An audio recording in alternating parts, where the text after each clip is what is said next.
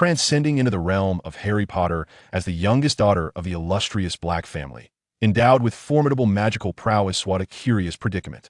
Yet, what if my knowledge is confined to a mere couple of films watched many moons ago? Fear not, after all. It is merely children's literature, replete with familiar tropes. But alas, this reality diverges vastly from my expectations.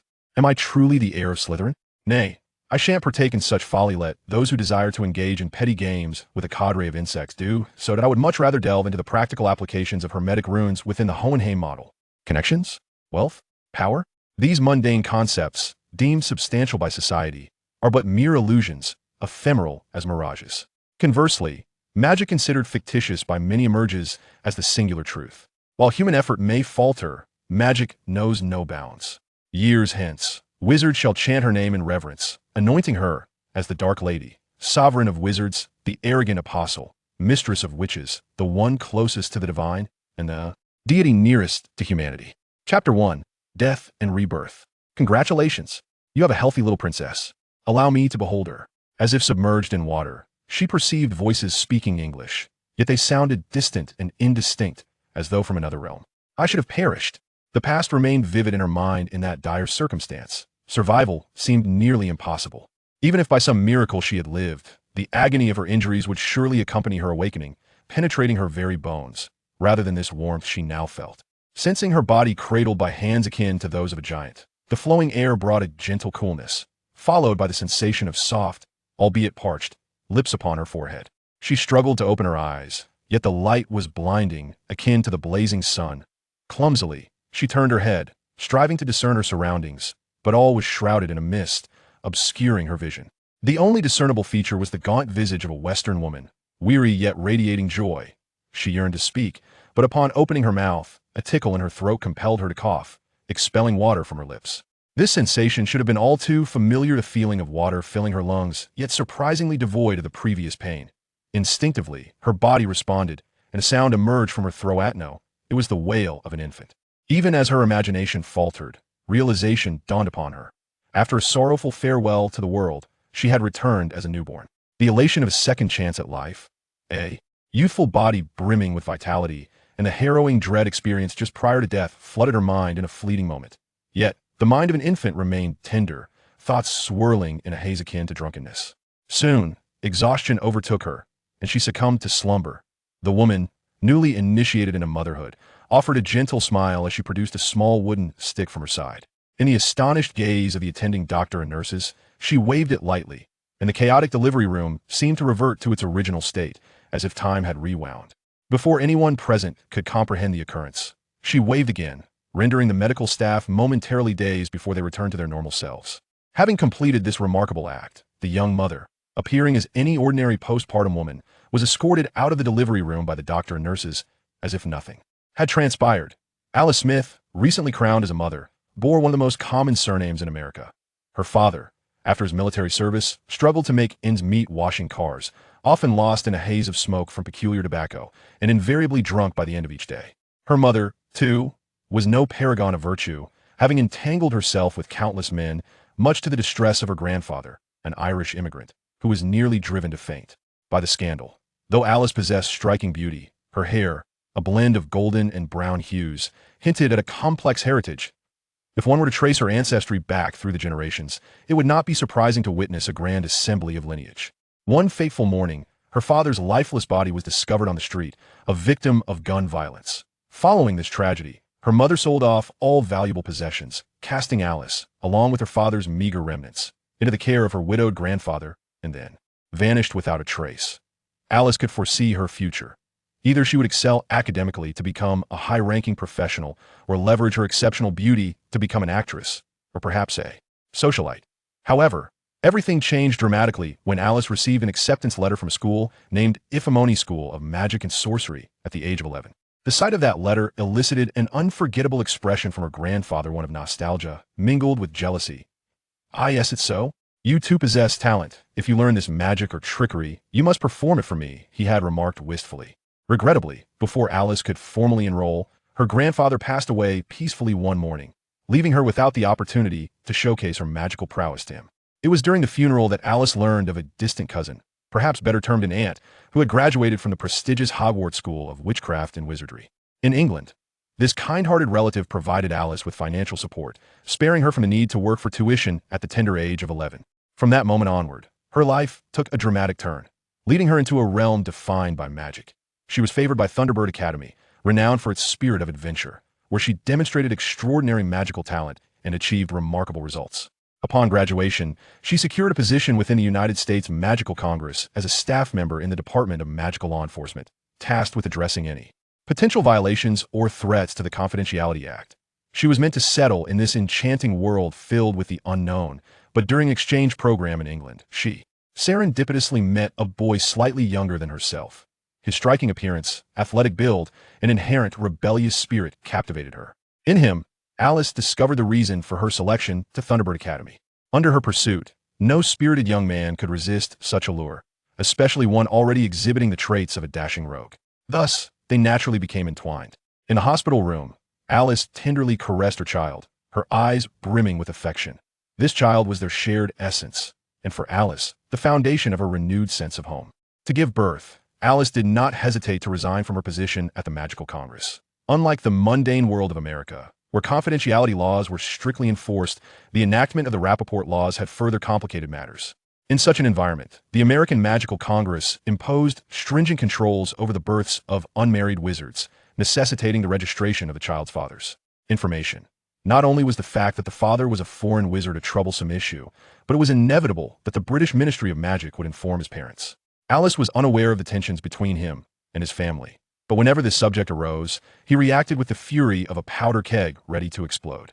He had vehemently opposed her decision to bear the child, as if perpetuating his family's bloodline was a sin. They nearly parted ways, having not been in contact for 6 months. Thus, Alice concealed her pregnancy from the magical community, even risking imprisonment in a wizarding prison, opting to give birth in a mundane hospital. It is essential to recognize that childbirth is fraught with maternal anguish, and as a witch, she faced the additional challenge of controlling her magic. In a specialized wizarding hospital, there existed not only professional protective measures, but also unimaginable pain relief and healing techniques unknown to the ordinary world. This act was undeniably reckless, yet she yearned to experience motherhood, including the trials of labor. She had to bring her wand along, constantly suppressing her emotions. Even so, the delivery room suffered considerable damage. The birth proceeded smoothly due to her prior casting of a confundus charm on the doctors and nurses, subsequently restoring the damage and altering their memories. Fortunately, her years of experience as an exemplary employee in a relevant department had equipped her with the knowledge to circumvent the Magical Congress's surveillance. Mechanisms. 2 days swiftly passed, and the little one finally adapted to his new body. As long as she cleared her mind of convoluted thoughts, he could remain awake for approximately 2 hours. Alice also began to grasp many aspects of her situation. She was aware of this hospital. Mount Sinai Hospital. This name left a profound impression on her, as its phonetic translation in Chinese, when rendered in Japanese, evokes a rather comical notion, seemingly laden with religious connotations, over knowledge. This hospital boasts such a scale only in Manhattan, New York. However, as she surveyed her surroundings, the equipment present seemed astonishingly outdated for a hospital of such renown across the United States. Rather, it could be described as possessing an unmistakable sense of nostalgia. While it is true that venerable institutions in a city like New York often exude this aura of bygone eras, it seemed rather peculiar for a hospital to still rely on black and white cathode ray tube monitors. It was only when she strained to decipher the information displayed at the head of her crib that the essence of this nostalgia became clear. Smith family, born on October 31st, 1977. The remaining complex medical jargon prompted the little one, who had not engaged with English for years, to abandon her desire for further contemplation. Of course, she had now come to the realization that she was a girl. Yet, in the grand scheme of existence, such knowledge posed no significant concern for her. Even in this era, she felt confident in her ability to lead an independent life, especially given her substantial informational advantage spanning decades. She was acutely aware of the prevailing trends that would shape the next 50 years. While sheer wealth was not attainable through mere foresight, navigating the currents of fortune to achieve a comfortable life would not be insurmountable. Yet, one could not help but ponder whether her encounter with such fortuitous circumstances was a form of punishment or reward. Lost in thought, an odd sensation interrupted her musings, akin to an inexplicable breeze sweeping through the air. She turned her gaze toward its source, not a window, nor a door, but rather the position of her mother. Her newborn vision could not discern the specifics of the unfolding scene. She merely observed her mother dressed in civilian attire, gently waving her right hand, while large objects seemed to flit in and out of a small box. Before she could fully grasp what was transpiring with her limited cognitive abilities, her mother lifted her into a stroller that seemed to have materialized from thin air. With no assistance, this young mother proceeded to push her out of the hospital room and flag down a taxi at the roadside. This scenario bore little resemblance to a mother discharging herself 2 days post-delivery. It felt more akin to a child being clandestinely abducted from the hospital. Though the little one was unaware of the typical circumstances surrounding Caucasian postpartum experiences, it was undeniably peculiar. During her brief moments of lucidity, she had never witnessed a nurse entering or exiting the room, nor had she seen anyone accompanying her mother. Although she understood that Caucasian and Asian physiologies differ, it seemed utterly abnormal for someone to appear completely normal and walk without any visible signs of distress less than 2 days post-delivery. This strange sensation reached its zenith upon her return to Alice's residence, where an atmosphere of uncanny peculiarity enveloped her from all directions, as if she were perpetually caressed by the softest of down feathers, until a certain moment, nestled in her mother's embrace, she witnessed her mother wielding a wooden stick resembling a conductor's baton, transforming her disinterested pacifier into a squeaking rubber duck in an attempt to amuse her. It was then that she truly comprehended the origin of that peculiar sensation. This was not a capability to be found in common knowledge others were yet unaware, but her mother possessed the ability to unleash a kind of sorcery akin to transforming sheep. With that stick, a magic that emanated a wondrous feeling, as the adage goes, familiarity breeds contempt. Having grown accustomed to the constant sensations enveloping her, she regarded them as commonplace. Days turned into weeks, and although Alice had no experience in caring for infants, the fortunate fact remained that this little one was no ordinary child, and with the aid of magic, no calamity would ensue.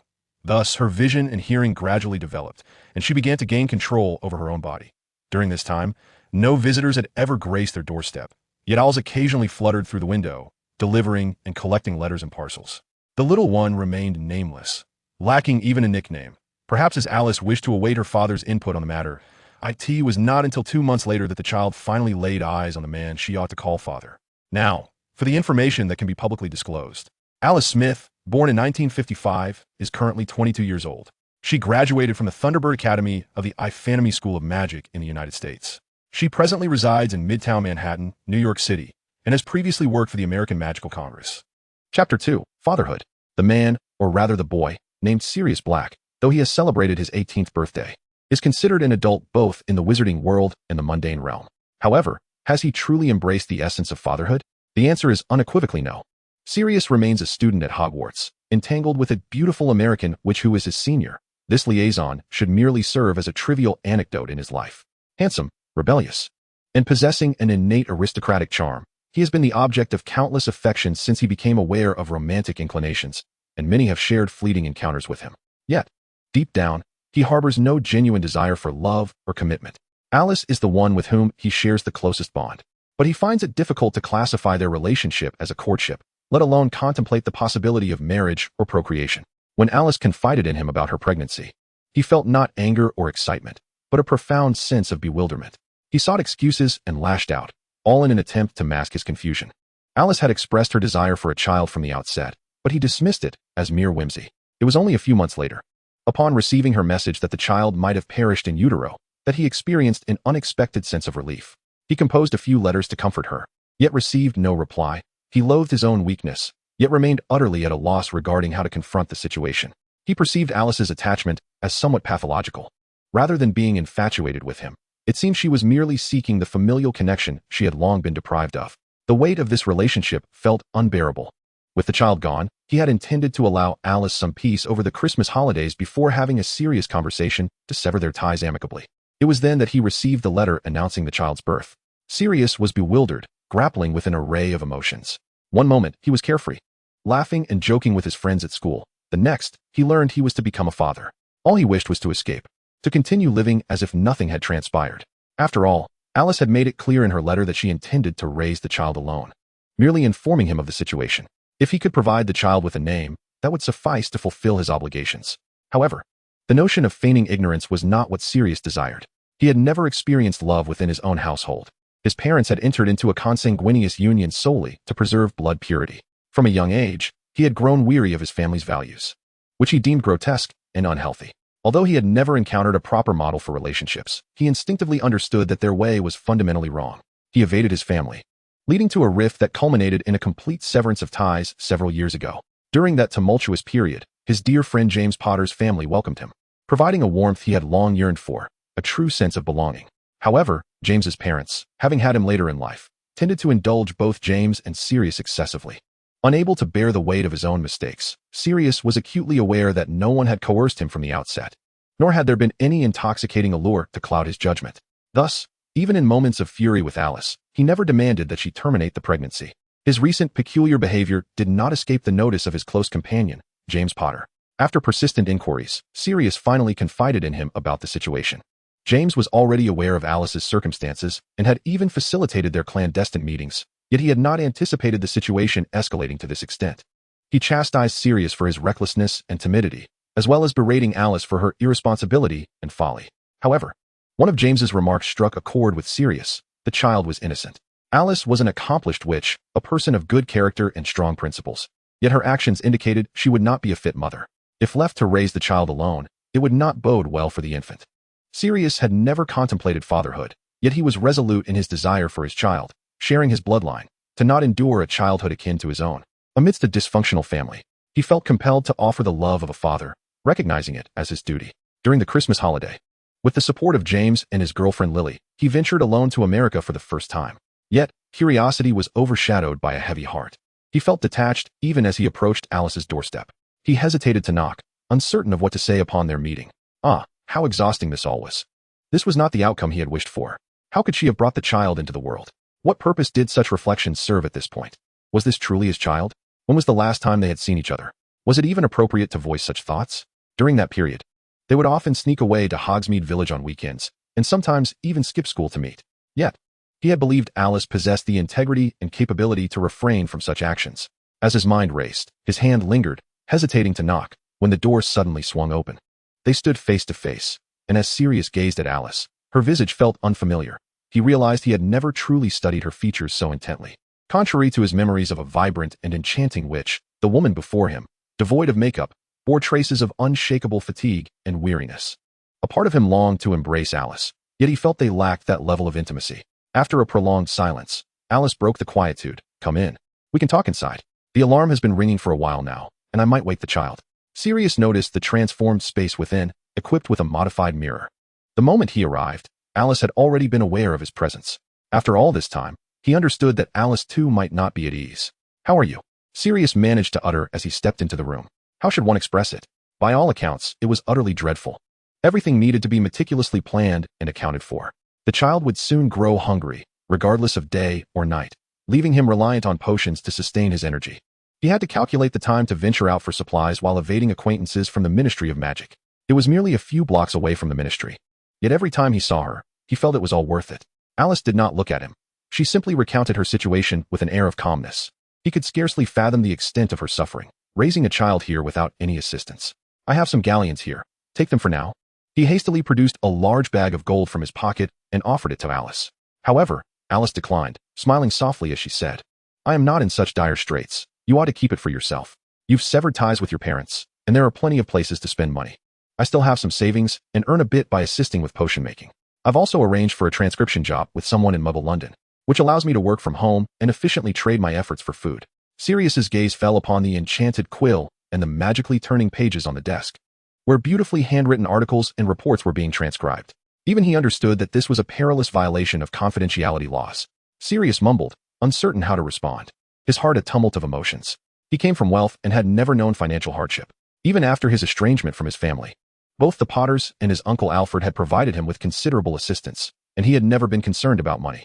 Alice had once held a stable job, yet now she was forced to rely on these clandestine means for survival. "Look, it was my own decision to have her. You needn't feel any psychological burden." She seemed to see through Sirius's thoughts and defended herself, quickly shifting the topic. "How did you get here?" "I took a Muggle airplane. As you know, a classmate of mine from Muggle origins recommended it." He had to admit that, given the distance, the wizarding methods of transport were rather limited. Sirius seized upon this rare opportunity to steer the conversation away from the heavy topic. "Well, you are of age now, so you can use magic openly," Alice smiled. Even within the wizarding community, There were various means of international travel, none of which went unregulated. However, blending in with muggles on an airplane made it considerably easier, thus creating yet another hidden identity before Sirius returned home. Before Sirius could utter another word, she continued, "Go and see the child. She should be waking up soon." At the slightest sound, she stirs. Sirius followed her into the bedroom, where a rich scent of milk enveloped him. There, beside the crib, lay the little one. Neither crying nor fussing, her wide eyes fixated upon him. The moment he laid eyes on the little one, all his apprehensions and uncertainties seemed to dissipate, replaced by a profound, inexplicable connection that surged within him. For a wizard, such feelings often serve as the foundation for their actions. The child possessed the same ebony hair as his own, and her eyes mirrored those of his utterly detested mother. Yet, surprisingly, he felt no trace of annoyance, only an indescribable joy. Her features bore a slight resemblance to his own, though it was difficult to ascertain whom she resembled overall. Nevertheless, with both parents being exceptionally handsome, it was reasonable to presume she would grow into a striking beauty. "Hello," he awkwardly greeted, only to realize how foolish he sounded. To his astonishment, the little one seemed to glare at him before turning away and closing her eyes.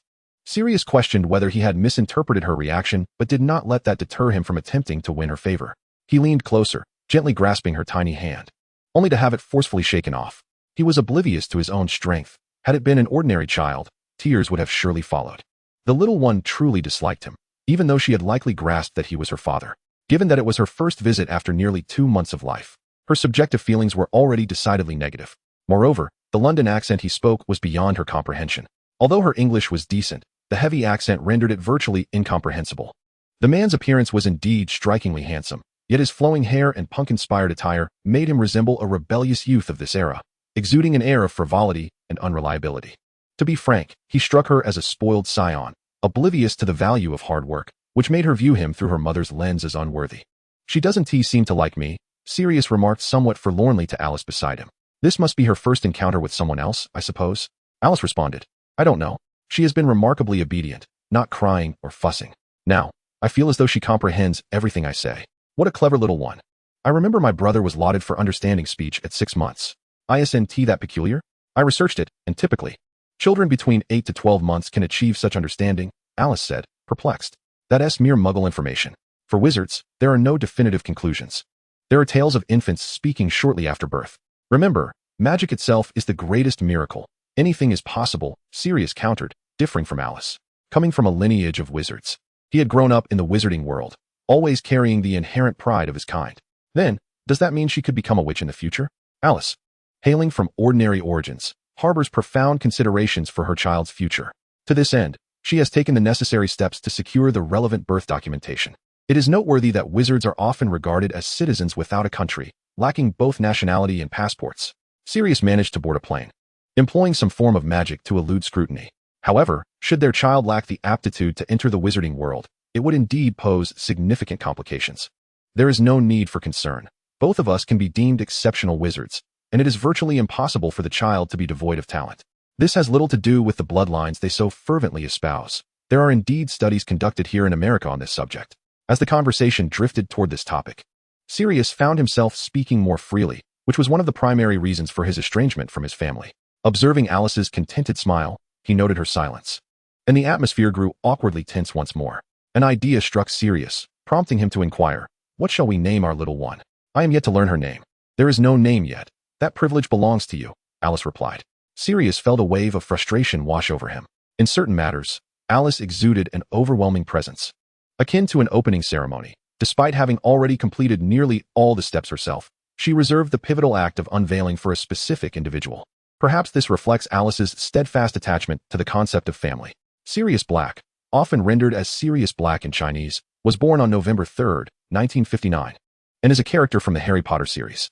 A sudden weight descended upon Sirius, a feeling he despised, yet he recognized it as a natural obligation, leaving him with little to complain about. Having previously contemplated names, he mused for a moment before proposing, "Why not name her Lilith?" He bit his lip, paused, and continued, "Lilith Black, an admirable name, wouldn't you agree? Isn't that a bit too reminiscent of James's girlfriend, Lily? Wouldn't they be confused upon meeting?" Alice was genuinely pleased that Sirius was willing to pass on his surname, a sign of his readiness to embrace fatherhood. However, she was less than enthusiastic about the name itself. "Then how about Susie? It could be a diminutive of Susanna," she suggested after a brief silence. Alice then responded, "But that still carries the meaning of Lily. does it not? You cannot possibly be associating me with Lilith. Her tone grew perilous as she continued, my name means Heiress, which is hardly distinct from a lily. You once praised the beauty of my name, and not long after, You are overthinking this. Sirius interjected sharply, eager to dispel any dangerous implications Alice was hinting at. He genuinely had no such intentions. Lily Evans, the current president of the Hogwarts Student Council, may not be universally adored, but she is undeniably intelligent, beautiful, kind-hearted, upright, gentle, and generous, earning her the title of the campus goddess at Hogwarts. However, she is already taken, and her partner is none other than James, the best friend of Sirius.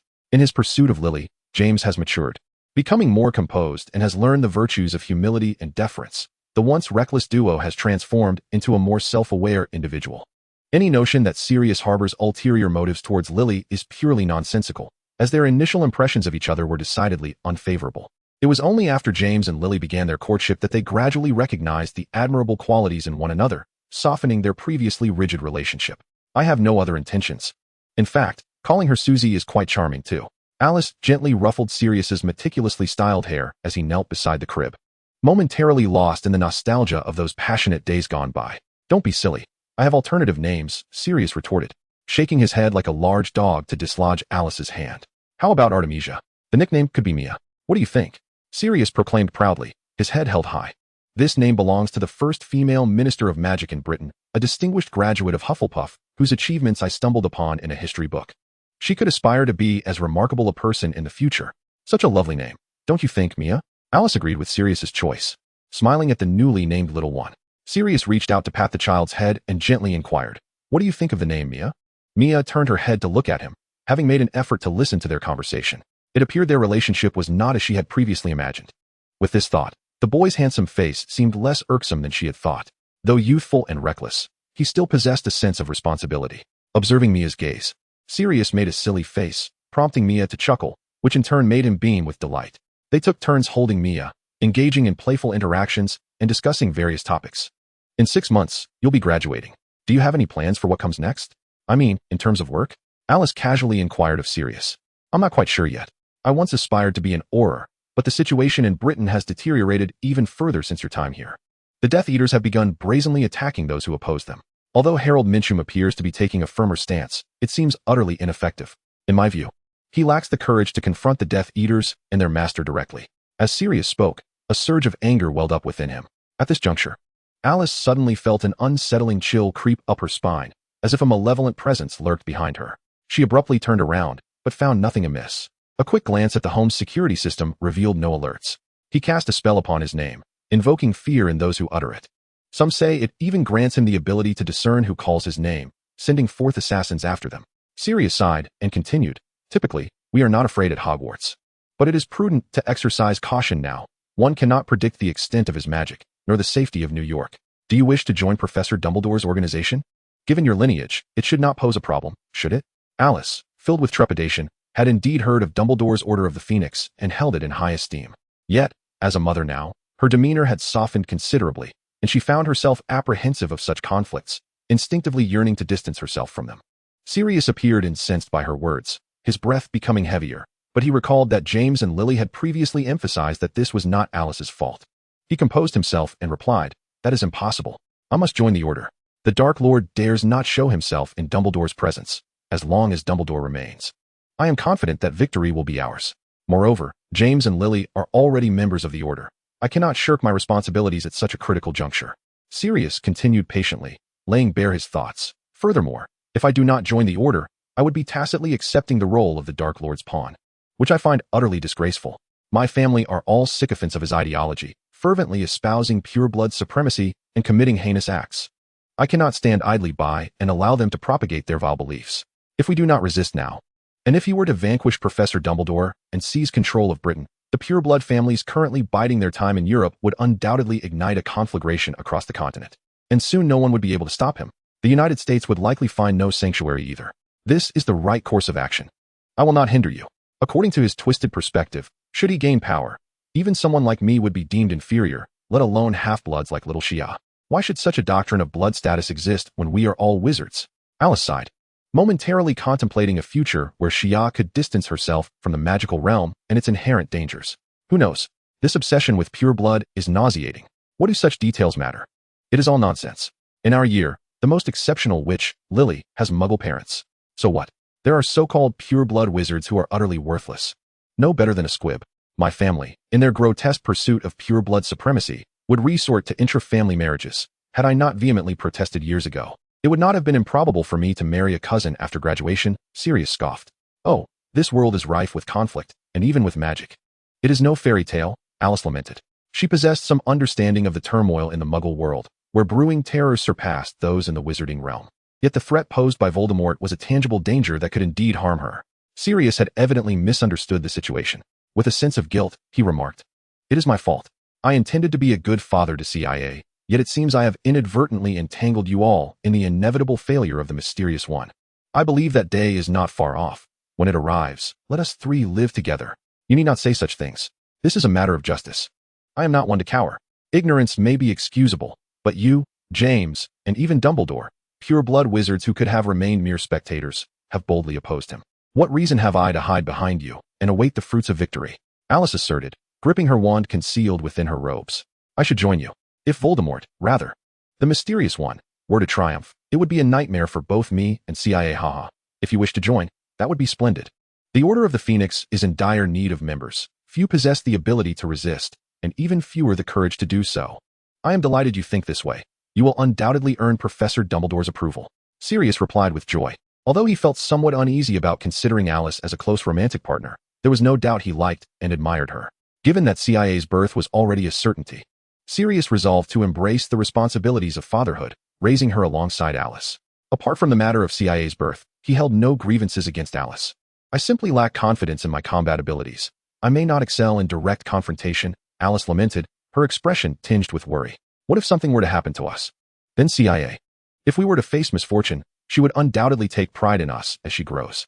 I swear, if it comes to that, James will treat her as his own daughter," Sirius asserted resolutely, feeling an unprecedented sense of reluctance and sadness. After meeting CIA, he seemed to grasp much more than before. CIA, in truth, was too fatigued to keep her eyes open. Listening to their conversation, she began to form a rough sketch of the Wizarding Society, which was overwhelming for her current state of mind. The environment for wizards is so harsh. It truly is a matter of internal strife and external threats. Yet, she was curious, what form does magic truly take? It felt akin to the wind, yet how could one observe it? What could be used to measure it? What serves as its energy source? Lost in thought, CIA eventually succumbed to sleep, or rather, fainted. She had always been a person of deep inner contemplation. And now as an infant, her tendencies had only intensified. When she concentrated, a myriad of disparate thoughts would flood her mind. Given her current nutritional intake, most of her growth was directed towards her body, leaving little to nourish her brain. She had fainted while pondering on multiple occasions. Her sleep duration far exceeded that of other infants her age. She remained oblivious to her basic needs, relying solely on instinct. Initially, she would feel embarrassed upon realizing her bed was wet, but now she had largely surrendered to the situation. When awake, she could express her needs with cries to summon Alice, but when asleep, there was little that could be done. The intelligence that can now be disclosed pertains to Artemisia, a name derived from the Greek goddess of the moon and hunting, Artemis. Affectionately known as Sia, she was born on October 31st, 1977, a Monday. Chapter 4, Daily Life. Although the two had resolved to join Dumbledore's Order of the Phoenix, their departure was not as simple as packing up and leaving. Even with Sirius's acceptance into the order, Dumbledore would only assign him responsibilities post-graduation. Moreover, Alice required considerable preparation, including the legitimate means to travel to England. And Sia's situation posed additional challenges. Not only was she too young to travel independently, but she also needed a suitable place to settle upon arrival. Thus, it was determined that Sirius would make contact after Christmas, while Alice would prepare in the meantime, with their agreement set for after Sirius's exams in June. In the days that followed, Sirius gradually adapted to life here. Aside from playing with Sia, the only other activity that wouldn't complicate matters was conversing with Alice. Venturing outside was fraught with peril, and Sirius found it impossible to masquerade as a muggle. Although his inherently restless nature was bubbling beneath the surface, he managed to endure the constraints with difficulty.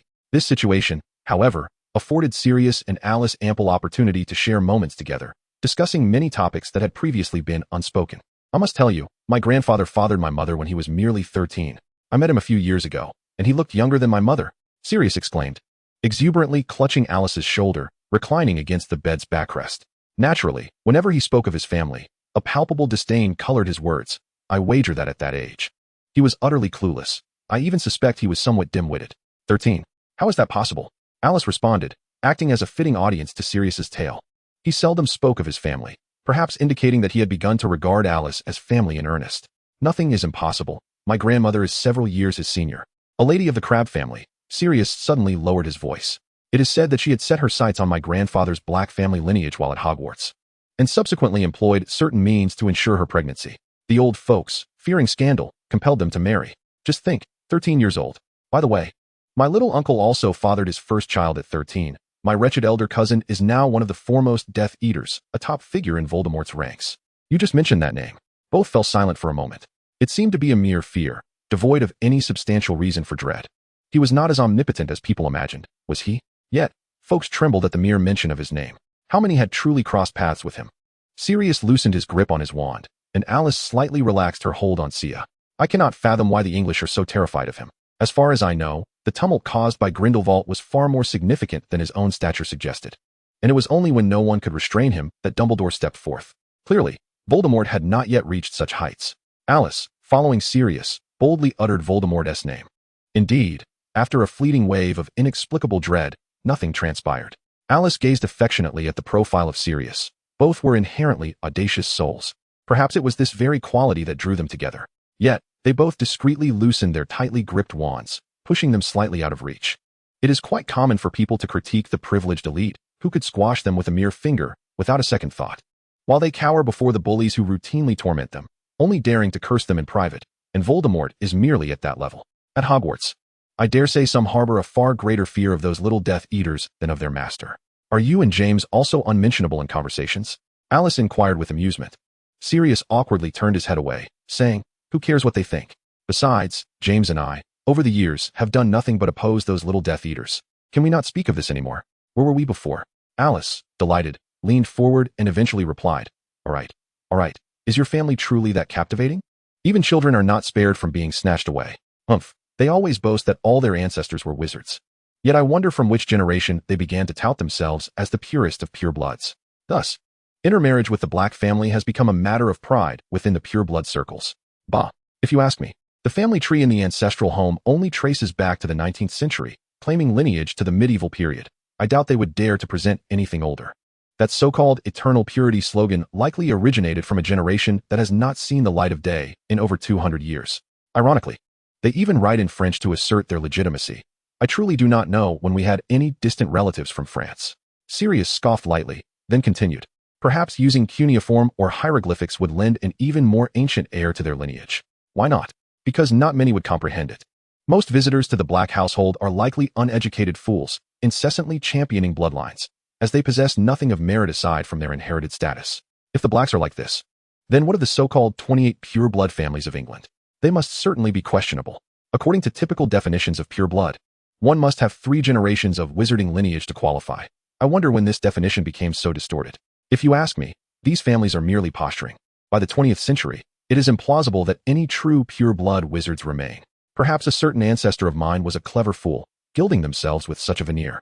If they truly place such importance on so-called bloodlines, I am aware of a family named Gunter, which is a direct lineage of Slytherin himself, having engaged in close intermarriage. By the time I learned of them, they had fallen into dire straits, with their bloodline having vanished many years prior. If these families so ardently venerate pure blood, then why do they not extend their aid to Gunter? It is human nature, difficult to comprehend. Nevertheless, regardless of the circumstances, the Black family remains your lineage. Alice murmured. I can hardly fathom what it feels like to have so many relatives. Trust me, you would prefer to choose a life devoid of their presence. What I detest most is this indelible mark of birth, an inescapable shadow that will accompany me throughout my life.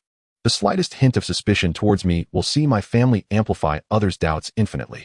As I mentioned earlier, unless I openly oppose the Dark Lord, I will be assumed to be one of them, for my entire family is entrenched in this. Those who oppose blood discrimination are themselves guilty of it. It is a bitter irony that elicits no laughter. Alice sighed softly. Though this may be harsh to hear, they did bring you into this world and raised you. I do not believe it wise to merely sever ties with them. At her words, Sirius fell silent, seemingly caught in a conflict of anger and indifference, before finally saying, I have no other choice. I cannot change any of them. To refrain from their corrupt ways and to stand against them in their vile deeds may very well be my form of retribution. Alice smiled, genuinely delighted, as she witnessed Sirius' growth, affirming, when you, bearing the name Black, are celebrated as a champion of justice, regardless of their opinions. You shall be the hero of this family. The two conversed for a while longer, although Alice was still eager to hear Sirius continue. Her eyelids grew too heavy to lift. In a couple of days, let us celebrate Christmas together. It will be little Shia's first Christmas. Sensing Alice's drowsiness, Sirius chose not to pursue the conversation further. Yet, even this announcement did not elicit a response from her. He gazed at Alice, who appeared to have drifted into slumber. Her peaceful visage closely mirrored that of little Shia in the nearby crib. He shook his head with a smile, gently rising to seek something to eat, making sure to tuck the blanket around Alice before he departed. Why do wizards celebrate Christmas? No wizard has grappled with this question for ages. It has become a holiday celebrated worldwide, and its original significance is seldom emphasized anymore. Although wizards are theoretically at odds with them, who truly cares? An additional occasion for celebration brings joy to all. Alice and Sirius adorned their abode in a manner reminiscent of any typical Western family, entirely dispelling the earlier sense of emptiness. On Christmas Eve, they placed little Shia upon the newly acquired sofa, played music of ambiguous significance, danced freely, sipped wine. And as they chatted, laughter erupted, completely oblivious to little Shia's expression of existential despair. If it were any ordinary child, they would have cried inconsolably. What she had detested most was this unbearable noise. She was tempted to wail and protest like a baby, yet her pride held her back. Moreover, she reasoned that both Alice and Sirius were still young. In summary, the blend of exhaustion and annoyance, coupled with the inability to simply sleep it off, was truly dreadful. Fortunately, they remembered that infants require prolonged slumber, and after 2 hours of ruckus, they finally thought to return her indoors. However, their revelry was far from over. After casting a soundproofing spell on the room, they continued their merriment. She had initially thought Alice might be a bit more reliable, but after calling out a few times, she concluded that the soundproofing was indeed two-way, meaning that even if she screamed her lungs out, they would be utterly oblivious to her cries. How could such behavior possibly be attributed to mature parents? How could I have ever thought Alice was mature? From the very moment of her birth, maturity seemed entirely disconnected from her essence. As she sat quietly in the room, observing the peeling plaster of the dilapidated ceiling, her mind began to clear. A welcome change from its usual fog. Magic? Could I one day wield such extraordinary powers? What principles govern it? Do ordinary people or other wizards experience magic in the same way I do? She could sense the release of magic when Sirius and Alice performed their spells, not through sight or sound, but through a distinct awareness. She focused intently, even discerning the nuances of each type of magic. If this were not a common ability, then surely carving out a name for myself in this magical realm would not be insurmountable. Speaking of which, since the magical world is entirely reliant on the ordinary one, the powers of wizards cannot be cataclysmic. They can compress space, defy gravity, restore shattered plates with a mere gesture, summon distant objects, and transform her bedding into a dry and tidy state. Such abilities are infinitely more practical than the apocalyptic forces depicted in special effects films. How are these feats accomplished? A flurry of logical explanations flitted through Shia's mind. Perhaps they, like Doctor Strange, forged contracts with incomprehensible entities for their powers, or maybe they tapped into some magical network, converting the unknowable ether of the universe, or perhaps they possessed a source of energy to lavish. The information at hand was woefully insufficient, rendering speculation futile. Such a fascinating pursuit was undeniably more thrilling than seeking success in this age brimming with known opportunities. Indeed, whether it be the power of magic or the peculiarities of wizard society, everything appeared irresistibly enchanting to Shia. If it could be succinctly explained in a sentence or two, where would the fun lie? Now, as we approach the year 1978, even if 20, 30, or 40 years pass, there would still be ample chances to achieve something in the mundane world, based on prior knowledge of events that have already transpired. However, when it comes to understanding magic, Shia felt that the opportunity she missed would never present itself again. In a moment of wonder, Shia's eyes sparkled as she spoke for the first time since her birth, her voice soft and indistinct. This wretched world must not betray my expectations. Chapter 5, Conflict. Time flows like sand slipping through one's fingers, unnoticed until it has vanished. Sirius yearned to linger longer by Alice and her daughter. This lifestyle was a joy he had never before experienced, a pleasure distinct from his time with James and the others. Alas, the impending school term offered him no such opportunity, and he could not abandon his friends in England, who were grappling with dark forces. Thus, their parting was a foregone conclusion. Shia had begun to roll over, indicating her growing mobility. Though the process of growth was interminably long, for Shia, whose days were filled solely with eating, sleeping, and the necessities of infancy, the passage of time was nearly imperceptible. During this period, with Sirius by her side, Alice found the courage to take Shia outside for some fresh air. However, they were oblivious to the harshness of the winter chill for a child, not to mention the unpleasant experience of being in a stroller. where she could only inhale the exhaust fumes of passing cars. Even when they reached Central Park, the cacophony of a nearby event overwhelmed the atmosphere. Xia grew discontented. Should I let her see more of the world?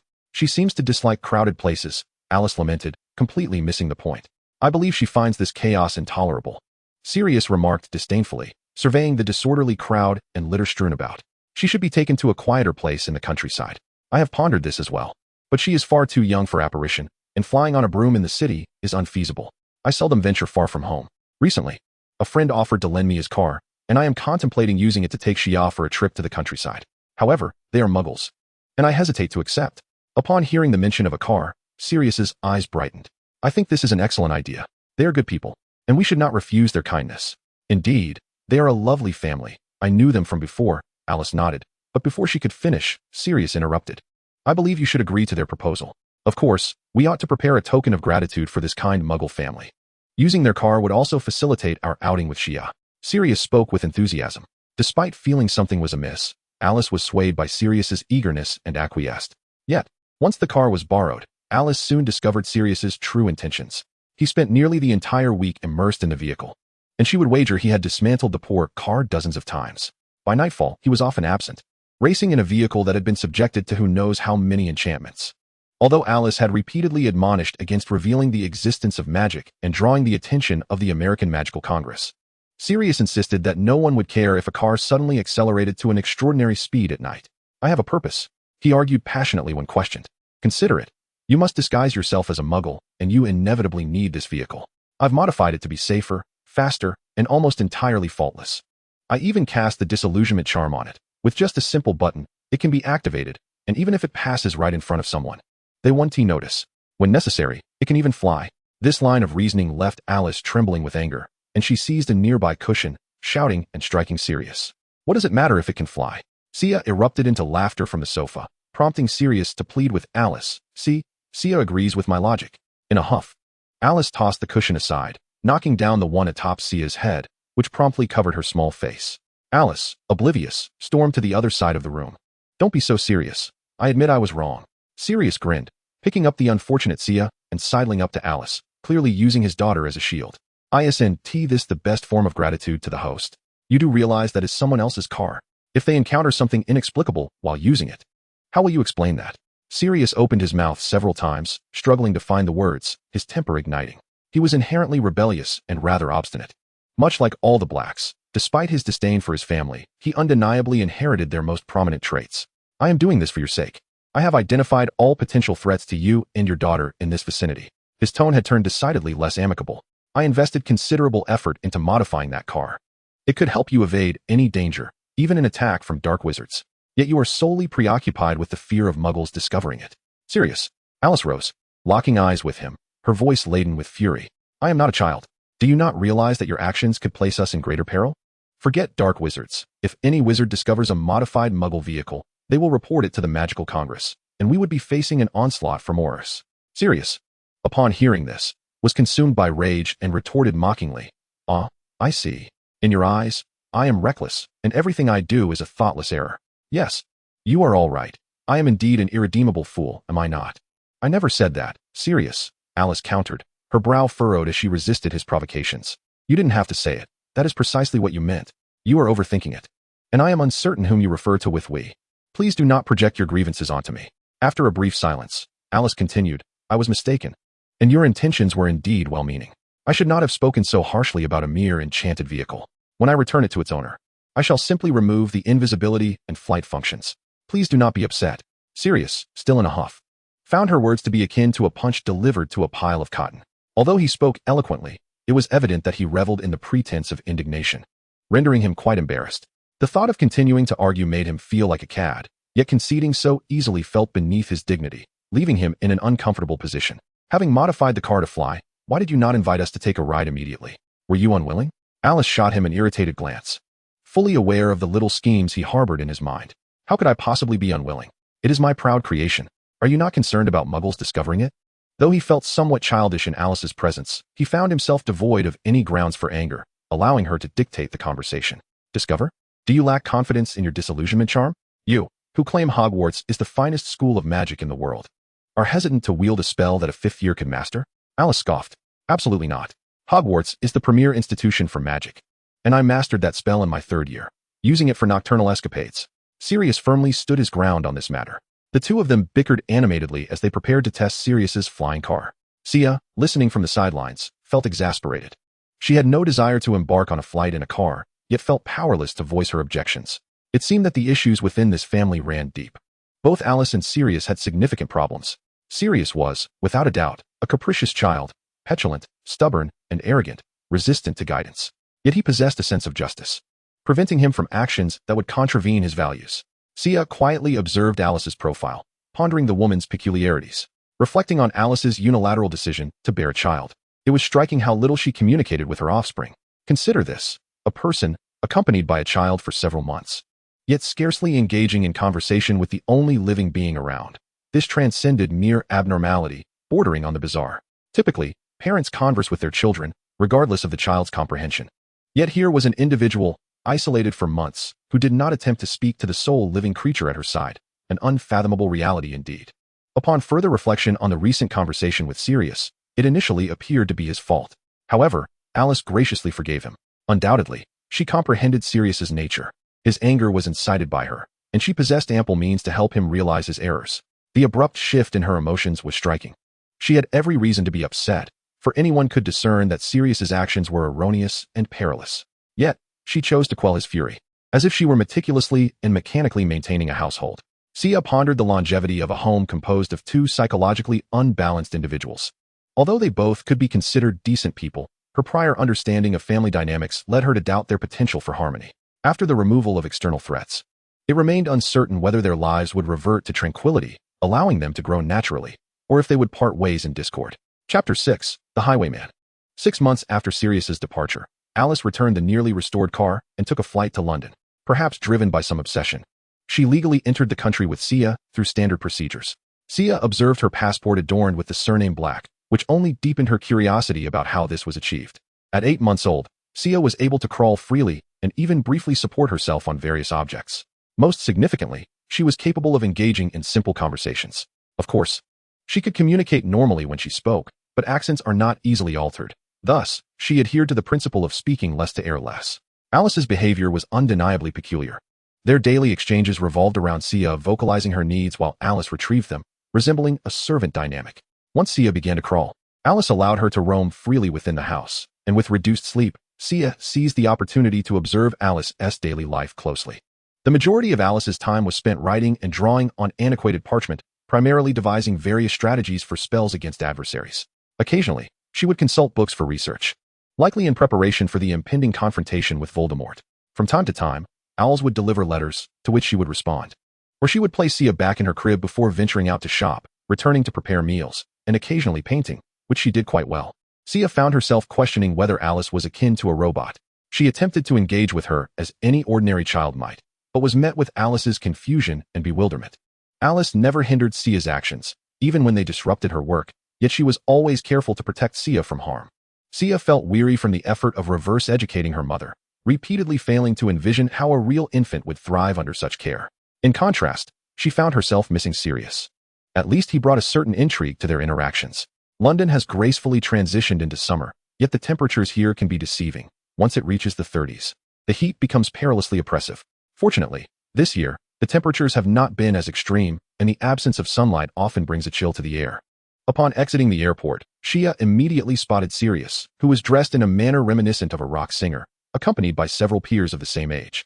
Sia's arrival undoubtedly drew the attention of Sirius's companions. Is this truly real? Just a moment ago, I was contemplating whether this was an outrageous jest of yours, exclaimed a tall, slender man with glasses, gazing at Sia in astonishment. However, he soon turned his attention to Alice, extending his hand and saying, "Long time no see, Alice." Despite his spectacles, James did not appear weak. His tall, lean frame was complemented by light brown eyes and tousled black hair. While he lacked the aggressive demeanor of Sirius, he emanated a considerable air of confidence. "It's been a while, James," Alice replied, passing Sia into the outstretched arms of Sirius and shaking James's hand. "Hello, Alice. I've heard much about you. I've long wished to meet the remarkable woman who has managed to tame Sirius," chimed in a beautiful woman nearby, her smile captivating. With her long, ginger hair and bright green, almond-shaped eyes, she radiated a clean, sunny disposition, exuding an irresistible charm. "Greetings, Lily. Sirius and James have mentioned you on numerous occasions," Alice responded amicably, also shaking Lily's hand. Alice, if one disregards her peculiar nature, was undoubtedly a striking beauty, and she appeared even more mature and graceful in comparison. "Sirius and Lily are so enamored that they hardly have room for us now. Perhaps we shall need to be reintroduced soon? I mean, by name change." Sirius's playful remark elicited a blush from Lily, while James excitedly embraced her. "Congratulations to you both," Alice sincerely expressed, casting a subtle glance at Sirius. "Hello, Alice. I've heard about your situation. Welcome to our circle. It is truly an honor to meet you." "I am Remus Lupin," interjected a man attempting to amuse Shia, albeit unsuccessfully. He was quite tall, nearly 6'3", yet appeared somewhat gaunt, with light brown hair and green eyes, resembling an elegant scholar in stark contrast to the more boisterous personalities of Sirius and James. "Greetings, Remus. I had heard of you when I first met Sirius, and I am delighted to finally make your acquaintance," Alice replied with a smile, shaking Remus's hand. "By the way, Alice, we had previously discussed appointing Mooney as Shia's godfather. What do you think?" Sirius suddenly interjected. "That sounds absolutely splendid. I was under the impression you would choose James," Alice responded, her face alight with surprise. "Just imagine if Shia, as a girl, were to turn out like the troublemaker that Mooney is. What a predicament that would be. After all, she is a girl. It would be far better for her to follow in Mooney's footsteps." Sirius chuckled in response, provoking a round of playful banter from James and Lupin. After a while, Hestia finally turned her gaze to the last individual, who had been timidly attempting to tease her, but seemed hesitant to do so. "You must be Peter Pettigrew, the last member of the Marauders gang," she remarked. Alice extended her hand toward him. "Did Sirius truly mention me?" "Hee hello?" The man named Peter was diminutive, even shorter than Alice, with a face reminiscent of a mouse and a pointed nose. Despite being in his teens, his hairline was already precarious, and his watery eyes revealed a sense of timidity.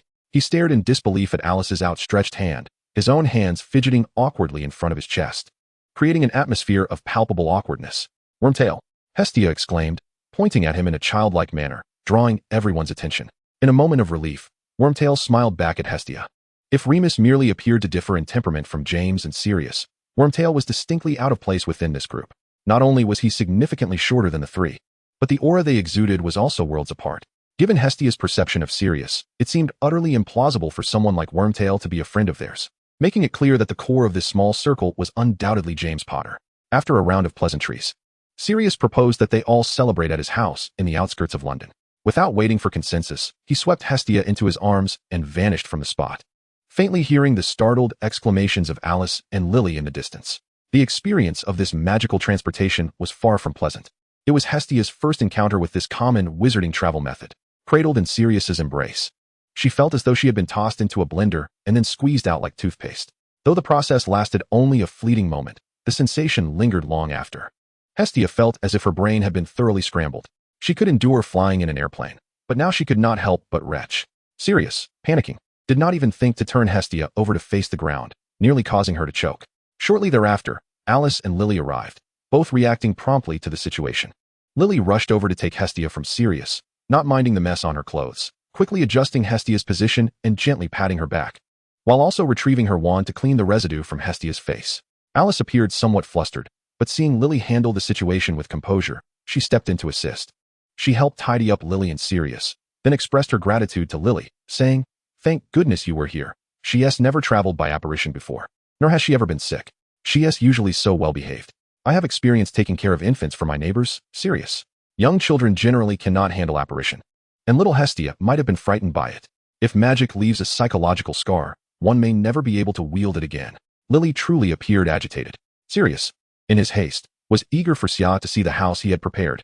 James, who had arrived unannounced, patted the somewhat guilty Sirius, signaling him to relax, then knelt beside Lily, gently wiping the beads of sweat from Xia's forehead with a handkerchief.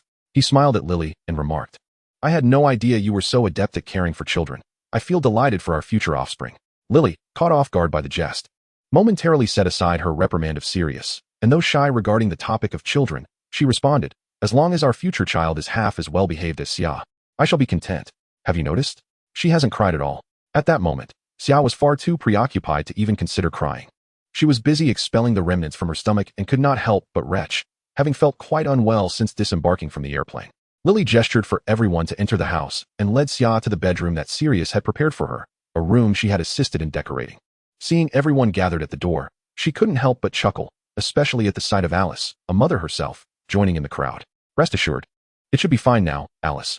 You must be quite weary. Go have something to eat. I will keep Xia entertained for a while before joining you. Alice hesitated, seemingly feeling that she was only complicating matters further, but eventually acquiesced. She retrieved a milk bottle filled with formula from her bag and handed it to Lily, saying, "She just threw up everything.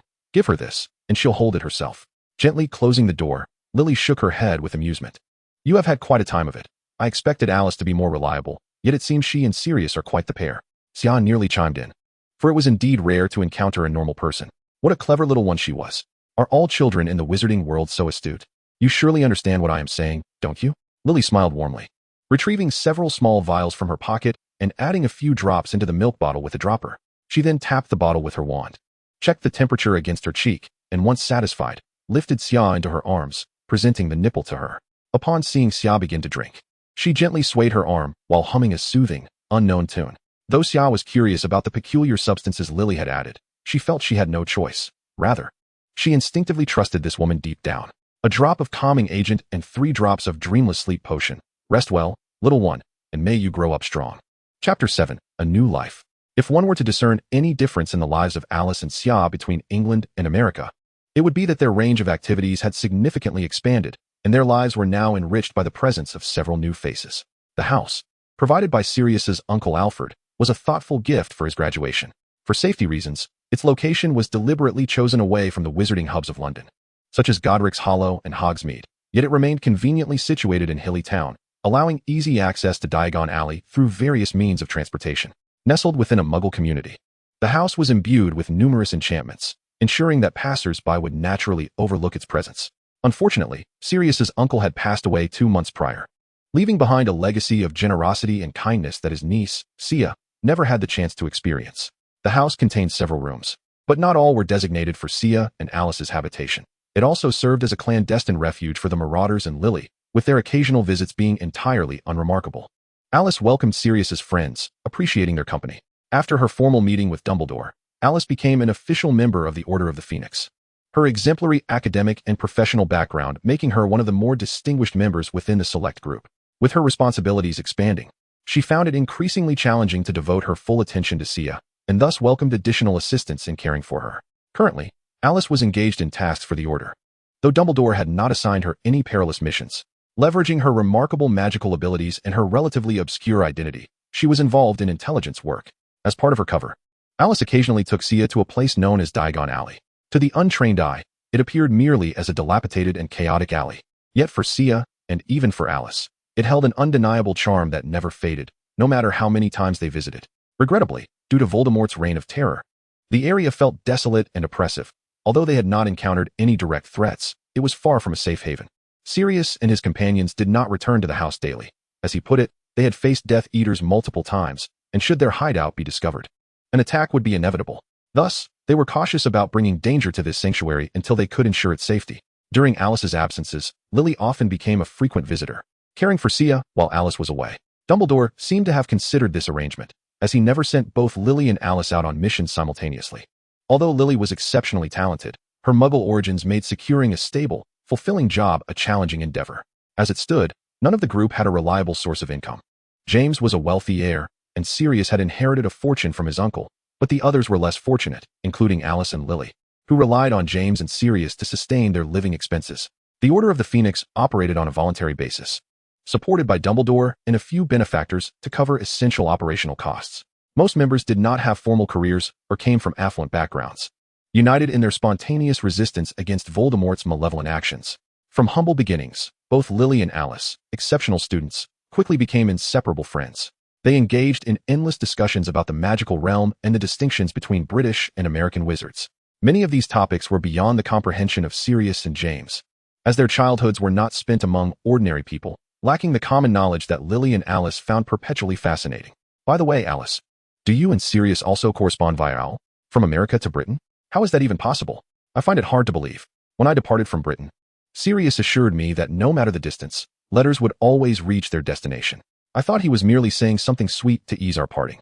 Upon returning to America, I cried for an entire day until his letter arrived. You wouldn't believe how long it takes for an owl to fly from America to Britain. They never take more than a day to arrive. Ah, I once heard a tale about a wizard who sent a letter to his runaway wife via owl, then followed the owl on his broomstick. What a clever idea, don't you think? Yet, astonishingly, he lost track of it. By the time he returned home, his wife had already sent him a reply, a howler. He received it just as a friend was visiting. Lily burst into laughter, her face flushed with embarrassment. So what happened next? I imagine his secret was unveiled to the entire street, was it not? Lily nodded, her cheeks still rosy despite the fact that they were alone in the room. She leaned closer to Alice and whispered something, eliciting a mysterious smile from Alice. Sia rolled her eyes, already envisioning the likely content of Lily's whisper, feeling pity for the wizard whose name remained unknown to her. The bond between the two blossomed rapidly. What began as Lily's occasional visits every few days transformed into daily appearances within mere months. Sometimes, she would not even return home, and on nights when she stayed over, even Sirius had to make do with the guest room. Together, they compared the teachings of Hogwarts and Ilvermorny. Fortunate that both retained their textbooks, a rarity among individuals from English-speaking countries. If one were to identify the greatest distinction between them, it would be that Lily possessed an innate nurturing quality. With her presence, Sia's life improved significantly. Compared to Alice's enigmatic distance, Lily resembled a motherly figure. James also proved to be far more dependable than Sirius, and no one could fathom the joy their future offspring would experience. In the blink of an eye, Sia turned 1. She was beginning to walk independently and attempting to speak in Lily's accent with longer phrases. Her mind could now sustain her consciousness for over 8 hours. Yet she started to realize her memories were becoming increasingly muddled. As a baby, Sia's memories are hazy, consisting only of fragmented recollections. This is quite understandable, as she spent most of her time in slumber or in a state of half-consciousness, with her experiences primarily revolving around the basic necessities of life. However, the memories from before her transformation into Sia have undergone significant alterations. They have not been forgotten, but rather manifest like ephemeral illusions, akin to witnessing a film from a third-party perspective. This often leaves her questioning whether these are authentic memories or mere figments of imagination. An infant's brain is in a developmental stage, rendering the retention of many experiences elusive. Even though Sia possesses a complete thought process, physiological limitations cannot be overlooked. While some individuals can recall their infancy, such a phenomenon is a rare physiological gift, and it is evident that Sia does not belong to this category. Despite feeling somewhat disconcerted by this, Sia does not regard it as a grave matter. The past holds no significant relevance for her, and she is not at an age where she must rely on such mundane memories to pass the time. Even if she were to lose all recollection, Sia, as a person, would continue to live joyfully. As for the philosophical queries of who am I, and am I still myself? Those are questions best left for philosophers to ponder. Happy birthday. On Halloween, which also marks Sia's birthday, a group of friends gathered after a long time apart. The table was adorned not only with a birthday cake, but also a grand turkey, along with an array of dishes including pumpkin pie and apple cider. Sia was playing with a levitating ball, a gift from Remus, and it was undoubtedly her favorite birthday present. By simply releasing her grip, the ball would hover in midair. If thrown with force, it would soar back to her hand. Additionally, gently pushing it while it floated would prompt it to return to its original position, and the only way to change its location was by physically moving it. She endeavored to decipher the ball's programmed responses through various methods. Sirius gifted her a toy wand, which differed from an ordinary stick only in that any part of her body, apart from her hands, that touched it would instantly transform into a mushy noodle. Alice had showered her with gifts today, but if one were to select a particularly special item, it would likely be the exceptionally comfortable baby chair she received as a birthday gift. James presented her with a small flying broom, which was indeed amusing, though she was soon prohibited from using it, perhaps due to the lack of spectators willing to watch her play. Wormtail provided her with a set of clothing, but the garments appeared utterly atrocious, causing Alice's smile to falter when she received them. Lily bestowed upon her an art book, devoid of any magical elements. Merely a preschool educational tool featuring pictures of animals. Sia was not at the stage where she needed assistance in learning the English names of these common creatures. However, the exquisite nature of such a book, complete with colorful photographs, was quite rare in this era. With a price tag of £20 that was no joke. With the memories etched in her mind, Sia estimated that during this era, the price of gold hovered around $230 per ounce. And if the exchange rate of the dollar to the pound was favorable at 0.5, it implied that this book was roughly equivalent to 5 grams of gold. It is worth noting that Sia does not recall data from every year. Rather, it is the significance of this particular year that stands out in her memory, for soon her homeland would undergo monumental transformations. At present, the mechanism of currency among these wizards remains elusive. If the currency known as the galleon were indeed pure gold, it would likely exceed 30 grams. The density of silver is less than half that of gold, and its international price is less than 1% of gold.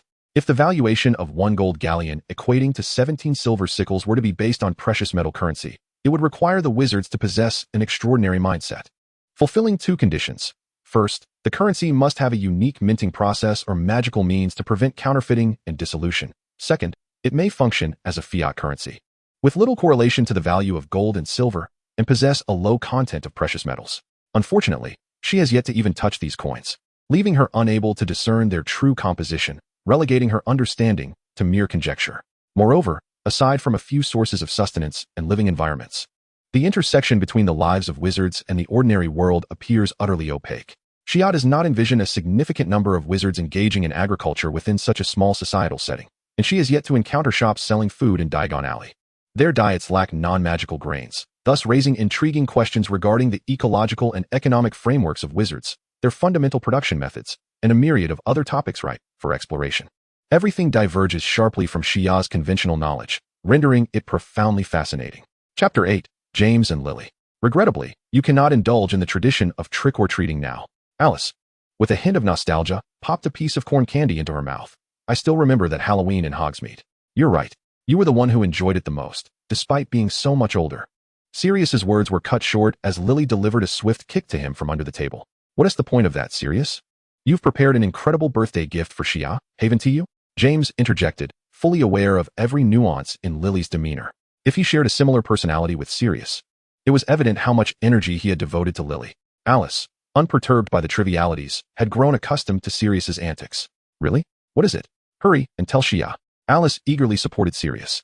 Don't be surprised when I reveal it, Sirius proclaimed, surveying the room until he caught sight of everyone's curious gazes before continuing. I've arranged with a muggle to borrow his yacht for a sightseeing trip on the Thames tomorrow.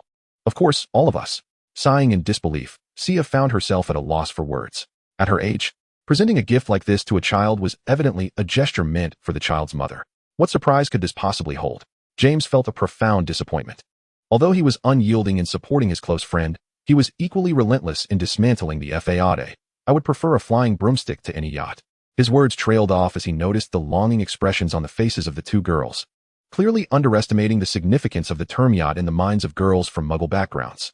What surprise could this be? Sirius shot a teasing glance at James, fully aware that the idea of the yacht was his own, having diligently perused numerous Muggle women's magazines for inspiration. Naturally, James grit his teeth and retorted, appearing exceedingly perplexed, because I have an even grander surprise in store. Wait, you aren't going to remain a mere spectator, are you? Remus whispered, causing the timid and inconspicuous Wormtail beside him to perk up in alarm. Lily, close your eyes and count to 10 before opening them again, James urged gently, though it was evident to all that his leg trembled with unnatural anxiety. Obediently, Lily shut her eyes, but by the time she reached 5, she could still hear the hushed murmurs of the men. No way, didn't you say this was for Christmas? Remus leaned closer, his wand tracing elegant arcs in the air. With such a delightful atmosphere today, it would be a shame to waste it, James replied nonchalantly, his wand also sweeping through the air with grand gestures. Brother, you're not sulking, are you? It's not too late to stop now, Sirius said, mimicking the same movements, inching closer to James. What? Feeling awkward now? James smirked, casting a glance at Alice, who was imitating their actions, prompting Sirius to flee in haste. I've counted to 13. Can I open my eyes now? Lily's voice called out. Amidst the countdown, James's voice emerged, slightly flustered. What is happening? Lily opened her eyes, and the sight before her was indeed astonishing. The room was adorned with a carpet that had never been there before. Merely the sensation beneath her feet suggested that even the carpets of Buckingham Palace would pale in comparison. The restaurant appeared to have expanded threefold. The original dining table, the food, and the clutter had all vanished, leaving only Xia and her chair unchanged. The walls transformed from soft yellow wallpaper to rich crimson tapestries, and a fireplace, which had not existed before, crackled invitingly. The doors leading to the bedroom and bathroom morphed into 2 openings revealing a staircase. A luxurious chandelier, previously absent, cast a warm and inviting glow from above. Despite the myriad changes, everything was achingly familiar to Lily. It was unmistakably the Gryffindor common room. Sirius was conjuring pink heart-shaped bubbles with his wand, while Lupin waved his wand, causing a cascade of rose petals to fall. Wormtail pondered how to restore a tapestry he had transformed into a garish green back to its original state, with Alice assisting him. Regrettably, Alice had never seen the tapestry in its true form, and it was now a tangled mess. In the center stood James, who had donned a rather formal suit. His hair was neatly styled and smooth, yet regrettably, he had little time to perfect his collar, leaving him looking somewhat disheveled. Despite her growing suspicions, Lily inquired, "What are you all doing?" "Lily, do you know what day it is today?" James asked, his expression unexpectedly serious, albeit slightly comical. The first birthday of little Sirius. Of course. What else could it be on Halloween? Lily replied, puzzled. Let me not keep you in suspense. 2 years ago today, during our 6th year, you first agreed to go out with me. Are you certain this is a fond memory? Lily retorted. For the first 5 years at Hogwarts, James Potter had been the most insufferable person in her eyes. So much so that comparing him to a fly seemed inadequate, yet it was the best analogy she could muster. Among their circle, only Remus maintained a relatively decent relationship with her, but she was wary of divulging any personal information to him due to James. The tumultuous events of 5th year had left her in a perpetual state of distress, and on this day during 6th year, she had merely wished to berate James thoroughly. She even contemplated using magic to teach him a lesson if he misbehaved, simply seeking a figurative punching bag to vent her frustrations. Hence she had acquiesced to his invitation to Hogsmeade. That day was a Sunday.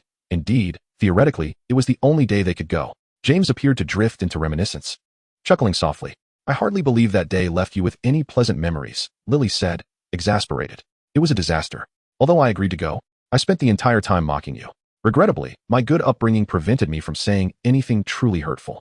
James, with his characteristic arrogance, had attempted to orchestrate various childish activities with Sirius and Remus, all of which were dreadfully dull. By the time she had grown impatient and decided to leave, she could see that James's expression had darkened.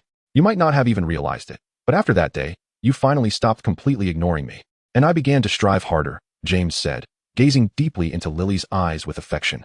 I have liked you since 1st year. Back then, I was arrogant and ignorant, believing that by impressing you, I could capture your attention. Clearly, that only backfired. After 5th year, I recognized my folly and endeavored to improve myself.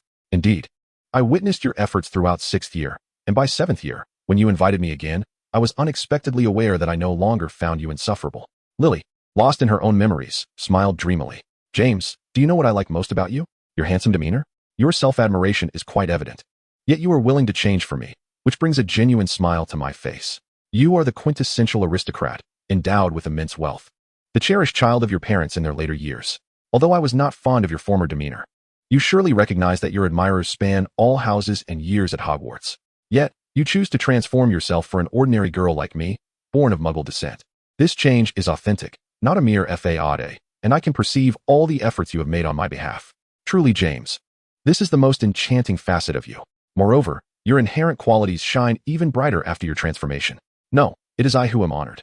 My arrogance and haughtiness were indeed my follies, and your disdain for such traits is my fortune. And what do you mean by ordinary?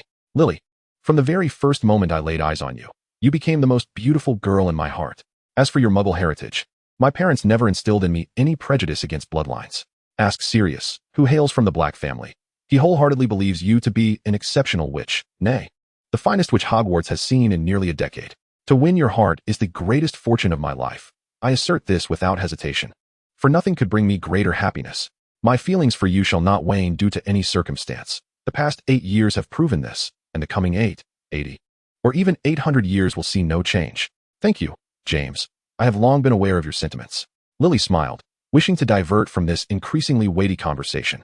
So, is this grand display merely for a confession? You did confess to me in the common room, did you not? Not quite, Lily. Do you know that Dumbledore awarded me a bonus? It's my salary for working with the Order of the Phoenix. Is that so? Wonderful. That means I need not search for a job anymore. Working full-time for the Order has always been my aspiration. I believe I am now capable of supporting a family. What are you saying? Marry me, Lily. James knelt before her, holding an open box containing a ring, neither extravagant nor overly modest, resting quietly within. His hand trembled slightly as he presented it. The music, which had started playing at some point, swelled in intensity, while Sirius, Remus, and Alice did their utmost to embellish the atmosphere with various flamboyant displays. Did you truly spend your first month's salary on this?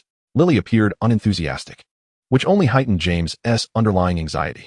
Yes, but rest assured, I will certainly buy you something better, he replied, flustered. Lily had never seen James so flustered. That is not the issue, James. Lily seemed to be growing agitated. James, now rendered speechless by his own nervousness, asked, Do you not wish to? He was uncertain how he would respond if she said no. His mind had gone utterly blank. The music had gradually ceased, and the few who had been enhancing the atmosphere silently halted their respective enchantments. I mean, how can you support a family after exhausting all your finances? Lily's feigned poker face finally cracked, and she burst into laughter. James's mind struggled to comprehend Lily's words.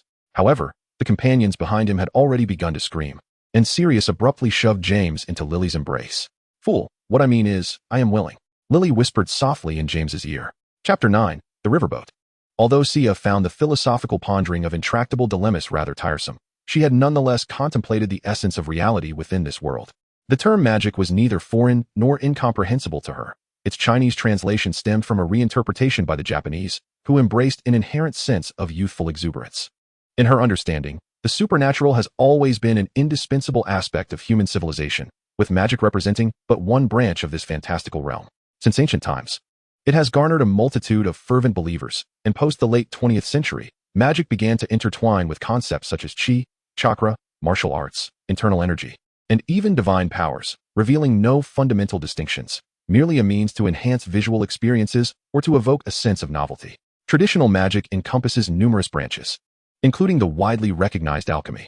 However, the kind of magic that can be wielded with a mere flick of a wand, capable of eliciting exclamations from any physicist that physics had never existed, has long transcended its conventional definition. It is essential to understand that traditional magic is a form of mysticism, an exceedingly metaphysical existence. When James proposed, Sia observed that Sirius and Remus executed the same spell of conjuring a tapestry with differing wand movements and steps. The only explanation is that they had grasped the principles of the magic and could adapt it to suit their own needs. Do not take this for granted. The reason mysticism is termed as such and not as science is that it embodies the mysterious. In other words, it is inscrutable, unquantifiable, and unobservable. Only the postmodern conception of magic would possess such attributes, suggesting that within the worldviews created after World War II, conservatively estimating, this notion emerged no earlier than the time of Robert E. Howard. With such a convenient magical framework, one can assert that this timeline cannot predate the present. With this hypothesis in mind, Sia paid particular attention to the names mentioned in the dialogue. Following this line of thought, a name they had subtly discussed, pronounced as Vladimir, entered Sia's mind. Yet, regrettably, she held no recollection of this pronunciation. Conversely, the name that James articulated as Dumbledore was far from unfamiliar. Many likened him to Gandalf, a figure Sia was well acquainted with, and he frequently appeared in the commentary of any white-bearded wizard. The dark wizard they previously discussed is none other than the infamous Voldemort. These characters originate from a series of children's books titled Harry Potter by a renowned British author. As a work whose sales rank just behind the Bible and the Quran, it would be difficult not to have heard of it. Unfortunately, by the time this literary phenomenon reached her homeland, Xia had long outgrown the age of reading children's literature. Consequently, her familiarity with the series is limited to a few films. She has visited Universal Studios but cannot recall which specific installments she has seen. Certainly not all of them, and the intricate plot details elude her memory. At the time, her lack of acquaintance with the characters left her bewildered during the viewing, as adaptations from novels often necessitate significant alterations. Although she has occasionally perused various articles circulating online, her knowledge extends only to a handful of characters. Dumbledore, akin to Merlin and Gandalf, possesses formidable abilities. Voldemort, whom she has encountered in meme form, is also known for his association with Lin Dayu and for the popularity of his name in certain battle royale games. Harry Potter, the protagonist, is a bespectacled young man, reminiscent of a classic hero in a quest against evil. Severus Snape, thanks to online discourse, is nearly impossible to overlook. He appears to be a character with even greater popularity than the protagonist, embodying a tragic figure, a good-hearted individual, particularly devoted and adored by numerous female fans. Hermione, a beauty, is also among them. They attend school in a magnificent castle, renowned for its beauty. Though the roller coasters are quite enjoyable, the queues are exceedingly long. While it is firmly established that this is a world crafted by the author, Xia does not find it particularly tedious. The people she has encountered here are real individuals. And beyond the fabricated wizarding society lies a complete world. The study of magic itself holds intrinsic value, making it far more captivating than mere children's tales. The wizarding wars differ fundamentally from the wars as she understands them. Thus far, there have been no large-scale confrontations where two armies clash in deadly combat. The very nature of spellcasting renders such warfare almost impossible. Even a highly skilled and experienced practitioner can fall victim to an unexpected curse in the chaos of battle. Such a method is inefficient, and no sensible individual would employ their talents in that manner. Therefore, irrespective of the faction, tasks are generally executed by small groups of individuals. To date, the Ministry of Magic has not unequivocally declared the intention to vanquish Voldemort, although their efforts against dark magic, crime, and the enforcement of the secrecy laws have effectively curtailed the activities of nearly all Death Eaters. Ultimately, their approach remains reactive and superficial. The Order of the Phoenix, while possessing a deeper purpose, comprises only a modest core membership of around 20 individuals, supplemented by various sponsors who have not formally joined, resulting in a limited total count. Notably, many elite members of the Order are active Aurors within the Ministry, indicating that the Order is not an independent military faction, but rather a grassroots organization assembled under Dumbledore's call to resist Voldemort. The ranks of the Death Eaters swell considerably, with their core members numbering no less than 100, predominantly comprising purebloods of considerable status and wealth within the magical community. Furthermore, the Death Eaters exhibit a ruthless nature, wielding dark magic with formidable potency. Although the members of the Order of the Phoenix generally surpass the majority of the Death Eaters in skill, an overarching and disheartening disparity in strength remains. Alarmingly, only Dumbledore possesses the capability to confront Voldemort, while the rest would be fortunate merely to escape should they encounter him. Fortunately, neither the Death Eaters nor Voldemort have yet toppled the Ministry of Magic to establish a new regime. Their actions thus far have been limited to heinous acts against half-bloods and muggle-born wizards who dare oppose them, confining their influence to that of a significantly menacing criminal organization. In such circumstances, the Order's primary course of action involves gathering intelligence from the chaotic ranks of the Death Eaters, allowing them to preemptively protect potential targets from impending assaults and counterattack the aggressors. In day-to-day life, encounters between the two factions are exceedingly rare, particularly in the realm of ordinary society. Thus, with due caution, traversing the Muggle world remains relatively safe. Indeed, simply enjoying a yacht excursion on the River Thames is a delightful reprieve. As November settles in London, the temperature remains above 10 degrees, accompanied by a rare clear sky, allowing Sia to indulge in the boisterousness of the adults without complaint. After all, even the eldest among them, Alice, still perceives them as mere children. The yacht is not a colossal vessel with multiple levels, but rather a modest craft of merely a few meters in length. The helm and cabin are integrated. Yet the interior boasts exquisite decor, complemented by a spacious deck that could easily accommodate twice their number for a gathering. The yacht's pilot is serious, though it remains unclear how he secured the trust of the owner to operate the vessel. "Do not fret, Remus. I possess a valid yacht license," he assures, revealing it with a grin. Remus, visibly anxious, clutches his wand tightly, fearing the swaying craft might capsize, while Sia observes that he seems somewhat queasy from the motion. "Look, Sia, the Tower Bridge," Lily exclaims, pointing towards the iconic structure. "That bridge in the background is London Bridge. Do not confuse it with the Tower Bridge." "Oh, is that the London Bridge from the nursery rhyme?" Alice interjects, her delight tinged with a hint of macabre.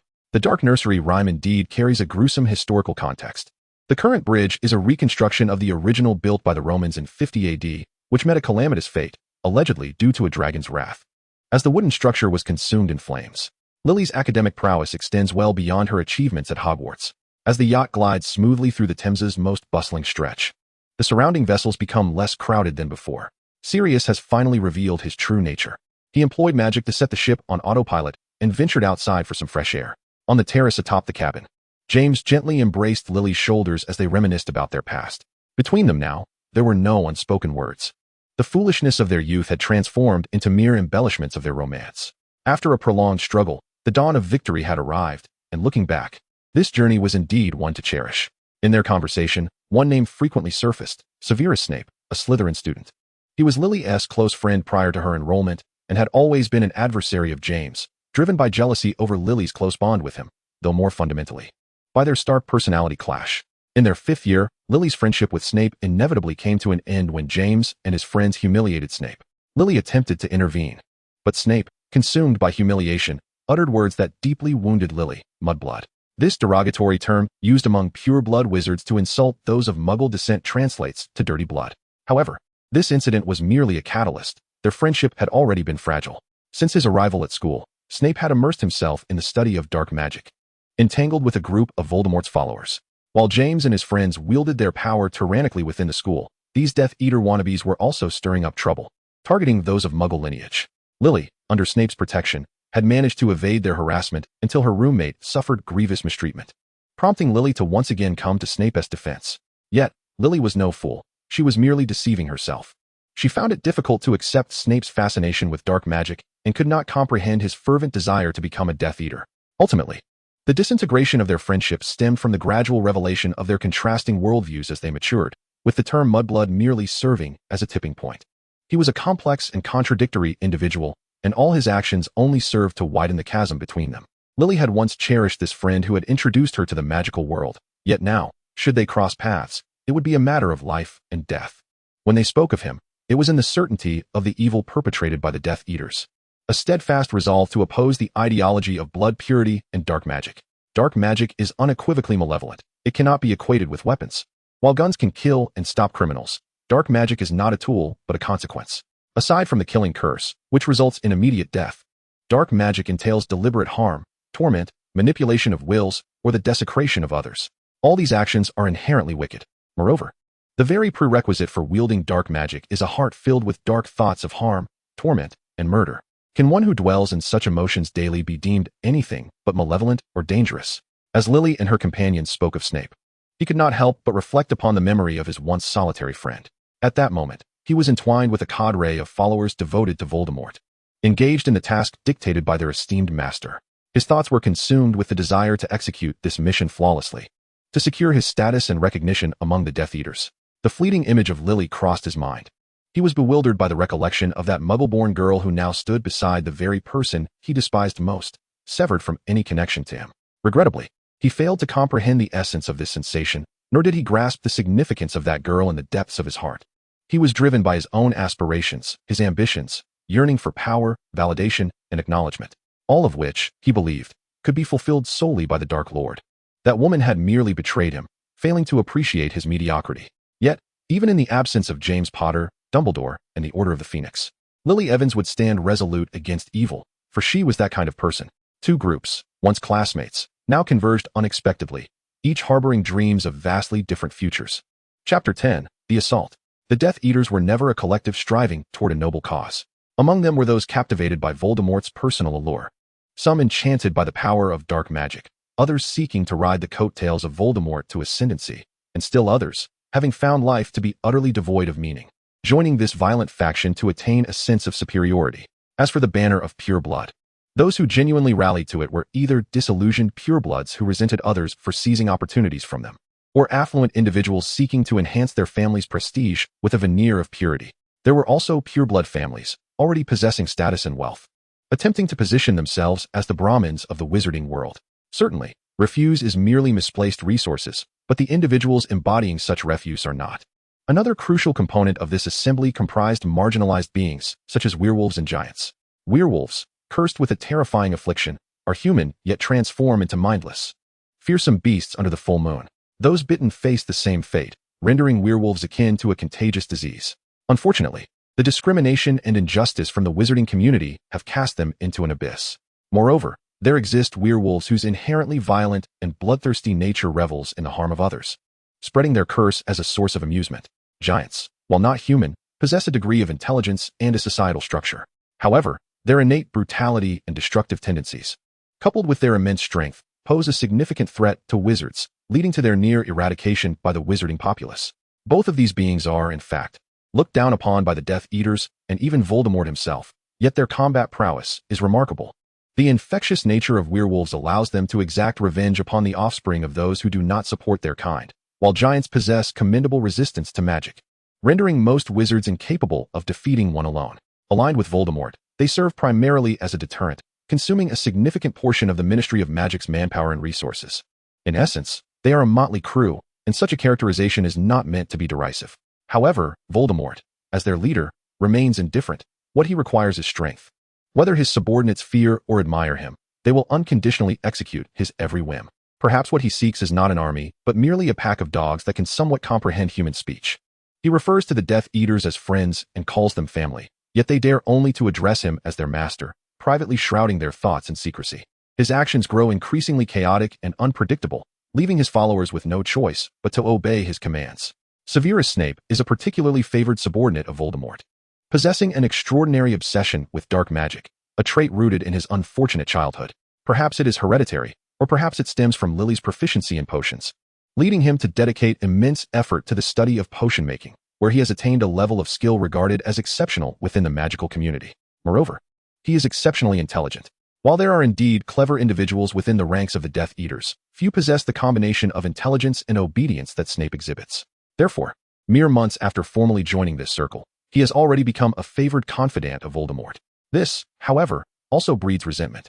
Additionally, his inherently reclusive nature renders him quite unpopular. Even among the Death Eaters, they typically don masks, and most are unaware of one another's identities. Only a select few within small circles possess mutual understanding. A group of 6 Death Eaters belongs to such a clique, all young and of similar age, having just completed a task before operating away. They parade through the streets, seemingly flaunting their recent accomplishments, and in doing so, they catch sight of the yacht belonging to Hestia and her companions. The afternoon sun glimmers upon the river's surface, and none would think to linger in the cabin of the boat, placing them all squarely within the view of the Death Eaters. Snape fixates on Lily, entwined with James, remaining silent. James Potter? To encounter this rabble here, aboard a Muggle vessel, is truly a sign of their degradation. What say you, Severus? Shall we go up and teach them a lesson? The Death Eater who speaks is evidently closer to Severus, perhaps a classmate from their youth. And Snape's rising prominence has sparked a desire for flattery in him. They are aware that James and Sirius have joined the Order of the Phoenix. However, their arrogance prevents them from caring about the true nature of such a seemingly insignificant organization. Adept at self-preservation, they have not contemplated the notion of eliminating James and Sirius, both of whom hail from prestigious pureblood families. Of course, if they were to learn that slaying them would earn them rewards and accolades from Voldemort, the scenario would be entirely different. Clearly, this situation is merely an extension of the animosities prevalent in the school. Spare me, Scott. He wouldn't dare show his face. Potter has already instilled fear in him at Hogwarts. I even heard that our prince was humiliated by them 2 years ago, one remarked. For every admirer, there exists a detractor. Severus Snape, whose name means prince, is of mixed heritage. His mother was a witch, a pure-blood, while his father was a Muggle, entirely devoid of magical lineage. He harbors a deep disdain for his uneducated, frequently abusive father. It remains ambiguous whether his contempt for his father has led to a hatred for Muggles and a belief in blood purity, or if it stems from a profound insecurity that drives his admiration for dark magic. In any case, the outcome is that Snape is a fervent supporter of Voldemort. Although Snape does not openly discuss his family matters, he cannot escape the scrutiny of certain malicious individuals. The speaker, evidently a pure-blood fool, possesses nothing of worth beyond their boastful lineage. When confronted with his most painful memories, Snape can no longer remain silent. Do you wish to die not? Or do you wish to experience the Cruciatus curse I just learned from our master? Snape, being a clever individual, knows how to handle these fools. Yet he cannot easily relinquish the dignity he has lost. How laughable. Potter is nothing but a cowardly simpleton who consistently relies on his entourage. If it were a one-on-one duel. Severus, don't tell me you're feeling insecure. Another interjected, setting aside the inseparable Potter and the traitor from the Black family. Even when he is alone, your skills are nearly on par. The implication of this statement suggests that their magical prowess may exceed Snape's by a slight margin. However, it must be said, Potter is indeed peculiar. Do you recall that time we finally managed to distract Black, preparing to deliver a grand surprise to Potter? Of course, there were also ordinary bystanders. I remember, he turned a corner and vanished. Disapparition and similar little tricks. What a fuss over trivial matters. Such feats are mere child's play to me, Snape asserted, as if reclaiming his lost pride. Enough of these trivialities, Severus. What say you? Shall we act? Their boat is swiftly departing, Scott urged. Let it be. Let us not complicate matters further. There are those in our master's ranks who have faltered. Our numbers match theirs. But Wormtail is inconsequential, and while I have not encountered that woman, she is accompanied by a child, making her no match for us. Speak up, Severus. Scott was eager to showcase himself before Snape. For over the years, he had come to understand that whenever an opportunity to trouble Potter arose, Snape would certainly seize it without hesitation. Throughout the encounter, Snape's gaze remained fixated on Lily. Her intimacy with Potter, their affectionate kisses, each moment pierced his most vulnerable nerves. Under Snape's watchful eyes, Lily cradled the baby Sia, while James stood beside her, playfully teasing with a small toy. To Snape, it painted a picture of a blissful family of 3. She would walk alongside James Potter, the very person he despised the most. They were so enamored, entwined in daylight, sharing the same bed at night, destined to bear their own children, perhaps even to grow old together, while he could only watch from a distance. Snape's fists clenched as if to crush his own bones. He yearned to obliterate everyone aboard the vessel, yet a sharp pang of anguish struck his heart. And the visage of that Muggle girl, smiling like a radiant flower, incessantly flickered before his mind's eye. Scott, noticing his demeanor, exchanged glances with those around him. His social standing was relatively favorable. Although reluctant, several individuals drew their wands, preparing for battle, and promptly began to swing them. On board, Sia sensed an unprecedented surge of magical energy. If previously all magic felt like a gentle spring breeze, now it was undoubtedly akin to a fierce storm at sea. With barely a moment to scream, the assault struck, and those aboard felt as if a prehistoric beast had collided with the ship's hull. The vessel capsized, its elegant structure contorting like a crushed soda can, while lavish decorations instantly ignited into a sea of flames.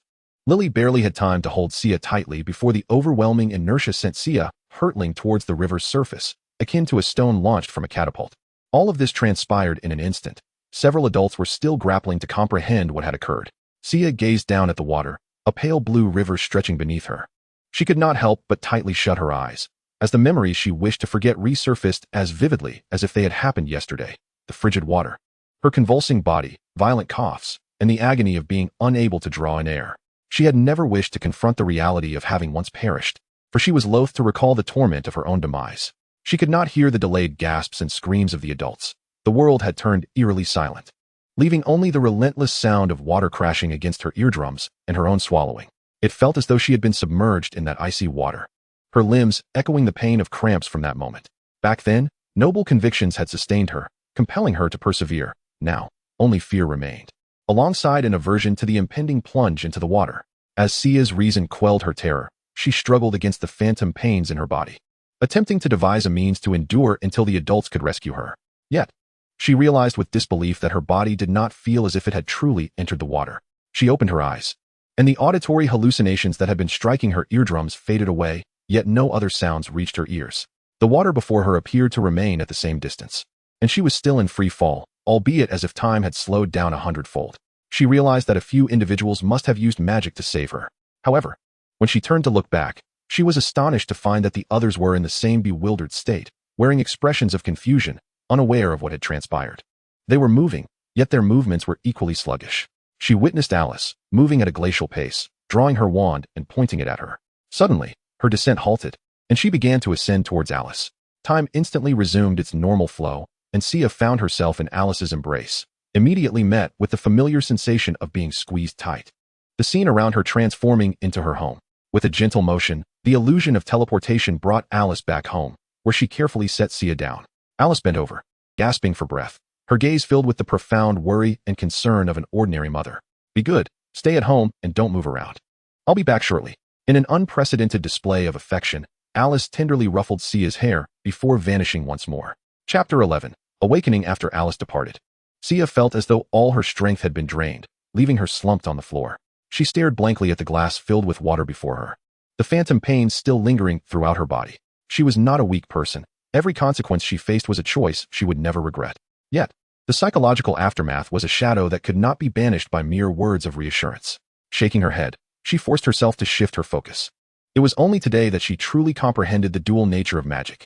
It was not solely the gentle, soothing force wielded by Alice and Sirius.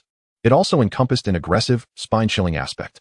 She recognized that her perception of magic was a unique talent, one that others did not possess, at least not the individuals aboard the ship. Struggling to climb onto the sofa, she sprawled out, attempting to calm her taut nerves. Yet, her concern for Alice and the others persisted. This must be what they referred to as war. She had never fully grasped the nature of her surroundings. As someone raised in a time of peace, Sia could scarcely imagine the daily anxiety of living in such a perilous environment. This was a reality where lives could be lost, not merely to the attacks of enemies, but to the suffocating oppression that loomed large. She had previously looked down upon Sirius and James for their unorthodox antics, but reflecting on their willingness to confront danger rather than retreat into complacency evoked a sense of admiration. Sia understood that Sirius and James's lineage afforded them a semblance of safety. As long as they did not provoke those troublesome individuals, they would not be targeted. Yet they chose to stand and resist. Even if they seemed like children who had not yet matured, they possessed a sense of responsibility far beyond her own.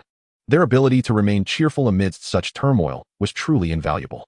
Indeed, this has transcended mere armed conflict. It is unequivocally war, devoid of any semblance of playful skirmishing. When one speaks of war, many people erroneously presume that it involves a mere handful of participants, but such a notion is both absurd and foolish. The ferocity of war is not contingent upon the number of combatants, nor is the immorality of warfare defined by the casualty count. A large number of participants and an extensive scale of conflict are not accomplishments to be celebrated, nor are they noble in any sense. The Wizarding War has fully embodied the essence of warfare, characterized by its intense hostilities. Before long, Alice returned to the house, relieved to find that no calamity had befallen Sia. She picked up a bottle, prepared a glass of milk, and handed it to Sia while settling down beside her. Observing attentively, Alice was a woman filled with love and responsibility, yet her approach to child-rearing resembled that of caring for a stray kitten picked up along the road. When Lily had once been teaching Sia to speak, Alice had curiously inquired about her actions, to which Lily had sternly asserted that children typically begin to articulate words around the age of 3. It was unclear whether she believed that children simply acquired speech as they grew, or if she deemed instruction completely futile. It must be acknowledged that the family environment profoundly influences an individual. Severus Snape's upbringing significantly shaped his entire life, and Alice's situation was no different. Lily urged me to engage you in conversation, claiming you would listen, but what could I possibly say to you at such a tender age? Alice sighed and remarked, Lily often insists that I am too harsh with you, yet I genuinely care for you. In my childhood, my parents treated me as though I did not exist. And I have always watched over you, striving to provide you with the very best. How can it be said that I am unkind to you? As she stroked Sia's head, she continued, when I witnessed Lily carelessly toss you aside, I had never felt such fear. I immediately brought you back home. Yet upon my return, I was chastised by Lily for leaving you. Why? I was concerned for their safety. Our home is undoubtedly secure. The enchantments I have cast here are beyond their comprehension.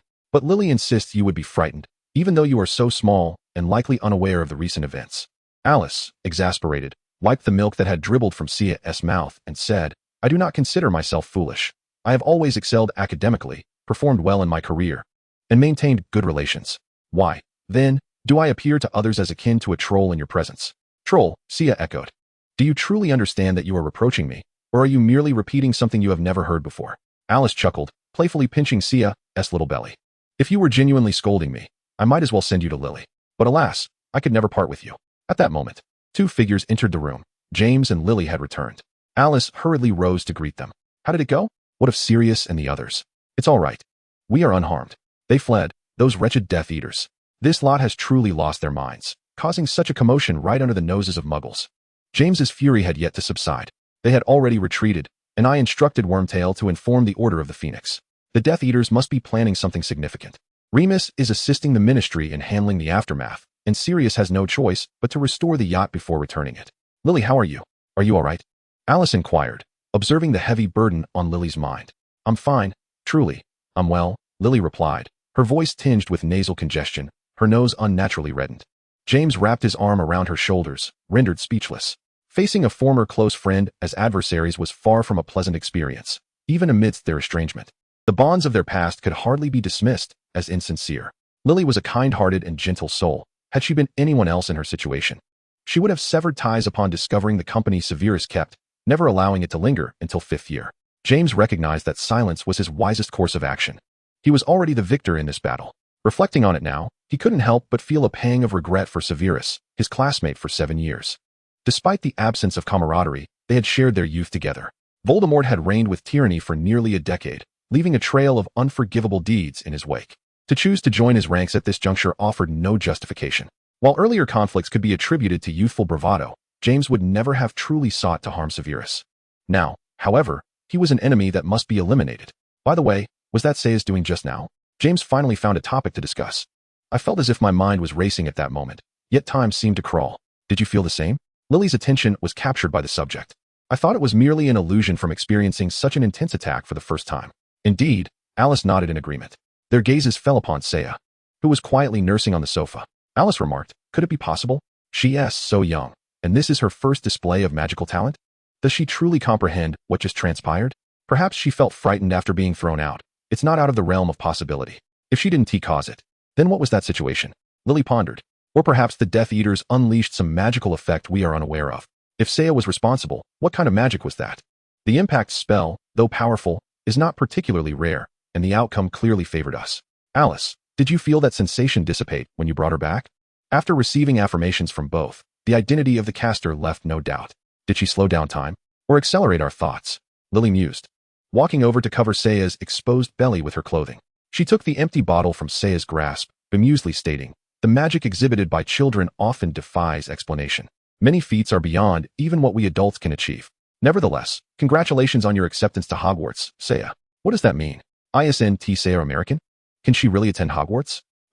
No. What I meant was that James, upon realizing the ambiguity in his words, was abruptly interrupted by Lily. James, have you never read Hogwarts, a history? It clearly states that when a child first displays magical talent within the borders of England, the names of such children will be inscribed in the acceptance book and the quill of acceptance left by the 4 founders. While Sia might opt for a magical school in America, her admission to Hogwarts is already confirmed. James murmured, that book, as thick as a giant's foot, is probably only purchased by you, but under Lily's piercing gaze, he quickly amended, that is truly splendid. I hope Sia gets into Gryffindor. Anything but Slytherin would be preferable. If it comes to that, she might as well attend a magical school in America. James, Ilvermorny is no less impressive than your Hogwarts. Alice interjected, unable to restrain herself. Though I would prefer her to study where Sirius did. The group laughed and bantered, creating a lively atmosphere, yet Sia remained utterly bewildered. Understanding magic and wielding it are two entirely distinct concepts. To claim she felt no excitement would be a lie.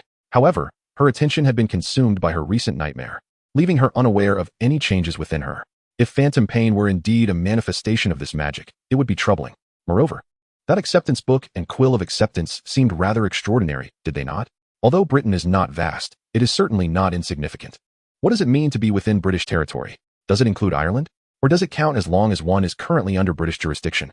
In that case, during the era of the sun never setting on the Empire, would it not imply a global scope of magic? It seems imperative to find an opportunity to acquire a copy of Hogwarts, a history, Chapter 12, Brotherhood. The attack did not stir any significant aftermath. Perhaps the Death Eaters had failed to gain the upper hand during the skirmish, thus choosing to remain silent. Life continued as usual, maintaining a delicate balance between the Death Eaters and the Order of the Phoenix, largely due to Dumbledore's presence, which kept Voldemort from being overly audacious. Although Voldemort believed his power had surpassed Dumbledore's, he was reluctant to risk even the slightest chance of defeat by confronting the aged wizard, who could perish at any moment. There was no need to engage in a desperate struggle with a frail centenarian. After all, he was destined for immortality, with time steadfastly in his favor. Approximately 6 months later, James and Lily hosted a wedding of considerable scale. It was Sia's first experience witnessing such a gathering of wizards. To be frank, the scene appeared rather peculiar, resembling more of a Halloween party than a wedding. James's parents, though quite advanced in age, appearing to be over 70, were nonetheless distinctly excited about their only son's nuptials. In contrast, Lily's parents seemed out of place among the crowd. They were entirely ordinary, engaging warmly in conversation with James's parents, yet the gazes directed at them were infused with more than mere curiosity and warmth. The James family is a household of affluence, holding considerable influence within the magical society. Even without deliberate invitations, many individuals flock to their gatherings, yet their intentions are far from sincere. Some come merely to witness the spectacle, while others participate to assert their family's presence in the magical realm. It is truly disheartening that one would marry a Muggle-born and even invite that traitor from the Black family to serve as a groomsman. The sight of them, so cozily mingling with Muggles, is utterly revolting. A group of somber-faced individuals murmured among themselves, their sleeves intentionally rolled up to reveal serpent-like tattoos inked upon their arms. Celia could distinctly sense Alice's fury, and just as she feared an outburst, a voice interrupted. These ruffians, coming uninvited and acting so brazenly. If I were Fleamont, I would have thrown them all out. A giant, towering over 3 meters, approached Celia and her daughter, adjusting his goblet. Rubius Hagrid. Alice hurriedly raised her cup in acknowledgement, only to be halted by the giant, who leaned in closer and whispered, "Pleased to meet you. I know who you are.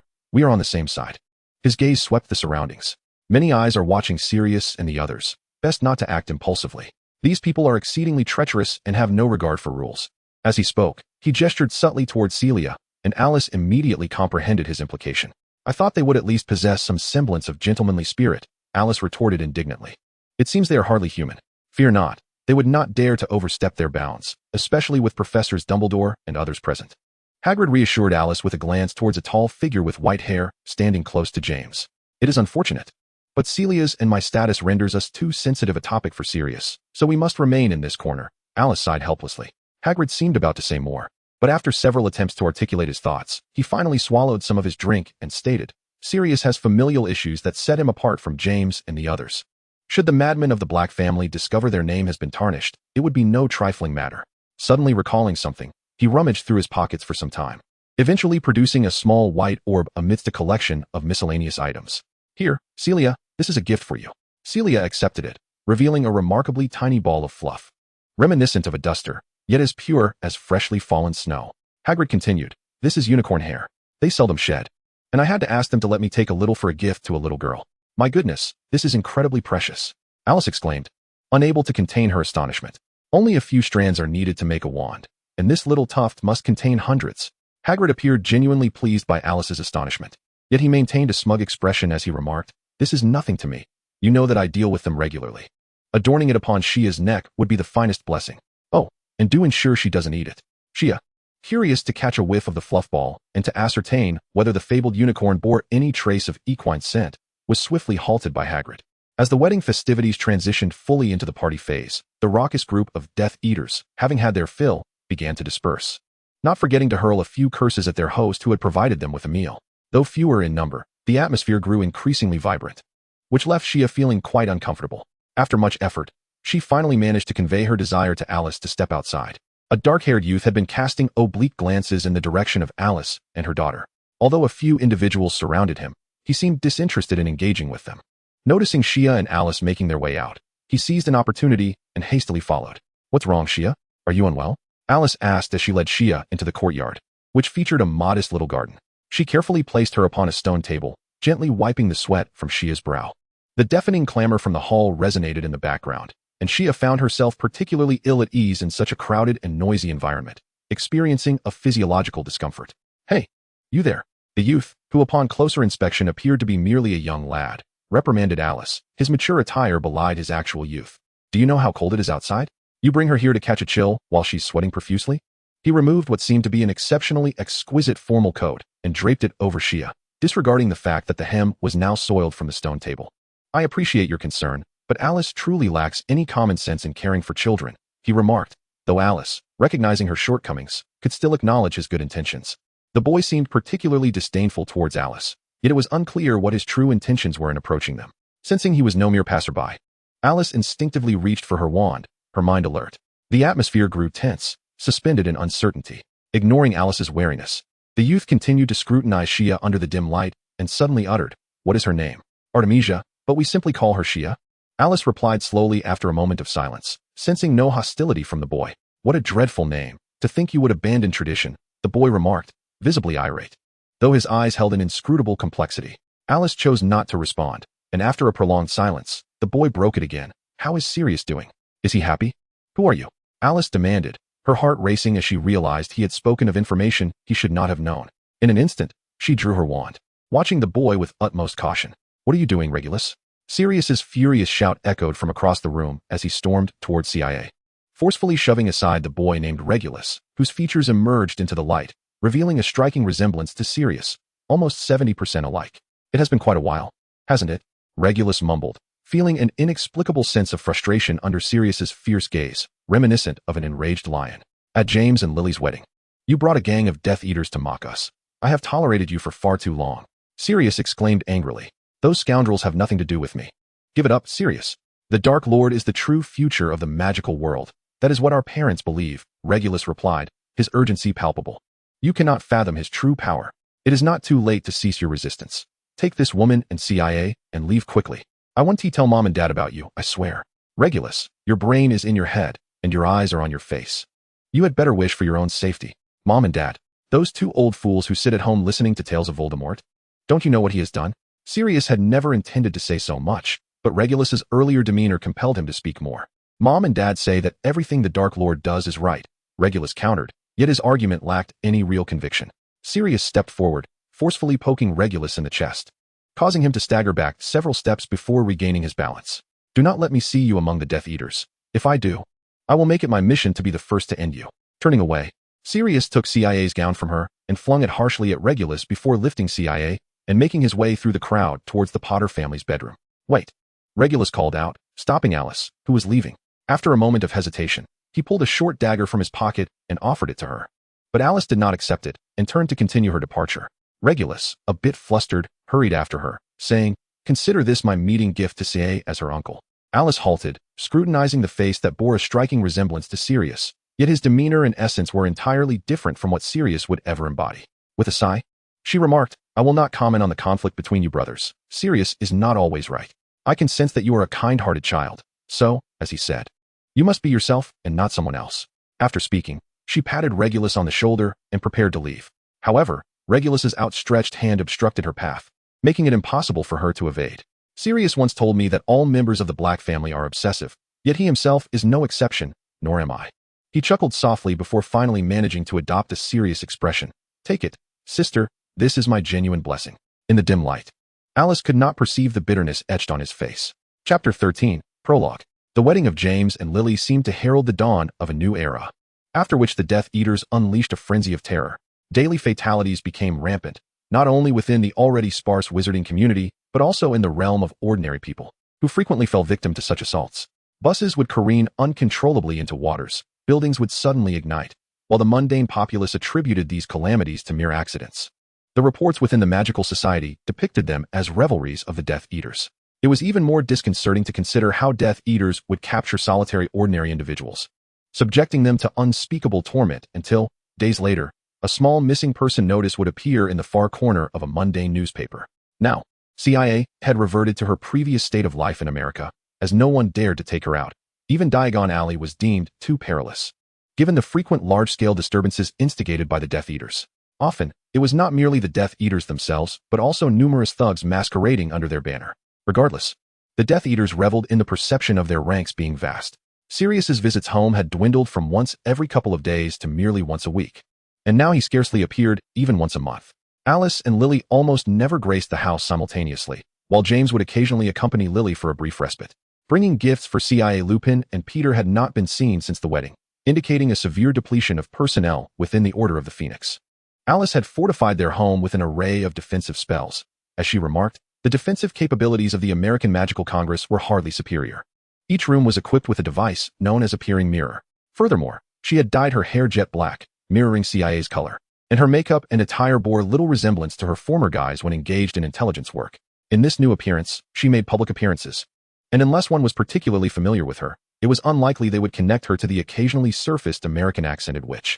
The year 1979, an inescapable chapter in history, witnessed the onset of a war in the southeastern reaches of England, a conflict that would plunge the nation into years of turmoil, marking the prologue to the demise of a great empire. In the distant east, a mighty dragon unfurled her form, poised for ascent, yet for the British wizarding community, it was the darkest year recorded.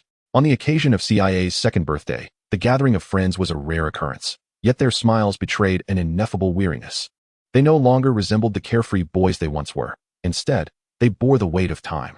A gruesome scar marred James's neck, a memento from an old adversary, while Lupin appeared increasingly haggard, and Wormtail seemed easily startled by the slightest commotion. Sirius, however, appeared relatively spirited, albeit cloaked in a scent of potions. It was unclear whether he had sustained injuries or was merely feigning joviality. His body bore several new tattoos, yet he no longer resembled a mere rogue. This birthday celebration, coinciding with a Halloween party, lacked music and toasts, yet they refrained from discussing the prevailing darkness.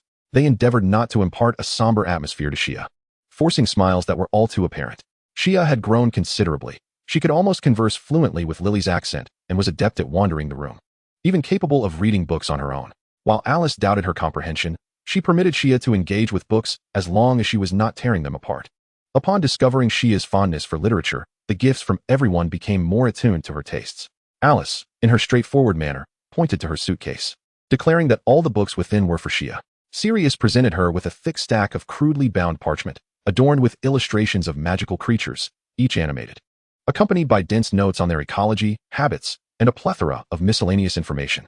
This manuscript bore numerous corrections, and Shia glanced at the makeshift title page, which read, "To Shia, may you grow to cherish these delightful magical creatures." The signature was a single name, so familiar it was almost uncanny. Not because she knew the author, but because it was a surname widely recognized as belonging to a certain individual perpetually weighed down by the burden of a coffin. Just by observing Sirius's buoyant demeanor, one could infer that this gift held significant value, its sentimental worth far exceeding its actual reading potential. Lily gifted Shia her school textbooks, filled with extensive notes. These books had been with Alice for some time, and no one perceived Lily as merely offloading old items. Everyone understood that this set represented Lily's cherished memories of Hogwarts. In truth, Shia believed that a book titled Hogwarts, a history would have been even more fitting. James and Remus prepared common candies from the Wizarding World, chocolate frogs, and Bertie Bott's every flavor beans. However, the reality was that these would be consumed swiftly. Wormtail offered a set of foul-smelling gobstones, which Shia had no desire to touch. This was not due to negligence. It was simply that such common items had become nearly impossible to procure in these times, with very few wizarding shops still in operation, and they lacked the energy to prepare gifts for children. As Shia gradually became more articulate and agile, Alice's visits home diminished significantly, leaving Lily to accompany Shia. This was not due to Lily's laziness. Rather, it was because she was pregnant. The news of her pregnancy arrived a little over a month after Shia's birthday, planting a seed of hope as the year 1979 drew to a close. Though Lily's belly showed no signs of change, she experienced considerable discomfort during the first 3 months of pregnancy, often murmuring that she wished her child would be as well-behaved as Shia. This nightmare seems to have no end in sight. Shia is aware that a boy named Harry Potter defeated Voldemort. Yet her roundabout inquiries revealed that until Sirius and the others graduated, there was no other Potter at Hogwarts. If Lily's unborn child is indeed Harry Potter, then the wait stretches indefinitely. With a resigned sigh, Shia reflects on the ominous premonition she has harbored since Lily's pregnancy began. British writers often possess an inexplicable fascination with orphans. Renowned works such as Wuthering Heights, Jane Eyre, Oliver Twist, and Great Expectations all center around orphan protagonists.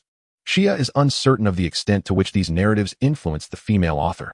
But it stands to reason that if a young hero were to embark on a quest to vanquish dragons, his parents would not simply allow him to venture forth unaccompanied. If Lily's child is indeed the valiant Harry Potter, then all present would rally around him.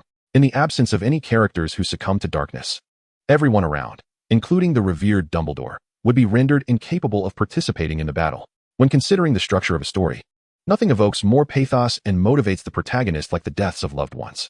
Surely, that cannot be the case. These are not children's tales. They should be safe, shouldn't they? Shia shakes her head, trying to dispel such disquieting thoughts, but once such seeds are sown, they take root and linger. If this world is indeed a creation of another's imagination, then Shia's involvement would inevitably alter its very essence, provided, of course, that she possesses the power to influence its core structure. Currently, she feels insignificant and voiceless, completely unaware of the events unfolding outside, reliant solely on the dialogues of others for insight. There is nothing she can do. Shia collapses into Lily's embrace, momentarily at a loss for words. It is astonishing to realize that this courageous adult, who embodies responsibility, is merely a child herself, yet to reach the age of 20.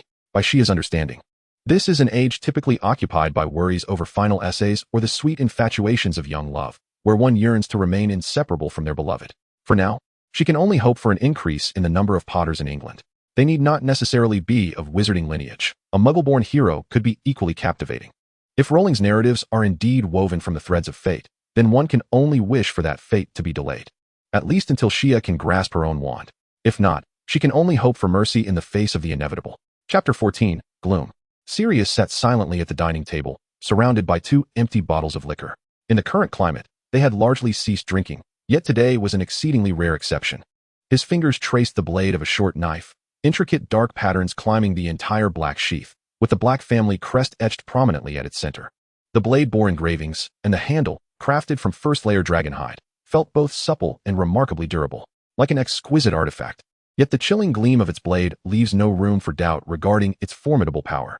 This was precisely the parting gift bestowed upon Sia by Regulus, the brother of Sirius. Now, however, he has been missing for at least a month, with virtually no hope of survival.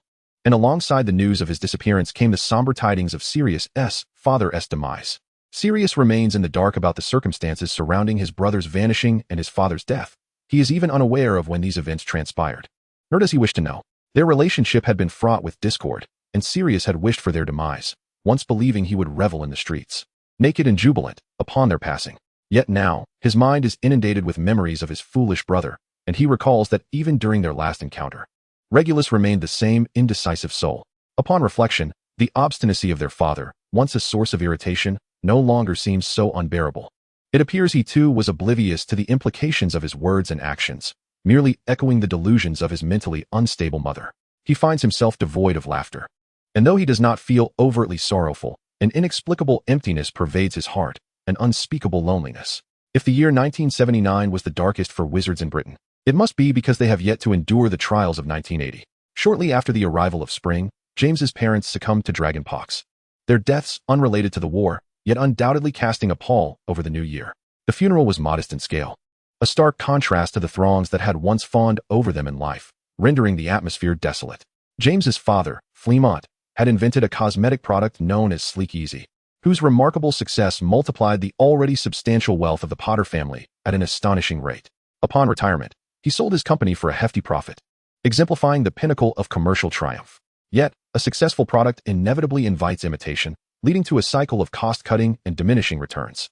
In such times, the fact that he could liquidate so much is a testament to the simplicity of these wizards. Sia mused as she listened to the eulogy extolling Fleamont's life. The Potters were undeniably affluent. Even in death, the wealth of the family remained intact. And the reason for the funeral's somberness was likely rooted in one truth. No wizard dared to venture out recklessly anymore. Though spring had arrived, Sia could not shake a sense of chill. The funeral concluded hastily, the attendees vanishing as if fleeing from a plague, leaving only a few of James's friends and Sia and her mother behind. Sirius appeared deeply sorrowful, though he did not weep profusely. The sentiment mirrored that of a beloved relative's passing. After I arrived at Hogwarts, my relationship with my family deteriorated significantly, and during every holiday, I would often find excuses to remain here. After I ran away from home at 16, it was they who provided me with assistance. Perhaps in Sirius's heart, the Potters were akin to his biological parents. Undeniably, the influence of the Potters on his upbringing was profound. James was equally heartbroken, yet he felt compelled to console his brother. All right, mate, your parents would not want to see you in such despair. Come on, smile a little, everything will be all right. As he spoke, he suddenly embraced Sirius, discreetly wiping away the tears that had inadvertently escaped, only releasing him once his emotions had steadied. He then turned to Lily and said, "And you, Lily, try not to cry so much. I remember you as not being one to weep easily." Lily's belly had grown to a point unmistakable as that of a pregnant woman, and she had begun to instinctively lean forward. Overwhelmed with emotion, she could not help but nestle into James's embrace, and he could only offer her gentle reassurances. It is worth noting that the Potters held no prejudices against her. A Muggle-born girl, Mrs. Potter even took care to teach her various household spells commonly used by witches, especially as she was nearing the end of her pregnancy. True love is the harmonious connection between two individuals, while a happy marriage is the subtle alignment of two families. The Potters played an indispensable role in the union of Lily and James. The atmosphere of sorrow did not linger for long before a silvery light illuminated the space between them. Sia recognized it as the unique means of communication employed by the Order of the Phoenix. Clearly, Voldemort would not pause for their grief over lost loved ones. The members of the Order must return to the front lines of resistance. In the aftermath of the funeral, Lily almost permanently resided there, not only to look after Sia, who required little of her attention, but also to brew potions and provide logistical support for the Order. Sia was not particularly invested in the war itself. Her concern lay solely with this small group of individuals. However, her heritage, along with that of Alice and Lily, placed her at odds with Voldemort. Thus she yearned for his swift downfall. Deep down, she understood that without the intervention of Harry Potter, the prophesied child, the next 40 years in Britain would be devoid of urban legends of explosions and vanishing individuals. Voldemort's defeat was a predetermined outcome. While she possessed a sense of justice, had she been in Sirius's position, she would have taken similar actions, severing ties with a family that conflicted with her values and fighting against the malevolent Voldemort. Albeit perhaps with less fervor. But she was not. Therefore, she resolved to eat when hungry, sleep when tired, and pass the time by reading.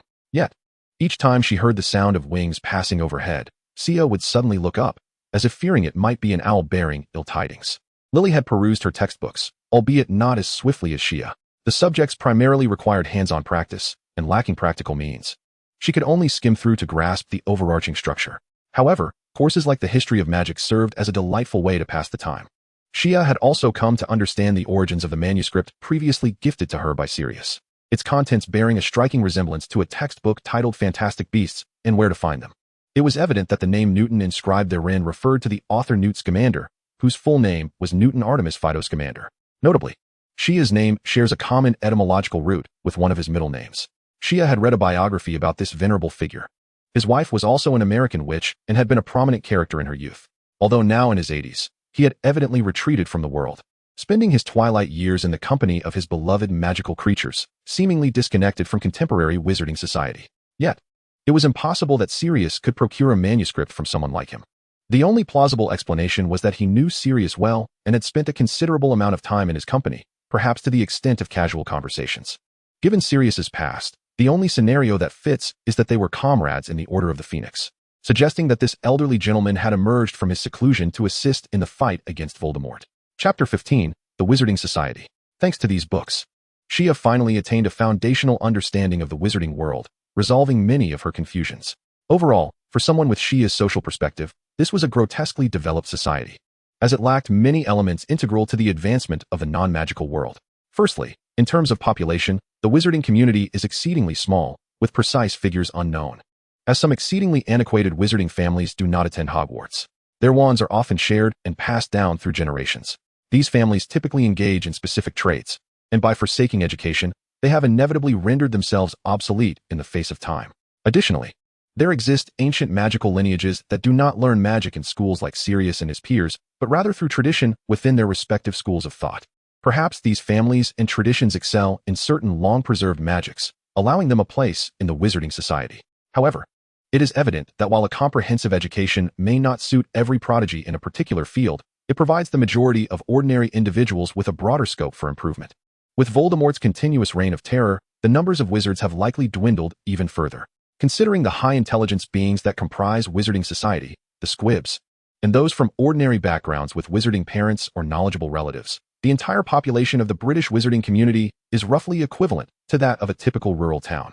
This starkly illustrates the fundamental difference between ordinary society and the wizarding world. The entire development hinges upon a diminutive, insular society, lacking many foundational elements. Furthermore, communication among wizards across nations is exceedingly scarce. It remains uncertain whether this is solely due to the geographical peculiarities of England or if it is a universal phenomenon. Shia is unable to ascertain the exact number of magical authorities on the European continent. It is certain, however, that numerous wizards from various nations in the mundane world are subordinate to a singular wizarding authority. The Wizarding Society in England encompasses Ireland, a fact that, if disclosed, would pose significant political ramifications. Alice has mentioned that in the Americas, the jurisdiction of the Magical Congress is far from clear. The effectively managed regions are primarily limited to the early British territories, while French territories seem to harbor other magical organizations, and indigenous peoples appear to possess their own governing bodies. Such ambiguities in information are alarming, and the situation only worsens with greater distances. The evident consequences of this profound lack of communication are that the advancement of wizarding society remains confined to a diminutive population, even with the presence of foreign trade. The market is suffocatingly narrow, transforming commerce, an essential pillar of Western civilization, into a mere crutch. Thirdly, and most critically, the fundamental cause of the distorted development of wizarding society is undoubtedly the existence of magic. The presence of magic enables the productive capacity of basic survival resources to far exceed the limits of demand, allowing for a near-omnipotent ability to produce as much as one desires. Consequently, urbanization and industrialization are non-existent. It is apparent that wizards remain at a level akin to pre-industrial revolution smallholder economies. The primary distinction is that they do not require dedicated farmers. Any wizard capable of settling in one location can utilize magic for cultivation, even accelerating the growth process. While food cannot be conjured out of thin air, it can be replicated. Indeed, 5 loaves and 2 fish can truly satiate 5,000 men, a miraculous feat akin to divine intervention. In this light, there exists little to compare with the society of ordinary people. The productive capacity offers no room for improvement, and there is no existential crisis. Thus, the prerequisites for industrialization are altogether absent. Without industrialization, urbanization becomes an unattainable dream. In the absence of urbanization, the natural evolution of society renders modern democracy a farce.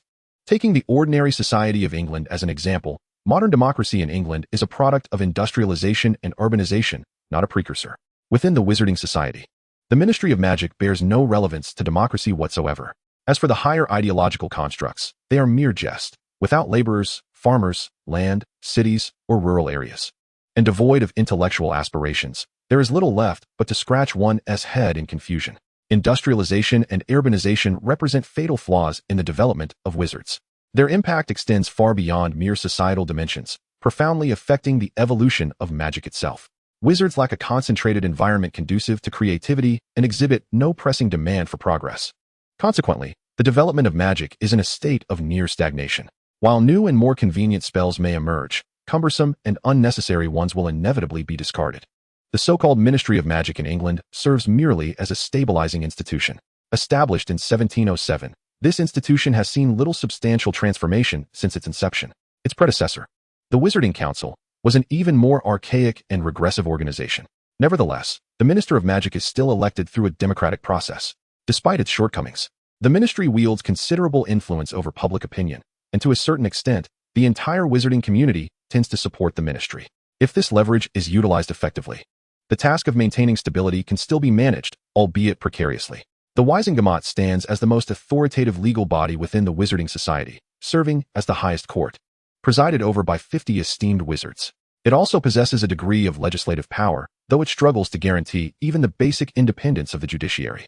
Wizards lack a military force. Their only official enforcement agency is the Department of Magical Law Enforcement, with the Aurors being a well-known subdivision dedicated to investigating crimes related to dark magic. The department's responsibilities range from addressing global magical crises to regulating whether shop goods comply with laws, or whether young witches and wizards are improperly using magic. In total, this body comprises no more than 100 individuals, functioning as a mere cog in the machinery of the magical world, shifting as needed. This department is also responsible for the administration and clerical duties of the Wisingamat. Clearly, The Department of Magical Law Enforcement is the largest and most significant division within the Ministry of Magic. Apart from the Department of Mysteries, all other departments are subordinate to it. The Wizarding Society lacks a coherent legal framework, resembling an early version of maritime law, operating under the principle of precedent, supplemented by elements akin to equity. However, the Ministry's limitations and the antiquated nature of the Wisingamat system result in a plethora of loopholes, akin to Swiss cheese. Not only are the legislative, judicial, and enforcement branches a tangled mess, but even the economic framework, which is vital for societal function, is entirely controlled by beings known as goblins. Generally, wizards who engage in this sector are merely laborers. The ministry does not possess a department dedicated to tax and financial management. It only has a goblin liaison office. Given the references to goblin wars in literature, their reliability and loyalty are questionable. Thus, the purported advantages of pureblood wizards become evident. Even if one's magical abilities are lacking, the prestige of a family name can significantly outweigh individual merit. This is equally true within the ministry, where the chances of advancement for a family already established in the ministry far exceed those of an outsider. One need not consider the implications of nepotism.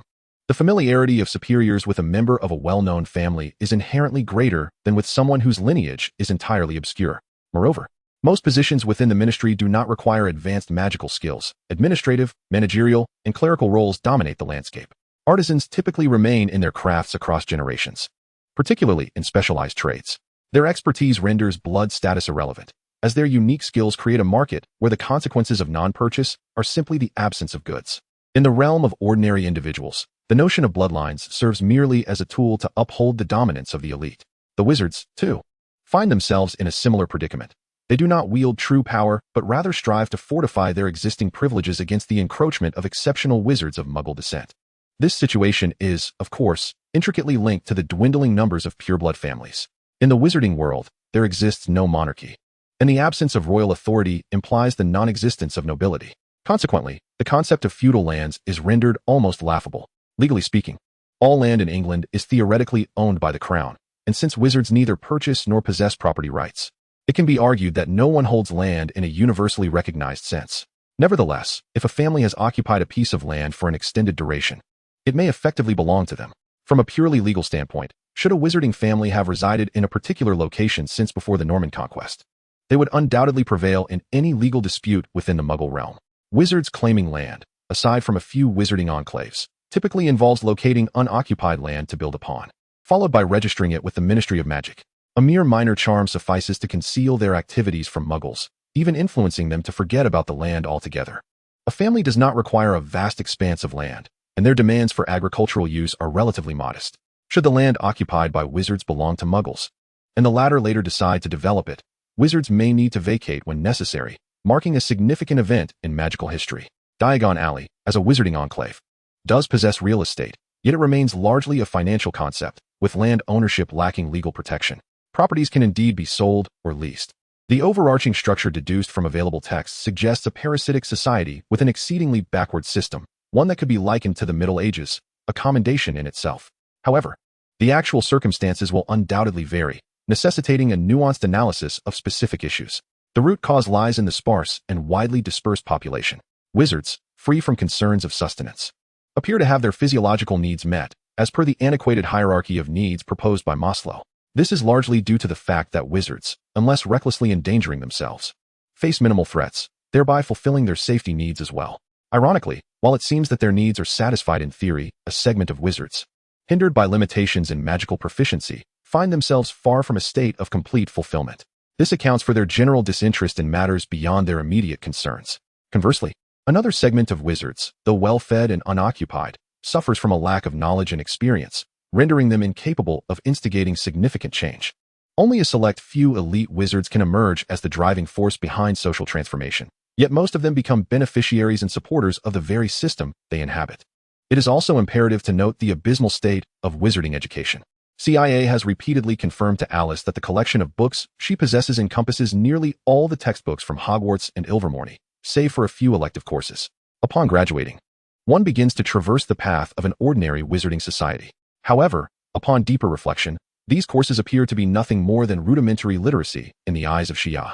If one aspires to delve further into the arcane arts, one must either engage in solitary study akin to the medieval alchemists or seek a mentor who has made notable contributions in a specific field. The Department of Mysteries within the Ministry of Magic serves as a commendable venue for research. Yet, as its name suggests, the subjects it investigates are exceedingly obscure and complex: psychology, the cosmos, death, and so forth. It is more akin to a higher-level scientific research institution rather than a conventional research organization. There isn't even a semblance of a respectable university. Disciplines such as law, political science, education, management, and economics are conspicuously absent. Xia finds it hard to believe that these wizards, upon graduating from Hogwarts, would choose to attend Muggle universities. Society does not demand it, and those who possess the ambition to pursue such studies would hardly return to serve the irredeemable Ministry of Magic. Moreover, there looms a significant question mark regarding whether a wizard, armed with a degree from a Muggle institution, would face discrimination upon their return. Furthermore, Hogwarts offers a curriculum primarily based on Standard English, with only a single ancient language, such as Runic, available as an elective. Yet, how can the study of ancient magic be adequately represented by merely one ancient tongue? At the very least, it should encompass ancient English and French as well. Should it not? Can one truly envisage a historian neglecting classical languages? It is imperative that students be equipped with the fundamental capability for self-directed learning. Xia let out a long sigh. It seems that the students emerging from Hogwarts possess only slightly more utility than those from a typical public high school in England, who at least have the opportunity to attend university. Wait a moment, Xia thought, as she helplessly cradled her head in her hands. Public high school graduates, at the very least, would have some knowledge of mathematics, whereas those from Hogwarts, apart from a course whimsically dubbed arithmancy, which, despite its name suggesting arithmetic, is fundamentally an elective rooted in mysticism, are likely devoid of any mathematical understanding. This realization caused Xia to collapse onto her books. The plight of pureblood wizards is indeed tragically absurd, especially when Muggle wizards have at least learned mathematics in primary school. Yet, despite the apparent ineptitude of wizards, they still wield an overwhelming advantage over ordinary individuals with merely a simple incantation, allowing Muggles to conceptually ignore the very presence of a wizard before them. This singular fact grants wizards an indomitable position. In a hypothetical conflict between Muggles and wizards, theoretically, only a handful of exceptional wizards would survive. Indeed, a single ironclad charm could defend against an unimaginable level of firepower. Nevertheless, with the rudimentary education provided at Hogwarts, there remains a considerable number of individuals who are woefully inadequate. When the topic of war arises, Xia cannot help but think of nuclear weapons, the most formidable arms conceived by ordinary humanity. Yet, she quickly shakes her head in amusement. The existence of such weapons breeds an unfounded, inflated sense of confidence among the ignorant, which is utterly foolish. Gather a congregation of wizards together, and perhaps a single nuclear bomb could leave none unscathed. Who can say for certain? Ultimately, the fundamental premise of such scenarios is unattainable, rendering these hypotheses utterly meaningless. Wizards do not simply gather together, oblivious to the dangers that surround them. They are scattered throughout London, lurking in narrow alleys and bustling streets, roaming the outskirts and the wilderness. Are they to obliterate London along with its millions of inhabitants? Or perhaps lay waste to the entirety of Britain? Moreover, the question of whether wizards can be vanquished by mere physical means remains shrouded in mystery. Even without their wands, their instinct for survival may invoke some form of magic. Unfortunately, she cannot currently conduct experiments to ascertain whether wizards can indeed be felled by conventional weaponry. Xia, resting her chin on her delicate hand, couldn't help but ponder how one might go about exterminating wizards. The simplest method would be to seek the guidance of a native informant, much like the Muggle-born wizards that Alice had mentioned. For these wizards, the magical path is merely a career choice. They can opt not to wield magic and instead lead lives among ordinary people. They possess relatives who require the resources of the mundane world, and the allure of Muggle society undoubtedly holds sway over them. Ordinary individuals cannot discern whether the pedestrians they encounter are wizards or Muggles. And perhaps wizards themselves cannot tell either, but magic can bridge that gap. The prevailing notion of blood purity in wizard society may not be devoid of such influences, and it is not difficult to comprehend why first-generation wizards might face rejection. What if wizards were to govern Muggles? But what purpose would such dominion serve? With such a scant population, many of whom are inept, what significance does it hold? The prerequisite for ruling over Muggles would at least necessitate a firm grasp over the wizarding society itself. Once their authority and charisma are established beyond question, they might then assemble a truly formidable wizarding army. Should these conditions be met, then employing the magical means known to Xia, one could easily create an entity akin to the all-seeing eye that conspiracy theorists so often speak of. As for the notion of proclaiming oneself a superior race, one would do well to reconsider such foolishness. Wizards still rely on the mundane world to provide fresh blood. In this distorted wizarding society, the achievements and intellect of individuals can become supremely significant, which is rather intriguing, is it not? As for the idea of reforming the wizarding realm, Sia had long since dismissed it with a shake of her head. While the Wizarding Society indeed requires change and development, Sia is resolutely opposed to reshaping it into a modern Britain, imposing contemporary democratic ideals or other rigid systems. Such forced implementations would not only be unengaging, but would also spell disaster for a society of this scale. Chapter 16. The Murder of Harry Potter? Come now, Sia. This is your brother, Harry. The news of Lily's delivery reached us 5 days after the birth of the boy named Harry Potter. While the adults expressed boundless joy at the arrival of this new life during such a dark hour, witnessing death daily, this was one of the few fleeting moments of happiness. Yet, Sia found no joy in it. She gazed at the wrinkled infant before her, at a loss for words. Though she harbored some unfounded premonitions, she had not anticipated that such events would come to pass. Just as Murphy's Law states, if something has the potential to go awry, no matter how slim that chance may be, it invariably will. Without delving into other matters, if the story were to unfold as originally intended, would Voldemort not be defeated until the child has grown? Given the current rate of death, if this were to continue for over a decade, the diminutive Wizarding Society would either have been entirely annihilated by Voldemort or wholly unified under his dominion. Sia pondered in confusion. Could this possibly be a tale of resistance against a tyrannical regime? Given the nature of Western narratives, while it is not entirely impossible, it is indeed highly implausible. Such a scenario lacks logical coherence.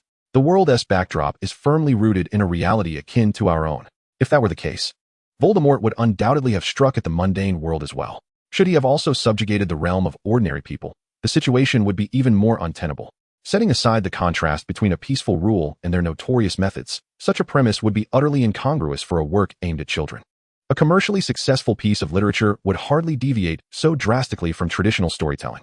There must surely be a gap, a reason for Voldemort's retreat. Perhaps Dumbledore vanquished him, only for Voldemort to return with renewed strength or cunning, ultimately defeating the old hero, thus paving the way for the new champion, Harry Potter.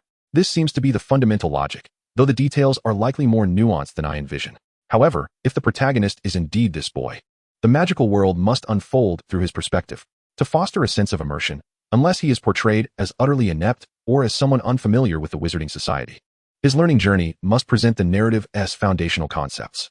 Sia sighed, realizing that from this perspective, the deaths of Lily and James were an inescapable twist of fate. The Wizarding world is a realm of cognitive knowledge. There exists a stark distinction between what one has witnessed and what one has not. Thus, the likelihood of commencing the story with a character devoid of competence is nearly nil. An orphanage? Perhaps, but to convey Harry's fascination with the magical realm, a grim and dismal orphanage would be wholly inadequate. Given the renown of this series, it is likely that orphanages across England would sue Rowling for defamation, and such dramatic conflict would lack intensity. Upon entering Hogwarts, Harry could sever ties with the orphanage completely. Sia lifted her gaze, looking at James, then directing her attention to Lily. Lily, do you have any siblings? What is the matter, Sia? Are you wishing for a brother? Harry is your brother now. Sirius and Alice have already become Harry's godfather and godmother, so you are just like siblings. Lily chuckled, her vitality unmistakable despite having given birth just days prior. Yet, a hint of sadness flickered across her features as she seemed to recall some unpleasant memories. I have an older sister, but she no longer communicates with me. I only learned from a letter my father sent that she has a son, who is over a month older than Harry. Lily, let those muggles harbor their disdain for wizards. It matters not, for they are beyond redemption. Sirius's provocative remarks undoubtedly provoked a wave of moralizing discourse. Yet, CIA has grasped the situation entirely. It seems that the family who adopted Harry did so without error. However, his aunt and uncle are under no legal obligation to care for him. There must be some coercive factors at play, as they harbor a clear disdain for wizards yet are compelled to raise this child, suggesting that his upbringing is far from idyllic. Echoes of Jane Eyre resonate here. CIA furrowed her brow. If Sirius were unoccupied, he would never allow his dear friend's child to be raised by emotionally detached relatives. The godfather's guardianship is indeed a matter of course, much like that of Alice. Yet, had she not been present, perhaps Alice would not have journeyed to England alongside Sirius. Should the presence of an author, in homage, contrive such a twist of fate, then the child's birth is indeed a tragedy. If fate truly exists, it would be better to subvert it from the outset.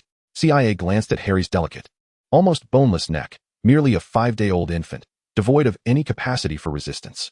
If all were preordained, and one could glean conclusions through an analysis of the so-called authoress logic, then that would render existence utterly tedious.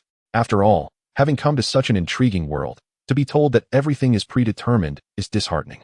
CIA examined her own small hands. In human infancy, a year can make a monumental difference. With her equally frail hands, it would not be difficult to inadvertently cause the demise of an infant. After all, no one would suspect her. Wait, there exists magic that reads minds. As clearly stated in Legilimency, how to protect your privacy. Accidental death and premeditated murder are entirely different concepts. Creating an accident is impossible, having never encountered such mind-reading magic. One could hardly conceal self-deception. Engineering a mysterious case is hopeless. If the culprit cannot be found, they would undoubtedly resort to tracking spells. Unless one could find a scapegoat. And one with sufficient motive to kill, perhaps a Death Eater. In this current climate, it would likely result in immediate justice or be swept under the rug. Yet, I have never even seen a Death Eater, let alone exploited them. If Harry fell victim to foul play, how could I possibly escape unscathed? CIA? What troubles you? Lily inquired, noticing CIA lost in thought as she gazed at Harry. It's nothing. CIA feigned a glum demeanor, saying, Lily, you won't stop playing with me just because you have Harry, will you? Her small display of grievance elicited laughter from everyone, causing little Harry to awaken and wail. After everyone was ushered out, CIA picked up a book and retreated to a corner, pretending to read. Meaningless, even if Harry were to perish. The changes would only pertain to events after my maturation. By then, the so-called fate would be of little consequence. Lily and James could not possibly have met their demise solely due to the death of an ordinary infant. In the present context, even Sirius, Alice, and I are undoubtedly entangled within this vortex of destiny, which surely possesses intricate connections. If Harry harbors no impressions of the magical realm, he would only have 3 years at most, and even then, I would merely be 5, approaching 6. Without any significant alterations, I would lack the capacity to resist. Would this not render me utterly powerless? Sia's petite frame began to tremble, not out of fear, but rather from an ineffable thrill. Things were indeed becoming intriguing. Walking along an unbending path, life resembled a straight line, which seemed excessively mundane. Without encountering obstacles or deviations, unexpected occurrences were unlikely to manifest. What significance lay in adhering to a predetermined plan? Growing up normally? Studying magic in a conventional manner? Applying knowledge to transform this archaic wizarding society? How utterly fascinating. Akin to taking an examination for which one is entirely unprepared. If one were to succeed, that exhilarating sensation could be utterly intoxicating. This was genuine gambling. With high-stakes reliance solely on fortune. Sia gazed upwards at the rare moment of joy amongst the adults, who, in their defiance, had already resigned themselves to the possibility of death in battle. Ironically, it was she who was the innocent bystander ensnared in this turmoil. No, that reasoning is flawed. From a divine perspective, I am not an unrelated entity. Their rebellion is just, and I support and resonate with their cause. Indeed, action is required. Otherwise, I will never overcome this internal conflict. Let us fabricate a narrative within the confines of dramatic logic. Presently, it is known that Harry is an orphan. The protagonist must surely be extraordinary, the child of a hero? No, that notion falters.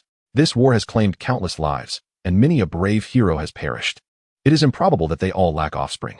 If we must contrive drama, then the protagonist must be the chosen one, destined for greatness. Upon reflection, this is a world of magic, infused with mysterious elements. What magical aspects could impart drama? Perhaps something akin to astrological omens, like the rise of the purple star? Yes, prophecies could indeed introduce dramatic flair, yet the audience evidently lacks empathy. What era is this? The tales of the Three Kingdoms and Water Margin have long since exhausted such tropes.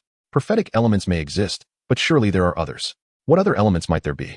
As a popular narrative, it must embody a central theme. What constitutes a central theme? Freedom and democracy? No, this is England, love and peace. That is undeniably universal. Speaking of peace, love, prophecy.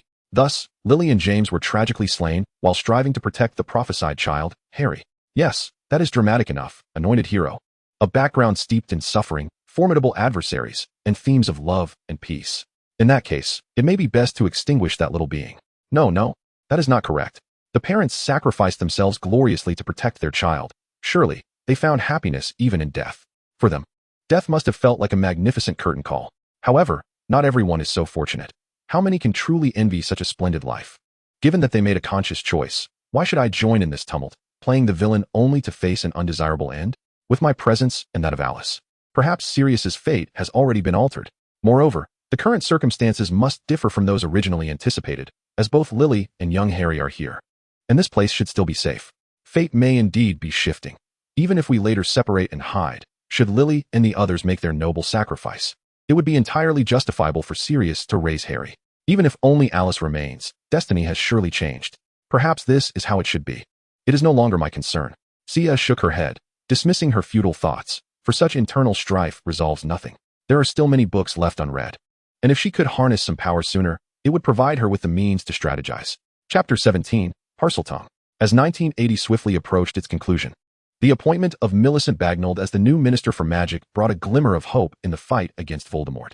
Under her leadership, there were some improvements at an official level. However, the damage was extensive, as the ministry had exhausted too many of its resources in prior passive resistance.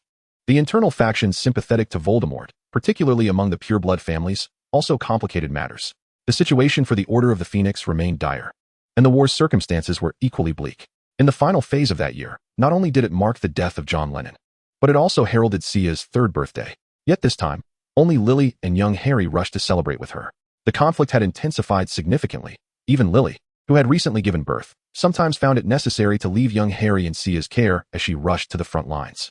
Dumbledore dispatched a middle-aged woman named Arabella Figg, a squib and purported member of the Order, to look after the two children during Alice and Lily's absences. Sia could not fathom the nature of their war, but it was not difficult to envision the peril and tension involved. The men were nowhere to be seen. Only two women occasionally returned, weary, to rest and tend to the children. Alice finally recognized the stark differences between Sia and ordinary children. When left alone to care for young Harry, the experience was nothing short of a disaster. Harry's pitiful cries were unbearable even for Sia, who had once entertained thoughts of violence. Thankfully, Sia was there, or young Harry might have truly been overwhelmed. Alice had grown accustomed to Sia's precociousness, but now, with the vivid contrast of young Harry's helplessness, and perhaps due to the pressures of war, her anxiety was escalating. Lily Leisha has exhibited an extraordinary level of intelligence. Initially, I presumed her reading was merely an act, a pretense to emulate my own behavior. Yet I am beginning to perceive that she is genuinely learning to comprehend the text she once found incomprehensible. I have been closely observing her. At first, her page turning was excruciatingly slow, resembling someone in a daze before the pages, but soon, her pace quickened as if she had indeed mastered the art of reading. This is quite unusual. Ah, Alice, it is of no consequence. One must acknowledge that even magic exists. To be confined by the limitations of common knowledge is, in itself, unwise. Lily remarked, Sia is well-behaved and perceptive. Is that not sufficient?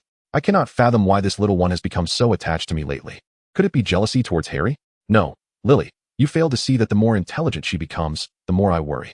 I have long concealed a matter from Sirius that causes me distress. She covered her face, seemingly in anguish. It is possible that I have a wizard in my ancestry. Isn't that splendid? What troubles you? Could it be that you are descended from a notorious dark wizard? Alice refrained from responding, instead producing a golden brooch and extending it towards Lily. The Gordian knot? Does this imply your ancestors had ties to Alexander the Great? Not quite. I discovered this brooch while tidying up my old house, but I cannot ascertain if it belonged to my grandfather, as after my father's death, everything was collected there. I contacted Auntie Epher, my great-aunt, who is also a witch, yet she claimed no knowledge of such an item. She is the only witch in her family. Alice inhaled deeply, stating, when I found this object, I sensed something peculiar. Its shape is unmistakable. The emblem of the Ilvermorny Horned Serpent Academy is identical. Of course, I conducted my inquiries, yet the findings did not inspire optimism. Alice paused, seemingly organizing her thoughts, and after a lengthy silence, she continued, tracing upward. The founder of the Horned Serpent Academy, and thereby Ilvermorny itself, was Isolt Sayre. Her father was a pure-blood wizard from Ireland, a descendant of the Morrigan. While that is of little consequence, the critical point lies with her mother. Before her marriage, she was known as Leona Sayre, originally bearing the surname Gaunt. Gaunt?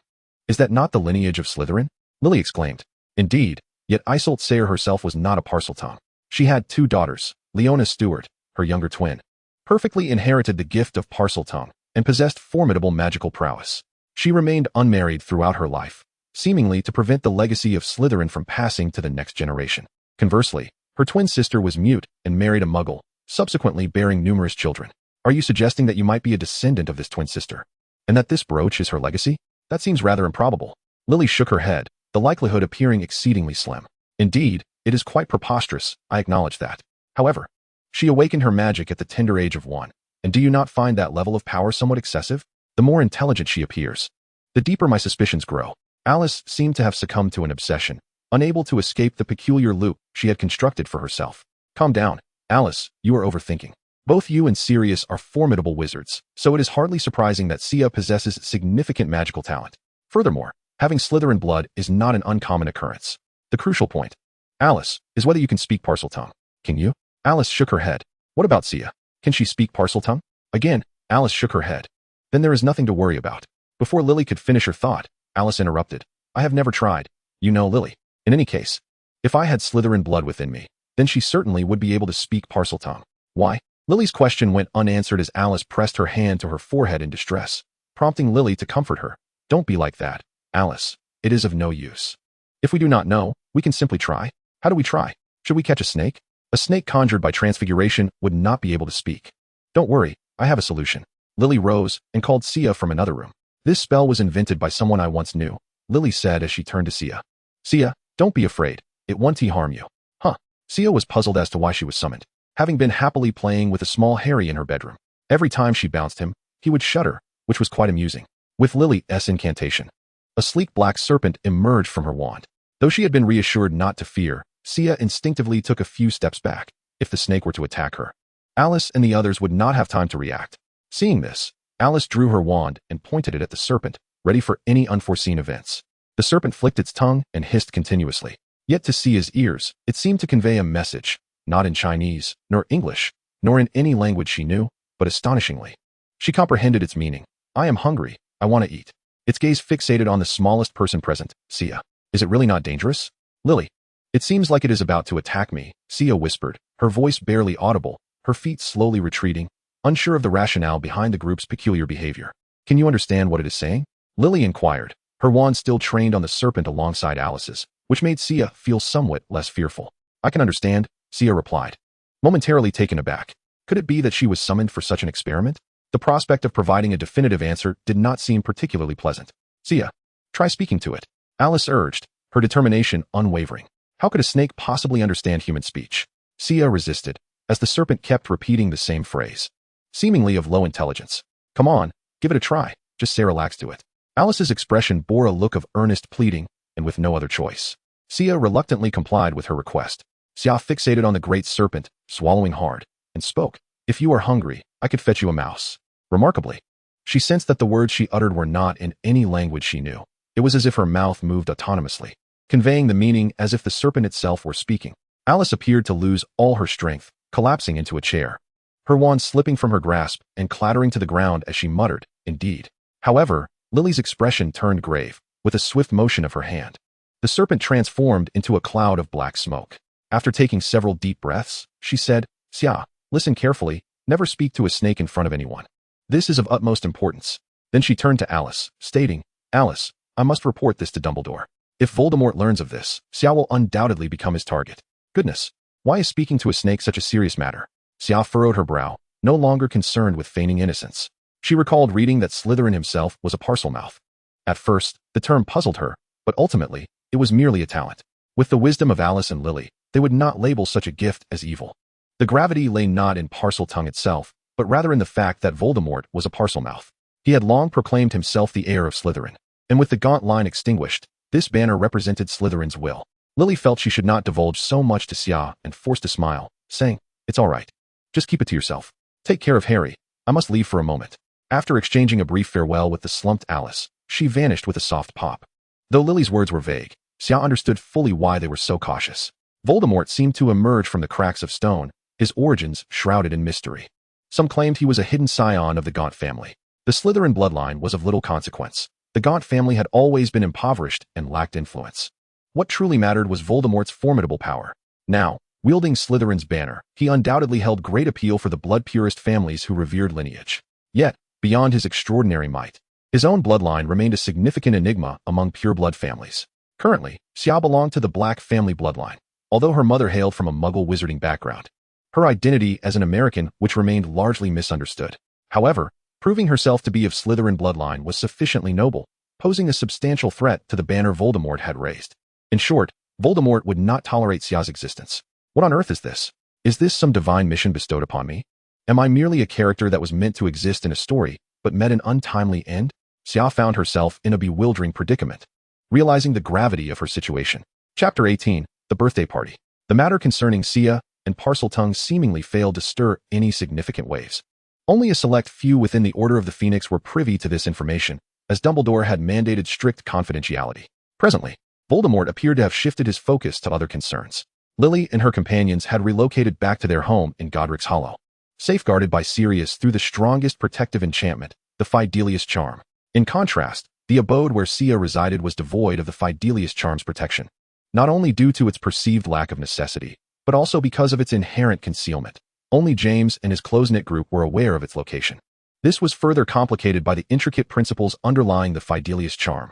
The mechanism of the Fidelius charm is exceedingly complex. If the secret keeper resides within the protected dwelling, anyone privy to its location may also enter, effectively transforming the single authorization into a retroactive one. Conversely, if both individuals serve as secret keepers for one another, one must remain outside their home. Otherwise, the protective enchantments on both sides would nullify each other. In theory, the security would be akin to having two locks in place. Yet they chose not to pursue this course of action. It was not a lack of foresight, but rather the understanding that such magic is vulnerable to failure, as its potency is built upon trust and the belief in guardianship.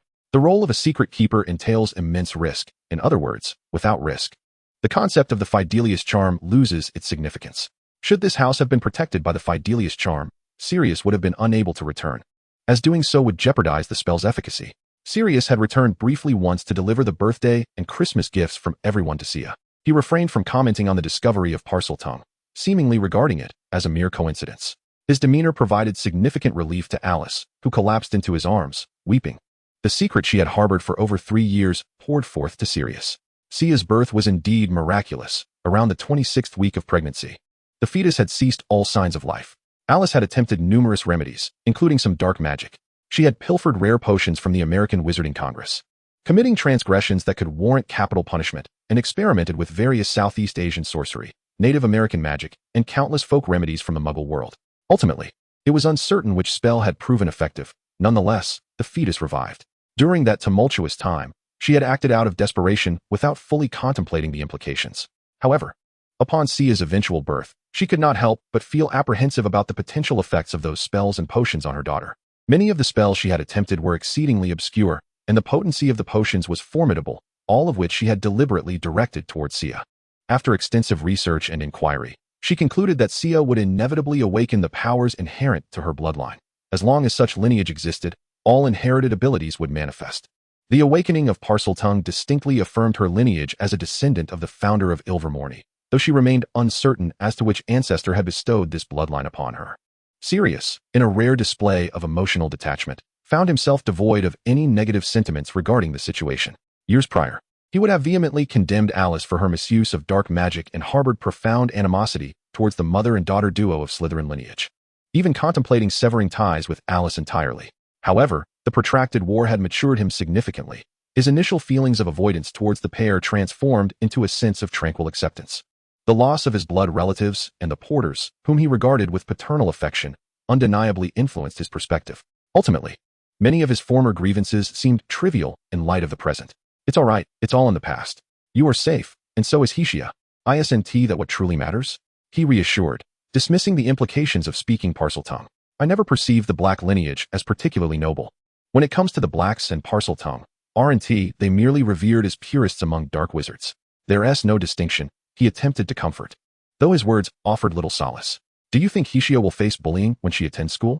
But I hesitate to send her to America. I've kept this from you, but now you're aware. The American ministry will eventually realize the loss of those invaluable potions that have been missing for so long. While I've endeavored to erase my traces, no wall is impervious to whispers, Alice murmured softly. It's fine, given the conservative nature of the American ministry. Even if they discover it, they would never dare to come to Britain to apprehend anyone. As for Heishia, well, my daughter not bullying them would be their good fortune. Once Harry joins Hogwarts, the little thief will surely resurface there as well, Sirius exclaimed with enthusiasm, his mind drifting back to the most blissful days of his school life. Though merely 3 years had passed, those memories felt like a distant dream. Wizards gathered in small clusters, cautiously toasting to the end of the darkest year in history, their hopes for the new year akin to mere illusions. The Ministry of Magic was nearly incapacitated under the onslaught of Death Eaters. Minister Bagshot, unwavering in her resistance against Voldemort, even deployed the Law Enforcement Department's Enforcers, a wizarding organization tasked with apprehending dangerous criminals, the Ministry's true elite force. Yet, she soon faced multiple attacks directed at her person, making it increasingly difficult for such a vast institution to organize a systematic counteraction.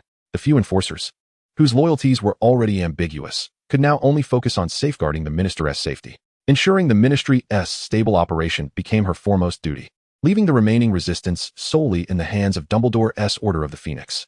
Presently, Most wizards resided in scattered locations when Voldemort wreaked havoc. They felt disconnected from the chaos. Yet, when death approached their doors, they found themselves utterly powerless against slaughter.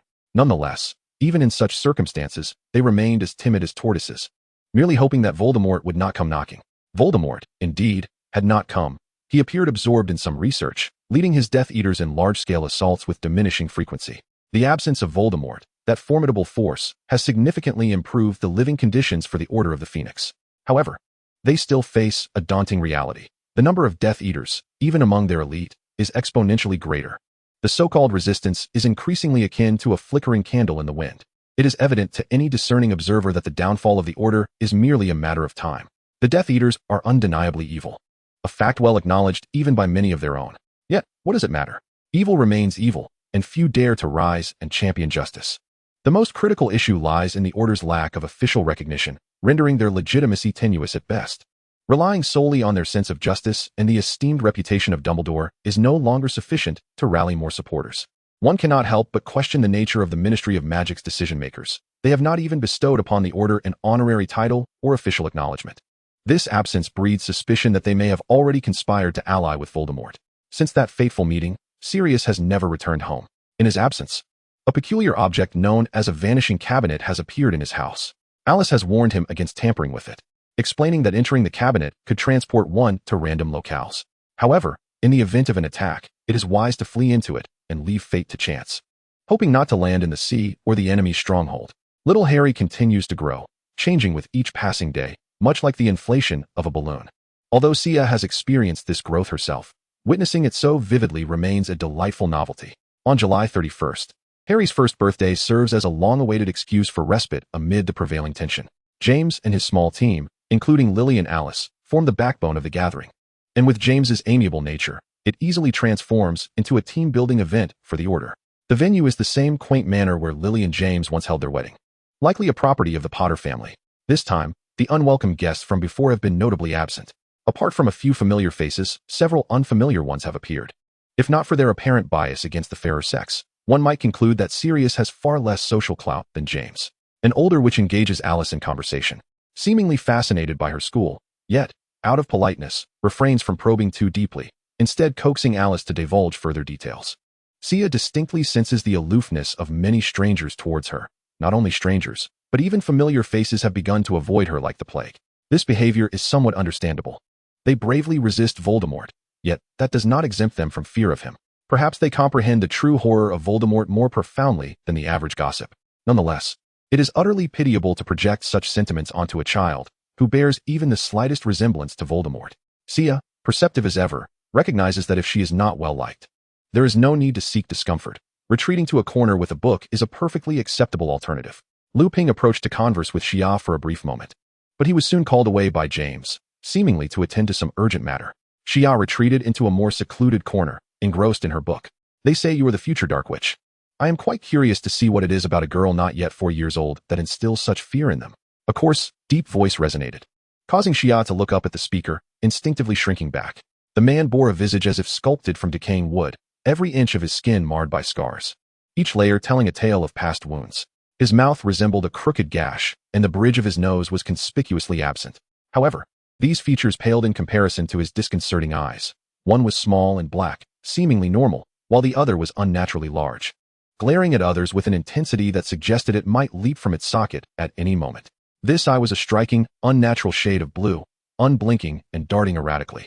Frankly, his countenance was more terrifying than that of the fierce deities in temples. Are you also a member of the Order of the Phoenix? Xia inquired. Indeed. Do I appear to you as a villain?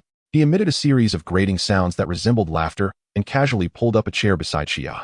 Alastair Moody. Though everyone prefers to call me Mad-Eye Moody. I'm an Auror, you know? One who apprehends wrongdoers. Oh, it's a pleasure to meet you. But if you're not here to catch the bad guys, what brings you to disturb me? Xia replied with a hint of impatience. If your sole purpose is to frighten me into tears, I assure you, I can cry on command. Or do you think I am a naughty child as well? Ha ha, what an amusing little girl. You don't seem particularly frightened of me, Moody chuckled. I just had a little visit with Harry, and I nearly terrified him. The scars you bear are more than mere injuries. They represent the legacy of dark magic and the honor of battling evil. Furthermore, you were summoned by James, which signifies his trust in you. If James were to misjudge someone of your caliber, then the grass on his grave would surely be taller than Xia. At this gathering, who among them did not feel a sense of alienation from this grotesque man? Xia found a kinship of sorts, prompting her to engage in further dialogue. Oh, you articulate well. But what if he has mistakenly placed his trust in the wrong person? Or what if I harbor no ill will towards him, yet possess malevolent intentions towards you, the Parseltongue? He adopted a serious demeanor, his bright blue eye ceasing its restless movements, fixated intently on Xia. Chapter 19, The Banquet. So, what is it you wish to convey? Xia inquired, furrowing her brow and meeting his gaze, despite the slight trepidation it inspired. Thus, Old Moody wishes to impart this wisdom. Do not trust anyone too readily, and do not allow the judgments of others to sway your own. James is rather gullible. What if his assessments are flawed? Perhaps I am revealing too much too soon. Nevertheless, you strike me as quite clever. Moody's eye began to wander erratically once more. The paranoid Skia refrained from voicing the thought that, at her age, she could hardly articulate. She constantly sensed that this man approached her with ulterior motives, and she yearned to glean insights from him that were otherwise inaccessible. However, she understood that excessive words could lead to missteps, and she needed to maintain the innocence and curiosity befitting her age, even though she had grown weary of playing the role of an astute child. I trust James. He is a good brother to Sirius. I believe in you, for until now, no one has intervened to prevent you from approaching me. Skia set her book aside, reluctant for Moody to deduce her intelligence from her reading pace. Not enough, Moody replied, shaking his head, but Skia interrupted him. You are quite bothersome. At your size. If you were to strike me, Sirius and the others would be utterly unable to intervene. Skia realized that she had initially misjudged the situation. This mad-eyed man was merely experiencing a bout of paranoia, seeking to understand her. She could not bear the thought of revealing her life experiences, which should have been a blank slate. Based solely on a few books, her knowledge and experiences were likely far inferior to those of her peers. The guise of cleverness would not withstand the scrutiny of a discerning mind. Feigning tears to evade his inquiries would be too disingenuous. She had mishandled the situation from the start. Why have you put the book away? Are you no longer reading? Moody inquired. Alice had once stated that it was impolite to read while conversing, so, mad-eyed sir, could you kindly move along? Otherwise, when Sirius arrives, I shall claim you are bullying me. You seem rather bored. Why not play with me for a while? Look, they are all afraid of me. And they fear you too, yet you are not afraid of me, nor am I of you. It would be splendid for us to play together. Under Skia's deliberate guidance, Moody's language became considerably more juvenile, rendering the traps in his words less daunting. Skia appeared to hesitate at her proposition, and after a moment, she shook her head, saying, No, while I would like to play with you, Alice has warned against playing with strange boys, and you are an adult, with nothing we could possibly play together. Playing with you would be less engaging than reading. Reading? You are not yet 4. Can you truly comprehend books? Moody inquired. Hooked. Skia felt a surge of joy. This inquiry justified her actions. I can essentially read the words in books. It is quite simple. Skia presented a proud demeanor. Indeed. It was not particularly challenging, perhaps slightly more difficult than reading Chinese with pinyin, but manageable for an ordinary preschool child. However, she soon pouted, adding, There is nothing fun at home, and I am not allowed to go out and play. Rest assured, child, you will soon be able to play freely outside, Moody replied, appearing somewhat melancholic. Do not let them influence you. They are not afraid of you. You are a good child. Do not remain seated in this corner. Go and converse with everyone. Skia, come here. In the distance, Alice waved to Xia, feeling a sense of relief as she greeted Moody and hurried over. Truly, she was just a child. With more entertaining pursuits, she had even abandoned her book. Moody picked up the book that Xia had set aside, casually flipping through it before glancing at the cover, which bore the title Alchemy, the ladder to divinity. He couldn't help but furrow his brow. Could this really be read? Perhaps the illustrations inside were simply intriguing. Xia finally exhaled. It was wise to minimize interactions with such individuals. Relying on his youth, he approached without a hint of caution. Although he was a decent person, genuinely concerned for Xia's well-being, his lack of social grace was not without reason. Years of being an Auror had instilled in him a perpetual wariness of his surroundings, leading him to harbor a skeptical attitude toward others. Xia shook his head. Maintaining vigilance toward others was prudent, yet one must also understand the principle of moderation. When suspicion breeds mistrust, the outcome is invariably clear, regardless of the result. The doubter will continue to raise the stakes until they attain their desired conclusion, often leaving themselves battered and bruised. Poor soul, caught in the throes of war, how unfortunate. But what of the aftermath? Would he see malice in everyone? Such excessive vigilance, unless rooted in paranoia or an exceedingly troubled upbringing, must surely signify something deeper. When even friends, spouses, and children cannot trust one another, life becomes unbearably tragic. Yet, in such circumstances, is trusting others truly the right choice? Xia, this is Professor McGonagall, a professor at Hogwarts and the head of Sirius's house. Alice cheerfully introduced the somewhat austere middle-aged witch beside her. From Professor McGonagall, She had learned many anecdotes about Sirius's school days, which uplifted her spirits. "Hello, Professor McGonagall. I am Artemisia, but you may call me Shia," she politely introduced herself, appearing exceedingly well-mannered. "Hello, Shia. I am Minerva McGonagall. You may call me McGonagall or Minerva, as you are not yet a student at Hogwarts." The seemingly stern Professor McGonagall wore a warm smile, clearly fond of children. "Professor McGonagall, may I inquire about what subject you teach at Hogwarts?" Alice boldly asked, sensing the palpable shift in emotions from McGonagall, which piqued her curiosity.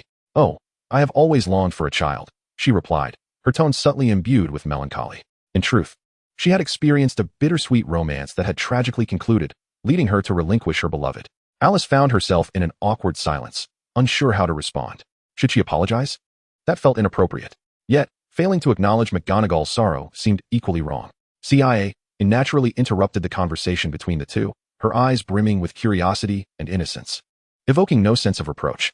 "Oh, I teach transfiguration," she said, and with a flick of her wand, she transformed a nearby goblet into a small bird. The bird took flight and perched delicately on CIA's arm. Her astonishment was utterly genuine, from her cursory glance through the textbook. Transfiguration had proven to be the most perplexing subject for her. While other subjects could be linked to some foundational knowledge, transfiguration undeniably shattered CIA's previous understanding. She carefully weighed the little bird in her hands. It was remarkably light and felt just slightly warmer than a living creature, whereas the goblet had still contained a significant amount of wine and a sizable ice cube. In terms of both weight and warmth, the little bird seemed entirely unrelated to the goblet. CIA was flooded with questions, yet she managed to restrain herself. Was this creature endowed with life? Did it possess reproductive capabilities? If it were to be dissected, would its organs and cells function properly? Moreover, what would happen if a part of this transfigured creation were to be transplanted onto a true living being? Countless inquiries swirled in her mind. But all she could muster was, how is this achieved? "You will learn all of this when you attend Hogwarts," Professor McGonagall replied, pleased to see CIA's interest in transfiguration. She took the little bird in hand. The poor creature seemed eager to fly away, but with a wave of her wand, it transformed back into the glass containing half a goblet of wine. She smiled, saying, "If, 8 years from now, I am still teaching, you are welcome to visit my office anytime with questions." "I truly wish to grow up quickly," CIA exclaimed earnestly, her adorable demeanor eliciting a smile from Professor McGonagall. "I hope you will be sorted into Gryffindor," Professor McGonagall couldn't help but say, but quickly corrected herself. "Of course, all the other houses at Hogwarts are equally splendid. I shall not show favoritism. I am certain I will be in Gryffindor.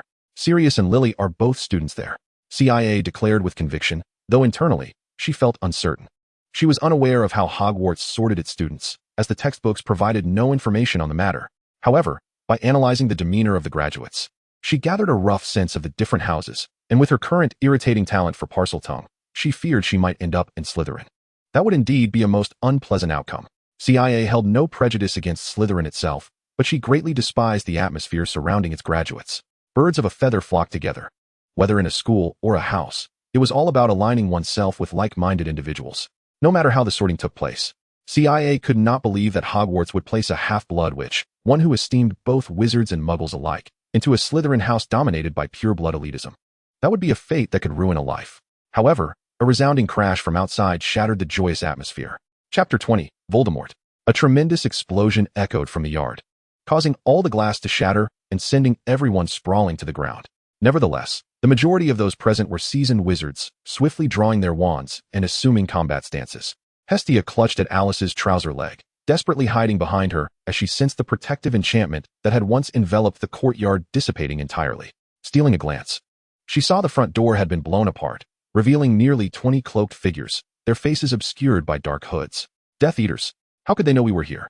someone exclaimed. Sirius and James rushed in from behind, but were halted by the older Moody. "Don't be impulsive," he cautioned the two, though his steps slowly retreated. "What's the matter, Mad-Eye? Are you afraid?" "This isn't like you," Sirius remarked, yet he could feel the unsettling atmosphere. The Death Eaters did not charge forward to engage in battle as they typically would. Instead, they formed two lines at the entrance, seemingly to welcome someone. "Alice! Alice!" Hestia urgently tugged at Alice's trousers, urging her to bend down. "Hurry, take me with you. It's all right. I can protect you," Alice reassured, gently patting Hestia's head. "Besides, leaving now isn't easy. Apparition can be interrupted." Hestia jumped anxiously, insisting that if they did not leave now, it would only become more difficult later. "It'll be too late." A chill wind swept through, reminiscent of an ancient tomb being unearthed, yet it carried a hint of moisture that raised the hairs on her skin. Hestia turned her head as a mass of black mist descended from above, sculpting a humanoid figure akin to an ink painting. A collective gasp escaped the assembled crowd. Even without an introduction, it was clear to Hestia that this uninvited guest was none other than the formidable Voldemort. His skin was pale, but not the pallor of humanity, nor the ghastly white of a corpse. If one had to describe it, perhaps it resembled snowflakes. His face appeared as though it had been burned, features distorted grotesquely, akin to melting wax, with a flat, snake-like nose and two slender slits serving as nostrils. His pupils were reminiscent of cat's eyes, with the whites appearing bloodshot like a gravely ill patient. He possessed no lips, no hair, and his emaciated form, draped in a thin robe, suggested a total absence of flesh, resembling a skeletal figure. Hestia could sense the strange magic emanating from him at all times, every cell in her body screaming a warning, alerting her to the perilous presence before her, a beast in human guise, a demon walking the earth. With such a visage, he could terrify even the most fearsome specter. Those who have encountered him would scarcely believe he belongs to the same species as themselves. Ah, what a lively birthday celebration to commemorate the arrival of new life. How touching, he casually remarked, without even brandishing his wand, which only heightened the vigilance of those present. His voice resonated with a piercing intensity, reminiscent of a fervent orator, yet devoid of any warmth. As he spoke, a hissing sound escaped his lips, akin to a serpent flicking its tongue. No one dared to act impulsively upon his utterance. The air fell into a stifling silence. He cast a glance at Sirius and James, saying, "Potter, Black, representatives of two ancient pureblood families. How tragic it is that you stand in opposition to me." He advanced a step, causing Sirius and James to involuntarily flinch, evidently striving to resist the instinct to retreat. "My embrace is ever open to you, whether it be you, Potter, or your muggle-born lover." "Huh. Lord Voldemort cares not for such trifles. Your talents are far more precious. You have thwarted me on several occasions, but you shan't be fortunate every time. And you, Black, the sole Gryffindor, your American lover bears the blood of Slytherin. All of this foretells your inevitable return to my fold." A woman from the ranks of the Death Eaters let out a harsh, jarring laugh. "Dream on." Sia could not help but mock silently, her mind racing with thoughts of escape. Merely observing the stark contrast between her own anxious demeanor and the nonchalance of the Death Eaters made it clear that they were entirely outmatched. Not to mention, the sheer number of Death Eaters far surpassed their own, and she wondered how he knew of Alice's existence. Let me behold the brave little Black. It seems you possess far more courage than anyone else present," Lord Voldemort declared, demonstrating his omniscience as he sidestepped to gain a clearer view of Sia, who was hidden behind Alice. The thought of legitimacy flickered through her mind, and a wave of profound dread enveloped her heart.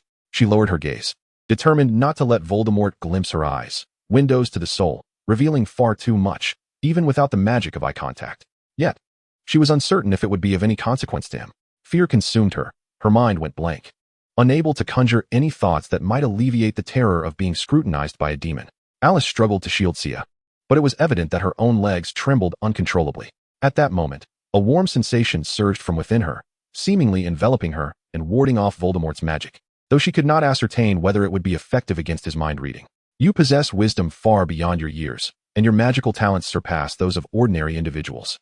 When you grow older, come to my side. You will realize that I alone am your kindred spirit in this world. Only I can provide you with everything you desire." His voice was akin to a whisper, and Sia discerned that he was speaking in Parseltongue. "Voldemort, you demon, stay away from my daughter." Sirius's furious roar echoed as he positioned himself protectively in front of Sia, with James closely following his brother. It appeared that negotiations had failed. "No matter. Lord Voldemort has all the time in the world to await your change of heart." Voldemort's visage seemed to bear a smile, yet his ghastly face betrayed no hint of mirth. He drew his wand and pointed it at the members of the Order of the Phoenix, stating, "Provided you live to see that day." His magic was cast without incantation or gesture, causing all the furniture and provisions within the room to rise and hurl themselves at the Order members present. This served as the prelude to an onslaught, plunging the scene into chaos. Sia, overwhelmed by the turmoil, could only lower her head and grasp tightly at Alice's trousers. Her mind was a whirlwind, filled with a cacophony of unprocessed thoughts.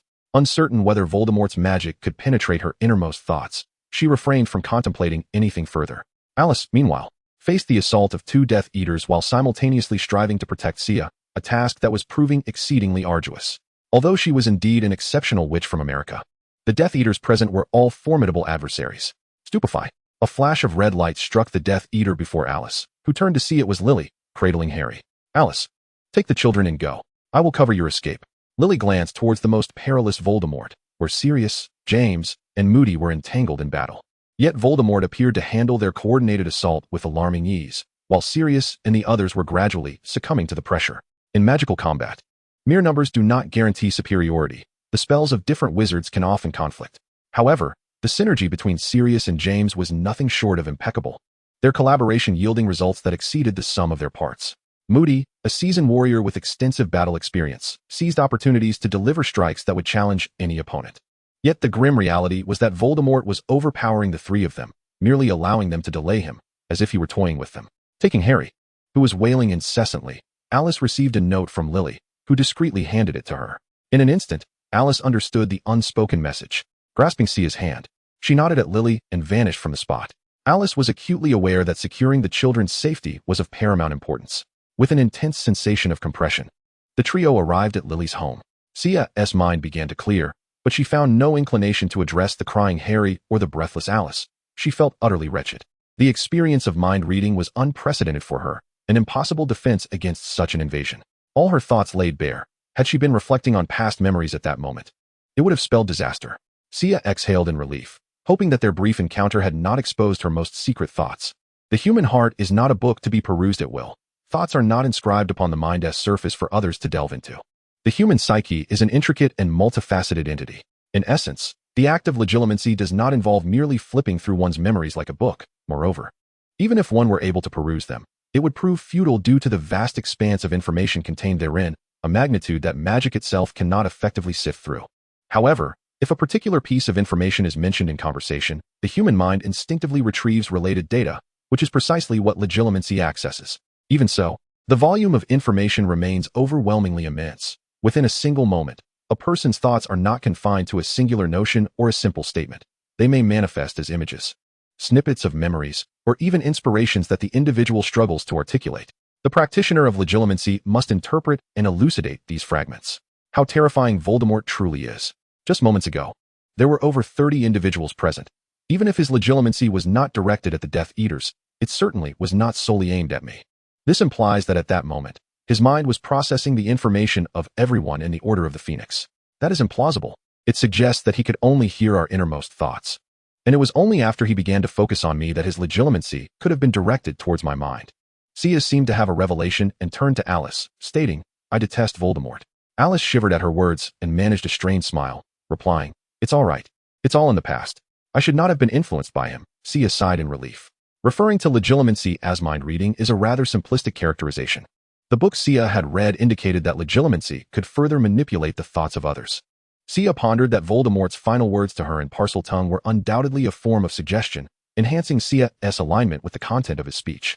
Given their shared affinity for the serpent's tongue, in retrospect, it seems she was not significantly affected. Perhaps my magic protected me? How frightening that notion is.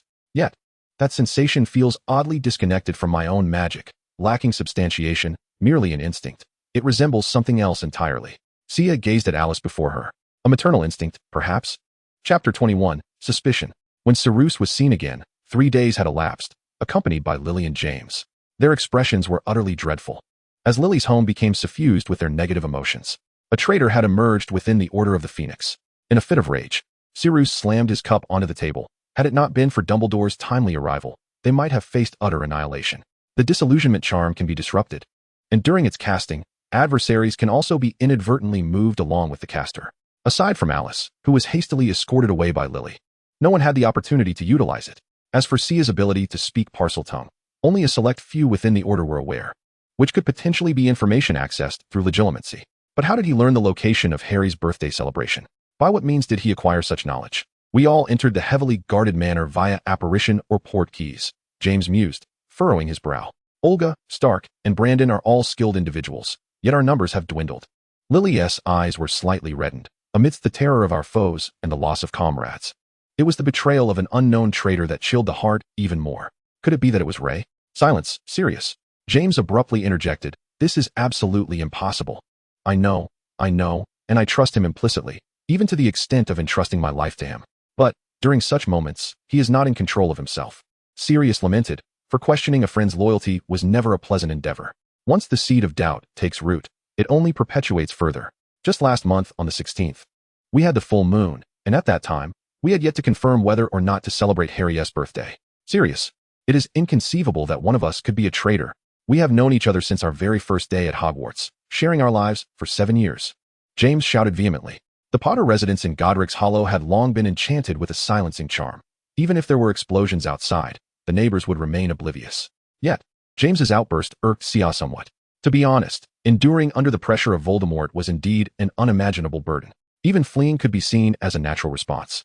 And surrendering in defeat is not inherently shameful.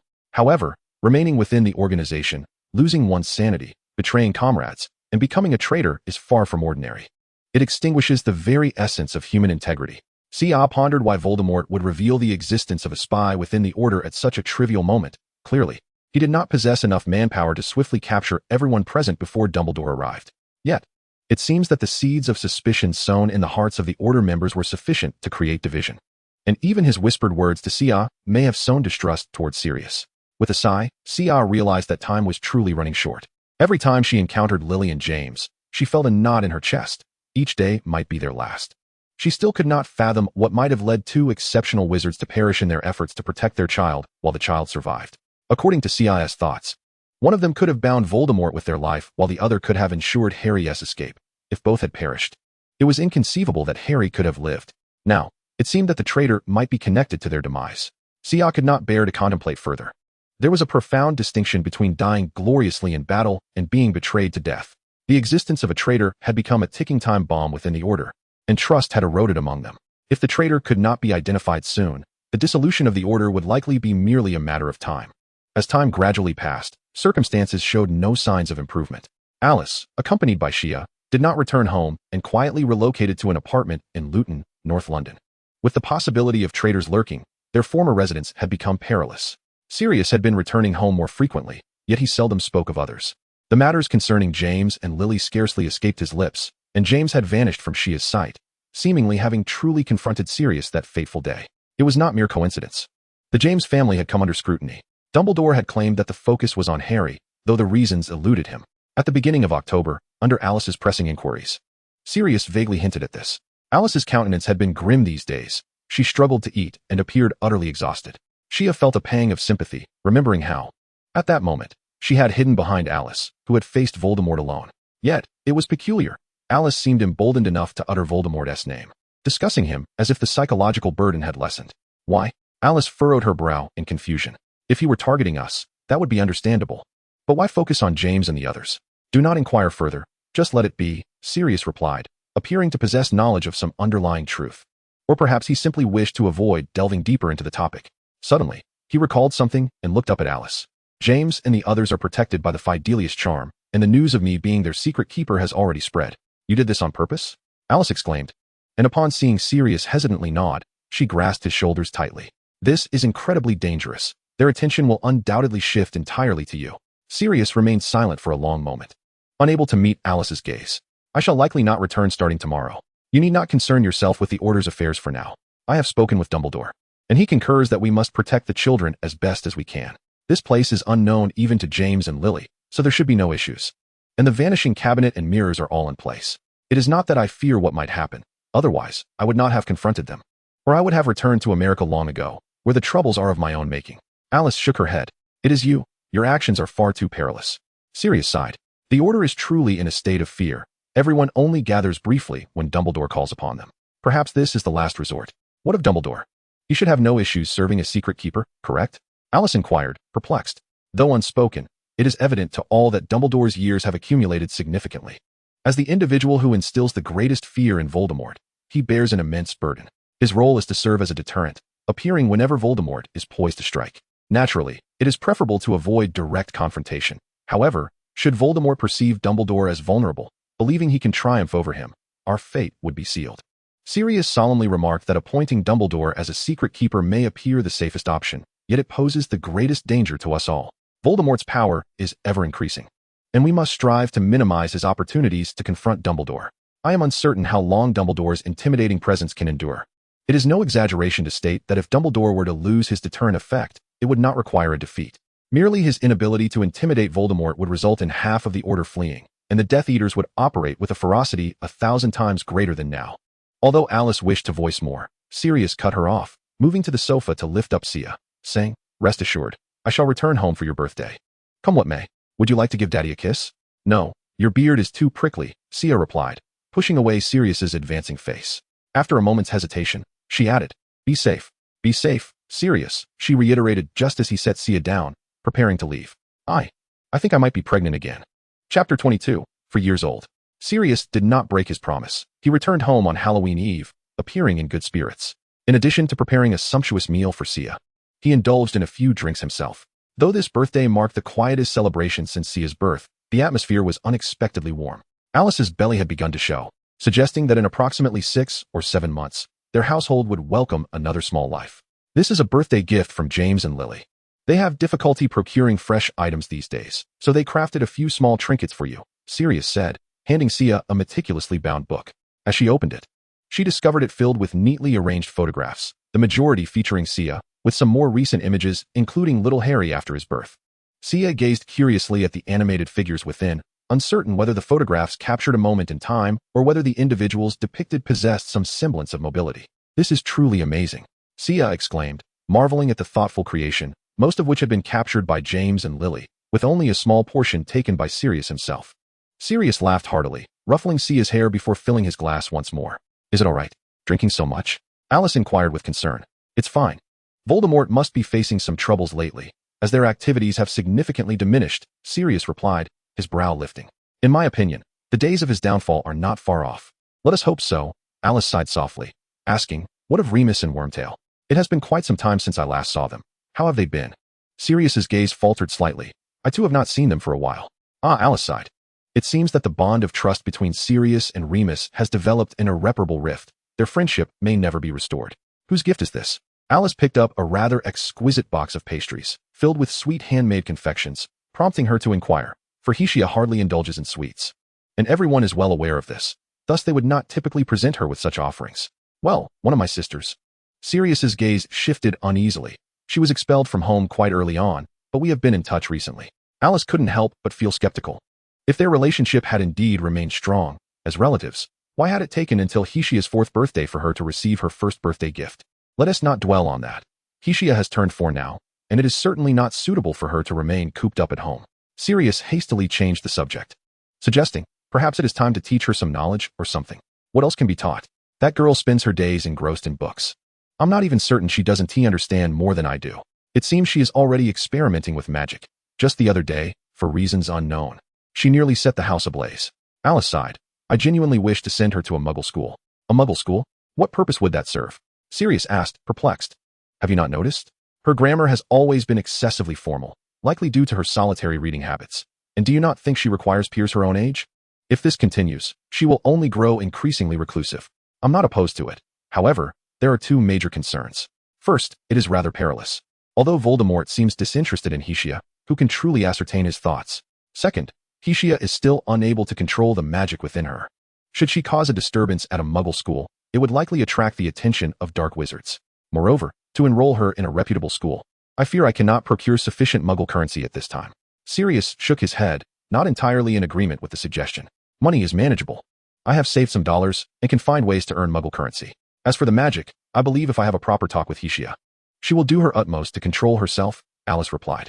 However, let us reconsider this after some time. What is it? Were you injured in the last battle? No. It's the baby in my belly. Alice gently caressed her abdomen, though she did not appear particularly happy. Sirius gasped, then burst into laughter. Is this not good news? However, many of Heishia's spells and potions from that time have not yet worn off, and we were rather reckless back then. Heishia has turned out to be quite the surprise. Yet Alice remained silent. The unborn child was unlikely to be as fortunate as Heishia. It's all right, if necessary. We can simply let go of it. After all, one child like Heishia is sufficient. Sirius embraced Alice, gently nibbling on her earlobe.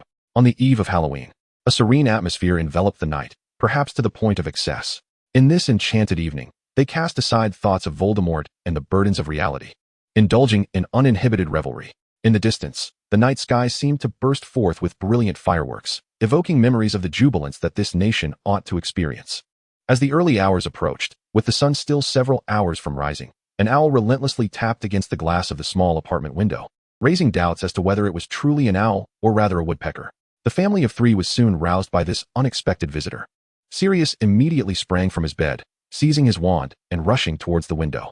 Alice and CIA, in this modest dwelling, were masquerading as muggles to conceal themselves, casting a repelling charm on the owl, for an ordinary owl could not deliver a letter with such precision to this location. In haste, he retrieved the letter from the owl's beak, peering outside to glance around before focusing on the missive in his hand. Whose letter is this? Alice inquired, clutching her blanket to her chest, unable to dash over like Sirius. Yet, Sirius remained transfixed by the letter, his eyes wide with shock, his entire being resembling a statue, while his hand trembled increasingly. What is happening, Sirius? Alice hurriedly began to dress. However, Sirius paid her no heed, rushing to the door to grab his coat and vanishing with a loud pop, utterly oblivious to the fact that he was not even wearing trousers. What on earth is going on? CIA emerged from the room, rubbing her tired eyes. Clearly, this hour was far too early for a child. The two sat bewildered on the sofa in the living room, turning on the radio in hopes of gleaning some information. Yet, due to the prolonged darkness, the wizarding station yielded no valuable signals. As they switched between frequencies, the rising sun gradually brought forth the sounds of excited exclamations from wizards. Voldemort has vanished. The boy who lived these tidings filled CIA with a foreboding sense of dread. By 8 o'clock, the morning news, which had been absent for an indeterminate time, finally resumed. However, the broadcaster's barely contained excitement delivered suffocating news.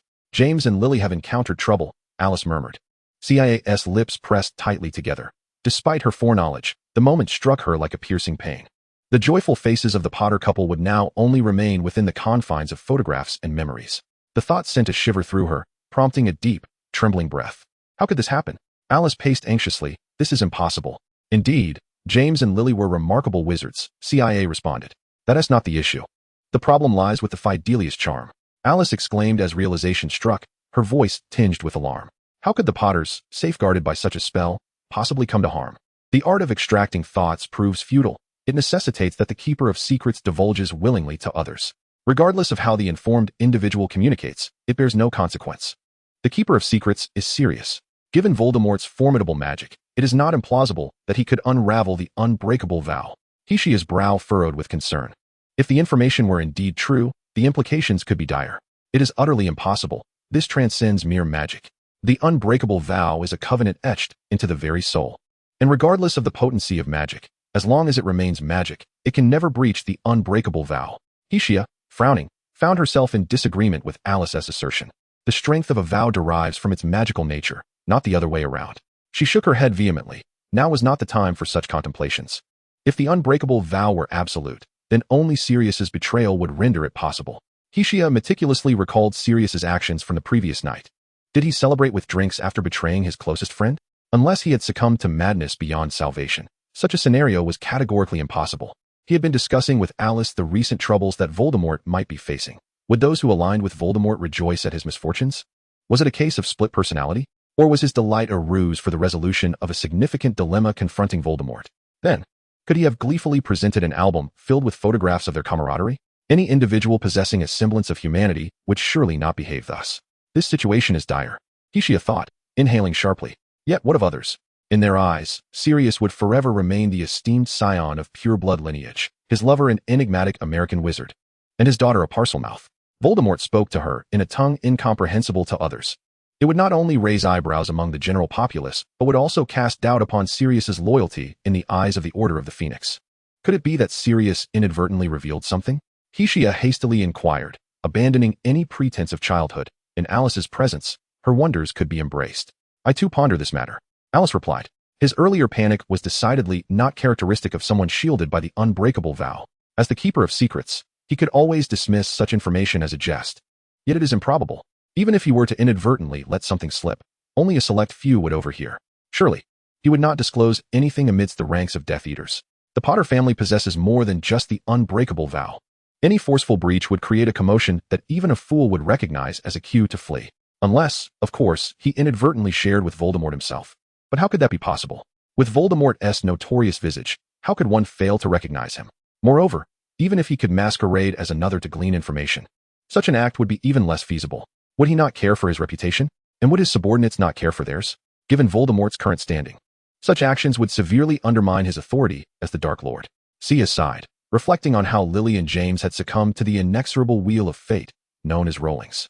She had once believed that the spell of unwavering loyalty could alter their destinies, yet it seemed merely another cog in the machinery of fate. Sirius was still alive. But if this continued without a rational explanation, social death would inevitably follow. Harry had emerged as the champion, but what of Voldemort? How had this Dark Lord been vanquished? Logically, everything should have reached a conclusion by now. As she gazed out the window, flocks of owls traversed the city, while below, wizards clad in festive attire laughed together, reminiscent of a holiday parade. However, a grave issue loomed that Sia could no longer dismiss, the thought she had forcefully suppressed. Alice had not received any communication from the Order of the Phoenix. As a member, she was left to glean information from public channels, which surely indicated a loss of trust. What warranted such distrust? Alice, prepare yourself, she urged. Chapter 23, Tragedy. Voldemort had vanished, and no one knew the precise circumstances. Only that he had attempted to kill Lily and James the night before, but failed to slay the infant Harry, who had inexplicably survived. People sang praises for the boy who lived, celebrating the dissipating shadows that had loomed for 11 years, as though they were mourning the departure of a true hero. Only a fool would believe that little Harry had defeated Voldemort. The true heroes were undoubtedly the Potters, who had sacrificed their lives. Yet, the populace rejoiced in their own salvation. Alice held Sia's hand as they stood before the ruins of the Potter residence, a sight of merriment only months prior. The bodies of Lily and James had been hastily collected by members of the Order, their precise resting place unknown for the moment. Sia had no desire to delve into the whereabouts of their remains. At this point, magic would not conjure miracles. Even beholding their lifeless forms would serve only to amplify her sorrow. The spell of unwavering loyalty had lost its efficacy, perhaps due to the absence of its protectors or the loss of the house's enchantments, now pitifully exposed to the gaze of all wizards. Perhaps a kind-hearted soul had cast a concealment charm against muggles, preventing the structure from being demolished as a derelict building. Behind them, a throng of wizards laughed and posed, eager to immortalize this most exhilarating moment through photographs.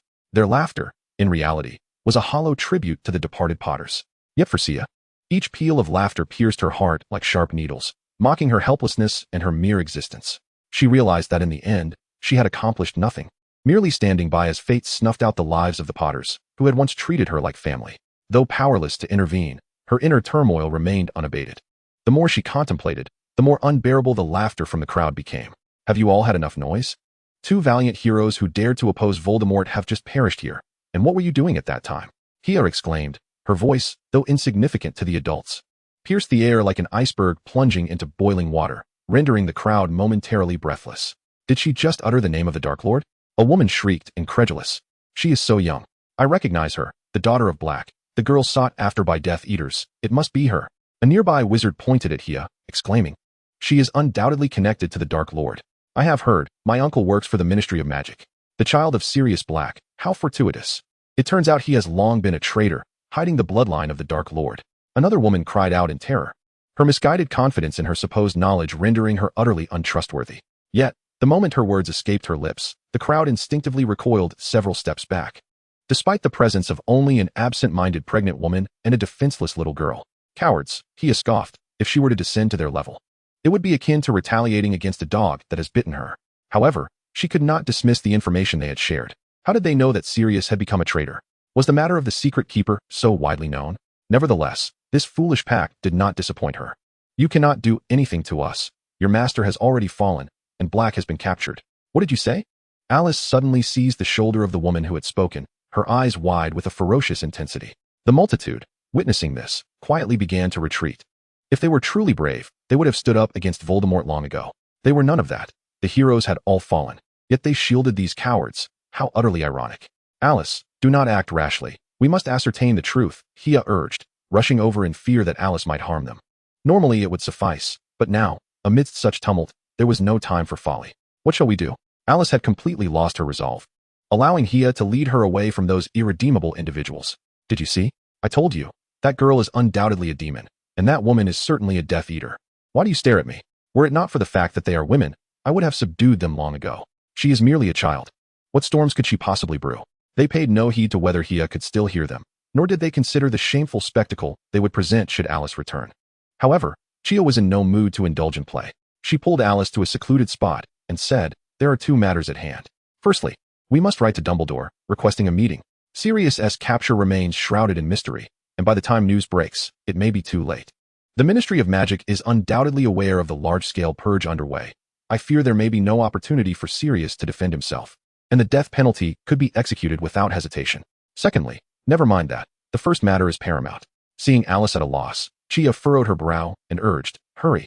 But the Patronus charm requires knowledge of their location, and I fear I cannot successfully conjure a Patronus right now. We also lack an owl. Are you a troll? There are so many wizards around. Borrow one of theirs, quickly. We must inform Dumbledore of this crucial military intelligence. Chia pointed towards the wizards who had not yet dispersed. The clever ones had already fled, leaving behind those merely watching in a daze. Chia, he has an owl, Alice said after a short while, returning with a man. Let us go to his house. Chia waved her hand dismissively at the man, who appeared to be of considerable age, and reassured him, "Fear not. We mean no harm. We are assisting Dumbledore. We only need to borrow your owl. You may watch whom we send it to, and I assure you Dumbledore will express his gratitude. Lead us to your home, but do not play tricks. We will only be guests for a brief moment. Do you wish to apparate? I see your home is in this Godric's Hollow." Chia observed the man's face turn pale with panic and smiled mysteriously. "No secret can elude my grasp." Of course, Chia did not recognize him, nor possessed any prophetic or legilimency abilities, but she had seen this man warmly inviting a woman to a nearby establishment for drinks. Why not go to the Owl Post? The middle-aged man lamented. Do you believe the Owl Post would be operational under these circumstances? Furthermore, this is of grave importance. It concerns Dumbledore. In truth, Chia had no knowledge of the Owl Post, but that did not hinder her persuasion. She had wielded both the stick and the carrot. The air of mystery was maintained, and the unfortunate fellow had no choice but to comply. 2 L's. That simplifies matters greatly. I will write to Dumbledore, as he is of utmost importance. Do you know the name of Sirius's family? His mother, for instance. Should we write to her? Hasn't T. Sirius quarreled with her? And my lineage. She has 2 sons. One is deceased, and her husband is gone as well. She is not young anymore.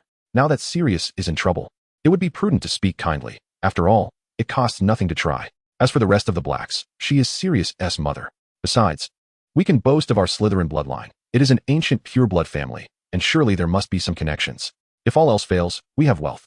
As Chia wrote the letter, she did so with great seriousness, her penmanship meticulous and far superior to Alice's. It may have appeared almost as if printed, but it certainly surpassed the standard of handwriting expected from an American, where few cared much for such aesthetics. With a quill in hand, the slender feel of the pen is undeniable, yet one cannot dismiss it as anything less than a solid writing instrument.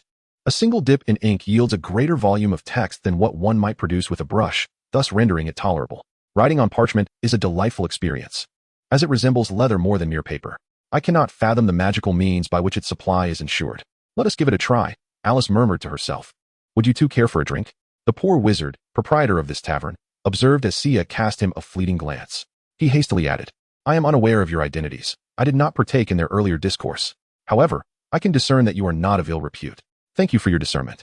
Please, feel free to serve me any beverage you have on hand, she replied graciously. Kindly bring me a glass of water, not chilled. Thank you. Alice slid a few silver coins towards the wizard, prompting his forced smile to transform into one of genuine warmth. Soon, he returned with a glass of juice and a glass of water. Among the 2 letters sent out, one received a prompt response. Walburga Black's reply starkly illustrated the nadir of civility, as she had the audacity to return a letter filled with vitriolic exclamations. The cold mockery and malicious slander left the recipient questioning whether this family had ever been educated. Furthermore, the owl that delivered the message appeared to have suffered mistreatment, its feeble hoots echoing its plight.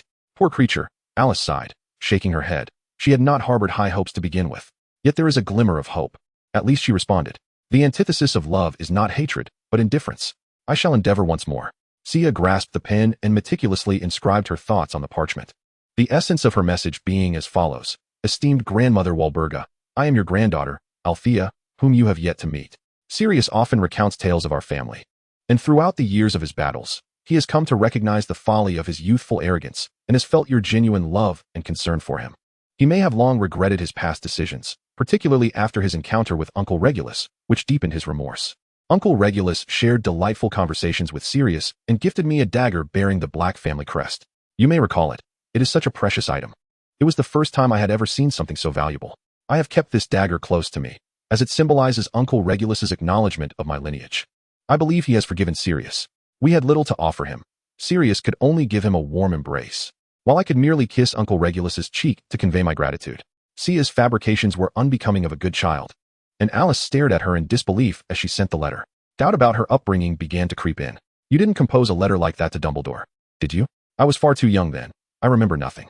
Sia, with her eyes wide open, spoke deceitfully, continuing, regardless, Regulus is dead.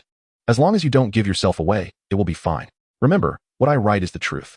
First, Envision the scene in your mind. Do not let her words lead you astray, for capturing thoughts will be futile. Dumbledore? That letter was quite formal and ordinary.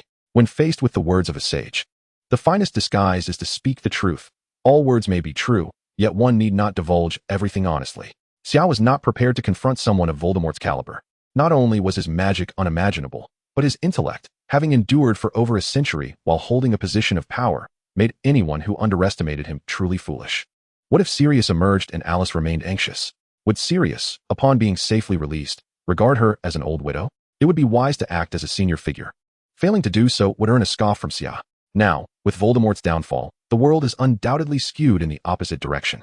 As a proponent of pure-blood ideology, encountering misfortune at this time would be tantamount to courting death. Xia added, I am seeking a way out for the Black family. If she plays it wisely and assists in clearing Sirius of suspicion, the Black family can proudly wave the banner of resistance against Voldemort. Even if many Death Eaters emerge, it would not matter. For now, only Sirius, the sole young heir, must not perceive her as a fool, or that would lead to complications. Quickly, let us find the dagger that Regulus gave. Is it in your small box? It has been many days since I last saw it. Perhaps Sirius took it with him. As the sun set, the owl destined for Dumbledore leisurely returned. Chapter 24, The Traitor. Hollyhock Road in the Little Whinging district lies in the northern part of Surrey, located just slightly southwest of London. The residents here are predominantly small to middle-class individuals who work in London or nearby towns. Their lives do not flourish excessively, yet they are not particularly miserable either, indicating that while most residents are diligent and grounded, few possess foresight or extraordinary insights. When Xia and Alice, mother and daughter, arrived here guided by Dumbledore's letter, there was no trace of sunlight left. During this season, darkness falls early. At this hour, are there truly no shops in this place? Xia looked around, and indeed, not only shops, but also cars and pedestrians had nearly vanished from the streets. This is Hollyhock Road. Yet where is Dumbledore? Alice surveyed her surroundings, but found nothing of note. Growing anxious, she stomped her feet, but aside from the sound of cracking, her actions bore no fruit. Do not fret. He summoned us for a reason. Xia observed the houses lit around them. The street was lined with square, orderly homes, suggesting that the majority of the inhabitants were likely conventional middle-aged individuals. Could it be that Dumbledore himself resides here? Alice rubbed her hands together. The late autumn chill, compounded by the late hour, rendered the temperature far from comfortable. Xia shook her head, finding the houses here too conventional, not to mention wizards. Even young individuals selecting their own abodes would likely be disenchanted by the architecture reminiscent of the Hohenheim era. There's a cat watching us. Xia pointed toward the garden wall, where two luminous eyes fixated intently upon her and her companion. Alice gasped, realizing that eyes glowing in the dark were not solely the domain of felines. She hastily drew her wand, only to see the creature leap down and step into the glow of the lamplight, revealing itself to be merely a rather peculiar silver tabby cat. Alice exhaled in relief and lowered her wand, but Xia, filled with excitement, dashed forward. Such a British short hair, it appears somewhat aged yet quite clean. Whose pet could it be? It was rare to witness Xia so animated. She removed a unicorn fur pom-pom that had long served as a pendant around her neck, a gift from Hagrid long ago. She tugged the string, lowering the pom-pom before the cat, which bounced up and down enticingly. What a cautious little creature indeed. Xia observed as the cat's initial indifference transformed into rapt attention, fixated upon the pom-pom, yet still refraining from reaching out with its paws. Be careful, Xia. Don't let it scratch you, Alice absently cautioned, her gaze wandering, hoping for Dumbledore to appear at any moment. Xia, however, paid her no mind. Carefully, as the cat remained transfixed by the pom-pom, she extended her hand to stroke its chin. The cat, taken by surprise, fluffed up its fur, yet it showed no inclination to attack Xia. What a well-behaved child, Xia thought, gently caressing its fur, feeling the creature reciprocate her affection in its own playful manner. The tension that had gripped her began to ease. Yet, unexpectedly, Xia seized one of the kitten's hind legs, peering between its limbs, and then gently stroked its belly, murmuring, "A female cat, not yet spayed, oh dear." The once docile kitten suddenly broke free from Xia's grasp and scampered up the wall, disappearing in an instant. Xia gazed wistfully in the direction the little creature had fled, feeling the weight of the day's pressures. After such a taxing day, it was a rare delight to find a plaything.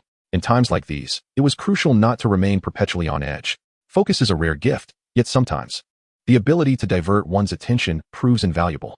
In truth, Xia's psychological endurance was nearing its limit, but she could not afford to be a burden to Alice. Within moments, a woman's voice echoed from around the corner. "Alice, Xia?" The speaker was Professor McGonagall, a familiar face, who hurried over and lowered her voice, inquiring, "What are you two doing here?" Xia couldn't shake the feeling that Professor McGonagall bore a resemblance to the little cat, though it might have simply been a trick of the mind. She sensed a sharp glance directed her way. "Oh, Professor McGonagall." Alice's spirits lifted instantly as she rushed forward, exclaiming, "We're here for a meeting with Dumbledore, but he has yet to arrive." "Is it true then?" Professor McGonagall inquired impatiently. "They say that last night Voldemort circled around Godric's Hollow, seeking the Potters. They claim James and Lily are already." Alice inhaled deeply. Sorrow etched upon her features. "We have just returned from Godric's Hollow. The house has been destroyed, and the Fidelius charm has failed. I fear it is true." "Indeed. The rumors are authentic," an aged voice interjected into the conversation.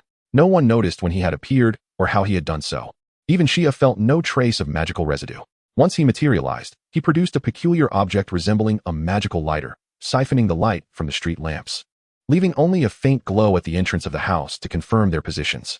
He was tall and gaunt, with silver hair and a beard long enough to tuck into his belt, a clear testament to his advanced age. He wore a long robe, draped in a floor-length purple cloak, and sported a pair of buckled high-heeled boots. Behind crescent-shaped spectacles, a pair of bright blue eyes sparkled with life. His nose was long, albeit crooked, suggesting it had been broken at some point. "Professor Dumbledore," Alice gasped, covering her mouth, tears glistening at the corners of her eyes. "Alice, it has been quite some time since we last met, and Shia, hello? It seems this is our first formal introduction." Dumbledore smiled gently, exuding warmth. "However, we have crossed paths before, have we not? It is rare to encounter a child of your age who can compose an article more formal than those of the antiquated scholars in the newspapers. Would you care for a lemon ice cream?" he offered, acknowledging Shia, who cautiously edged closer, acutely aware of the magic surrounding Dumbledore. She feared he might employ legilimency like Voldemort, a spell that proved exceedingly convenient for the mindless, with considerable benefits. Should he truly use it? She could only hope that the earlier enchantments would save her as they had in the past, for she could not afford to abandon her thoughts as she had faced Voldemort. "Good day, Professor Dumbledore." "Oh, thank you for the ice cream. I wonder, is it true that Voldemort is truly dead?" As the saying goes, in the presence of a true sage, the most genuine disguise is to bear no disguise at all. She had decisively played her card. "My word," Professor McGonagall exclaimed. "Shia, you have named the Dark Lord." "Professor McGonagall, perhaps you should take a page from brave young Shia's book." Dumbledore chuckled. "I have spent many years attempting to persuade everyone to relinquish their fear of him. What is it to be a Dark Lord or not? As for your question, I believe it is safe to assume so." "Safe to assume," Shia replied with a bitter smile, realizing that wisdom often comes with age. And while much was said, no critical information was disclosed. "It is merely up to your interpretation." Shia continued to probe. "The sole purpose of our invitation for you to meet today is serious, I know." Dumbledore raised his hand to interrupt Shia, saying, "I fear I am powerless. My late arrival is precisely due to this. Sirius has been captured." At that moment, an entire street was obliterated, resulting in the deaths of 12 muggles. And when Peter Pettigrew was discovered, only a single finger remained. Alice and McGonagall emitted incredulous screams, provoking discontented murmurs from the nearby houses. Dumbledore drew his wand and waved it lightly, as if to suggest that all was well. Following his capture, he had laughed heartily, and Barty Crouch deemed him exceedingly dangerous, incarcerating him in Azkaban without trial. Dumbledore regarded Shia and remarked, "Betraying the Potters, killing his friend Peter, and 12 innocent lives. Should these charges hold true, execution would be entirely justified. This means he offered no resistance when apprehended, correct, Mr. Dumbledore?" Shia's gaze locked onto Dumbledore's, their eyes meeting in the dim light. This was a perilous game, far more dangerous than facing Voldemort, yet Shia did not falter. She could not afford to. Being discovered as anything other than ordinary was inevitable. She understood that she could never masquerade as an average child.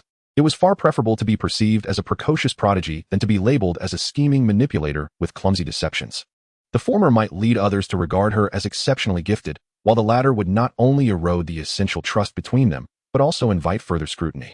From Shia's perspective, there was no reason to harbor any fear of Dumbledore. He embodied a positive image. Boldly invoking Voldemort's name was meant to convey a sense of youthful audacity. If she were unafraid of Voldemort, how could she cower before Dumbledore, thus ensnaring herself? Indeed, Dumbledore's words revealed nothing, yet Shia found herself powerless. They were the passive party, though Professor McGonagall remained a comfort. "Surely, with your intellect, you can deduce why Sirius would pursue the irrelevant Wormtail? As I mentioned in my letter, we find no signs of Sirius's betrayal in our daily lives. He even visited the Potter household just yesterday, joyfully presenting me with a birthday gift. As his teacher, do you believe him capable of betraying a friend? Or his brother-in-arms?"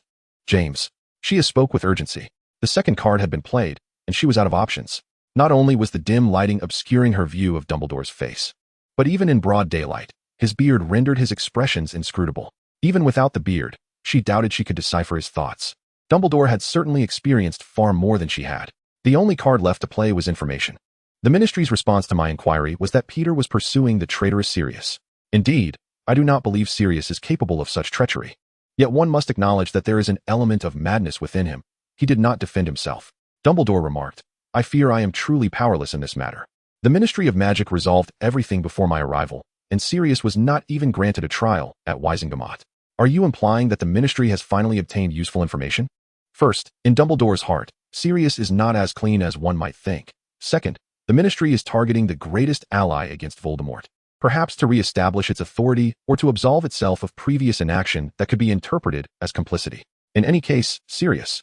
It is laughable that every Death Eater arrested thus far has undergone a trial, with some even finding excuses to evade punishment and rejoin their ranks. Yet Sirius, representing the side of justice, has been denied even the most basic procedure. What does this signify? Hecia, are you suggesting that it was Wormtail who betrayed James and Lily? Professor McGonagall exclaimed, that cowardly creature who typically lingered behind James and Sirius? Dumbledore replied, it seems that only Sirius himself truly knows the truth. He has kept the identity of the secret keeper a secret from us. Chapter 25, Plea for Mercy. However, the pressing issue remains. If Wormtail and those 12 muggles were indeed harmed by Sirius, even if only Wormtail fell victim to him, incarceration would be inevitable. Presently, there is but one survivor at the scene, and he offers no defense. Who might speak on his behalf? Furthermore, regarding the matter of the Potter's secret keeper, if he is the sole individual privy to this information, in Hecia's understanding, it cannot be overturned. The memory charm cannot forcibly uncover any memory, and memories can be fabricated. Yet there must exist some magic capable of discerning lies. Otherwise, a fair trial would be unattainable. Mr. Dumbledore, you possess a solution, do you not? The truth serum. I firmly believe Sirius would withstand its scrutiny, Alice implored, gently grasping Dumbledore's sleeve, her desperation evident. Hecia sighed. Perhaps this was simply Sirius's destined path. Dumbledore appeared reluctant to antagonize the Ministry on Sirius's behalf, and even a retrial might not yield a more favorable outcome. Hecia held steadfast in her belief that Sirius was no traitor. The stigma of betrayal could be cleansed through the polygraph-like test of the truth serum. However, should it be confirmed that Wormtail or one of the 12 muggles met their end at Sirius's hands, the resultant judgment would likely be a death sentence. Even if Wormtail were indeed a traitor, absent a trial, he could at most be considered a suspect, and Sirius possessed no authority to deal with suspects. That is one point. Secondly, if the Ministry were indeed attempting to undermine Dumbledore, and Dumbledore were to leverage his influence to demand a retrial, it would undeniably cast doubt on the Ministry's ruling, rendering any judgment against Sirius exceedingly detrimental. This abhorrent, antiquated system leaves no room for reasoned discourse. Furthermore, what if Sirius were seeking redemption? He may not be the secret keeper, yet he claimed to be one, allowing Wormtail to assume that role in secret. This forms the basis of speculation. Regardless of who proposed it, there is no doubt that Sirius consented, given Hecia's understanding of Sirius. This is akin to him having caused the demise of the Potter couple himself. Furthermore, the Sirius that has been rescued, has he truly returned to his former self? Can he genuinely emerge from the anguish of losing his dearest friend? Rather than succumbing to daily indulgence in alcohol to drown his sorrows, it would be more fitting for him to remain in prison, cherishing the memories of the Potters. Hecia could not help but ponder the original intentions of Rowling, the architect of Sirius's fate. If Sirius were not a traitor, then he is a noble elder of the brave Harry, one of his guiding lights. His death would undoubtedly serve to ignite the spirit of the hero or incite hatred towards evil forces. This is a conventional heroic narrative. If Rowling truly aimed for a positive portrayal of a guiding figure, then Sirius would not bear the irredeemable stain of slaughtering innocent lives. Under such a hypothesis, this becomes a high-stakes gamble, with Sirius's life as the wager. Yet, Hecia has grown weary of such uninspired tropes. If this tale can still be predicted to its conclusion, then what significance does it hold? The deaths of James and Lily were beyond her control. But Sirius's situation is different. Professor Dumbledore, I beseech you to create an opportunity for Sirius, she implored, her voice trembling with sincerity. This is truly the most vital request for our family, as Alice is expecting another child.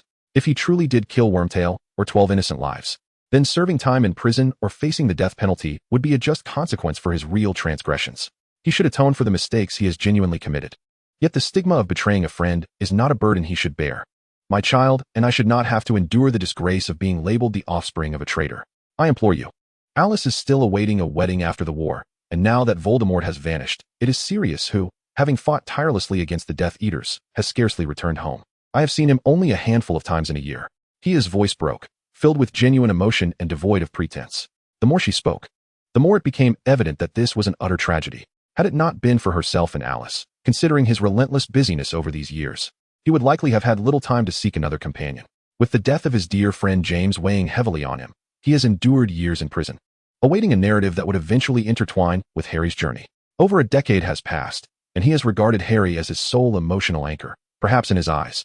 Harry embodies James, only to be subjected to the absurdity of fate, leading to a death that, beyond inspiring the protagonist, may hold no further value. Alice, upon hearing these words, wept even more fervently, nearly gasping for breath, while Professor McGonagall could not help but shed tears. Dumbledore wiped his eyes with his sleeve. He was a man of profound thought, yet not devoid of compassion. "I understand," he declared, "and I am willing to believe in Sirius's innocence. After some time, not too long from now, when the ministry has settled, I will assist in applying for Sirius." Dumbledore spoke with a heavy nasal tone, perhaps moved by the moment. "Rest assured, Sirius is unharmed for now. It may be beneficial for him to take a moment of reflection in Azkaban." Regrettably, it seems that Alice is now beyond reach. Her eyes are swollen from tears, and she has wandered into a cul-de-sac of despair. Professor McGonagall gently embraced her and Sia, who stood silently weeping beside her, uncertain of how to offer comfort. In an attempt to fulfill her childhood longing for a home, she bore Sia, binding Sirius to her side despite the ignominy of the situation. Yet Sirius accepted this reality and showered Sia with love. These past years, resembling a family life, have been the happiest moments of her existence. However, now, if Sirius were to be lost, what would this home signify? Sia, upon hearing Dumbledore's assurances, felt no joy. She suddenly realized that Dumbledore was a man of integrity, albeit one trapped in a cage, controlling his reach for power. In other words, he would not overstep the ministry's regulations to force an issue. The bureaucratic process of making a formal request would involve numerous procedures and rounds of negotiations. Even if the ministry were to grant him favor as he desired, would Alice be able to endure until that moment? Her mental state had deteriorated significantly. A distant rumble echoed, reminiscent of a colossal engine reverberating through the sky. Hagrid must be arriving. Dumbledore gently patted Alice's shoulder. "Harry is with him." At the mention of Harry's name, Alice regained a modicum of sanity. "Harry. Yes, Harry is alive. Sirius will never give up if he sees Harry." "Is Harry truly unharmed? That is splendid. How did he manage that?" "Mysteriously, it seems," McGonagall replied. "Voldemort has committed countless atrocities and taken many lives. Yet he could not extinguish that of a child. We can only speculate." Dumbledore maintained his composed demeanor. "We may never know the truth." "Are you implying that Harry is to be brought here?" This is the home of Harry's aunt and uncle. They are now his only family." As they spoke, a massive motorcycle descended from the sky and landed before them. The rider, atop the enormous machine, appeared anything but diminutive. It was none other than Hagrid, whom Sia had met previously. "Hagrid, you finally arrived. Where did you acquire this motorcycle?" Dumbledore inquired, stepping forward to gaze into Hagrid's arms. "Borrowed it, Professor Dumbledore," Hagrid replied, carefully dismounting. "I borrowed it from Sirius when I met him this morning." "I brought him, sir." He cautiously cradled Harry from his embrace, and Sia took Alice's hand. Moving closer, where they instantly noticed the stark differences in Harry. A lightning-shaped scar marred his forehead, as if carved by a blade. Sia stared for a moment, feeling a wave of nausea wash over her. "This is the place," Professor McGonagall whispered. "Indeed," Dumbledore affirmed. "I fear he will bear this scar for the rest of his life." "Can't you devise some solution, Dumbledore?" "Even if there were a solution, I would refrain from acting. The scar may prove useful in the future. Upon my left knee lies a scar, resembling a complete map of the London Underground." "Very well. Let us have it." Dumbledore cradled Harry in his arms as he made his way towards the Dursleys' residence. "I shall leave them a letter when he grows older. His aunt and uncle will explain everything to him." "Wait, we cannot agree." Chapter 26, The Custody Dispute. "We cannot agree." Sia frowned, pulling at Alice's hand, exclaiming, "Alice, they intend to hand little Harry over to his muggle aunt and uncle. Lily once said they despise wizards." Indeed, Alice was still somewhat dazed. Yet she soon grasped the situation. "Harry, we can care for him well enough. Not to mention that Sirius is Harry's godfather, and I was chosen as his godmother by the Potters shortly after his birth. Compared to the unknown treatment Harry might receive from the muggle couple, we undoubtedly possess the love and capability to care for him." Sia interjected, "Harry has spent countless days in our home. If he were to awaken and find himself surrounded by strangers he has never met, would he not be frightened?" The custody of Harry was a matter Sia felt compelled to fight for, not only for emotional reasons, but also due to her own stance. There were also some unspeakable reasons. This was a crucial step towards altering the course of fate in an attempt to explore the true structure of Rowling's narrative. "Yes, I concur. Dumbledore, you cannot proceed in this manner. I have observed them throughout the day." Professor McGonagall appears quite exasperated, she added, taking a moment to compose herself. "They have a son, I witnessed him kicking his mother in the street, demanding sweets. Are you certain that such a household would provide a good upbringing for a nephew they have likely never even met? Give him to Alice. Just look at how considerate Sia is. Young Potter could certainly become just as wonderful. I do not share that belief. Professor McGonagall, Alice, Sia. Dumbledore surveyed their expressions, speaking with a hint of nostalgia. Regardless, they are Harry's last remaining family. Mr. Dumbledore, I would think your wisdom would not overlook which is more significant, emotion or blood ties, Sia remarked, furrowing her brow as she seemed to sense a genuine feeling within Dumbledore. She continued, I know not what the wizarding world is truly like, but I have seen in Muggle society how often a lack of love within a family leads to children becoming useless or even malevolent. Surely, you do not wish for Harry to become such a person? Sia had firmly concluded that Harry's life before Hogwarts would undoubtedly mirror that of Jane Eyre. In truth, within such an environment, nurturing the courage and kindness characteristic of a noble hero would be entirely unrealistic. A child subjected to neglect or abuse would scarcely emerge unscathed, free from feelings of inferiority or darkness. You make a valid point, Dumbledore nodded, but then quickly countered Hecia. However, it cannot be entrusted to you. You must understand that although Voldemort has vanished, his followers remain at large. We do not know how many are watching over Harry. Otherwise, there would be no need to take a full day to bring him here discreetly. It is something no one would anticipate. Lily has left behind contingencies, and I will arrange for certain protective measures here. As for your assertion that they would mistreat Harry, I find it implausible, considering she is his biological aunt, and familial bonds invariably carry some degree of affection. Lily's contingencies? Hecia keenly sensed the crux of Dumbledore's statement. The rest were not absolute certainties, matters that could be managed within their household. Indeed, Alice could take little Harry and relocate to another country, but this particular safeguard left by Lily was beyond their capabilities. But what if we wish to see Harry? Alice seemed unable to follow the conversation, struggling for some time before speaking up. Dumbledore replied with a smile. After a period of calm, you may visit the Dursleys privately. This poses no issue. That is still inappropriate, Mr. Dumbledore. Are you aware of Muggle law? Under their statutes, an aunt has no legal obligation to care for the child. This means you must confirm their willingness to adopt him in person. Otherwise, they could send him directly to an orphanage. Hecia asserted, her words reflecting a maturity far beyond that of a typical child. She genuinely wished to spare the newly orphaned boy from unjust suffering for years to come. If she were the Dursleys, she would have sent little Harry to an orphanage the very next day. How much does it cost to raise a child? That once meaningless blood relation now bore weight. Didn't Dumbledore understand how demanding children could be? Perhaps he truly did not comprehend, as he visibly hesitated. He was oblivious to the nuances of Muggle society. He was of the same generation as Lu's son, born when Britain was still an empire where the sun never set.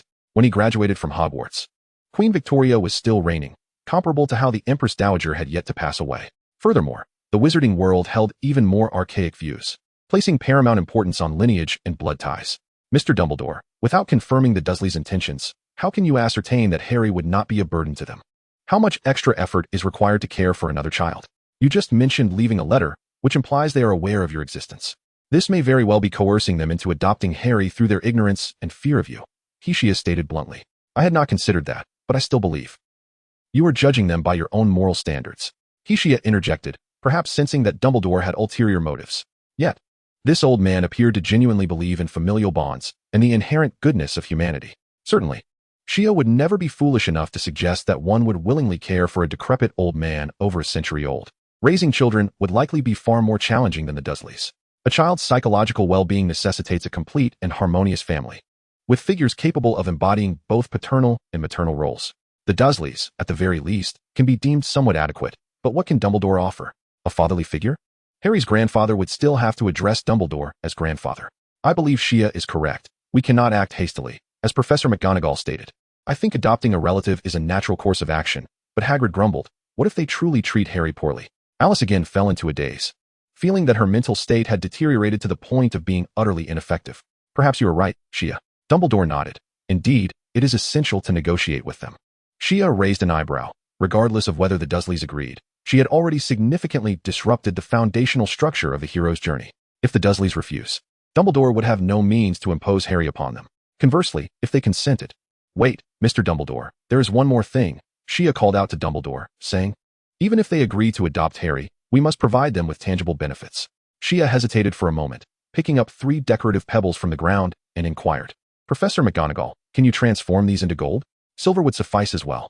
Oh, Shia, that is not permissible, Professor McGonagall shook her head, stating, transfiguration cannot be used to deceive Muggles. Why not? If the gold produced by transfiguration possesses all the properties of real gold, capable of being dissolved, reshaped, and even mixed with other gold, and if no means other than magical intervention can revert it to stone, would it not be gold? Shia frowned, questioning. Does that mean it could be done? It cannot be done, Shia. You must understand that the gold produced by transfiguration, even if muggles have no way to ascertain its authenticity, even if it can never revert back, and even if no one but you is aware of its true nature, it remains fundamentally stone. This is a matter of principle. Dumbledore's expression grew serious. You are a bright child, but I do not wish for you to stray down the wrong path. This is neither pedantry nor dogma. I understand what you intend to convey, but child, one must not allow the convenience of magic to obscure one's conscience. Shia's brow furrowed, as she seemed to grasp the essence of Dumbledore's words. Yet years of ingrained habits made it difficult for her to shift her established mindset. Techniques, resources, and asymmetries of information are indeed forms of capital. That is correct, Professor Dumbledore affirmed, and the Ministry of Magic strictly prohibits such actions, Professor McGonagall quickly added. Yet she has still found it challenging to accept this perspective. Perhaps you still find it difficult to comprehend, so allow me to articulate it this way. Whether in trading or in promises, it is fundamentally a form of contract. If you resort to deception by transforming base materials into gold, you are, in essence, acquiring the rightful rewards of gold at the cost of mere stone. Dumbledore stated earnestly, if the other party is also a wizard, one might consider it a deficiency of their abilities. However, if the counterpart is a muggle, then this is entirely deceitful, a flagrant violation of the contract, for one must recognize that contracts themselves possess a certain magic. Sia blinked, pondering whether this implied some form of retribution. Setting aside the fact that Western society places a far greater emphasis on contracts than her accustomed understanding, there seems to be a certain truth to this notion from a magical perspective. It appears you have begun to grasp the concept. Nevertheless, it matters not. Even without transfiguring materials into gold, I possess some gold myself. Moreover, you may have overlooked an important detail. Lily's parents left behind an inheritance. This portion, which originally belonged to Lily, is now at the discretion of Petunia, Lily's sister, Mrs. Dursley. Dumbledore once again donned his gentle smile and waved his hand, from which several gold bars seemingly materialized. I believe this should suffice. You are under no obligation to bear such a cost. We have plenty of pounds here, actual pounds. Sia tugged at Alice's sleeve, but received no response. With a sigh, Sia remarked, this is our duty. The idea of an outsider providing funds for the upbringing of a closely related child seems surreal. Indeed, as relatives, they bear no legal obligation to care for the child. Yet this does not imply that the action aligns with societal moral standards. This holds little significance for me, as I have no particular need for this gold. Dumbledore winked at Sia. However, if you perceive it this way, perhaps the task of persuading the Dursleys to properly care for Harry should fall to you. Me? Are you jesting? I am but a child. Sia was taken aback, uncertain of the meaning behind his words. You are far too modest. I have never encountered a child of your age who has made me feel so uninformed. I, being so young, believe they would not heed my words. Sia's thoughts whirled, perplexed by Dumbledore's seemingly absurd statement. Could he have stumbled upon some critical insight? Young, surely you must have noticed? Just moments ago, while you wept for Sirius, your hair transformed into a shadowy brown. Sia felt as though she had plunged into an icy abyss. In terror, she covered her hair and hastily retreated several steps, yearning only to awaken Alice and flee. Chapter 27. The Facade of Magus. Sia harbored a secret she had concealed from everyone. She had the ability to alter her physical form. Hair color, eye color, skin tone, even height and appearance could all change according to Sia's whims. The opportunity for discovery arose when she was scarcely 2 years old.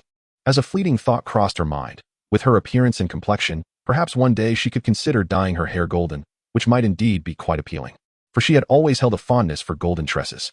Eventually, while gazing into the mirror, she was taken aback to realize that, without her awareness, her hair had transformed into a golden hue, along with her eyebrows. At that moment, Alice was present and suggested that it could be a manifestation of uncontrolled magical power. However, she gradually learned to harness this ability, which rendered her hesitant to inquire further from Alice. She perceived this newfound power as an unexpected trump card, potentially holding unforeseen implications. Generally speaking, who would frivolously alter their own physique. The incident involving Parseltongue made Sia even more reluctant to disclose this peculiar ability to others. She understood that not all talents are a source of joy, and some might attract unwarranted troubles. Just imagine, if she were sufficiently meticulous, she could completely assume the guise of another individual, even adopting their identity. Such a capability would undoubtedly invite suspicion. Only now did she comprehend that when her emotions spiraled out of control, accompanying changes would occur, and it was evident that Dumbledore was aware of this ability. No, she had previously been filled with dread, pondering why no one had noticed it at the time. Could it be that the transformation was merely to a darker shade? It seemed likely. Did Alice and Sirius remain oblivious? Dumbledore gestured for Sia to quell her fears. She shook her head. Rest assured, this differs from Parseltongue. Even if it were Parseltongue, it would merely be a talent that had been unjustly maligned. Dumbledore slightly tilted his head towards the heavens. This is known as Metamorphmagus. A rare gift, and I am fortunate to have an old friend who possesses it. It was then that Sia belatedly realized she had lost yet again in their unspoken game. Why did she say that Sirius and Alice were unaware rather than failing to recognize it? Clearly, it was a linguistic trap, and Sia had inadvertently fallen into it. As any ordinary child would surely showcase a newfound ability to their parents. He had also obstructed her escape route, leaving her unable to claim that this was merely an aspect of Parseltongue, hence her trepidation. She perceived this ability as far more troubling than Parseltongue, as it could allow her to become another person, who would trust someone whose visage could shift at will. Sia was compelled to adopt a different strategy, advancing by retreating. If Dumbledore were indeed the kind of ally who could not tolerate even a grain of sand in his eye, he would surely caution Sia against such actions, thus allowing her to proceed. I do not share that view. Whether a talent or magic, it is ultimately a tool, with the essence lying within one's heart. Sia could not suppress her inner frustration. Such words are subject to interpretation. Perhaps a villain could deceive others even with a simple transfiguration. Or one might correctly utilize this talent in beneficial contexts. Two interpretations would alter perceptions of Dumbledore. He now stood neither as a hero nor a villain. I comprehend your sentiments. However, I fear that I am truly incapable of fulfilling such an endeavor. To possess the requisite persuasiveness, it would be prudent for a middle-aged man to undertake this task. Even if I were to enhance my height, my physique would remain largely unchanged.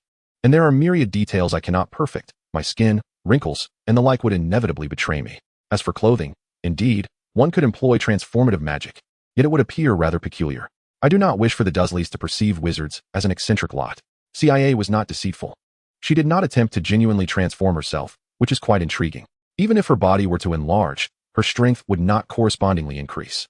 It would merely be a ruse, a superficial disguise. CIA also harbors fears of failing to revert back to her original form. Although Dumbledore assures its feasibility, CIA is inclined to tread carefully and speak less, especially in conversations with the Dursleys, as it would likely lead to yet another habitual deception. It is wise to refrain from such antics in the presence of someone like Dumbledore. Very well, I had thought it would be rather amusing. Dumbledore remarked with a hint of regret. Then I shall not squander any more time. Professor McGonagall, please accompany me to visit Hagrid. I kindly ask you to wait outside. Oh, Hagrid responded in his characteristic deep voice, having been unable to interject, as he watched Dumbledore stride into the Dursleys' yard. Well, CIA, you have evolved from such a small being into someone quite formidable. I could scarcely comprehend your conversation with Professor Dumbledore. And that little fluffball, you are still carrying it. Hagrid scratched his head and plopped down onto the ground, towering over Say by more than double her height. Is Alice all right? She appears quite unwell. The situation with Sirius has taken a significant toll on her. CIA sighed. Conversing with someone like Dumbledore was indeed a challenge, and she preferred to engage more with Hagrid at this juncture. Sirius? What ails him? When I saw him during the day, he seemed utterly distraught. He is suspected of betraying Lily and James, yet we know he is innocent, as Mr. Dumbledore has informed us. He is also accused of murdering Wormtail and 12 Muggles, and was consequently arrested and imprisoned. Oh my goodness. Hagrid's eyes widened in shock. Is Sirius a traitor? And has he truly killed so many? If he were indeed a traitor, would Mr. Dumbledore converse with us so kindly? CIA rolled her eyes. Yet teasing Hagrid provided a modicum of solace amidst her frustrations with Dumbledore. Indeed, Dumbledore is a benevolent soul. He tolerates no injustice. Thus, is it plausible that Sirius is wrongfully accused? Hagrid's limited reasoning and CIA's intentional guidance easily ensnared him in this quandary. We are all resolute in our belief that Sirius is innocent. CIA did not utter a single falsehood. Is it feasible that Sirius is guilty and languishing in prison? Surely. It must be Azkaban. Hagrid shivered at the thought. No one wishes to endure such a place. Even a brief stay could drive one to madness. Azkaban. CIA silently noted this term. Evidently, this location does not conform to the conventional understanding of a prison. Is it truly the case that Sirius is unharmed? Hagrid rummaged through his pockets for quite some time, finally producing a collection of grimy items, from which he extracted a small vial and handed it to Sia. This is a tranquilizer. Let Alice take it when you return. She should feel much better. It was originally intended for Harry, but this little one seems to require it less. As he spoke, Hagrid's eyes welled with tears. He is still so small. Sia could only shake her head and sigh. To wear the crown, one must bear its weight. Being destined to become a hero in the eyes of the masses entails enduring corresponding tribulations. All she could do now was her utmost, hoping to render his unfortunate childhood somewhat less tragic. Sia, having engaged in several exchanges with Dumbledore, had not emerged empty-handed. Dumbledore's insistence on keeping Harry here surely held significance. Beyond the unknown contingency left by Lily, the foremost reason lay in Dumbledore's inexplicable faith in familial bonds. Perhaps, like Alice, he was drawn to what he himself lacked. The second reason was safety, a point Xia found difficult to contest. Alice was a witch, intrinsically linked to the Wizarding Society, and being discovered by those with ulterior motives was not a mere coincidence. Alice struggled against a couple of Death Eaters, and Harry undoubtedly stood as the singular target for all, whether loyal or those who had long desired to flee, all seeking to ascertain Voldemort's whereabouts. Thirdly, while Xia had consistently emphasized the significance of one's upbringing, she could not overlook the reality that if Harry had grown up in the Wizarding world, he would have been venerated like a living deity. Truth be told, a touch of insecurity and darkness would be far superior to that of a spoiled fool, oblivious to the greater world. The former might merely become a villain, easily losing the adoration of the masses, as people tend to forget kindness astonishingly quickly. The destruction wrought by the latter would be far more profound, and more terrifyingly, the latter would still be upheld, as society delights in the tales of the famous, thus nearly obliterating any chance he had of becoming a true hero. Perhaps there were further magical implications, such as the inexplicably nauseating scar upon Harry's forehead. Xia firmly believed it must harbor some enchantment, otherwise, a wizard should be able to heal it directly. It might also relate to why Harry survived and vanquished Voldemort, but the connections eluded her. Nevertheless, it was rather surprising to witness Dumbledore's leniency towards Alice and Xia regarding Harry. As Xia presumed, the fewer individuals privy to Harry's situation, the better. Moreover, considering they were relatives of traitors and murderers, allowing them to visit him seemed an act of extraordinary confidence. As a leader, one could not possibly act so naively. Perhaps he possessed some unknown ability to ascertain they would not harm Harry. In conclusion, without a doubt, Dumbledore was the guiding light for the brave Harry. One could only wonder if he was already orchestrating a strategy to confront the dragon. It remained uncertain whether Xia had also entered his field of vision. The information is indeed scarce, leading Xia to lament that had she read the Harry Potter series earlier, she would have been privy to much more. As they conversed, Dumbledore and the others exited the room. Professor McGonagall couldn't contain her thoughts any longer. Did you see how the Dursleys reacted when they learned of Lily and James's demise? It was as if they breathed a sigh of relief. While Mrs. Dursley appeared somewhat melancholic, after all, she was Lily's own sister. Yet her sorrow pales in comparison to the grief one would feel over the death of a beloved pet. When we suggested they adopt Harry, their reluctance was palpable. But the moment gold was introduced, their demeanor shifted entirely. McGonagall took a deep breath and continued, I believe Xia is correct. Without that financial incentive, they would undoubtedly have mistreated Harry. However, Dumbledore smiled and reassured her, everything has changed for the better now, has it not? Xia, you are a good child. I don't feel the need to lecture you, but I hope you remain steadfast in your sense of justice. Some missteps can lead to irreversible consequences. He tenderly ruffled Xia's hair, his demeanor not one of warning but of kindness. Xia couldn't help but internally scoff at the notion of having a sense of justice. Your talents are unique, yet they should not burden you. You must learn to wield them wisely. Magic is the weapon of our kind, yet it is not a source of pride. An excessive reliance on magic can lead to a loss of the fundamental beauties inherent to our humanity. I trust you understand this. With that, he noted the time, expressing his anticipation for Xia's arrival at Hogwarts. Let us depart now. Hagrid, no need for tears. This is not a farewell. Dumbledore cast a glance at Alice and gently patted her shoulder. Mr. Dumbledore. Alice seemed to regain her senses, looking around and asking, Where's Harry? Chapter 28, Number 12, Grimmauld Place. After ensuring Alice took her medication and rested, Xia reclined on her bed, reflecting on the day's events. Dumbledore had not employed legilimency on her, which allowed Xia to deduce this. It was not merely her magical instincts, but also the essence of Dumbledore's words that resonated within her. Magic is the weapon of our kind, yet it is not a source of pride. An excessive reliance on magic can lead to a loss of the fundamental beauties inherent to our humanity. Xia pondered this statement repeatedly. According to her understanding, magic should be considered a skill, a talent, yet he steadfastly believed in the inherent goodness of humanity. Is this wisdom or folly? If he truly possessed profound legilimency and utilized it constantly to observe others' hearts, then how could a traitor like Wormtail possibly evade his gaze? The mind concealment charm would not suffice. After all, whether hiding or fabricating, such actions are far too deliberate. Rather than relying on the art of legilimency, he appeared more enamored with his own intellect and the inherent goodness of humanity. It was evident that he had faltered in matters concerning the tale of the serpent. This is certain, even if Harry Potter was destined for valor, even if he possessed a prophetic role that allowed him to foresee the ultimate conclusion. The presence of the living, creative, passionate, and unwaveringly loyal Potter couple was far more tangible than any nebulous fate. Sia had no doubt that Dumbledore's heart was tender and his methods gentle. He was undoubtedly capable of ruthlessness and would not be confined by the dogma of foregoing legitimacy. Yet, as a leader opposing Voldemort, Dumbledore could be deemed woefully inadequate.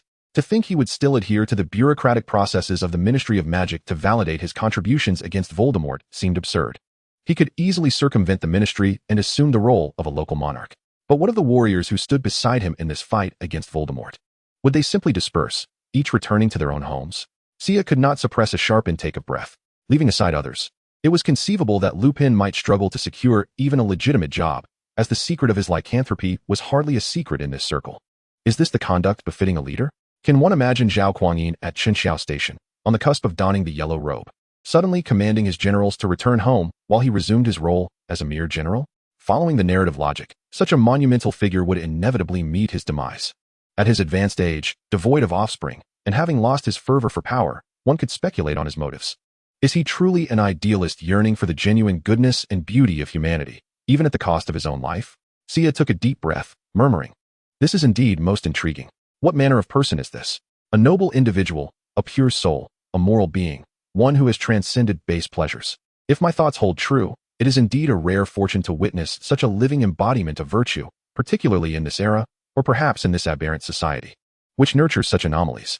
Possessing capability, wisdom, courage, insight, and a sense of justice, he chooses not to contemplate altering this foolish magical society. Nor does he seek fame or fortune. Instead, he aspires to be an idealist who promotes truth, goodness, and beauty, all while serving as a headmaster at Hogwarts. Uncertain of the efficacy of his role, clearly, his influence is minimal. Hogwarts graduates who ought to have become Death Eaters remain Death Eaters. What has spurred him to this state? Herman Melville's assertion rings with some truth. All tragic great figures are grotesquely governed by their personalities. All human greatness is but a manifestation of disease. The so-called heroes are merely ordinary individuals consumed by fervor for 3 fleeting minutes, concealing and perpetuating the aspects that defy humanity's primal desires. Their obsession and pathology are certainly not attributes that invite closeness, while people may admire them. They are far more inclined to unearth their dark secrets to validate their own sordidness as not shameful. Sia trembled with excitement, finding Dumbledore far more intriguing than Voldemort. The terror Voldemort instilled in others stemmed, at its core, from a profound ignorance of him, a visage that defied humanity, an enigmatic lineage, dark magic that transcended common understanding, and an essence of pure malevolence, all serving as sources of fear. Most of his motives and actions could be analyzed through known information. However, Dumbledore was a different enigma altogether. His motivations were not mere products of his era or society. He embodied a character one would expect to encounter only within the pages of a book or the confines of a tale. Sia held no doubt that, if she matured normally, she would evolve into a formidable witch. She had already perceived that her post-rebirth abilities, her capacity for learning, observation, and comprehension, had significantly enhanced. Her mind had never functioned so adeptly. Her magical talent and potential clearly surpassed those of the exceptionally skilled wizards around her.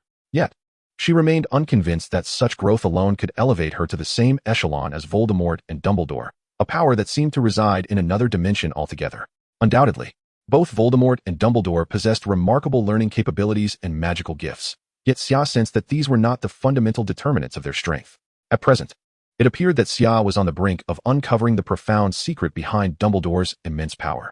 Magic, no matter how teachable or quantifiable, ultimately represented a force of the mind. Approaching magic as a scientific discipline would never lead one to the pinnacle of power.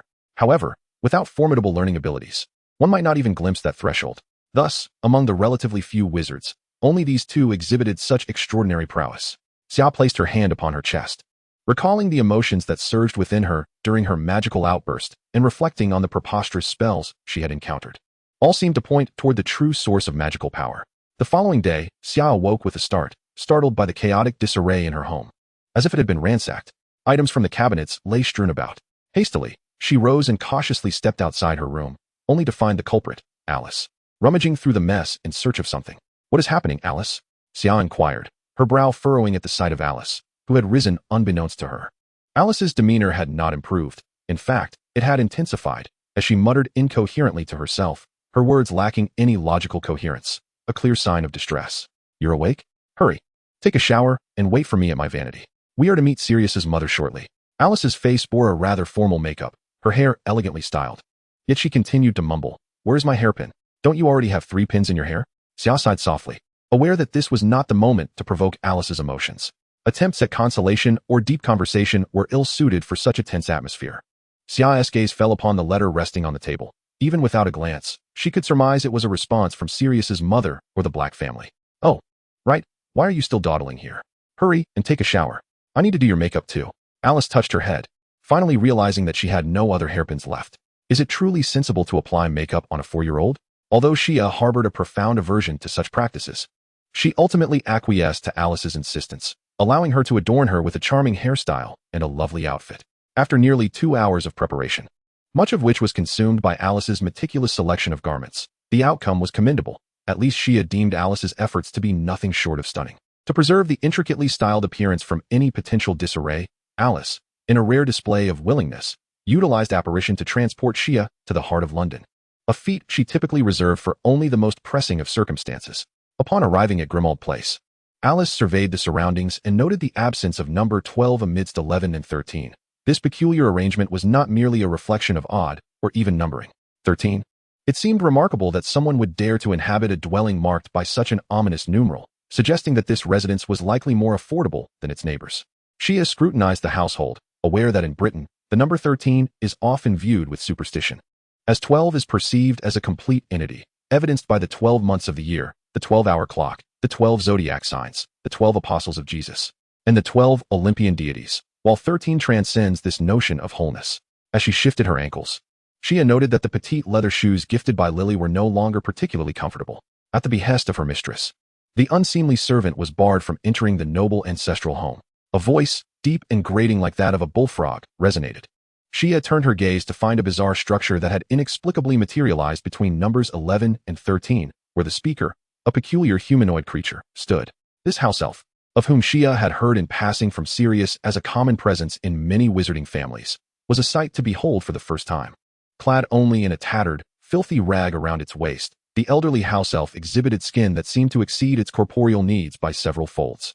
Its bald head boasted large, bat-like ears sprouting tufts of white hair, while its bloodshot, grayish eyes and plump, pig-like nose contributed to an overall impression of grotesqueness. Disgust was her initial reaction, followed by a sense of filth, and upon closer inspection, only an overwhelming sense of age remained. The notion that non-purebloods could not access the house was mere folly, a tactic to intimidate. Was this wretched, foolish creature truly the one serving the esteemed Walburga Black? Shia raised her chin defiantly, albeit slightly shorter than the creature. Yet she gazed down upon it with disdain. Since the intimidation had been initiated, it was evident that the confrontation had commenced. Shia believed that humility before such a being would yield no respect. The house elf stood in stunned silence, bound by a magical contract, unable to retort against a relative of the family it served. Given Shia's evident reverence for the Black lineage, it found itself at a loss for words. As for its own dignity, that concept was non-existent within its lexicon. Thus, they remained locked in a stalemate for several moments, until the house elf seemingly received an unspoken cue and resumed its duties. The benevolent mistress has graciously permitted me to escort you within. You should take pride in this moment, for it marks the first occasion in history that individuals of your kind have set foot in the illustrious ancestral home of the Black family. The house elf mumbled as he unlatched the grand door of number 12, Grimmauld Place. Alice cautiously expressed her gratitude to the house elf, yet received only disdain in return, while Sia chose to ignore the old fellow entirely, perhaps considering such a reaction to be more fitting. Upon crossing the threshold, Sia could not suppress a frown. The magical aura here was palpably intense, and, unfortunately, rather uncomfortable. The decor only exacerbated her discomfort. Chapter 29, Walburga Black. The entrance opened into an elongated hallway, illuminated by a row of antiquated gas lamps adorning the walls, which ensured that the light was merely sufficient to discern one's surroundings. The flickering glow imbued the space with an added sense of foreboding. The floor was carpeted, though the fabric felt nearly worn away beneath her feet, and the wallpaper was peeling in places. At the far end stood an umbrella stand fashioned from the leg of a giant, and as she approached, a faint, unpleasant odor wafted through the air. Reaching the end of the hallway, Sia glimpsed the kitchen, which appeared to be a darkened cavern surrounded by rough stone walls. To the opposite side lay the dining room, where the fine china in the cupboard seemed quite upscale, yet the overall ambience of the dining space exuded a sense of decay, indicating it had not been used for some time. Turning, she spotted the staircase leading to the second floor. The first floor felt more expansive than its external appearance suggested, likely due to the use of a concealment expansion charm. Adjacent to the staircase to the second floor, a row of wrinkled house elf heads adorned the wall, startling both Alice and Sia. "These are my ancestors, who devoted their lives to the Black family. Their presence here is our greatest honor," the house elf proudly proclaimed, noting their reaction. Sia remained noncommittal, gesturing for him to continue leading the way. Thus, they arrived in the parlor on the second floor. Although they had not ascended further, the dim, cramped, and dilapidated aesthetic remained unchanged. If this was indeed the ancestral home of the Black family, one could not help but question the extent of their power. Walburga sat in a rocking chair by the grand fireplace, draped in an exquisite blanket, her eyes closed as she appeared lost in thought. Even as Sia and Alice entered, she did not open her eyes or make any gesture of greeting. A closed book rested upon her lap, and Sia discerned the title to be Born Noble, a wizarding genealogy, with a furry creature wriggling beside it. On the nearby coffee table lay a somewhat worn tome titled Pureblood Directory. The parlor was undeniably opulent, featuring a large window overlooking the street in front of the house. Sia was aware that Walburga had just observed the commotion below through this very window. Flanking the grand fireplace were two ornate glass cabinets, the contents of which appeared rather peculiar, prompting Sia to avert her gaze, as an unsettling sensation emanated from the cabinets. In the living room, a tapestry depicting the family tree of the Black family adorned one wall. Sia paused to gaze at the tapestry, easily locating the names of Regulus and Walburga. Yet the space where Sirius's name should have been was merely a charred void. The names were accompanied by birth and death years, revealing much information. Regulus's year of death was 1979, indicating he had long been declared dead rather than missing. However, from Sia's recollection, Sirius had sought out Regulus's whereabouts as recently as 1980. Sensing the magical fluctuations emanating from the tapestry, Sia had reason to believe it automatically recorded individuals' birth and death years. For women who married outside their families, only their spouses' names and the number of children were recorded. However, Narcissa Black had the notable exception of a son named Draco Malfoy. At the top of the tapestry was a prominent Black family crest, featuring a shield flanked by two dogs, beneath which lay a ribbon inscribed in French with the family motto, "Always Pure." Sia had no knowledge of heraldry and could not decipher the meaning of the crest, so she returned her gaze to the family tree. "The esteemed Mrs. Black," Alice greeted cautiously, while Walburga snorted disdainfully, causing Alice to cast a desperate glance towards Sia, who, regrettably, did not meet her eyes. "Mrs. Black, huh? I see you, this mudblood, are desperate to become Mrs. Black. I wonder what means you have employed to ensnare that foolish traitor, Sirius." Walburga's eyes widened as she raised the book in her hand, declaring, "The 28 pureblood families, all recorded as the most noble of pureblood lineages, and the Blacks are undoubtedly among the most prestigious. Yet, here you are, a disgrace. And you dare to claim descent from Slytherin, HM?" Alice took a deep breath and, steeling herself, replied, "The claim of being a descendant of Slytherin is no lie. Sia indeed speaks Parseltongue." "Lies," Walburga shouted, sitting up. "The Gaunt family has not married out their daughters for 4 centuries. Even so, those who did were from noble pureblood families. This little wretch's ability to speak Parseltongue can only be attributed to the Black lineage. It has nothing to do with you. I have evidence." Alice felt compelled to defend her heritage, even though she had never anticipated needing to do so. "Oh, do enlighten us," Walburga replied, reclining lazily. "Do you think I would speak without having investigated? My ancestor was Isolde Say." Alice's words were abruptly cut off by Walburga's loud interruption. "Nonsense. The Say family does indeed have such a record and that name. But she was recorded as deceased at the age of 17. Walburga scoffed, tapping her ears and flicking her nails dismissively. "Isolde Say did not sail on the Mayflower to America." Alice attempted to continue, but this time Sia interrupted. Walburga, with tears glistening in her eyes, gazed at Walburga. "I thought you were already aware. Sirius has been telling us that he believes Alice's lineage to be exceedingly noble. Our ancestor, Isolde Sayer, was the founder of the American Wizarding School. It is said that her power surpassed that of the 4 founders of Hogwarts. At that time, she aspired to establish a magical institution that would only admit those of noble blood, unlike Hogwarts. Unfortunately, her ambition was never realized. Her daughter allowed the school to enroll many children from non-magical families, which infuriated our ancestor, her eldest daughter, leading her to leave the institution." Sia spoke with conviction, betting that Walburga was not only misinformed but lacked the means to verify the authenticity of such information. The British knew almost nothing about the American Magical Society, which was exceedingly insular. Even those who were aware found it challenging to delve into such ancient history. Moreover, this information was only uncovered by Alice after she entered the American Magical Congress. Isolde's eldest daughter was virtually a cipher, eventually marrying a Muggle, leaving her knowledge nearly non-existent. Walburga's social circle must consist solely of purebloods, while America has no concept of pureblood. The British, by nature, look down upon Americans, making it nearly impossible for pureblood families here to have any ties with non-purebloods from America. In other words, There was no way to verify the truth. Fabricating lies came with no pressure whatsoever. Really? Walburga asked, her skepticism evident. Absolutely. Alice possesses Isolt Sayer's personal token, a family heirloom from the Gunner family. Sia affirmed with a nod. Show it to me, Walburga demanded. Sia had long concealed these crucial items in her pocket and promptly presented the brooch to Walburga. As she leaned closer, a musty odor wafted from Walburga, raising questions about how long she had remained in that rocking chair. Walburga unfurled the blanket and retrieved her glasses from her chest, examining the golden brooch closely. Indeed, it is documented in texts. You wouldn't have stolen this, would you? You don't trust us? Do you not trust Sirius? Ever since his repentance, he has been seeking your forgiveness. Sia inhaled deeply, realizing she would need to weave a rather outrageous lie. Taking a gamble, she continued, when Sirius first met Alice, he recognized her as a noble Slytherin bloodline. Believing she was deserving of the Black family's stature. It was a match made in heaven, which led to my birth, right, Alice? Sia turned her head sharply, giving Alice a knowing glance. Despite Alice's current mental state, her intellect was still intact, and she promptly replied, It is my honor, Mrs. Black. America. I feel as though I have heard of such a place, Walburga murmured. Sia's heart leaped with joy, her concerns diminishing further. That is an ancient land, rich with a history that predates that of Europe by many centuries. You must be familiar with the illustrious and resplendent Maya civilization, the Inca civilization, and the Aztec civilization, all of which possess unique enchantments and ancient lineages steeped in tradition. Indeed, it seems we may never fully comprehend the depths of these noble bloodlines. The ancestry of the Black family appears to have connections with the wizarding families of America, which is fitting for such a distinguished lineage. Some individuals are inclined to believe in such fanciful Hermetic theories, which may prove more advantageous to the narrow-minded Walburga. Moreover, these assertions cannot be substantiated nor refuted. The disparities between various magical civilizations are vast. CIA has heard Alice mention that the wizarding traditions of the indigenous peoples of the Americas are not perpetuated through academic institutions or familial lines. Thus, compared to the truth, this falsehood is more likely to be embraced, as the vast majority are incapable of comprehending civilizations that starkly contrast with their own environment. What ancient lineage?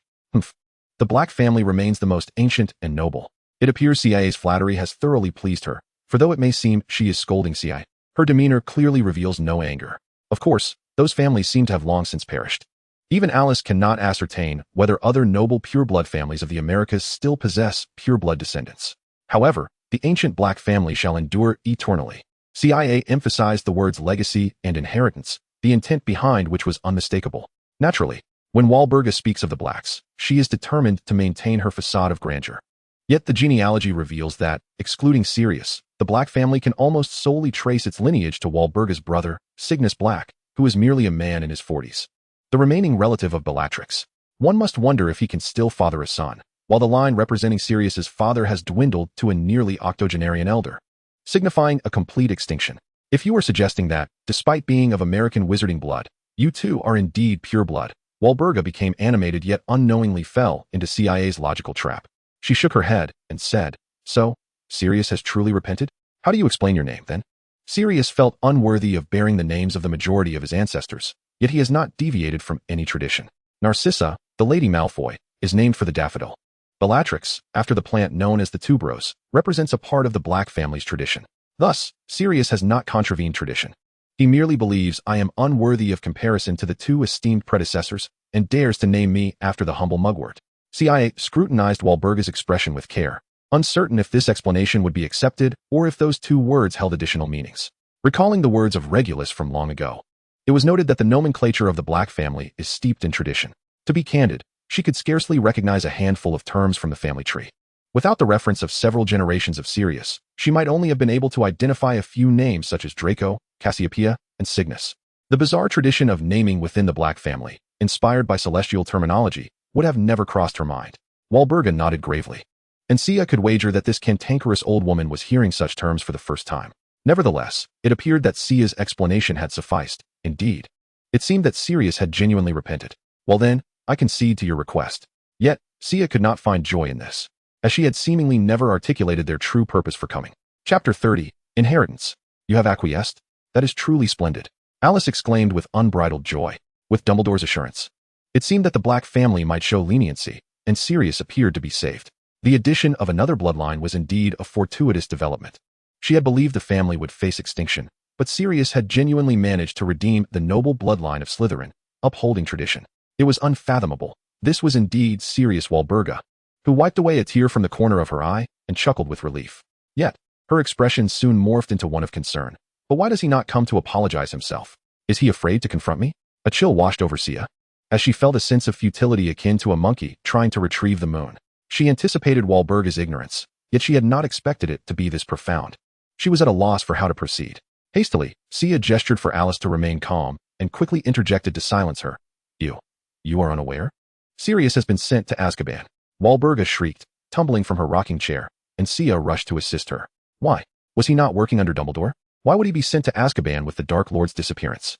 It seemed that Walburga was indeed aware of Voldemort's affairs, which spared Sia from extensive probing. Otherwise, cautiously gauging her stance on Voldemort would have been quite the inconvenience.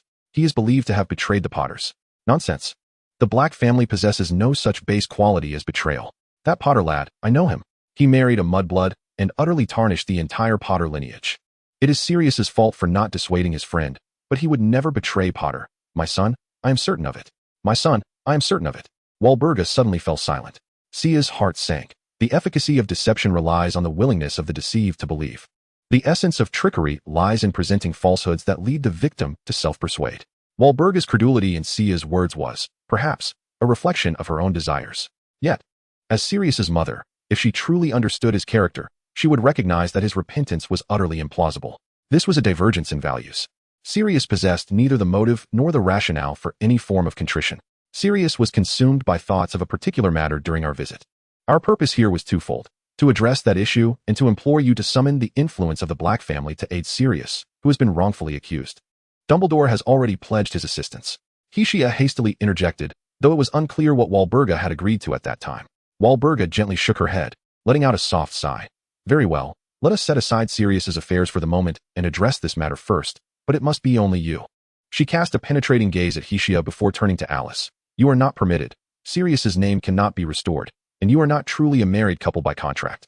Alice had a multitude of words she wished to express, yet Hecia silenced her with a look. The immediate priority was to acquiesce to the elder's wishes before deliberating on how to rescue Sirius. Please, bring me my wand, she whispered. Hecia, standing beside her, barely caught her words, yet shortly thereafter, the house elf appeared, cradling a wand. It was difficult to fathom that a witch, one so deeply entwined with magic, a proponent of wizard supremacy, would not carry her wand at all times. This implied that her daily life had become largely dependent on her house elf, with her own use of magic having diminished significantly. Did Regulus not give you a knife? Bring it forth, Walburga instructed, her gaze fixed on the blade that Hecia produced. Her eyes seemingly brimming with tears, her voice thick with emotion. Make a cut on your finger. Hecia hesitated, uncertain of the knife's cleanliness. If it were poisoned, the consequences could be dire. However, after a moment's contemplation, she resolutely sliced her left index finger. Blood is the currency of the soul. And indiscriminately offering one's blood is hardly a prudent choice, as many spells can be executed through the medium of blood. Yet, Hecia felt little fear, too preoccupied with the urgency of securing Sirius's fate to dwell on potential dangers. Excellent, Walburga said, taking Hecia's hand and pointing her wand at the wounded fingertip, causing a large droplet of blood to emerge. She summoned a small vial to capture a portion of it, guiding the remaining blood forward until it reached the tapestry. Hecia understood her intentions and inwardly chastised herself for being overly sentimental. A once grand family now reduced to a dilapidated state, with its last remaining able-bodied male confined to prison. Truly believed her blood would be of significant worth. Walburga directed the droplet to fall onto the tapestry, uttering a spell, and thus an image of Hecia's likeness materialized. Below it, a ribbon-like design began to form, gradually revealing Hecia's name and year of birth. The placement of her image was situated between the dark void that once represented Sirius and the visage of Regulus. At first glance, it appeared more akin to that of Regulus's progeny. So be it, Walburga murmured, as if all strength had abandoned her, her arms falling limply at her sides. Thank you for acknowledging this. It is an honor. Xiao appeared exceedingly excited, her voice slightly choked with emotion. She was nearly moved to tears by Walburga's intellect. Xiao feigned joy, dabbing at her eyes, yet discreetly observed Walburga's demeanor, who remained dazed, standing before the family tapestry. Alice had begun to exhibit visible signs of agitation. Realizing that the atmosphere could not be allowed to fester further, Xiao hastily interjected, So, does this mean you have agreed to assist Sirius? After a prolonged pause, Walburga finally responded with a soft murmur, I cannot do it. Why not? Surely, this is a trivial matter for you? Xiao frowned, taken aback by the abruptness of the refusal. I lack connections. Most of the people I know are aligned with the Dark Lord, and I am unfamiliar with the ministry. She continued to face the tapestry, obscuring her expression. That useless Olymp stumbled into death, leaving this family utterly incapacitated. What are we to do then? Alice could not help but inquire. Arcturus, that old fellow possesses ample resources. My father and my brother, if they are willing to assist, it would be significantly easier. Sia glanced at the family tree, her heart sinking. There seemed to be no apparent issues on Sirius's grandfather's side, but Walburga's father's lineage appeared quite dire. To put it plainly, 3 generations of males had fathered their firstborns at the age of 13. This was beyond mere insanity. Sirius had previously mentioned that the Black family's obsession with bloodlines had reached a level of madness. Many relatives from Walburga's branch were outright minions of Voldemort, making it exceedingly difficult to persuade them. They would likely not hesitate to employ spells such as the Imperius Curse against Sia. Moreover, if one were to seek their assistance, it could complicate matters with Dumbledore, potentially leading to repercussions that would unjustly tarnish Sirius's reputation further. It seemed the Black family could not be relied upon. Even if this wretched old woman could contribute financially, the likelihood of her being able to deliver assistance was questionable. As for the ministry, that held no significance. Sia sighed, acknowledging that the crux of the issue lay with Sirius himself. He possessed the right to appeal. Yet he had been arrested and imprisoned without so much as a chance to defend himself. Such a situation was hardly the mark of a rational being. It was akin to penance. Rather than seeking external aid, it would be more prudent to strive for a meeting with Sirius to ignite his will to survive. If nothing else, when the time came to fight for a retrial, he might feign a desire for death, accepting all charges, rendering any rescue impossible. The Black family could remain as they were for now. It was best to maintain the facade of Walburga's connection. As the widow of the firstborn line, claiming the vast ancestral home alone, she could indeed be considered the de facto matriarch. The reckoning for her maternal lineage, the Blacks, should not fall upon her. Although the notion of pure blood has become irredeemably obsolete, the obsession with legacy seems to prevail, suggesting that there may still be some benefits to be gleaned. Walburga should have seen through CIA's deception, yet remained indifferent, even including her in the family tree, which must indicate a compromise made. However, staying here any longer might be uncertain. Reflecting on this, CIA cast a glance at Alice and suggested it was time to take their leave. Walburga, still engrossed in the family tree, spared them much of the tedious formalities. After a considerable time had passed following their departure, Walburga finally spoke. Cleesh, where do you think that little girl began to deceive me? The house elf named Cleesh stood silently beside her. Walburga sighed with a wry smile and slowly returned to her rocking chair. I knew you wouldn't understand how happy I was yesterday upon receiving that girl's letter. Learning that those 2 brothers had such matters from years ago, my mind was filled with thoughts of Sirius, Regulus, and our family of 4. Just like when they were young, gathered around the dinner table. When was the last time that happened? 1971. Or was it 1972? I knew it. If it were true, Regulus would have certainly mentioned it to me. Are you implying that they stole Master Regulus's dagger? Cleesh appeared extremely agitated, as if poised to confront the 2 at any moment should Walburga give a nod. Walburga shook her head. That's impossible. Regulus cherishes that dagger. If it were lost, he would notice promptly. That must have been during Potter's wedding. I remember Regulus seemed in quite high spirits that day, yet when I inquired, he revealed nothing. Perhaps that girl is not entirely lying? No, it is impossible. Sirius would never turn back. I gave birth to him, watched him grow, saw him stray from the path. He is not the type to return. He has been indoctrinated by the mudbloods. Walburga sighed, and rather than conversing with Cleesh, it felt more like she was speaking to herself. So, this girl has not uttered a single truth from the beginning? No, the rumors about Parseltongue are indeed accurate. Bella told me about it, and the relics of Slytherin are true as well. That much is certain. The American wizards must also be genuine. I have not heard that woman's accent, but Sirius would never seek a pure blood witch. He would rather find a muggle to humiliate, or perhaps someone of lesser status. That means, Cleesh interjected, they are half-breeds? Cleesh, Artemisia is now inscribed in the Black family tree. Walburga turned sharply to glare at Cleesh, her tone growing severe. As Cleesh began to bang its head against the wall, she averted her gaze, looking instead at the tapestry of the family tree. There were 6 generations of Blacks depicted, yet by the 5th generation, only 2 married women remained alive.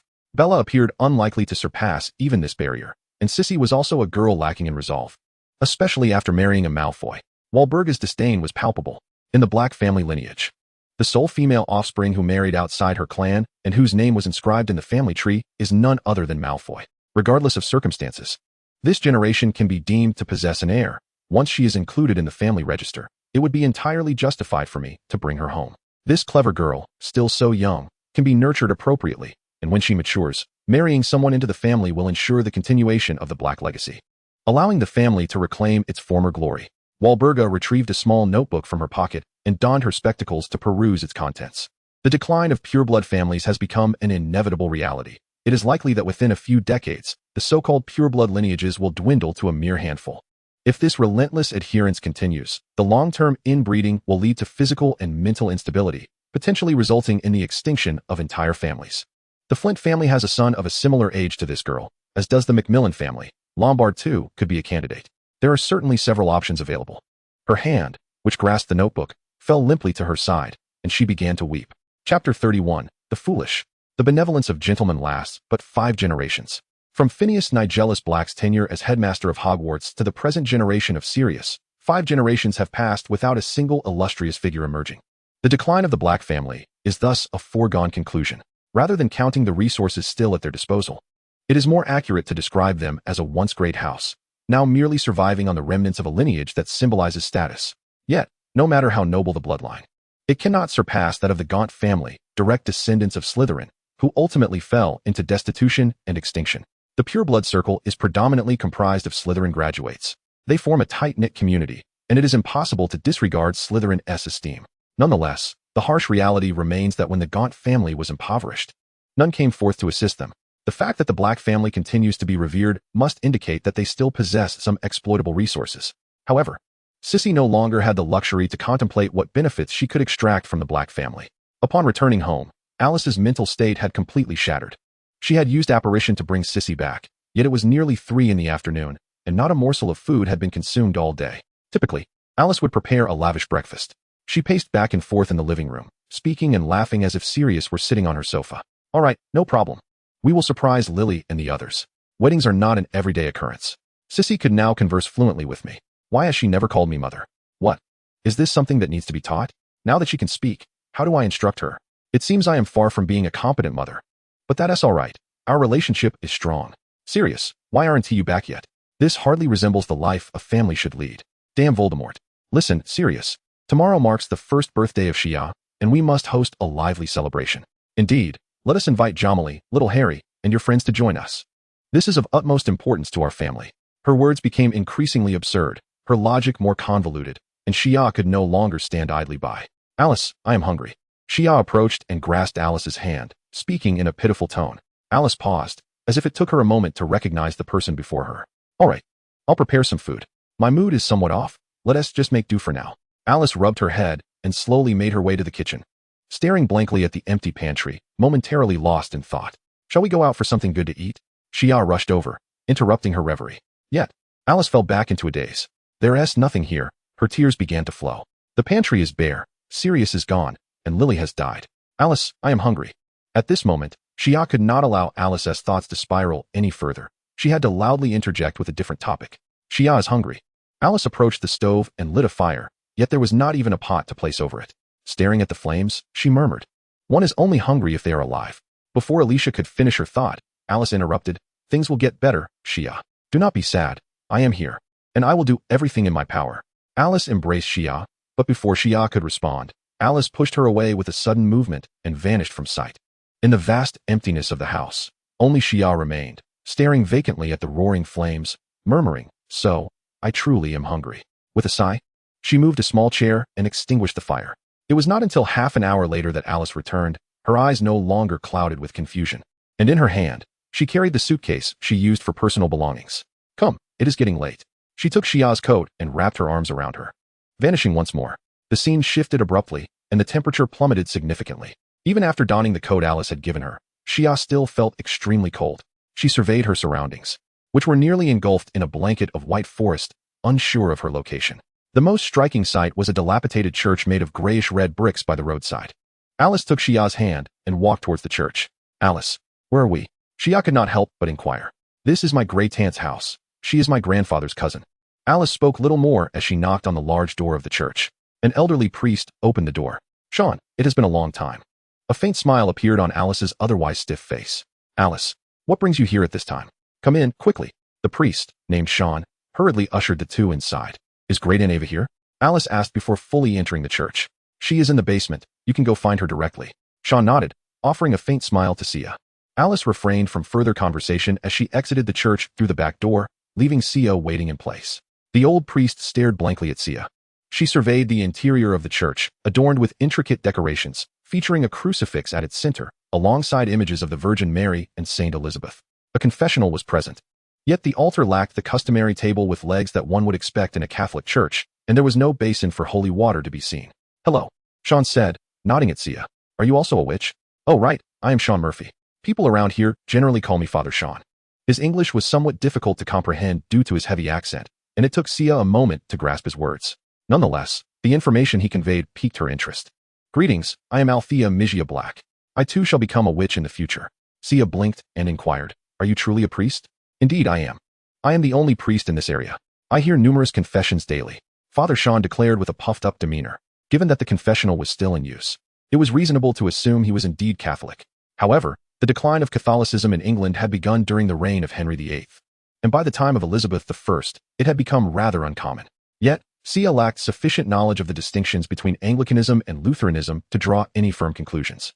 "Could you show me the Bible?" Sia pointed to the Bible beside Father Sean. Upon receiving the Bible, she carefully began to flip through its pages. This particular Bible was not written in English, and even if it had been, Sia would have found it challenging to comprehend. Nonetheless, she could count the number of books within, a total of 66, indicating it was a Protestant Bible, suggesting that this was indeed a Protestant priest. However, this was not particularly unusual, as there were many who could not clearly articulate the distinctions within Marxist theory, and some who could not differentiate between Sunni and Shia. Yet, the acceptance of magical powers by a devout clergyman was utterly unimaginable. The language was intriguing as well. Letters bore symbols reminiscent of Pinyin, Sean Murphy, and the earlier mention of Afer were all quintessentially Irish names. "I cannot understand this. What language is this?" Sia returned the Bible, gazing intently at Father Sean. "Irish is spoken by an ever-decreasing number of people. It has only seen a slight resurgence in recent years," the old priest sighed. "If you are interested in the Bible," he began, but suddenly recalled Sia's identity and abruptly ceased speaking. In the meantime, Alice emerged, accompanied by an elderly woman who, at first glance, was quite unattractive and notably disheveled, her clothing stained with unknown substances. "Father Sean," Afer called as he stood to greet him. "You're dismissed. Go prepare something for Sia to eat." He shooed the priest away, his eyes shimmering with a peculiar light as he looked at Sia. "So, this is little Sia, is it? What a delightful little beauty. I am Afer Dalty. You may call me Aferd or, like others, refer to me as Old Dalty." She turned her head towards Alice and said, "Rest assured, I shall cherish her dearly. Leave her in my care." Chapter 32, Farewell. Upon hearing Aferd's words, Shia felt a sudden shock and quickly glanced at Alice, realizing that she was to be entrusted to this old witch. Alice's eyes reddened as she knelt before Shia, saying, "Be obedient. I will surely bring Silas back.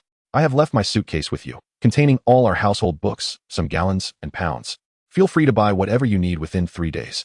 I promise to return with Silas, and our family shall never be separated again. What are you planning to do? Take me with you. Don't act recklessly." Shia grasped Alice's collar, shouting anxiously.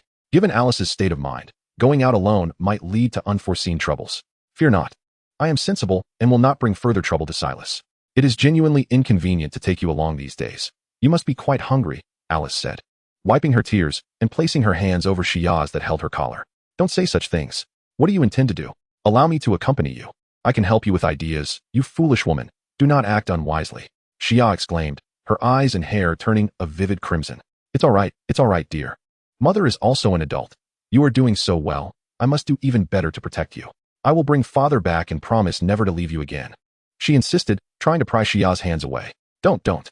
Shia, merely a 4-year-old child, despite her best efforts, could only restrain Alice as long as Alice did not wish to hurt her. "Alice, do you even know what you are doing? I beg you, mother." Alice was momentarily stunned, her grip slackening considerably. Seeing hope, Shia quickly added, "Mother, please don't. Let me stay by your side, all right? I can take care of myself. I can cook for myself. Allow me to accompany you. I can provide you with ideas, please. Saving Silas is merely a small matter. It has not even been 2 days, and I have already found so many leads. You can procure the legal documents from the Ministry of Magic and the case precedents from WizardingWorld. I will write the appeal, seek witnesses, and even defend in court. Yes, persuading the jury, that's not it, whatever it's called. Just don't act on your own. Listen to me, all right? At last, you called me mother." Alice embraced Shia tightly, whispering in her ear, "Mother knows you are remarkable. You can converse splendidly with Dumbledore and Black. I may not manage as well, yet I am an adult. I understand you plan to go to Azkaban next, do you not? I know that is the case, and that is precisely why you cannot accompany me. You must not face the Dementors. Give me 3 days, just 3 days, please." "What nonsense. Having faced Voldemort, what could I possibly fear from Dementors? Get a grip. Grandmother Afer, please help me. Alice said, her gaze shifting toward the old witch nearby. How dare you? Sia retorted, turning her fiery eyes toward Afer. Her crimson hair ablaze with youthful defiance. Despite her tender age, she exuded an undeniable audacity. Yet, all she received in response was Afer's airy incantation, let strength wane. In an instant, Sia felt her vitality drain away, collapsing into Alice's embrace. I'm entrusting her to you, Grandmother Afer. I shall return in a few days. Please accept this money. I truly apologize for the inconvenience. Sia was handed over to Afer, and an inexplicable stench overwhelmed her senses. Alice set her suitcase aside, along with a pouch of coins, extracting only 2 galleons. Sia understood well that persuading Alice was a futile endeavor. She reluctantly managed to utter, 3 days. No matter what happens, you will return, right? You promise me. Of course, I will, along with Heiress. Our family will reunite. Alice declared, preparing to depart. Sia felt a surge of panic, realizing Alice had become utterly incomprehensible, and she feared what she might do next. Contemplating the worst possible outcome ignited a newfound strength within her. She broke free from the unsuspecting Afer's grasp, crashing to the ground, and lunged toward Alice. If she could just grasp the hem of Alice's garment, she could forcibly follow her through the apparition. Alas, she was a moment too late. Her fingertips nearly brushing against Alice's warmth. She fell heavily to the ground, losing several teeth in the process. Oh dear, my poor little beauty. Why do you not cherish yourself? Afer approached, tenderly helping Sia up and using magic to mend her lost teeth and the bloodied remnants. Grandmother Afer, I am truly sorry for Sia, she sighed, inquiring, did Alice mention what she intends to do? She appeared burdened with thoughts. I tried to comfort her, but to no avail. Afer wiped away her tears and added, Azkaban is certainly no place for you, and the ministry would never permit such a young child to visit. Do you have an owl? I need to send a few letters. I do not, nor do I require such things. Afer shook her head. Sia, in her sudden realization, found herself utterly severed from the magical world, lost in thoughts of Diagon Alley, uncertain of how to navigate there with no conventional means. The only connections she had were through owls, as if she had lost her internet access entirely. It was challenging to even recall the locations of Harry's Grimmauld Place and the Leaky Cauldron. In this era, there were no convenient resources like the internet. Acquiring a map of London in such a cursed place would not be easy either. Can you apparate? Will you take me to London? Sia implored, her eyes pleading with Afer. 3 days seemed inconsequential, but allowing Alice to wander freely for that duration was undoubtedly unwise. Apparition is not a skill possessed by every wizard. Afer chuckled softly. Just make yourself at home here, as if it were your own abode. I am without children or kin, and I seldom have a soul to converse with. Sean, that old fellow, knows naught of these matters. Rest assured, Alice is a clever child. She shall return soon enough. Do not worry. The Stewart family has a little girl about your age. Her father is also a wizard. I shall summon her shortly, and I am certain you will find joy in each other's company.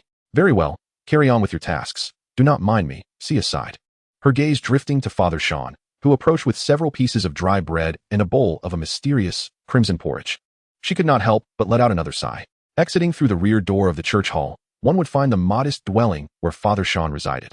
It was indeed quite austere, featuring a rickety wooden table in the center, illuminated by the flickering light of a kerosene lamp.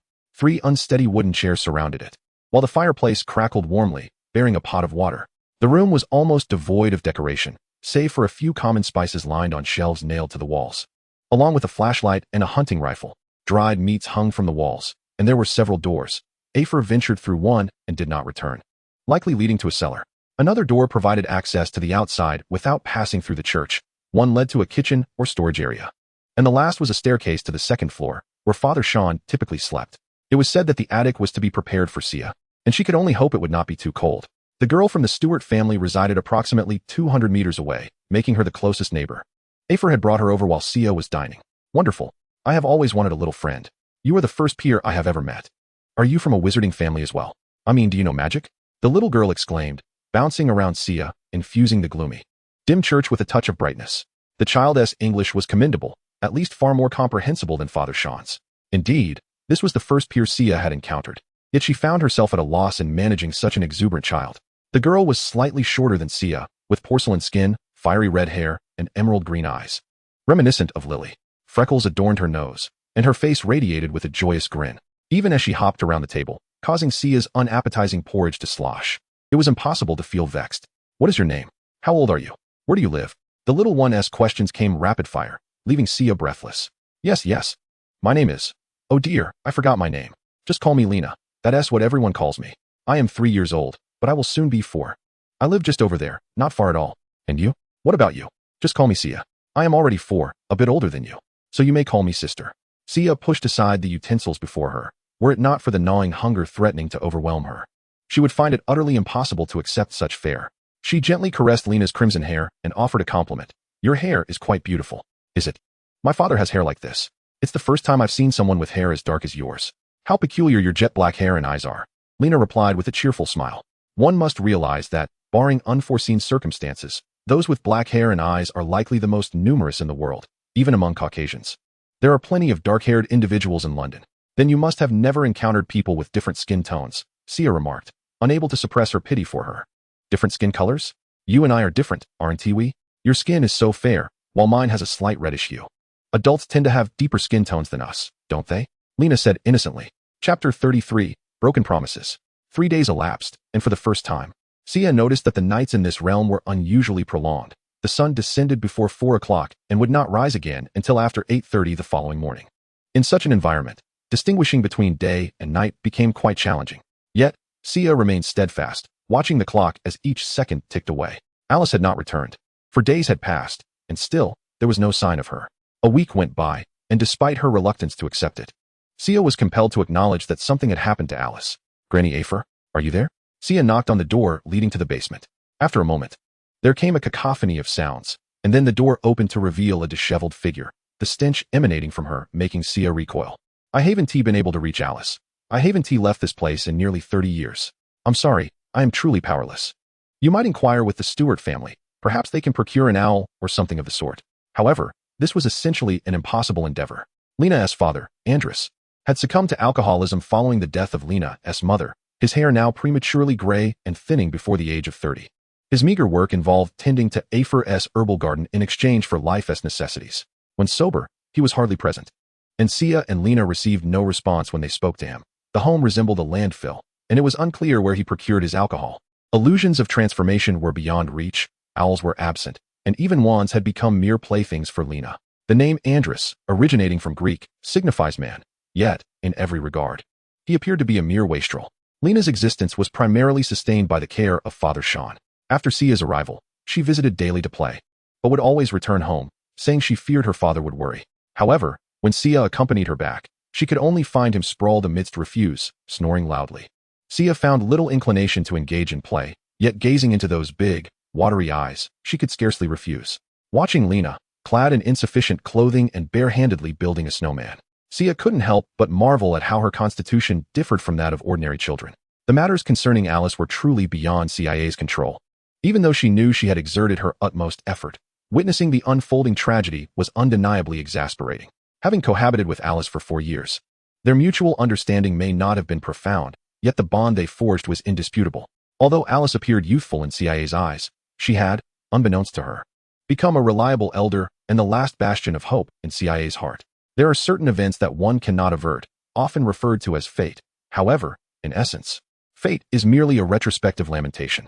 Sia endeavored to refrain from dwelling on Alice's predicament and sought to avoid pondering the status of Sirius. If someone wished to find her, a simple letter sent by owl would suffice. Presently, she felt powerless to effect any change, so she resolved to focus on making the evening meal more palatable. A few pieces of bread and a bowl of porridge comprised Father Sean's entire repertoire of recipes. When the porridge was bountiful, it would occasionally contain bits of dried meat. Despite Sia's commendable culinary skills, the meager ingredients available were disheartening. Dark flour, speckled rice, dried meat, and canned goods constituted her entirety. It was winter, and the frigid landscape left no room for foraging wild vegetables. In Sia's memory, she had never endured such hardship. She truly contemplated tearing the parchment to consume the gelatinous meat. Sean, I have some pounds here. Can we drive to procure some food? Sia implored with a pained expression. In terms of seniority, Sean was actually a generation older than her grandfather, yet addressing him by name seemed more intimate here. Sean had taught Sia many phrases in Irish, which significantly strengthened their relationship. My little princess, you come from the big city and may not know, but typically, it takes over an hour to drive to the nearest town, Port Saloon. With the snow so deep, it will be dark by the time we return. And it is still only lunchtime, Sean continued. Even if we go, whether we can find anything to buy is another matter. That area has been quite unstable.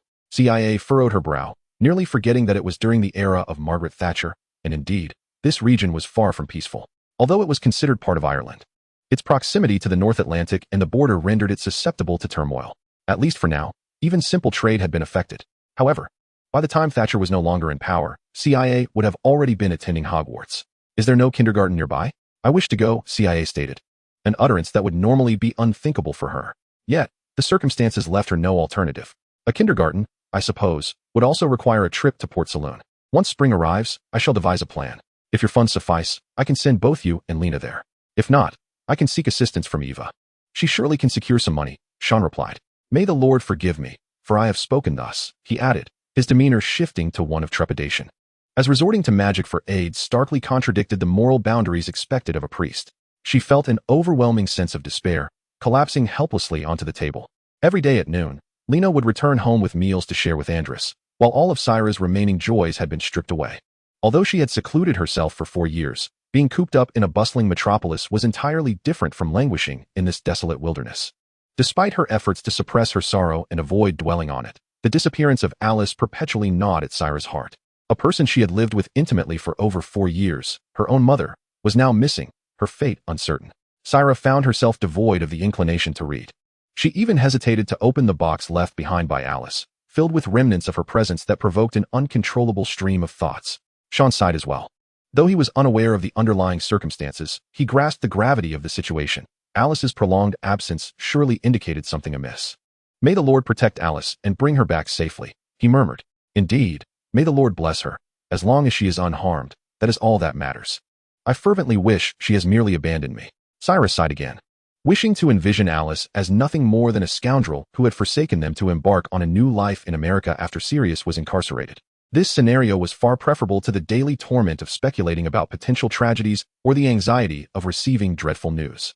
Simply being abandoned would be the most favorable outcome for Syra. Chapter 34, The Peculiar. Thus, 2 months passed without any news of Alice. Not even a solitary owl came to seek Syra out, compelling her to begin doubting herself, setting aside others, according to her own assumptions. If Walburga had not encountered any unforeseen circumstances, she would certainly have sought her out, either to adopt her as a descendant of the Black family or to resolve the abomination that had tainted their pure bloodline. It was inconceivable that she would simply vanish without a trace. And then there was Remus. Although the suspicions Sirius harbored had created an irreparable rift between them, it had been some time since Syra had last seen her godfather. However, among the 4 from their past, James had perished, Peter was gone, and Sirius was imprisoned. Regardless of whether Remus believed Sirius had betrayed James, he had no justification for neglecting Syra. Surely, he would come to check on this orphan mother and daughter. This was the belief Syra held firmly, yet as time slipped by, that conviction gradually morphed into self-doubt. Syra had never felt such trepidation. Within a 2-kilometer radius, there were scarcely a handful of households. The only semblance of modernity she encountered daily was a broken flashlight, as if the world had abandoned her entirely. With the arrival of the new year, she had lost track of the date. Even if she possessed a calendar, it would bear little significance, for she had scarcely glanced at one in years. The wretched food had become a grim normality, and miraculously, her body had not withered away. Yet her spirit waned with each passing day. She found herself dozing off during the daylight hours, resembling an elderly person, reminiscent of her infancy. How exceedingly monotonous it has become. Though I have been cooped up for over 4 years, my surroundings have not always been so dreary, and the things I could engage with were far from mundane. Fortunately, during my time spent playing with little Lena, I managed to uncover a semblance of vitality. Oh, I have found it, a burrow of a field mouse. Lena joyfully began to dig at the earth. Stop. If you unearth the nest, the entire family of field mice will perish. Sia hastily intervened. How pitiful. Have I unwittingly caused the demise of many field mice in the past?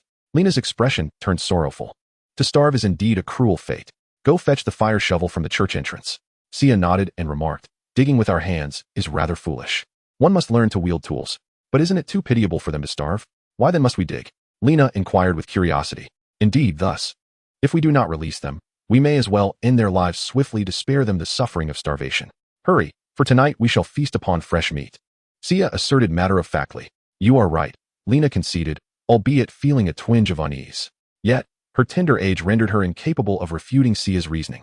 She too felt that depriving the field mice of their sustenance was indeed cruel, and soon her mind drifted from the morality of the matter, as she exclaimed, How wonderful! I have not tasted meat in 3 days. Have you lost your wits? Did we not share a meal just yesterday? Wasn't that dinner when Sean added the remaining bits of jerky? Sia chuckled. That is not correct. Lena scratched her head in confusion. While it is true we dined together yesterday, I distinctly recall there being no meat either yesterday or the day before that. I went 2 consecutive days without meat, and my father scolded me for it. What nonsense are you spouting? Do you not remember that we enjoyed a can of tangerines the day before yesterday? Sia, with nothing else to occupy her mind, could not help but engage in a playful argument with Lena. No, I remember the tangerine can vividly. But that was not the day before yesterday. It was many days ago. I recall it clearly. I tripped while carrying it home, and the tangerine rolled into the ditch. How unfortunate. It must still be there. I have passed by several times in the past few days. Lena insisted earnestly. Take me to see it. Sia's brow furrowed. Lena, being a genuine preschooler, had a grasp of mathematics that was nearly non-existent, yet she should not have been capable of such illogical statements. I would not deceive you. What difference does it make if I take you to see it? Lena huffed, leading the way, observing the tangerine, which had lost much of its moisture. Sia pondered how it could have become so desiccated in merely 2 days. It must have been from a time before that. In a typical world, one might dismiss such oddities as mere curiosities. However, given the current circumstances, one must also consider the potential influence of magic. Both Sia and Lena's memories seemed to falter, yet the tangerine alone could not validate everything. Sia remained uncertain how long a can of tangerines would last in these temperatures. Do you recall what we played yesterday and the day before? Sia asked, her expression growing grave. Isn't it just something we usually play with? Yet when asked, she cannot recall specifically what she engaged in. Do you remember what I taught you yesterday and the day before? I transformed into both a black person and an Asian person. Do you recall how many days ago that was? Every day, Sia imparts knowledge to Lena. Although she learns swiftly, she also forgets just as quickly, yet it is impossible for her to have no impression at all. 3 days ago, I could never forget that. You are truly remarkable. What magic is this? I must learn it. I cannot clearly remember what you taught me yesterday and the day before. I apologize, Sia. I am so foolish. Sia distinctly remembers showing Lena different skin tones and appearances of various ethnicities just yesterday. It seems that something truly grave has transpired. From the moment Alice inexplicably brought her here, perhaps even earlier, until Alice's disappearance and the subsequent lack of communication. She began to sense something amiss with her memories and consciousness, as if a giant hand overshadowed the entire sky, leaving the feeble Sia merely a puppet to be manipulated. This may be a crisis far more terrifying than confronting Voldemort. Death might be the least dreadful outcome. With Alice missing and Sirius imprisoned, she now finds herself devoid of anyone worthy of prioritizing. The situation appears to have reached an irretrievable low. Despite having a wealth of life experiences, Sia is facing a predicament concerning true life and death for the first time. Moreover, what she confronts now is not merely an unknown enemy, but also a mysterious, unfathomable supernatural force. No matter how she strains her mind for strategies, the circumstances seem utterly dire, and she does not even know precisely what has transpired. Sia turns to look at Lena, who bears an innocent expression. At least this child, completely blameless, has lost a friend. She would surely cry in great sorrow. Furthermore, this crisis may not solely target Sia as an individual. If there is any reason worth fighting for, it would be to safeguard this child's pure and blissful smile. Contemplating this, Sia's previously furrowed brows began to relax slightly, yet her lips involuntarily curved into a gentle smile. These recent days have been overwhelmingly stifling. Voldemort's rampant tyranny, the dispersion of friends and family, and herself left helplessly witnessing it all unfold. Everything feels as if it has been meticulously woven into a cruel fate. If one does not erupt from silence, they will perish in silence. In light of this, why not dare to fight with abandon? Even if there is but a glimmer of hope, she must strive to see if she can carve a path for herself and for Lena's smile. Chapter 35, Lena. My name is Lena, and I have an extraordinarily long full name. I am about 7 years old now, and until recently, I could only fully read it. What was it again? Indeed, Leopoldina Emily Stewart. Sia has informed me that this is a name of French origin. My middle name is derived from my mother, and my surname is associated with illustrious figures who established the early and unified Stuart dynasty that successfully ruled the British Isles. I cannot fathom any connection I might have with such remarkable individuals, especially considering that the father who bestowed this surname upon me is a wizard. Such thoughts are not to be entertained. Otherwise, Sia would surely chastise me. She has mentioned that her ancestry also includes the Stuart name. Yet I find it implausible that we share a common ancestor, for we appear strikingly dissimilar. I have never met my mother, but I envision her as the most beautiful person in the world, even surpassing Sia in grace. She must possess a wealth of knowledge beyond that of Sia, who surely has her own gaps in understanding. My mother would be devoid of such ignorance. Yes, she would be gentle, undoubtedly exceedingly kind, never resorting to punishment when I struggle to learn, far superior to that insufferable Sia. How vexing. Should she strike me again, I must not yield. I am far stronger than her, and if I were to retaliate, she would certainly be bested. It has been nearly 3 years since I last approached the church. Sia has warned me of the terrifying creatures that reside within its walls. I surmise she and Elder Afer are studying werewolves or something equally dreadful. For Sia would not be so serious otherwise. Each day, I must wait at a designated time on the hillside for her to find me. The mountain behind the church is also strictly off-limits, as both Sia and my father have cautioned me against approaching it. Speaking of Sia, her demeanor has grown increasingly troubling. Ever since she became Elder A First Assistant, she has exhibited peculiar behavior, often disappearing for days at a time, returning in a state that suggests she is gravely ill. The longest absence lasted nearly 2 months. I cannot ascertain whether she is learning some formidable magic from Elder Afer, but should she deign to teach me, she would merely scold me sternly. Humph, what is so remarkable about that? After I enroll at Hogwarts, I shall master these subjects with ease. I have become less reliant on the provisions delivered by Father Sean. I am now able to manage the food he brings me independently. This has indeed diminished my opportunities to visit the church. My father frequently coughs up blood and has significantly reduced his alcohol consumption. I am uncertain whether this is a blessing or a curse, yet at least he now engages in conversation with me daily. However, my father advises me to limit my interactions with Sia, claiming she possesses a dreadful talent, perhaps the ability to alter her appearance at will. He has also suggested that the knowledge Sia imparts is of poor quality. I am unsure why. Perhaps he simply does not comprehend my inquiries. He urges me to minimize my time with Sia, yet he does not categorically forbid it. I understand that Sia has taught me the importance of not offending her or Elder Afer, as my father relies on Elder Afer for his livelihood. I have learned to read between the lines and discern emotions. I am not as foolish as Sia claims. Humph. She asserts that intelligent individuals display their cleverness, which she deems a foolish endeavor. Yet, why does she appear so astute? Does she perceive me as lacking in intellect? Humph. While she encourages me to think critically and ask questions, has she considered the multitude of inquiries that burden her own mind? By the way, how did Sia acquire such a vast reservoir of knowledge? I had always believed that children from large cities possessed a wealth of knowledge, yet my father, who also hails from a bustling metropolis, seemed oblivious to the matters spoken of by Sia. She is merely a few months my senior, and, like me, has never ventured beyond this place since her arrival. Did she acquire such understanding upon her arrival? Or was it imparted to her by Granny Afe? No, that cannot be. I discern that the knowledge she possesses is fundamentally mundane, and Granny Afe likely lacks such expertise. As for Father Sean, it is needless to say that if he were so exceptionally knowledgeable, he would have long since journeyed to the city. If such profound knowledge exists, why does she choose to share it with me? Moreover, the lessons have grown increasingly challenging, to the point where she no longer considers my ability to comprehend. She insists I memorize it, asserting that understanding will follow later, a stark departure from her previous methods. It strikes me as peculiar. Why cannot she teach me later? I know she is concealing something from me, yet the sensation is altogether different now. She once told me that the purpose of education is not merely the acquisition of knowledge, but rather how to learn and what to learn. However, her current approach seems entirely at odds with her own words. I inquired about her background, and she mentioned that she is from London, having previously resided in America, her true homeland. Yet, I can never forget the moment when she spoke of her homeland. Her eyes gazed far into the distance, beyond the horizon, as the resplendent sunset cascaded upon her waterfall-like, raven tresses. You cannot return, she seemed to convey. Why not? I have seen it on the map. America lies just across the sea. When you grow up, you can simply return, can't you? You foolish girl, if one could return, it would not be called a homeland. I may not be particularly clever, but she has taught me that America lies to the west and London to the southeast. Her gaze was misguided. Could she possibly err in such a manner? I do not know. There is so much I do not understand. I long to escape this place and learn more. In 4 years, I shall be able to attend Hogwarts alongside Sia, and the mere thought of it fills me with excitement. Sia has urged me to attend elementary school, yet she does not accompany me.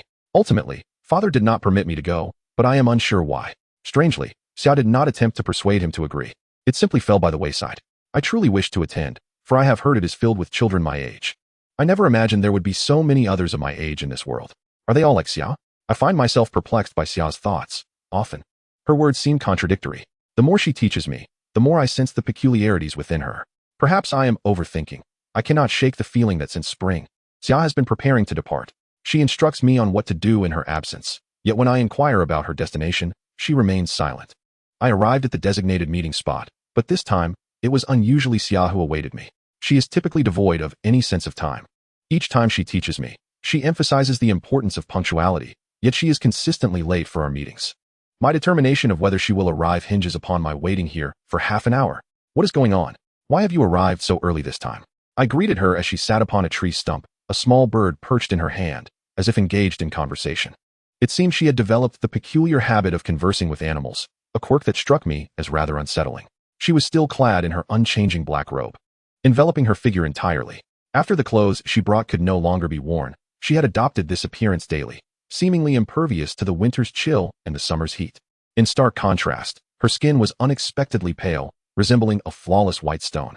I felt an ominous premonition, as her demeanor was strangely unsettling, indescribably so. She gently caressed the bird's head, bidding it farewell, and it took flight. Her gaze turned towards me, instilling a sense of trepidation within me. I was uncertain of the knowledge or lesson she intended to impart today, and it did not seem likely to be a light one. Chapter 36. Lena. I may not be coming here for a while. Starting tomorrow, you need not wait for me here, nor seek me out. If I wish to find you, I will come to your home and knock on your window. She furrowed her brow, and I could see her hands tremble slightly. Why? I was perplexed by her state, and I knew that even if I asked, she would reveal nothing. She sighed, saying, if possible, persuade your father to take you to live elsewhere. What? Why? What is wrong here? I was utterly bewildered by her words. She had previously suggested I engage with more people and experiences, but this felt like an invitation to escape. Her impatience was evident, her hands still trembling, her legs shaking as if unconsciously. She had never been so easy to read. I instantly discerned her fear. Yet, she smiled, casting doubt upon my earlier conjectures. I had spent over 3 years finally grasping the essence of my adversary, yet regrettably, the cards in my hand were far too few, and the hope of victory was dim. If I were to lose, you must flee, as far as you can, even alone. With the knowledge I have imparted to you, you will survive. What do you mean? What loss? What victory? Her words grew increasingly perplexing. Was she engaged in a struggle with someone? I hesitated to ponder the implications, yet it was evident that the individuals involved were few. It is precisely as you think. Do not call out. Pretend to know nothing, for otherwise, you will only bring harm upon yourself. She smiled bitterly, stroking my head, and I could sense her reluctance, as if bidding farewell. Why is it like this? Why would that person act in such a manner? And you? Will you be in danger? I attempted to speak, but she interrupted me. Do not worry. Your father is not the adversary. Her focus is solely on me. Do you understand? Why has no one sought me out in 3 years? She has long since employed magic to drive away all the owls. Even Alice, my mother, who left so resolutely back then, her fate now shrouded in uncertainty, bears her shadow. Sighing, she pondered, why is this so? I will not conceal from you that, while I harbor certain suspicions, I cannot ascertain the truth. I served as her assistant for 3 years. She consented and imparted much knowledge to me, akin to how I teach you to cook. However, unlike that, I was perpetually aiding her in managing this particular material. Did you know from the very beginning? I did indeed. Then why did I continue to assist her, you ask? It is quite simple. First, I had no means to escape. Second, I yearned to understand her methods. Pray tell, what is it? If you dare to listen, I have nothing to fear in speaking it. Alchemy. My very being is one of the materials of alchemy. Do you comprehend? I inhaled sharply. Her words, delivered so casually, led me to envision the dire fate she would likely face. Yet, I could scarcely fathom the tribulation she endured over the past 3 years. Repeated cancellations, persistent disappearances, all of these events seemed interwoven. Are you asking me to stand idly by? What do you take me for? You have repeatedly taught me the virtues of integrity, and now I find myself genuinely enraged. Yet, in the grand scheme, what does it matter? Death is the ultimate conclusion. How could she underestimate me so? Lena, the final lesson I shall impart today is to learn the art of relinquishment. Do not hastily retort. Understand this. Should you act out of line, the outcome will remain unchanged. But what of your father? Will he perish? Who will care for him in the future? Would you wager his life for the sake of your own pride? He would be proud of me, I managed to utter after a long pause. Boring, she scoffed, not allowing me a chance to counter. Continuing, you are the only one I have ever taught. If I were to perish, as long as you live, my spirit, my will, shall not be extinguished. Do you grasp this? You will remember me. My essence will linger throughout your long life ahead. Had I been in your position, I might have thought the same, but there is one crucial difference. Ultimately, I would never act as you intend. Why? Because there exists a concept known as reality. The harsh truth is that you cannot act according to your whims.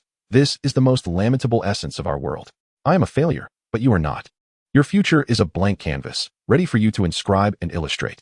You should not squander your existence here as mere experimental material. Do you understand?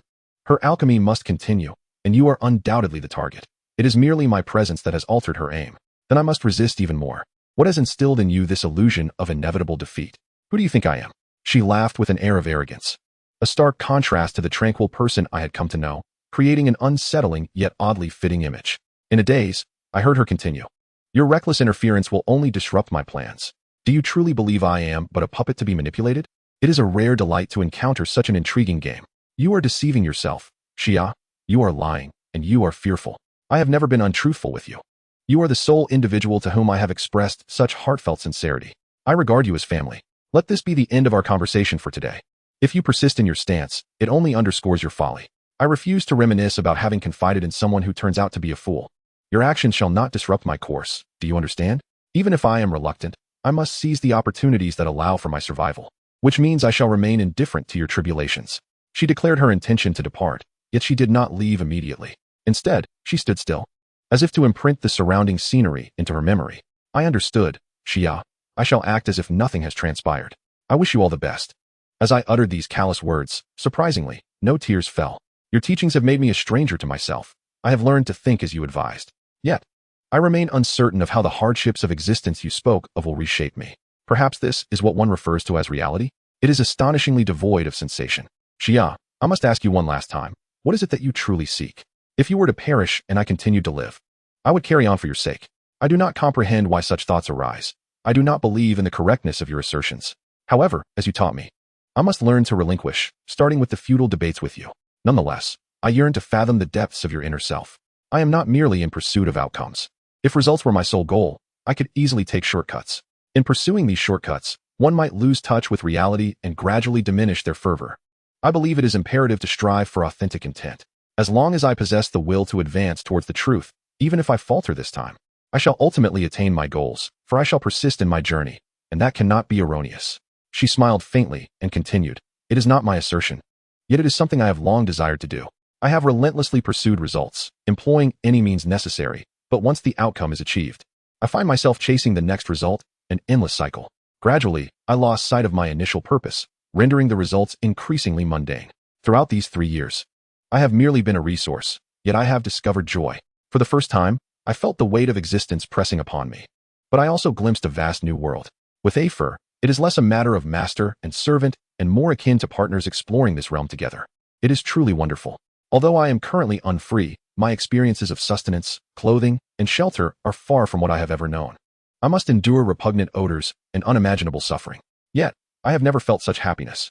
Surely, you cannot comprehend this, can you? I do not understand. I cannot grasp Xia's words. I cannot envision what she has endured, and thus, I cannot empathize with her feelings. All I sense is a profound sadness and pity emanating from within. By the way, allow me to wish you a happy birthday in advance. It is quite the challenge for this wretched place to keep track of dates. Tomorrow is your birthday. I trust you have not forgotten? Ah, indeed. March 26th marks the anniversary of my birth. Thus today is the 25th. Chapter 37 commences. Boredom is the greatest adversary in this world, whether in poverty or suffering. They are merely fleeting interludes of life. Life and death are predetermined conclusions, so why seek to evade them? Existence resembles a tedious narrative, monotonously reciting the past. One could argue that death is preferable, for at least in the pursuit of knowledge, one may preserve a pure and abundant soul, rather than allowing the tedium of daily existence to drain it, ultimately transforming into a stranger to oneself, who ironically mocks the naivety of one's former self. Good afternoon. Father Sean greeted Xia, adhering to the routine of politeness, yet receiving no response. This elderly man, who had imparted the Irish language to Xia, had finally been forsaken by Afer, succumbing to a subtle yet potent form of magic, rendering him a mere tool, an automaton devoid of spirit. At the age of 7, Xia could already perceive the beauty that the future held. Her exquisite features appeared as if sculpted, harmonious and symmetrical, her fair skin blemish-free, and her lustrous black hair cascading gently upon her shoulders, akin to a cloak of silk. Though still young, her stature was already notable among her peers, prompting any onlooker to exclaim in admiration, "What a beautiful little girl." Xia deftly pushed open the door leading to the basement and traversed the spiraling, dimly lit staircase, ultimately pausing before an imposing iron door. As Afer's experiments grew increasingly significant, so too did the fortifications surrounding the basement. With a rhythmic cadence, she struck various points upon the iron door, producing a creaking sound that heralded the gradual opening of a narrow gap, revealing a sight that would astonish any visitor. Contrary to the anticipated dimly lit chamber illuminated by flickering candles, it unfolded into an expansive, seemingly boundless realm. Gazing upward revealed a breathtaking starry sky, with a full moon suspended majestically at its zenith, casting ample light upon this otherworldly space. Although merely an elaborate faade, the basement stretched to the size of several football fields. At its center stood a grotesque, three-tiered structure, the true abode and laboratory of Afer. "Good afternoon, Raphael, Rubens." Xia called out to the 2 Welsh green dragons, shackled by iron chains. Their names, bestowed by Xia, honored 2 artists renowned for their dragon-slaying depictions. Within this workshop, they served as living materials, blood, claws, hearts, livers, horns, and hides, all essential for alchemical purposes. Even their excrement constituted a rare fertilizer. The decision to utilize 2 dragons stemmed from the need for sustainable sourcing of materials, as they could alternate without succumbing to death, and they would also produce offspring, thereby providing additional disposable resources. The 2 green dragons snorted in acknowledgement, as they had been confined here since Sia's arrival. However, the creatures held captive here extended beyond mere fire dragons. Rarer beings were also present. Good afternoon. Audrey approached a resplendent equine creature, gently caressing its mane. When it turned its head in response to her voice, she discovered it was a unicorn, a name she had chosen to honor an actress whose beauty was equally enchanting. Audrey's figure had grown exceedingly frail, her delicate horn nearly broken at the base. Its body was composed of an extraordinarily magical essence, far surpassing even that of a fire dragon, with intelligence that only compounded its suffering. The unicorn struggled to draw closer to her, tenderly licking the hand she extended. Every aspect of the unicorn was steeped in curses, its fur, its blood, its skin, and especially its horn. Yet, should the unicorn willingly offer itself, the narrative would shift entirely. Once, this place was home to a multitude of creatures, but as time passed, they had all been ruthlessly slain, reduced to mere disposable materials. At the age of 5, Sia awakened to a remarkable ability to converse with all animals, not in a serpentine tongue, but in normal speech, comprehending any language. She could also understand their words.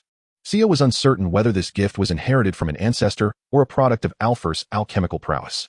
Regardless, through this ability, Alfer secured the unicorn's trust, acquiring precious materials and gaining the confidence of many other beings. Yet, it was evident that the price of such trust was their lives.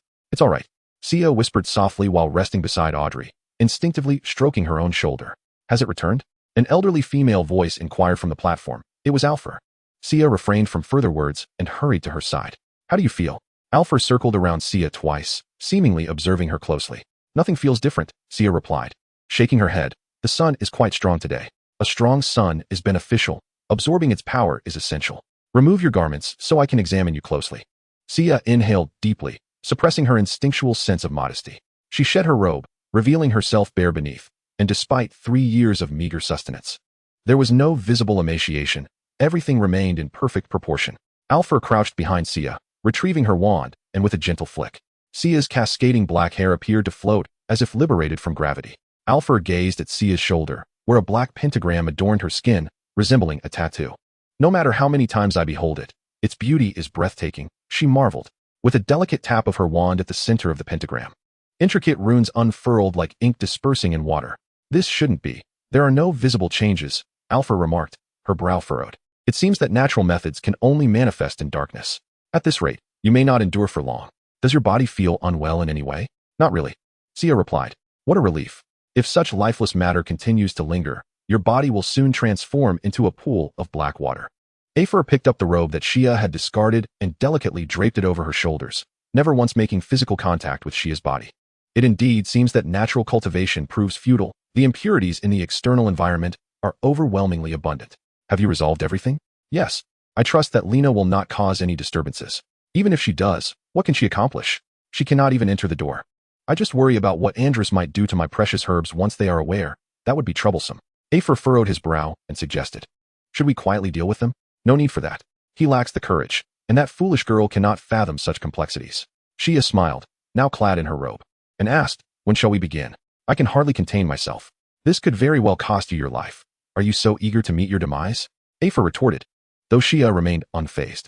Across the myriad civilizations of the world, be they muggles or wizards, this is the ultimate aspiration. The possibility of realization now lies before us. What is there to fear in death? Shia spoke with wild fervor, devoid of pretense. The ignorance of the world is indeed profound. The concept you speak of, if it were attainable, would have been achieved long ago. Nicola Lamy created one over 500 years ago and thrived until now. Afer scoffed. But I have long maintained that it was merely a failure. The true greatness of the fifth element should be beauty.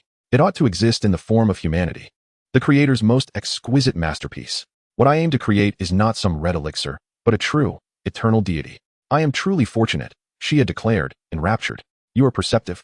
Yet I advise you to temper your cunning thoughts. You are merely a component in this endeavor, and the final outcome will bear no relation to you. You won't even witness half of the results. I understand. Until then, I shall remain your most loyal assistant. Shia humbly bowed.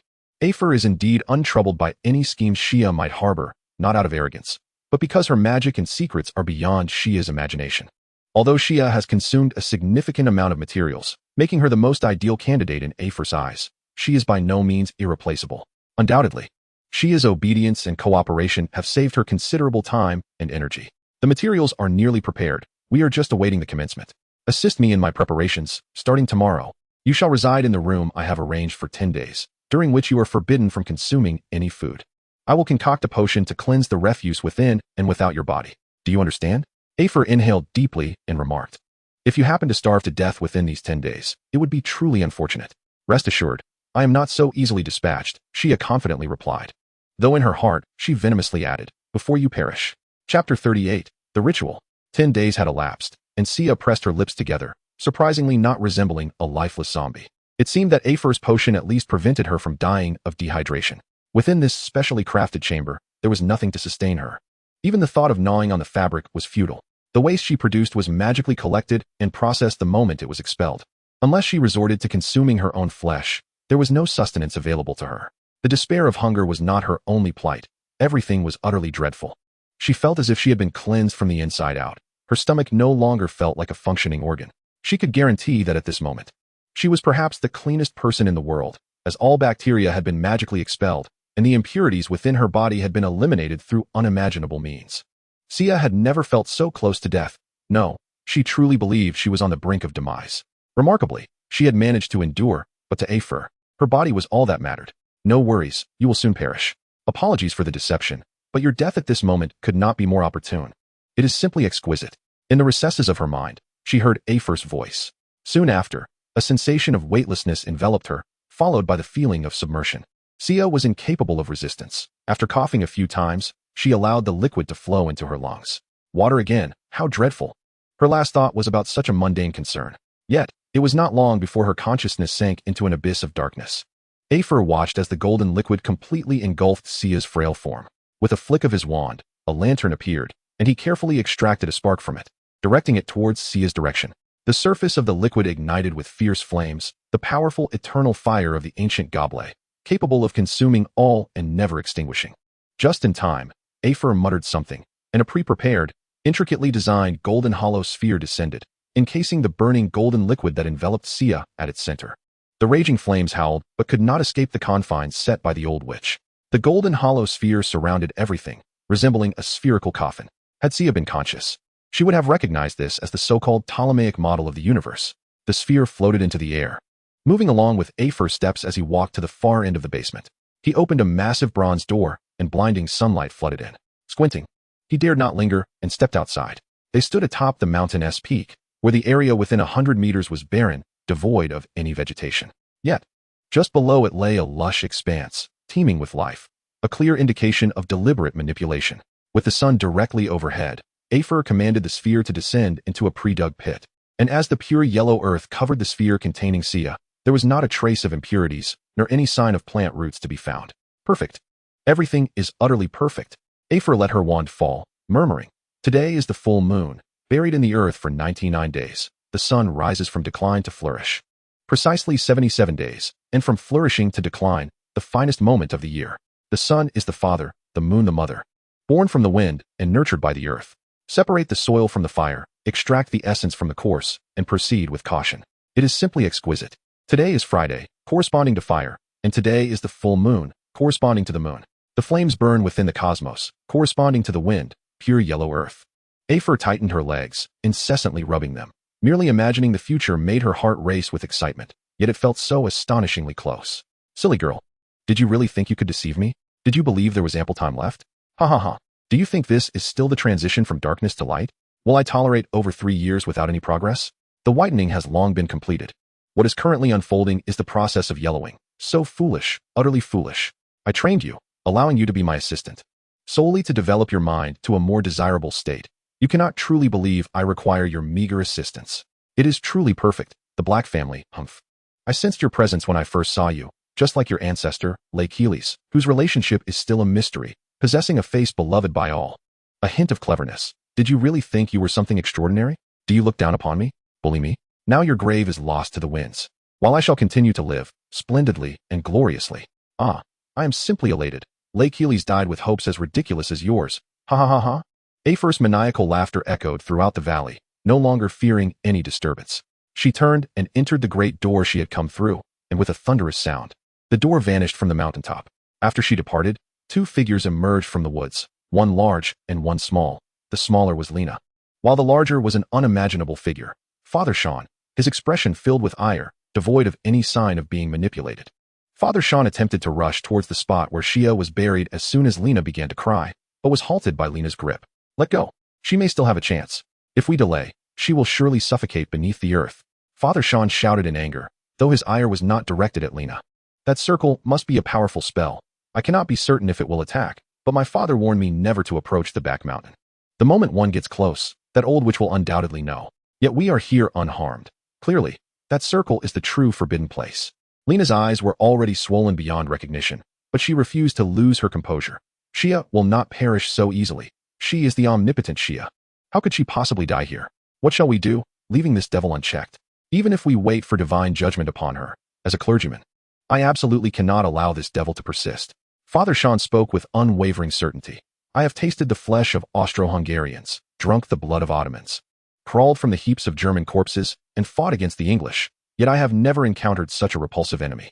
I do not comprehend your sorcery, but if the opportunity arises, I shall undoubtedly take aim at her forehead, making her head bloom. No, the most fitting end for such a wretch would be to bind her to the stake and let her burn. You know something? Tell me. So I can ponder our course of action, Lena urged, taking a deep breath to steady her emotions. 11 days ago, I remember distinctly, after which Shia has not emerged. I cannot possibly know more than you. I drifted in a haze for an indeterminate time, recalling only that Shia recounted the stories I had once shared with her.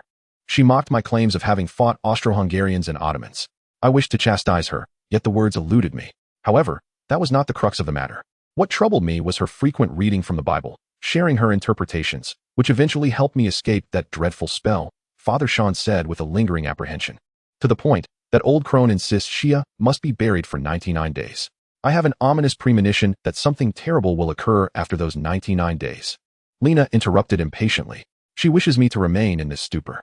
That old witch has scarcely interacted with me in recent years, and she would not believe that I have unraveled her magic myself. The arrogance of wizards, once they master their magic over muggles, Lena murmured, having learned this from Shia. Though she dismissed it, as she did not believe that Father Sean could offer any substantial assistance, merely extracting useful information. But in retrospect, did she compel you to do anything else? Indeed, but I cannot disclose it. I have sworn an oath to the divine that what I assisted her with must remain a secret. She instructed me that if it proved useful, all the better. If not, let it be as if it never transpired. You need only know this. The old witch will experience periods of weakness, and during such times, I shall take you away from here. Father Sean's lips were still loose, ultimately revealing Shia's final request. Why? How does Shia know? Why not now? Lena furrowed her brow, instinctively grasping some critical information. I know not how she learned, but Shia mentioned that this place is under the witch's enchantment. Those from outside, and we who venture forth will be observed by her, especially you. In her eyes, you are equally valuable and cannot easily escape. Only then, when we exit, will she be too late to pursue. Yet, I do not know when this period of weakness will occur. Father Sean scratched his nearly bald head, finding magic utterly perplexing. It is evident that we must flee after 99 days. You must take my father with you. She cannot disapparate, just drive straight ahead. And she will not be able to catch up. I must remain. Lena's gaze hardened. If you do not escape, where shall I take your father, a mere invalid? It is not my intention to mock him. I have never encountered a man so utterly inept. Very well, I shall remain with you. What of it? A period of weakness, is it? Might it not be the most opportune moment to cast this demon into the abyss? Father Sean flexed his muscles, astonishingly robust for a man nearing 80. Let us prepare diligently during this time. I shall retrieve my father's wand in hopes that it will prove useful. You may go ahead. I will remain here to offer a prayer for Shia, wishing her safe passage into the kingdom of God. No, she will certainly succeed. Father Sean said with a tinge of sorrow. Do as you will. Shia is not yet dead, Lena declared, turning on her heel and fleeing without a backward glance. After Lena departed, Father Sean's eyes glistened with unshed tears. He moved forward to the very edge of the yellow earth circle, trembling hands retrieving the Bible, a tome he scarcely comprehended. He randomly flipped it open, his gaze landing on a passage that seemed to resonate with the moment. And he recited, I know that my Redeemer liveth, and that he shall stand at the latter day upon the earth. And though after my skin worms destroy this body, yet in my flesh shall I see God. I myself shall behold him, with mine own eyes, and not another. My heart faints within me. Oh, and that girl mentioned adding amen at the end. Who is the priest here? You or I. Chapter 39, From Hell. On the third day following Xia's burial, the unquenchable flames extinguished, and she was reduced to ashes, devoid of flesh and bone, yet her consciousness was restored. It seemed she could still feel her body existing, immobile. Her awareness curled up with her knees to her chest, reminiscent of her state in the womb. Unlike before, there were no connections. As she slowly and erratically rotated within a sphere, she opened her eyes to survey her surroundings. The flames had evaporated all the golden liquid, permeating the universe, and the inscriptions symbolizing the sun, moon, and stars were bathed in a resplendent golden glow. The lower half of the universe appeared to solidify, as if the earth was manifesting within the void. She had indeed gambled correctly. It was astonishing. 3 days had passed, and perfect could hardly encapsulate the experience. The realization of her awakening, even amidst the torment that had dulled her spirit, filled her with uncontainable joy. Not only had she seized the chance for revenge against that foolish old witch, but her deep involvement in the experiment had succeeded in the manner she had longed for. 3 days of awakening. Put differently, Xia had perished at the time of her burial, and after 3 days, she resurrected. This miraculous event was beyond even the most adept practitioners of ritual magic, an unforeseen phenomenon. It was Xia's magic, the most esoteric and profound of ritual spells. Yet she had succeeded in replicating the most improbable of outcomes. Xia soon entered a state of slumber once more, but this time, her breath was long and strong, as if she had entered a sweet dream. Thus, 99 days passed. Once again, at noon, Eve returned to this place, where the barren yellow earth was now adorned with dense foliage, surpassing even the verdancy of the mountainside. Among the flora stood trees that, within such a brief span, seemed impossible to have matured. The sky was overcast, with rain falling, yet this particular area was illuminated by the sun's radiant beams, casting warmth upon the mountainside. It had been 99 days since she last set foot here, but upon witnessing the scene, laughter involuntarily escaped her lips. She began to chant an ancient incantation, and as her words echoed, a thunderous roar ensued. The earth heaved, expelling that which did not belong to her. A sphere enveloping Xia soared into the heavens, disappearing into the sun's brilliance. The ground was mercilessly upheaved, revealing countless roots that seemed to protect the sphere, growing around it in a manner difficult to fathom. How could such an abundance of roots have emerged from the once barren soil in just 100 days? Accompanied by Ave's maniacal laughter, the sphere descended from the sky, hovering before her, ascending from the earth to the heavens and descending once more. It gained the powers of both realms. Ave circled the sphere twice, meticulously examining her most exquisite creation. The Ptolemaic model of the universe was filled with earth, resembling a rock sphere tightly bound by iron rods. Yet this earthen sphere exuded a faint golden glow. It was complete. The yellowing was triumphant. Ave laughed wildly, using hands and feet to climb to the top of the sphere, as if everything in the world lay beneath her gaze. Let us proceed. Prepare for the final step. With a flourish of her wand, the immense sphere soared forward, and she bent down, reveling in this unprecedented ecstasy. Wherever the sphere passed, clouds dispersed, rain ceased, and sunlight flooded the land. But shortly thereafter, the sky reverted to its former gloom and drizzling rain. The sphere vaulted over several mountains, glided past her herb garden, and soared above Lena's home, finally pausing over the church. With a mocking laugh, the sphere plummeted, crashing through the church's ceiling and coming to rest above the altar. She tumbled down from the sphere, waved her wand, and the debris from the shattered structure along with all the furniture in the hall was cast aside.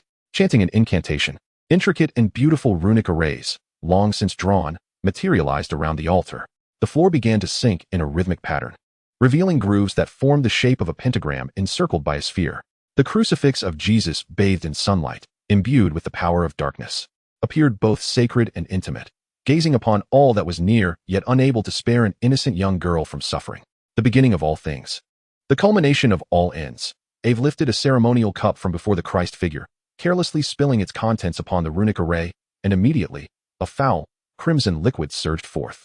The blood of a dragon fell from the heavens, symbolizing masculinity. A silvery liquid followed closely, intertwining with the red, yet remaining entirely distinct. The blood of the unicorn emerged from the earth, symbolizing femininity.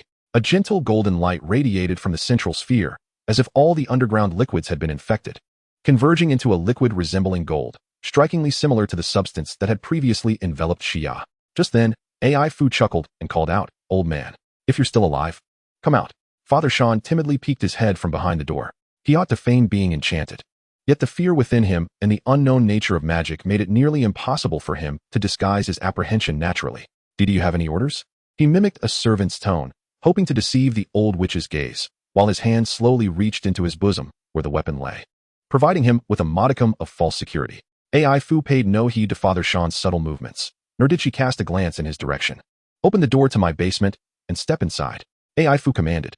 "After 30 years of cohabitation, this is the reward you deserve." Father Sean dared not resist. The old witch was clearly not in the frail state Xia had described.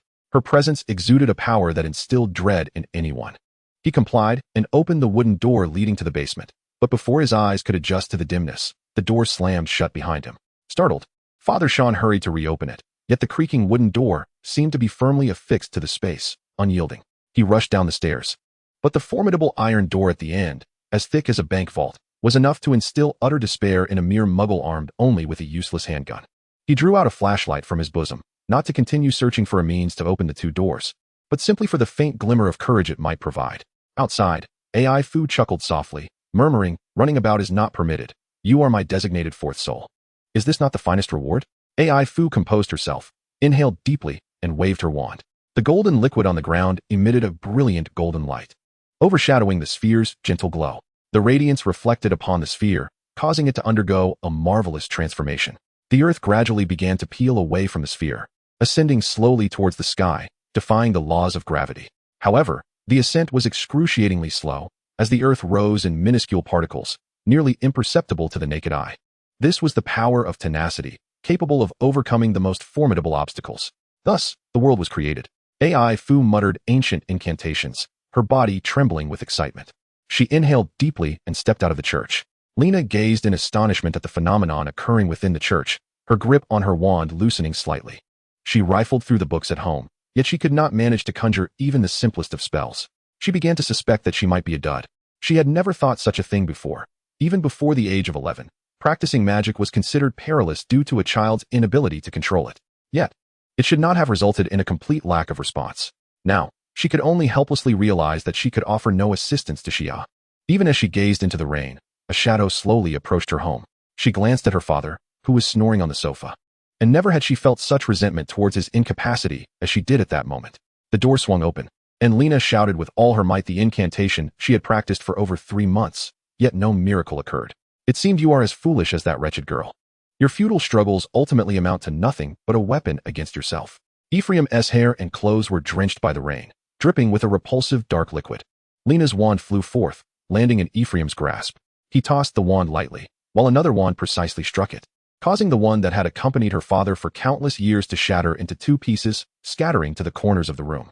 Falling unconscious, Ephraim struck the snoring Andress with another blow. He was hit by the spell and tumbled off the sofa clumsily. Ephraim stepped forward and waved his wand, flipping the sofa and pinning Andress beneath it. Without the aid of magic, he was merely a long-time alcoholic, a wretched soul in dire straits. "Come now, you should feel honored, for you shall become a part of the divine." With the wand pointed at her, Lena's body felt as if it were petrified, rendering her incapable of any movement. "You will ultimately fail. Even if I perish, even if Xia meets her end, even if we cannot thwart you, you will still fail.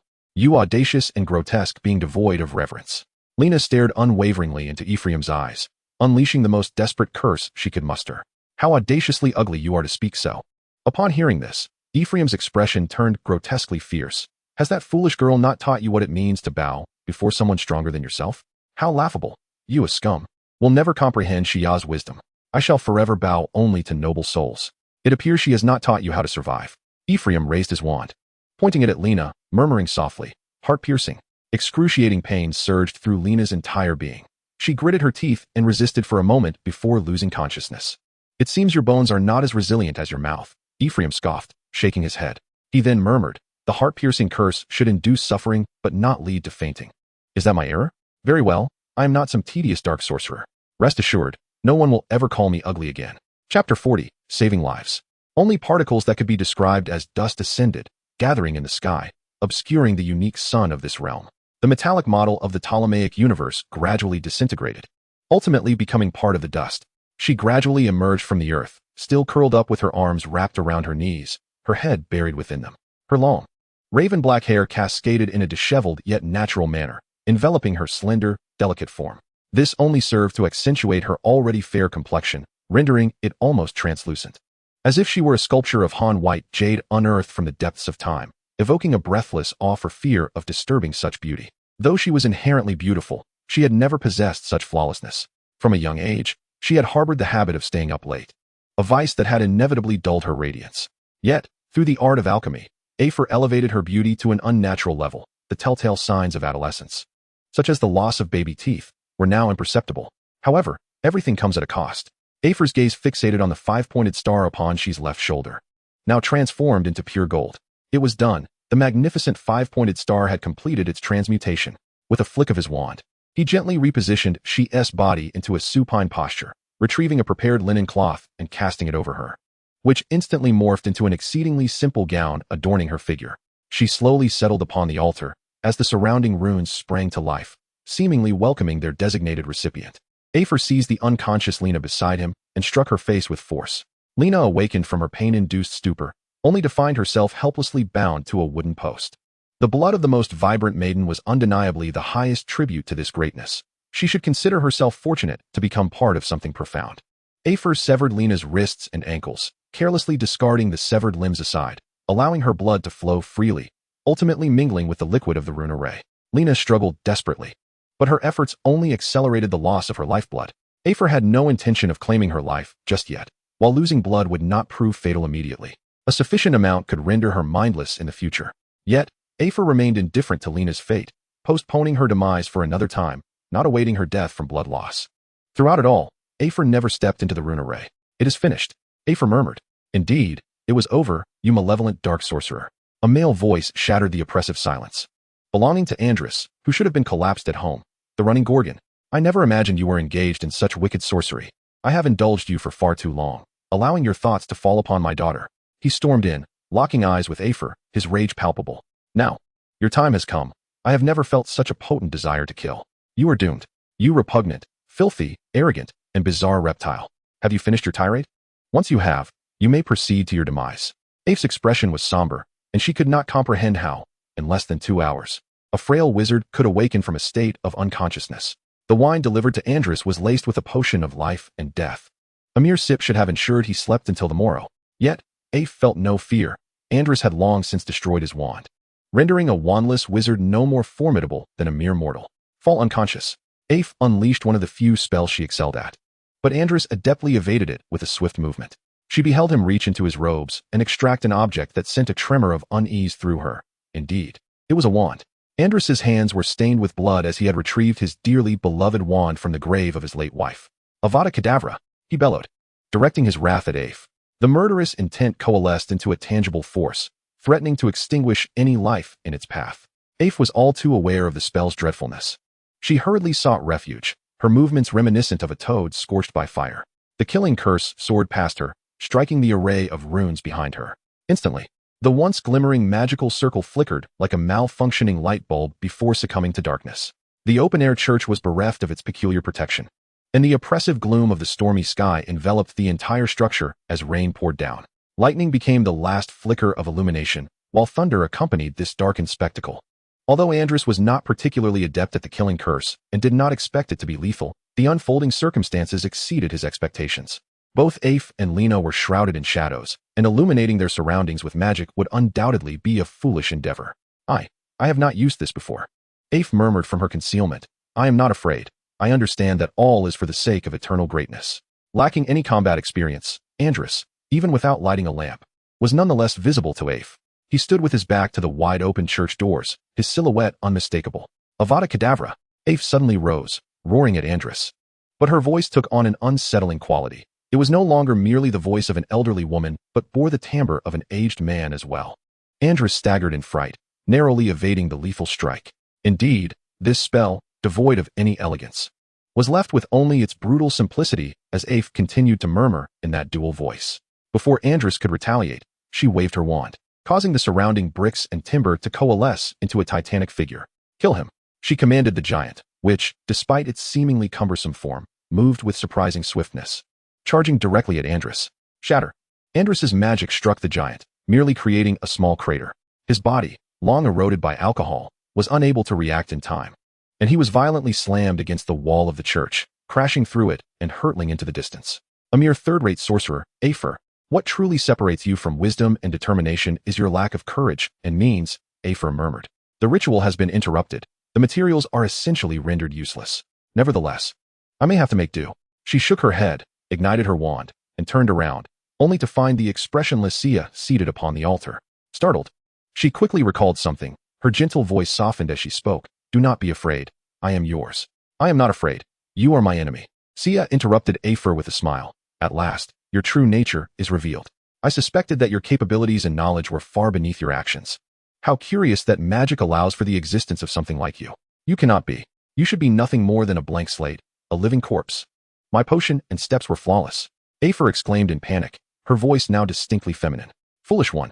When you told me that everything in this world is governed by a hidden magic, you bestowed upon me the courage to take a gamble. On April 5th, the day of my burial, it was not merely a full moon or a Friday. Oh yes, it was also 3 days prior to this year's Easter. Do you comprehend what that signifies? Did you think I merely flipped the calendar for Lena's birthday? Sia stood up from the altar, arms outstretched, feet planted firmly. Her head tilted back to the increasingly heavy rain, inhaling deeply as the droplets struck her face. Impossible. Such legends do not exist. Afer shook her head, murmuring.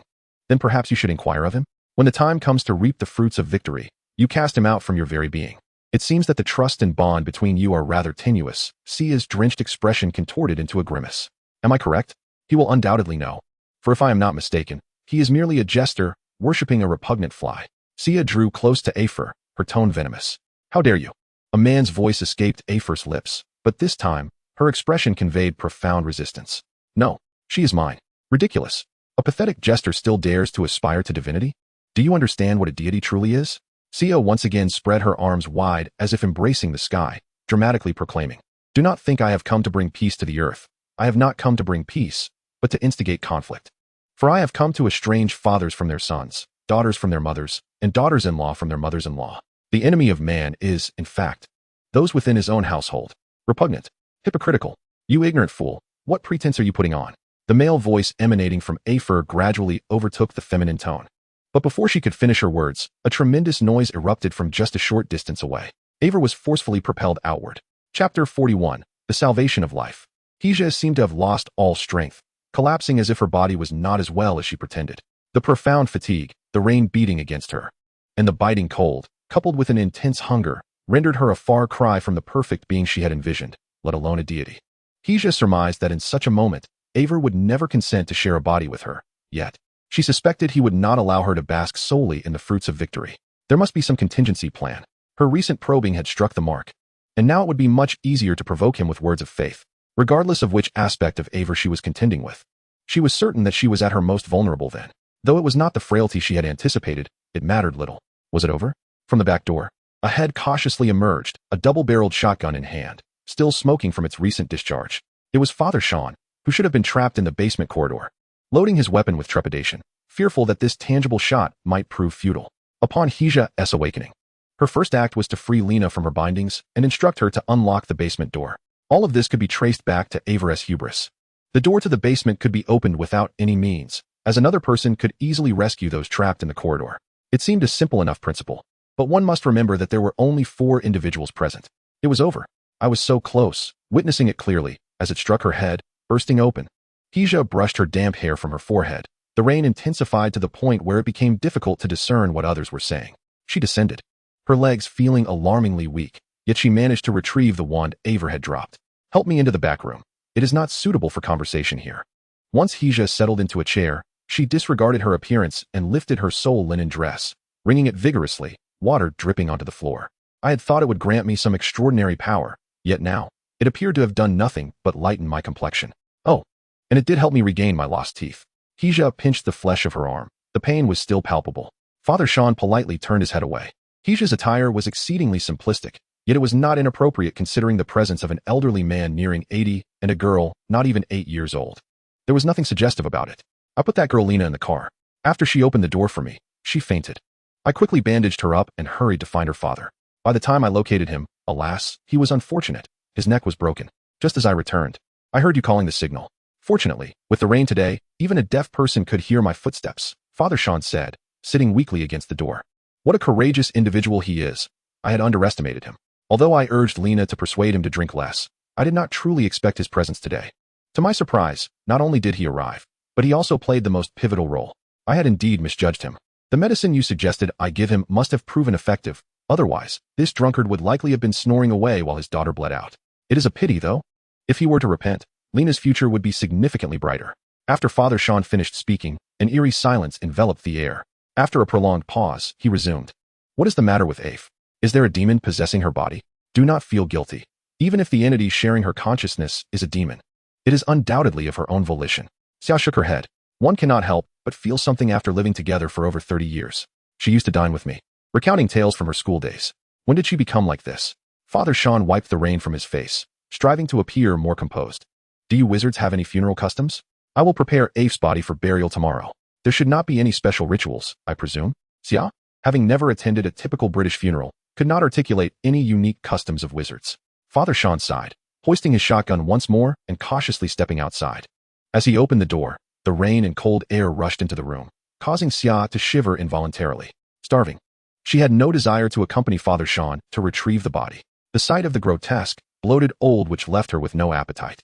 Turning back, she gazed at the creamy rice and vegetable porridge simmering in the pot, sighed, and nonetheless served herself a generous bowl. While she was eating, a sudden, piercing scream echoed, followed by several erratic gunshots. Then silence fell. Xia leaped to her feet, her face etched with terror. Afe's head had exploded before her eyes. Even with the miraculous elixir capable of restoring flesh to bone, in such a state, how could one retrieve it and drink from a mouth that may no longer exist? Moreover, with the wand in Xia's possession, even if Afe were still alive, she could only muster basic spells for self-defense. A person who is killed will die. A wizard is still human, not a headless horseman. Xia cast a glance at the basement, where 2 dragons and a unicorn awaited to assist her. Yet, that was Afe's domain, fraught with traps and defenses that she could not claim to fully comprehend. Recklessly entering would not be a prudent choice. Had she possessed a means to remotely alter her entrance, she would have found herself trapped in the corridor. The atmosphere felt as though it had solidified, with only the relentless rain battering against the windows breaking the silence. Xia gripped her wand tightly, hoping it would provide some semblance of security. Yet, contemplating its ineffectiveness in her hands, she realized that in the hands of an adversary, it would serve a far different purpose. Thus, she cast it into the roaring flames of the hearth. Now, there is no reliance left. Xia took a deep breath, contemplating the situation outside, where the sound of gunfire echoed, certainly not that of a hunting rifle. Yet, a hunting rifle, primed and ready, could not be dismissed lightly, especially considering Father Sean's boastful experience. He would not make the grave error of approaching the body unguarded. However, all the gunshots had been identical. How could it have reached a point where not a single shot was fired from the hunting rifle? Aside from magic, a sorcerer possesses only the strength of an ordinary human. There was no reason for the old witch, Efer, who could hardly muster the energy for a bath, to wrest the rifle from the still vigorous Father Sean. If there were magical means at play, then Father Sean should still be able to switch to a handgun and fire. Moreover, the chilling screams resonated through the air. What had Father Sean encountered? Xia gasped, realizing the worst possibility. Efer might possess some hidden trump card capable of healing injuries, or perhaps she could disregard such wounds altogether, accompanied by formidable physical enhancements. Damn it! At such a moment, she had still underestimated the marvels of magic. Xia clenched her fists tightly, fully aware that the devil's tactics could not be measured by known standards. Yet she had still committed this fatal error. Less than 30 seconds had passed since the incident, and Xia could no longer sit idly in that cramped space. The likelihood of Father Sean's survival was diminishing, but to do nothing would be inhumane. Bursting out of the house to locate Father Sean's car and making an escape was one option, but without knowing what the adversary was capable of. Confronting them would be futile, potentially costing Lena her life. Regardless, I am but a half-finished product, and the target is solely me. Whether she has left any tricks on me remains uncertain. With determination, Xia flung open the door and dashed out. Outside, the church was her domain. Chapter 42, A Life to Save. Xia stepped out into the ruins of the open-air church, the torrential rain pouring down like a deluge, leaving her thoroughly soaked. Without searching deliberately, she immediately spotted Father Sean lying on the ground, with a humanoid creature gnawing at him. A wave of nausea surged within her, but steeling herself. She moved along the wall in the shadows, reaching for the hem of the surviving statue of the Virgin Mary, where she discovered a revolver. Although Xia had only fired a few rounds at the shooting range, putting aside her accuracy, the current condition of her body made even holding the weapon feel heavy. Yet it was far better than being empty-handed. Under the present circumstances, this was the most reassuring weapon she could possess. As she drew closer, Xia could even hear Efer crunching on bones amidst the rain, and through the faint light, the mangled head of the creature came into view. A shiver ran down Xia's spine. She could not ascertain whether the monster before her still retained any semblance of reason. If it were to recklessly charge at her to feast, she would indeed stand no chance of defending herself. However, Given the current circumstances, action must be taken. Sia aimed her firearm at the creature, yet before she could pull the trigger, it unexpectedly began to speak. It hurts. Oh, it truly hurts. Ha ha ha. Claiming to be a divine messenger, yet so easily dispatched, its voice resembled the grating of glass, piercing and jarring, with an unsettling blend of both masculine and feminine tones. Sia cautiously advanced 2 steps from the shadows and squeezed the trigger. The deafening gunfire echoed, sending a jarring pain through her hand. Yet her mental preparedness prevented her grip from faltering. The creature swayed slightly, and Sia clearly saw flames erupt from the muzzle. At such proximity, a miss was inconceivable. Yet the damage seemed woefully inadequate. Ah, are you so eager to meet your end? It twisted its head to face Sia. A flash of lightning illuminated the entire church, revealing a scene grotesque enough to serve as a climax in any horror film. Only one eye remained, a striking golden hue starkly contrasting with the essence of Ephyr, its pupil a peculiar rectangular slit. Its mouth appeared intact, but the rest of its form was a sight best left unspoken, caked in blood, with several wounds gushing crimson. I am not in haste to die. I simply wish to discern what you truly are, Sia replied, slowly shifting her feet in another direction. The creature, seemingly endowed with night vision, followed her movement with its gaze. Do not rush. I am merely making preparations. The ritual must proceed. Even though you are but a defective specimen, I believe Ephyr would be quite pleased. Her final wish shall ultimately be fulfilled. A chill coursed through Sia. Despite the evident damage to its brain, its cognitive faculties remained intact, suggesting its thoughts had transcended physical limitations. You speak of Ephyr? Is she dead? Sia cautiously probed. Dead? What does that even mean? She shall be eternally by my side. Why do you covet my body? You are male, and I am a girl. Such a choice seems incongruous unless your beliefs demand a female form. Sia continued her inquiry, her weapon subtly shifting towards her own temple. If fate were to be unkind, perhaps it would be best to conclude matters here.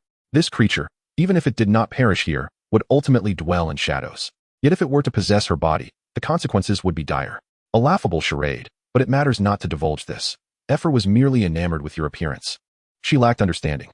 Yet you, as a flawed being, hold little allure for her. What I seek to create is a deity. Feel free to inflict harm upon yourself with your mundane wand. It is of no consequence.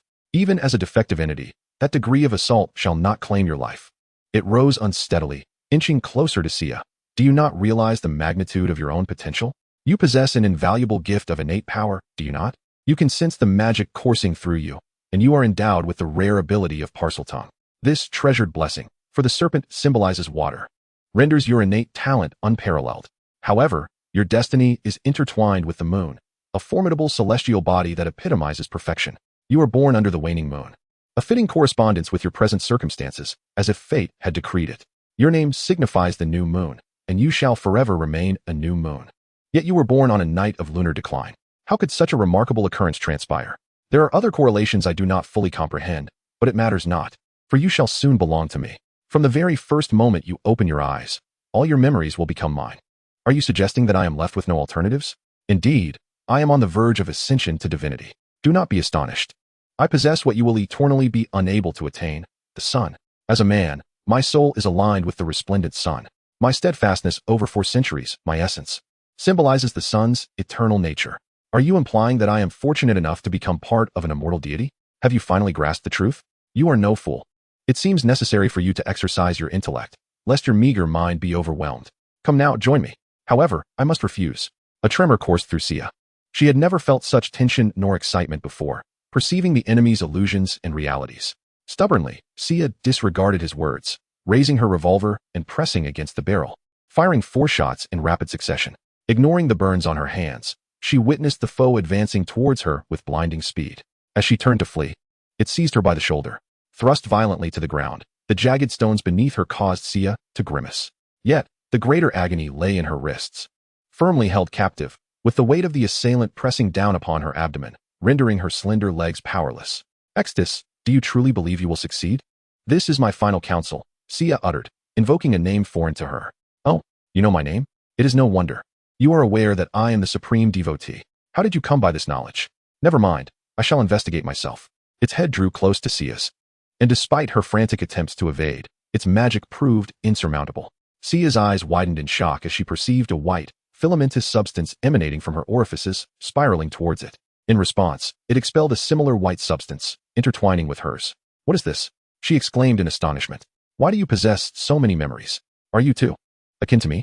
No, this is intriguing. A mortal, one who knows not the essence of magic, has undergone such extraordinary experiences? Observe, my life bears no hidden aspects. Sia retorted fiercely, yet her actions betrayed her defiance. The luminous sphere shared by them advanced inexorably towards Sia. You, what are you doing? How can this be possible? The purpose of Ixtis is to extract all the souls of Xia, merging them with himself before entering Xia's body. Yet now, Xia intends to consume his pure soul. The magic inscribed upon my back. Am I not capable of wielding it myself? How can this be justified? Xia scoffed. Impossible. This is my secret art. And only those who have forged a pact with me can behold my grimoire. You cannot possibly learn it. Those who enter into a contract with me must share their body with me. How did you manage this? Ixtis exclaimed in terror. Is it not merely that grimoire? Did you truly think I would venture this far without understanding anything? The way Afer cherished her concealed knowledge serves as the clearest indication that one must inscribe their name with their own blood. How fraught with flaws. Impossible. Afer has never divulged the contents of the book to you. Thus, I must express my gratitude. It is you who have granted me the true power of a deity. Xia hissed malevolently, striking at him. Only in this moment of wavering resolve could the balance of this soul contest tilt in her favor. Enough, enough. It was merely an unexpected turn of events, and it is time to conclude this. With that, his elongated nails plunged into Xia's shoulder, intertwining with her sinews and bones. Xia let out a pained wail. Undeniably, pain is the most effective means of assaulting one's will. No matter how defiant her words, the agony remained genuine. The scales of victory swiftly tipped in favor of Ixtis. Ixtis, an entity residing within the grimoire, lacked a soul when Afer forged a pact with him. She effectively inherited his will. Thus, despite being the creator of this magic, he was but a mere fraction compared to Xia, who bore the complete array of runes. Yet now, circumstances had altered. Even the slightest difference could determine the ultimate victor. His claws sank deeply into Xia's arm, dragging painfully, and even as she gritted her teeth, the assault on her will could not be feigned. Victory. The luminescence emanating from Xia's features began to wane, her consciousness gradually detaching from her corporeal form. Let me see what secrets you hold. This is truly fascinating, surprisingly so. Chapter 43, The Boring Individual. A young man concluded a day of toil and finally returned to his abode before midnight. His name, though, is of little consequence. He is 30 years old and resides in a luxurious apartment in a bustling metropolis. His occupation can be succinctly described as speculative dealings. He seldom returned home before 11 o'clock. He smoked heavily, imbibed alcohol as if it were water, and typically did not retire until the early hours of the following day, 5 hours of slumber being considered a luxurious rest. Before bed, he almost always found himself hunched over the toilet, retching. His greatest physical exertion consisted of the mere distance walked from his vehicle to his home. Doctors warned that he could succumb at any given moment. He moved his fingers but found himself unable to rise. The evening's social engagements had involved copious amounts of red wine, leaving him with little appetite for other sustenance. Though he drank moderately and could savor the taste of wine, the fatigue of drinking alongside tedious individuals weighed heavily upon him. As midnight approaches, a pang of hunger lingers, yet he lacks the energy to prepare a midnight snack. Despite ready-made meals quietly resting in the refrigerator, this house has long been devoid of anyone who might show him a modicum of care. To outsiders, the young man may well embody the archetype of a successful individual, perhaps even the standard for young women seeking companionship, a car, a house, orphaned yet prosperous, with a handsome income and a shrewd disposition. If he wished, he could effortlessly play the role of a low-key domineering CEO. He fumbled in his pockets and retrieved his phone. At such an hour, the diligent delivery drivers continue their earnest work. He sighed, reflecting on the shared struggles that everyone faces, each household burdened with its own challenges, yet few earn as much as he does. He found it perplexing to harbor such a mindset. It struck him as utterly pointless. He haphazardly ordered a few items and cautiously rose, suddenly aware that even this suit, by his standards, was quite costly. He meticulously tidied away these items, which held no significance for him, took a brief shower to clear his mind, and naturally settled at his desk. He picked up a copy of Haruki Murakami's Kafka on the Shore. It was evident that the earlier pages bore creases from frequent reading, while the latter ones appeared pristine. Without the need for a bookmark, he flipped to the pages he had previously perused. However, within 10 minutes, his focus had entirely waned. Frustrated, he tossed the book aside, inadvertently knocking over a glass of water on the desk. The pent-up irritation seemed to find an outlet, and he erupted with expletives before, like a deflated balloon, weakly covering his face. In his youth, he often wondered why so few adults read. Life is fleeting, yet through books, one can experience myriad lives, crying and laughing alongside the characters, discovering the unfamiliar, and feeling emotions yet unexperienced, all while maintaining a sense of wonder as one explores the vibrant world. Was there anything more splendid than this? To this day, His answer remains unchanged. Yet, he must concede that he is no longer that boy who, after school, would sneak off to browse at the bookstall, carefully saving to purchase 2 new books, devouring Walden even on crowded buses. Walden. Now, he doubts he could even manage to read the first page. Finally, the doorbell of the delivery service shattered the oppressive silence. It seemed to dawn on him as he cautiously avoided stepping on the wet floor and the shards of the fallen cup. He expressed his gratitude to the delivery driver several times before gently opening the door. Feeling a slight lift in his spirits, he hummed a tune he had improvised, tidying up the remnants of his earlier clumsiness. Like a character from a television drama depicting a successful individual, he ostentatiously prepared a cup of coffee and brought it to his desk, opening the food delivery with a flourish. The absence of even a napkin or cutlery was inconsequential to his spirits. Naturally, he opened his computer and lit a cigarette, instantly transforming the ambience of the room. To outsiders, he appeared to be merely a reclusive individual awake at an ungodly hour. His home housed a television, yet it was seldom used for its intended purpose, serving instead as a mere screen for movies and video games. Ironically, the gaming console he purchased had barely been activated. Nevertheless, he was undeniably a product of the digital age, with computers woven into the fabric of his existence. He spent his work hours in front of a screen, only to return to it once the day's duties were complete. The term health had likely long been excised from his lexicon. He navigated to his favorites, selecting a few popular American dramas, swiftly jumping to the comments section. The overarching plots and mainstream critiques flooded his mind, serving as essential conversational fodder among colleagues and fellow enthusiasts. It remained uncertain how many genuinely appreciated these shows. Nonetheless, he could easily claim to engage in leisure activities such as reading, exercising, and watching series. Although sweeping generalizations are not typically the hallmark of rational thought, for a young man, truly captivating American dramas were indeed scarce. At present, he found himself drawn to vibrant, youthful content, or perhaps something heartwarming that evoked a sense of home, qualities that American dramas evidently lacked. The concepts of youth and home, it seemed, diverged significantly from the American perspective. Yet, one is often shackled by the notion of what is deemed correct. In his youth, he dreamt of becoming a scientist, akin to the illustrious Mr. Yuan, etching his name into history as an immortal symbol of human aspiration. He imagined himself as a technological superhero, commanding respect and wielding justice, or as an adventurer battling ancient mummies in pursuit of legendary treasures. However, these were mere fantasies, realities he recognized as such when selecting his university major during the college entrance examination. Faced with the dichotomy of impractical dreams and the weight of reality, he was compelled to compromise. His intellect was sharp, effortlessly yielding excellent grades, yet even among the elite, he found himself amidst a sea of over 100,000 peers nationwide. His keen mind quickly discerned a fundamental truth. In a world fixated on wealth, a person's worth was assessed through the lens of financial success. Eventually, he realized the futility of this pursuit. Following the demise of his parents and the departure of his wife, no societal expectations urged him to uphold these so-called universal values. Now devoid of external motivation, he grappled with the meaning of his actions, or perhaps, he had simply lost the will to begin anew.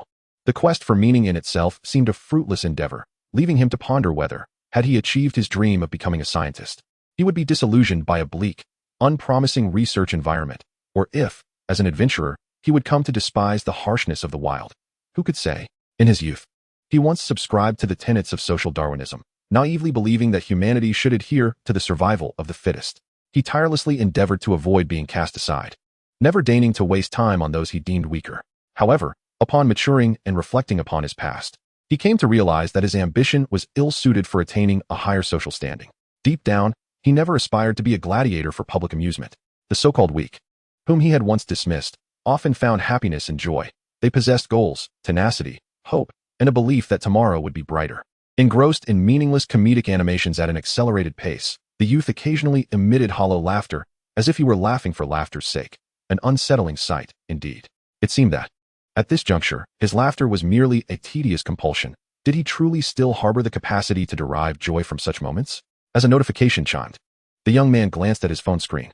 The message, from his beloved, read, "I have given this considerable thought over the past few days.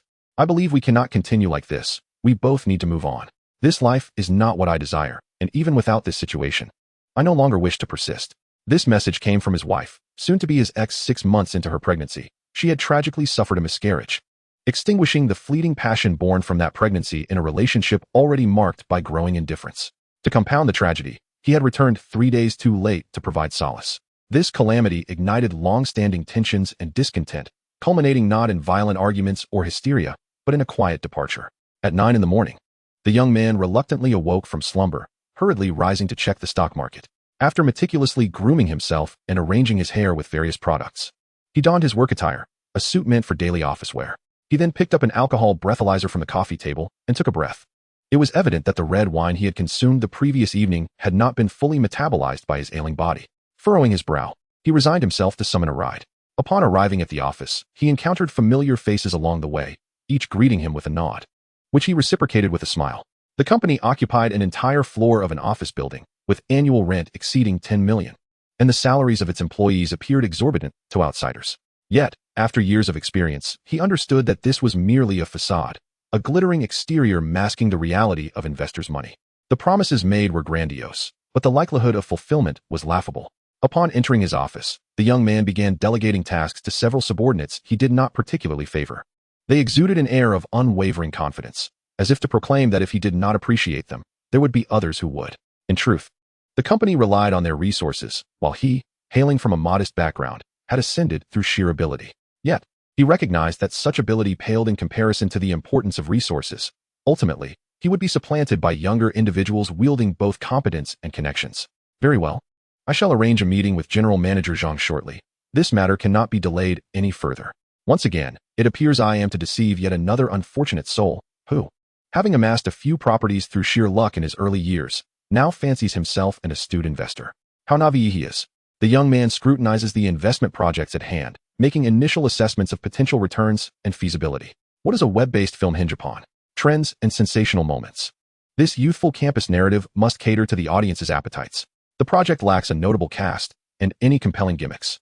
How many viewers would click on a mundane portrayal of a shy couple merely holding hands?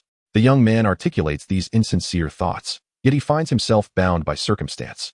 He has previously perused this script, which bears the essence of Shunji Ey, yet their financial backing is insufficient for whimsical indulgences in nostalgia. Such films typically carry low production costs, and with online distribution, an investment of 3 to 5 million can secure a significant share. Under normal circumstances, he would have greenlit the proposal and drafted a plan, confident that the company would not terminate him over occasional missteps. He possesses ample justifications to persuade the higher-ups. Talk of sentimentality, aesthetic fatigue, and the preferences of the younger generation, merely rephrased. Alas, the company's focus has shifted from the once lucrative realm of internet films to a more cultural endeavor. To put it simply, they now seek to establish so-called trendy spots, crafting attractions that embody the cultural essence of the city, akin to what industry veterans have done in various major cities over the years. However, upon reviewing the proposal, he discovers that the cherished alleyway, which holds countless memories for him, the little book stall he visited nightly, the small shop he frequented, the hot pot place where he once dined with her, and the boastful noodle shop owner, who claimed he trained for 5 years before mastering his craft, will fall victim to this cultural onslaught. This is not merely nostalgia for the young man. It represents his initial impressions of the city, instilled by his parents when they first arrived. Regrettably, the might of capital will render all of this a relic of the past. While the proposal was not his own, he is nonetheless a supporter. Due to his professional integrity, it is indeed a commendable project.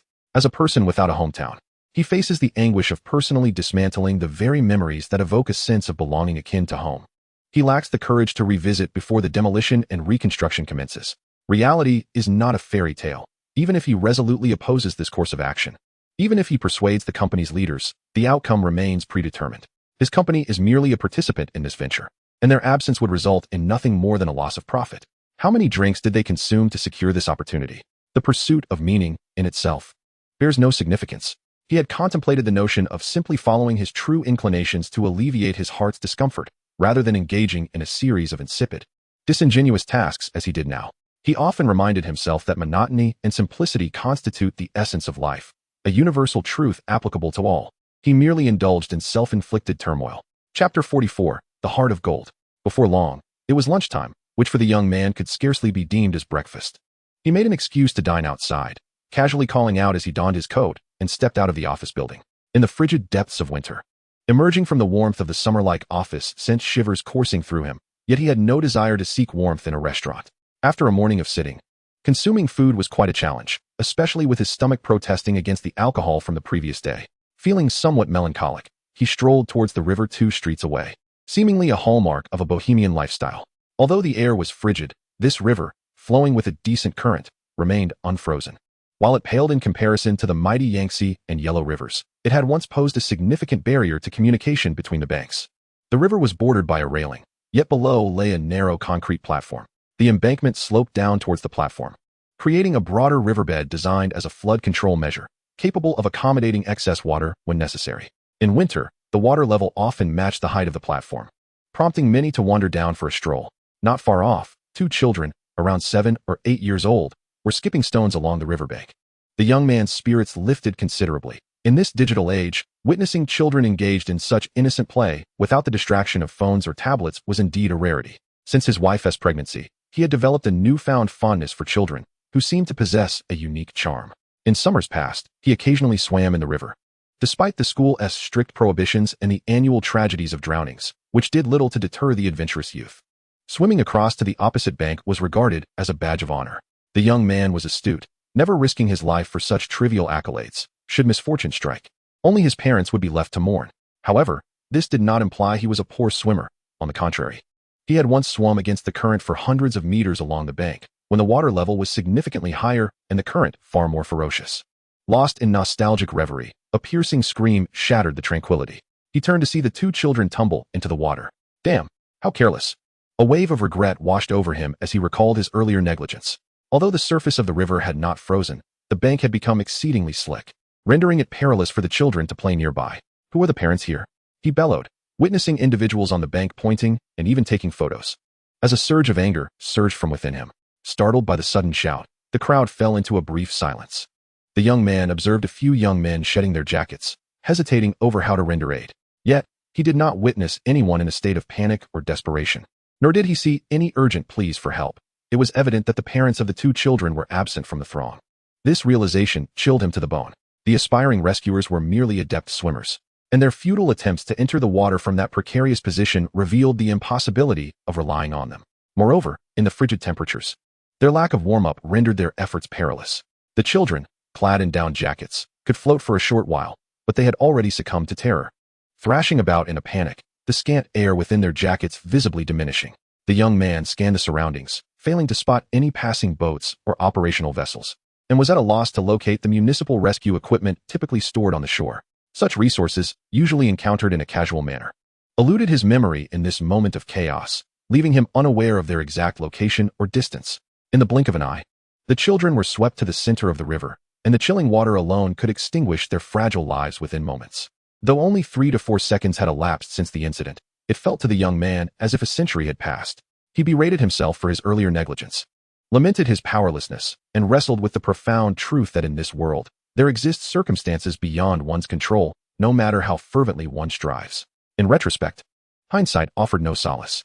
If only there had been equipment, if only there had been a rescue team, if only a skilled hero had emerged. A hero.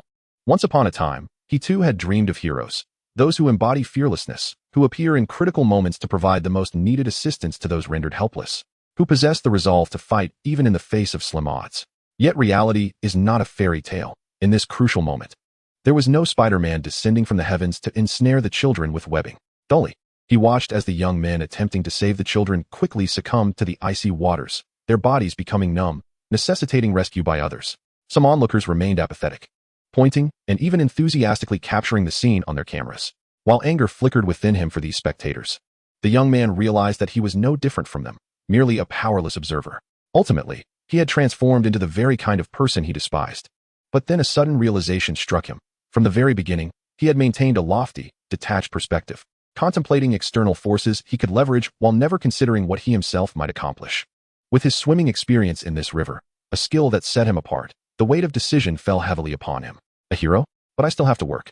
He instinctively took 2 steps back, thinking, I am not warmed up, my physical condition is far from what it once was. Whether I can save someone by entering the water is uncertain. I might very well. As he retreated, he saw the child floating in the center of the river, directly in front of him. In that brief moment, the child's face had turned crimson from the frantic struggle, and soon, exhaustion and water inhalation would lead to drowning. If I were to leave work now, could I still face my colleagues? How could I bear to watch others toil here, just 2 streets away? How could I continue to walk past this place? A constant reminder of my own frailty? He stepped forward and removed his down jacket. When did I become so hesitant? Was it not I who once risked imprisonment to amass my first fortune? Back then, with my parents still alive, I dared to fight fiercely. He took another step forward, violently kicking off his expensive leather shoes. The meaning I have long sought is laid bare before me, is it not? He stripped off his suit jacket and tore away his tie. What could be more meaningful than the chance to become a hero? He murmured to himself. Unfastening the buttons of his shirt, his spine, usually held straight by habit, now stood unyieldingly erect. Taking a deep breath, he shouted at the crowd with all his might. Those who wish to save the child, follow me. There was no need for further words, nor to confirm if anyone would truly follow. He turned sharply and sprinted downstream. In his frantic run, it felt as if he had returned to his former self. His mind swirling with countless thoughts, reminiscent of a time 3 years ago when he had to extricate himself from an illegal fundraising investigation at his previous company. This time was markedly different. Past experiences, the books he had read, the films and shows he had watched, all surged within him, seemingly rallying him onward. The young man loosened his belt, gripping it tightly in his hand. Emerson once remarked that heroes are not braver than ordinary people. The distinction lies in their courage lasting just 5 minutes. I only need to muster courage for less than a minute to become a hero. What a fortune. Heroes are forged in action. Reality is not a film, and those dubbed heroes do not engage in perilous undertakings without first assessing the risks. He reached a point on the bank slightly ahead of the child in the river, then abruptly vaulted over the railing. The rough embankment instantly cut into his feet, but he propelled himself down the slope, accelerating past a small platform before plunging into the water. At this juncture, courage was nearly sufficient. The rest was up to divine providence. The icy river water penetrated his very marrow, and he fought to keep his body from succumbing to the cold. Swimming at an upward angle, if fortune favored him, he might reach the 2 children directly and secure them with his belt, dragging them back to shore. The young man's heart raced faster than ever before. The insincere life he had led had dulled his edges over time. Just as he had once heard in an animated film, the options have always existed. It is we who chose this path.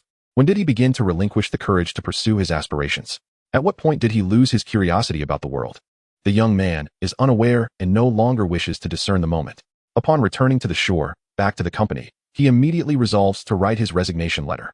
If life spans 70 years, then half of that time still awaits him. Why conclude that it is too late now? Once the dust settles, he plans to sell his house, repay the loan, and divide the remaining money with his wife. There would be enough left to apply for further studies abroad. He has even contemplated how to compose his application. The young man finds himself near a child who is pitifully on the verge of hypothermia. Fortunately, the buoyancy of the down jacket keeps the child face up. There is still hope. Swiftly, he secures the child with a belt, now needing to reach another child nearby. Just then, he feels a piercing pain in his right leg. In this frigid river, his limbs have long since lost their sensation. This agony is unmistakably a cramp. His entire right leg is uncontrollable, causing severe convulsions throughout his body. In a state of panic, icy water rushes up his nostrils. He wishes to cough, but is met only with the urge to vomit. Yet, in this icy water, all he can do is exert every effort to keep his head above the surface, gasping for air. Alas, this proves futile. Deprived of oxygen, his vision begins to blur. At least there is still one child. With an awkward, distorted movement, he thrashes toward the other child, who lies less than 2 meters away. Clearly, executing the precise maneuver of securing the belt is now unrealistic. He thrusts his right hand into the child's clothing, neglecting his left. The belt is already tightened, and he pulls with all his strength towards the shore. He abandons any further attempts to breathe. Both his hands and legs are convulsing uncontrollably, leaving him only the option of swimming awkwardly with his waist. He sees that the people on the shore are not merely bystanders. Several young men have entered the water, preparing to reach him. He feels the child in his right hand being taken away and senses someone gripping the belt on his left hand. The last thing he can do is relinquish the belt from his left hand, now bearing the weight of both a child and an adult, an evidently unfeasible task. Feeling himself swept away by the current, he imagines he hears others attempting to save him. He wants to laugh, but finds himself unable to do so. In the end, he realizes he is only pretending to be a hero. What a pitiful sight. Reflecting on his life, he perceives it as utterly meaningless. The knowledge he acquired is but a hollow routine, akin to a vampire shamelessly exploiting the blood and sweat of others. All his endeavors have contributed nothing beyond making himself appear superior to others. However, in the end, it seems that I inadvertently summoned courage in those onlookers. Truly, such trivial matters as a flowing stream could be discerned even by the most obtuse among us. Yet there they were, posturing in the water, pretending to rescue others, as if I were unaware of their theatrical display for the sake of their female companions. Perhaps I could claim to have saved 2 children, and who knows? It might even make the news. But let them not investigate too closely. If they did, I might be sentenced to a decade behind bars. In the young man's mind, these inconsequential thoughts swirled. He pondered whether his actions might draw attention to the company involved. perhaps even prompting an inquiry into the nature of this so-called heroic establishment and the myriad undisclosed interests entangled within the renovation project. Yet, upon reflection, exchanging his seemingly meaningless existence for the boundless potential of 2 young lives seemed an extraordinary bargain. Undoubtedly, this was the most triumphant investment of his life. Speaking of which, might I ascend to paradise? Now, or perhaps always, the wish he had long cherished was finally realized. In his final moments, the young man unconsciously thought of proclaiming that he had indeed become the person he had always aspired to be, achieving something that resonated with his innermost self. In the eyes of others, he would forever embody the image of a poised, erudite elite, effortlessly navigating life as challenges, achieving whatever he desired. Yet, to the outside world, he remained an enigma, never truly revealing his authentic self. Ultimately, he was merely a sentimental, sensitive, and somewhat eccentric individual, burdened by vulnerability. Chapter 45. The Salvation of Life. What a minuscule, powerless, and fragile existence this is, Extus lamented, having traversed the depths of Xia's most hidden memories. Initially expecting an intriguing soul, he discovered, in the end, merely an ordinary mortal. Victory was undoubtedly drawing ever closer to Extus, while Xia's eyes grew vacant, her limbs twitching aimlessly under the influence of her nerves. He released his grasp on Xia, lifting his hands towards the luminous sphere that encapsulated the essences of Xia and Afer. His consciousness merely clung to Afer's essence. Yet that was inconsequential. All that mattered was the complete extraction of Xia's soul, transforming it into his own, and subsequently devouring Afer's essence. This newly powerful soul, having absorbed 2 souls, would return to Xia's body, granting him a vessel of his own and a formidable spirit. You will never comprehend. I have never regretted my choices. Even in the absence of Xia, even if my consciousness were to vanish, I would eternally uphold my pride, declaring to anyone that I am not merely a soulless husk. Xia's gaze was hollow, uncontrollable drool escaping her lips, yet she managed to whisper, "Wretched as you are, having forsaken your humanity, what significance does your pitiful existence hold? I had hoped you would share my perspective, having witnessed the wonders of this world, the marvels of magic, the greatness of alchemy, and possess a heart eager to explore it all. Yet, how fleeting is a human life. I thought you were akin to me. Alas, it seems that my journey towards divinity must remain a solitary one." Extus sighed, shaking his head in resignation. It is often said that humans ultimately possess limitations. Yet how can one ascertain the extent of these boundaries without exerting every ounce of effort? Is it not rather intriguing for an individual to leverage the strength of others when their own capabilities fall short? Even drawing upon the might of adversaries can yield unexpected revelations. Xia's voice, fragmented and increasingly indistinct, was laced with static. "What is it that you wish to convey?" she queried, perplexed. "Why is it that, despite sifting through your memories, I find no indication of how you possess knowledge of the contents of my writings?" Extus felt a peculiar numbness enveloping his tongue, bewildered by the inexplicable events unfolding. He experienced no pain, nor was he in peril of any mortal wound. He was merely a puppet, a lifeless entity animating the form of Efer. Yet, why was it that this numbing sensation extended beyond his tongue, rendering his body gradually ungovernable? Without a physical vessel, he was ultimately rendered inconsequential. "What have you done?" he forced out, his voice rigid with inquiry. Thus, this is indeed the essence of fascination, the diminishing strength of resistance. Drawing upon instinct, Xia inhaled sharply, allowing the luminous orb suspended in the air to merge with her being. A sense of overwhelming fullness enveloped her heart, albeit this was not the entirety of Efer's soul. With Extus relinquishing control, Efer's essence did not fully escape, and thus Xia gleaned but a fragment of his memories. Naturally, she did not inherit Extus's will. As the one in command, that transference would only occur in due course. The soul is not akin to water. While the latter's quantity is finite, the soul transcends corporeal limitations. Life is life, death is death, and possessing a soul is an intrinsic reality. Even if Xia forcibly tore away much of the soul, Efer's essence remained a cohesive whole, regaining control of her body. Xia regarded the motionless creature before her with a cold gaze. She raised her hand, still gripping the revolver, and fixed her eyes on the solitary eye remaining on Efer's form, extending her reach until her current strength rendered her immobile. With a resounding bang, the revolver slipped from her grasp, as the recoil robbed the entity inhabiting Efer of its sight. The last bullet was intended to fulfill such a purpose. Why then did it struggle, when its body lay utterly beyond its command, collapsing to the ground in spasms? "Disperse," Xia hissed, as a multitude of serpents surged forth from the fissures of the church. "To defeat you, I have sacrificed so many innocent lives, they will not endure much longer." Approaching a crack in the floor, she retrieved a short blade, the very one belonging to Regulus. She withdrew the dagger and forcefully plunged it into the gap at the base of Efer's arm, twisting it with fervor. She extracted it, only to repeat the gruesome act on his other arm and legs. I am a benevolent soul, she declared. You claim your spirit shines like the sun? Yet, before my nobility, it resembles a mere firefly in the presence of the sun. In the midst of her cruel actions, her words remained unwavering. As a person of such kindness, I shall ensure you comprehend my intentions clearly. Do you recall the moments of my darker phase, when I struggled to control my own body and repeatedly injured my knees? Whether you remember or not is inconsequential. Afer, finding it troublesome, provided me with ample supplies of the healing white fresh, and I also discovered a similar elixir from the box left by Alice. This quantity sufficed. I have been conducting experiments, transforming non-venomous snakes into highly toxic creatures. I incised their venom sacs with a blade, infusing them with various liquids I could procure or conceive, isolating them with plastic bags containing the purified pesticides, insecticides, and some intriguing plants I found in the woods.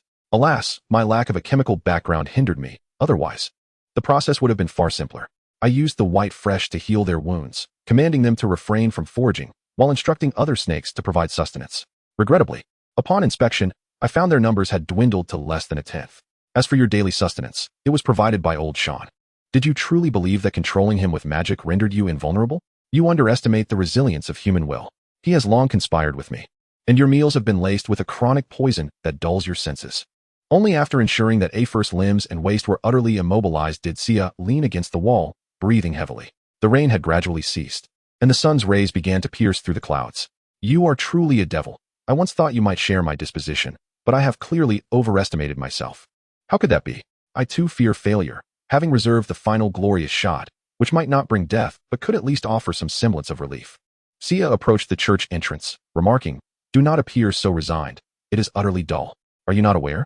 Even if Afer's soul dissipates, you will merely return to that book, awaiting the next individual to forge a pact with you." After rummaging through the ruins at the doorway for some time, she finally unearthed a fire axe. But now, you are unable to leave Afer's body, are you not? She rested the axe on her shoulders, flamboyantly taking a few steps before lowering it and mimicking a guitar with exaggerated gestures. Only through enduring countless hardships and sacrifices does victory become truly precious and evoke genuine excitement. Sia danced forward, stepping back and forth as if performing a peculiar waltz, swaying towards the grotesque creature that had lost its human form. The sunlight had completely illuminated the ground, dispelling all shadows. What was the final phrase? Ah, yes. This is what I call a magnificent endeavor. Extus let out a cacophony of laughter, reminiscent of scraping glass. Sia paid him no mind, raising her axe high. However, a voice emerged from the doorway. Lena, who too had witnessed the horrific scene, could not suppress her nausea. What are you doing here? Do not look. Let me handle this. She killed my father, and I have done nothing. Lena wiped her mouth, fixating her gaze on the contorted figure on the ground. This is not a sin you should bear. Xia shook her head, forcefully bringing down the axe against the neck, then lifting it again and striking until complete severance was achieved. Lena stared wide-eyed at Xia throughout the ordeal, her fear and nausea compelling her to maintain her gaze rather than avert her eyes. Is it dead? Indeed, my friend, we are the ultimate victors. Xia beckoned Lena to her side, draping an arm over her shoulder and smiling with relief. The only good fortune is that you are still alive and kicking. You must have bled more than an adult could withstand in shock, you exuberant little creature. Xia's arm bore prominent scratches that oozed blood, while Lena's bandaged limbs were thoroughly soaked. You are the real monster. Lena huffed, gently pushing Xia, nearly causing her to stumble. Quickly steadying her, Lena murmured, "Father is dead." Yes, Father Sean is also dead. Indeed. And that wretched old witch, Evra, is dead as well. Yes. What am I to do now? But you still have me. Come. Let us find some white herbs to treat your wounds, and then we shall drive to Port Salin and celebrate with a fine meal. How about a steak? Upon hearing the word steak, Lena's mind filled with images of bloody corpses, and she instinctively leaned against the wall, retching. I am frightened. Xia patted Lena's shoulder, gently wiping away her tears. It is all right. I will always be with you. Yes, I believe you. Now, go home and fetch a few pieces of clothing. I feel utterly repulsed. And remember to bring me a nice outfit as well. I will gather some white herbs and treat your wounds when you return. Xia pushed Lena gently away, watching her exit through the church doors, then returned her gaze to Evra's disfigured remains. She touched the pentagram at the nape of her neck, a faint crimson hue emanating from it. Chapter 46, 3 years. Port Salin is a coastal town in County Donegal, Ireland, nestled by the picturesque shores of Lough Swilly. It has gained prominence due to its beautiful beaches, with road developments gradually keeping pace with the times. A half-hour drive along the newly constructed road leads to a mysterious church, whispered about among locals and tourists alike. It is said that only those with genuine needs can find it, and those who come here with heartfelt prayers often receive satisfactory answers to life's challenges. perhaps even uncovering unprecedented opportunities for wealth. Those who offer even greater sincerity might be favored by the church's nuns, potentially having unsightly scars removed, long-standing insomnia alleviated, or even solutions to hair loss issues. Rumor has it that an elderly man with a failing liver, after praying here, not only received news of a matching liver on his way home, but also underwent a successful surgery, astonishingly discovering early signs of other ailments and coincidentally catching his unfaithful lover and driver in the act, as if favored by Lady Luck herself. Strangely, all of them share a commonality. They cannot recall the precise events that transpired, nor can they describe the nun's appearance or age. They can only remember the sense of wonder and astonishment.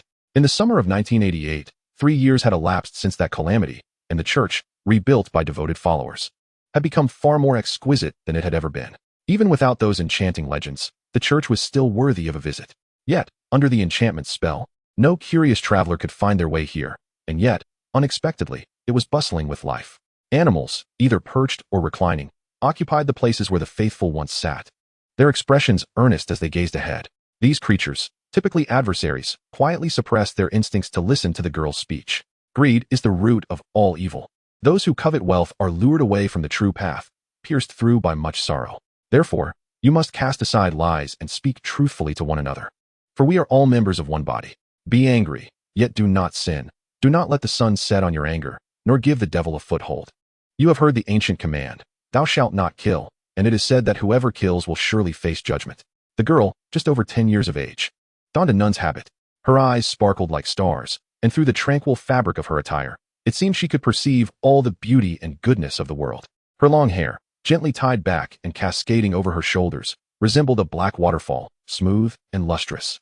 The pure black of her habit complemented her fair skin, rendering her akin to a fairy emerged from a painting, untouched by worldly grime. She held the Bible aloft, reading aloud with a fervor and concentration that enveloped all present in a sense of her inner tranquility and peace. She emanated an indescribable magic, both serene and sacred. She resembled a diminutive angel, descended to earth to bring warmth and light to this world. In her presence, one glimpsed beauty and felt hope, as if all worries and sorrows dissipated in her wake. As her song, reminiscent of a lark, came to a close, she lifted her head and addressed the attentive animals below. From this day forth, do not return. There will be no food for you here. I wish you health and safety, and hope you remain distant from humanity. The girl spoke at length, and after a considerable pause, the animals gradually departed in silence. She retrieved a charred wand, lightly waved it, and intoned, "Be renewed." With a few incantations, all traces left by the animals vanished. The girl sighed softly, removed her nun's habit, folded it carefully, and placed it solemnly before the crucifix, her gaze steady, no longer frenzied as she had been 3 years prior. Yet, only by delving into her heart could one sense the suppressed flames within. The young girl is Sia. Over the course of 3 years, she has not only experienced physical growth, but has also undergone a profound transformation of the spirit. The ritual originally intended to forge her into the Philosopher's Stone was thwarted at its final step, yet it still endowed her with formidable power. However, this power comes at a price and is not entirely unblemished. Sia is still seeking ways to compensate for this deficiency. Acquiring greater strength has become secondary. Most crucially, the lifespan of her imperfect body has been significantly curtailed, making it challenging for her to reach adulthood.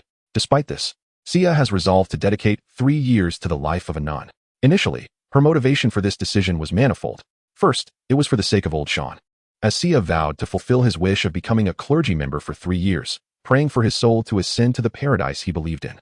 Although this desire was inherited from a fallen comrade, Sean's devotion was genuine. Second, there lay a religious purpose.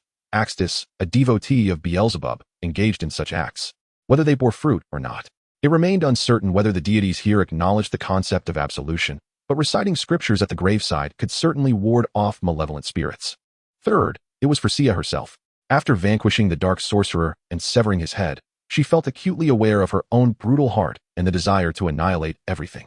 She did not wish to succumb to her inner darkness and stray onto a path of evil. Thus, employing religious means served as a suppression of her malicious inclinations. This was not merely an act of her sense of justice, but a necessary condition for survival.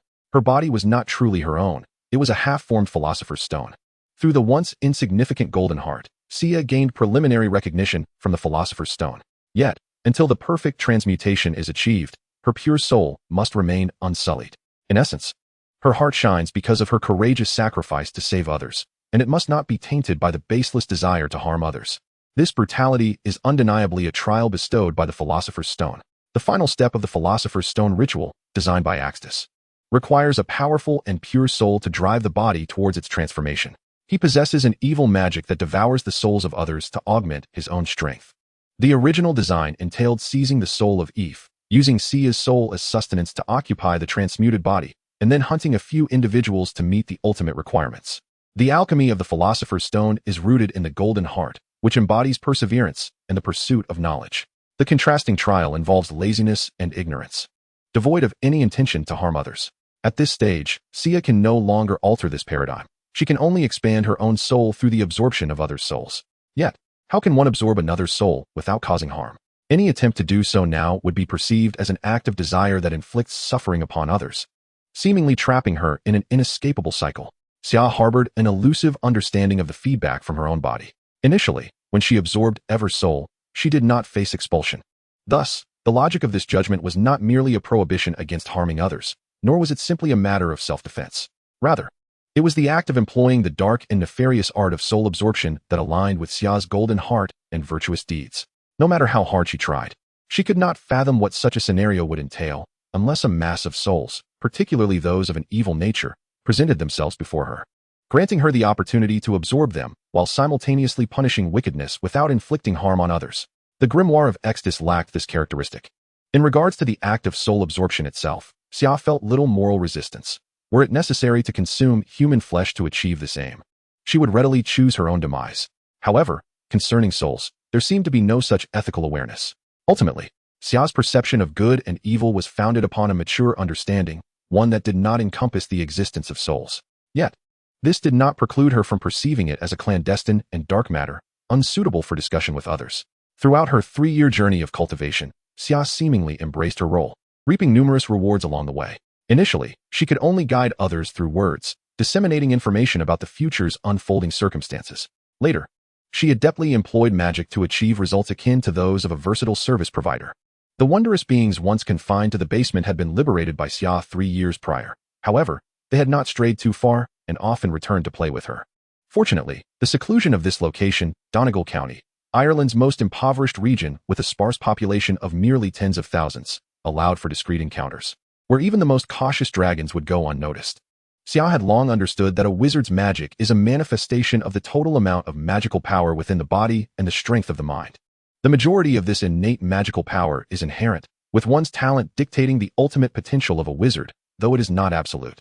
For example, the body-altering magic employed by Voldemort and Sia's alchemical philosopher's stone serve as means to expand this limit. Most wizards, however, never touch the limits of their inherent talent. Theoretically, the ceiling of physical talent is infinite, and transformation merely unlocks greater physical magical energy. Axtis's alchemy, whether for bodily transformation or soul enhancement, lies within the realm of developing physical magic.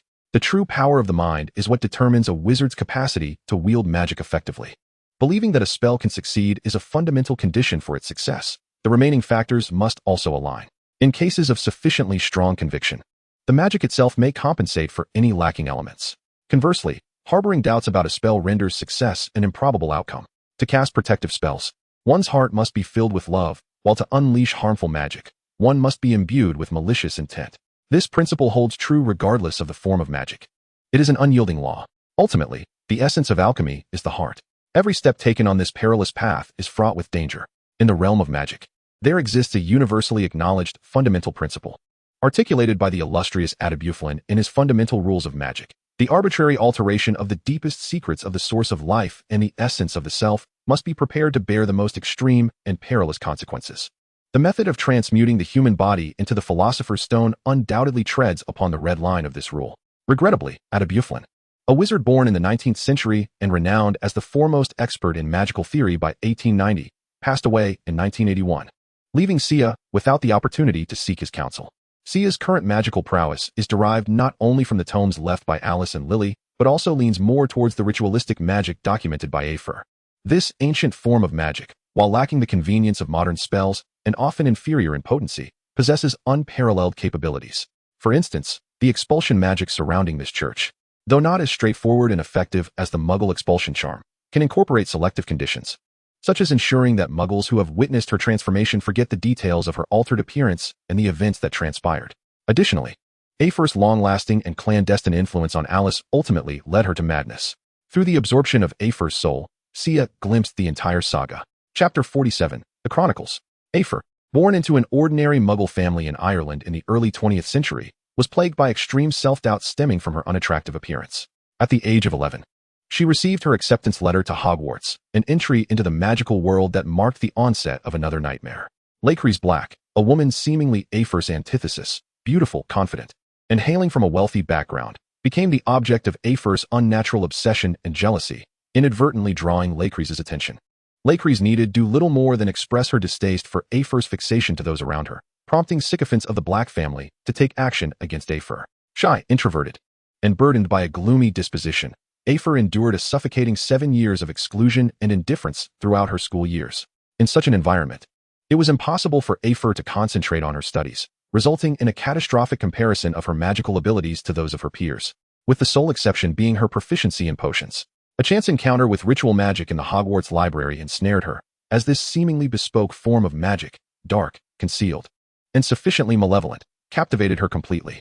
Ritual magic, an ancient form practiced by wizards before the evolution of magic into a mere flick of the wand, later branched into potions, ancient magical studies, and alchemy. However, ritual magic has never been systematic nor standardized, with vastly differing outcomes dependent on the practitioner. Afer's talent in ritual magic is nothing short of exceptional. She cursed Lecrise, condemning her to a lifetime of abandonment by 5 men, ultimately resulting in Lecrise never marrying at all. Afer maintained this spell for over 40 years, until Lecrise passed away in despair. After avenging her grievance, Afer's demeanor softened considerably. She became more benevolent and chose to live with the Muggle veteran, Sean, finding love and family. She actively participated in the funerals of relatives she had previously neglected and generously assisted Alice in completing her studies. However, everything changed upon discovering Ectus's grimoire. Promised the gift of a youthful, beautiful body, Afer's previously resigned heart ignited with fervor, compelling her to unhesitatingly enter into a pact, selling her soul. The grimoire served as the vessel for Ectus's will, embodying the pure belief of an alchemist in the creation of the Philosopher's Stone. After signing the contract, Afer gained access to the tome's contents, which encapsulated Ectus's lifelong research on alchemy, soul reaping, and his theories on deification. When Alice confided in Afer about complications with her unborn child, a web of manipulation was woven. Afer, captivated by the potential of the unborn child's black lineage, not only ensured the child's survival through considerable machinations, but also cast a powerful curse to disrupt Alice's mental state. This malevolent curse would transform Alice into a shadow of herself, instilling anxiety and obsession, severely impairing her judgment. Alice would become insistent on giving birth, ultimately succumbing to self-destructive tendencies, and when desperation struck, she would hand over the child. Afer kept a vigilant eye on the unfolding situation in Britain, maintaining contact with Alice under the guise of concern and affection, continually adjusting and imposing new curses, ultimately leading to the capture of Sia. The suffering extended beyond Sia. It also ensnared the unfortunate Lena and her family. Lena was a secondary target. Her mother hailed from a pure-blood family in France and had eloped with Lena's father after facing familial opposition. Afer assassinated Lena's unsuspecting mother, disguising it as a magical accident. While under her deliberate guidance, Lena's father succumbed to alcoholism in his grief. The curses enacted through ritual magic are not absolute. Unlike the soul-binding curse that forcibly controls others, they wield a subtle and enduring power. Rather than manipulation, they serve as catalysts, transforming possibilities into inevitabilities. Sean, a Muggle devoid of magical abilities, was able to break free from Afer's influence through his unyielding will, and wizards possess numerous means to nullify curses.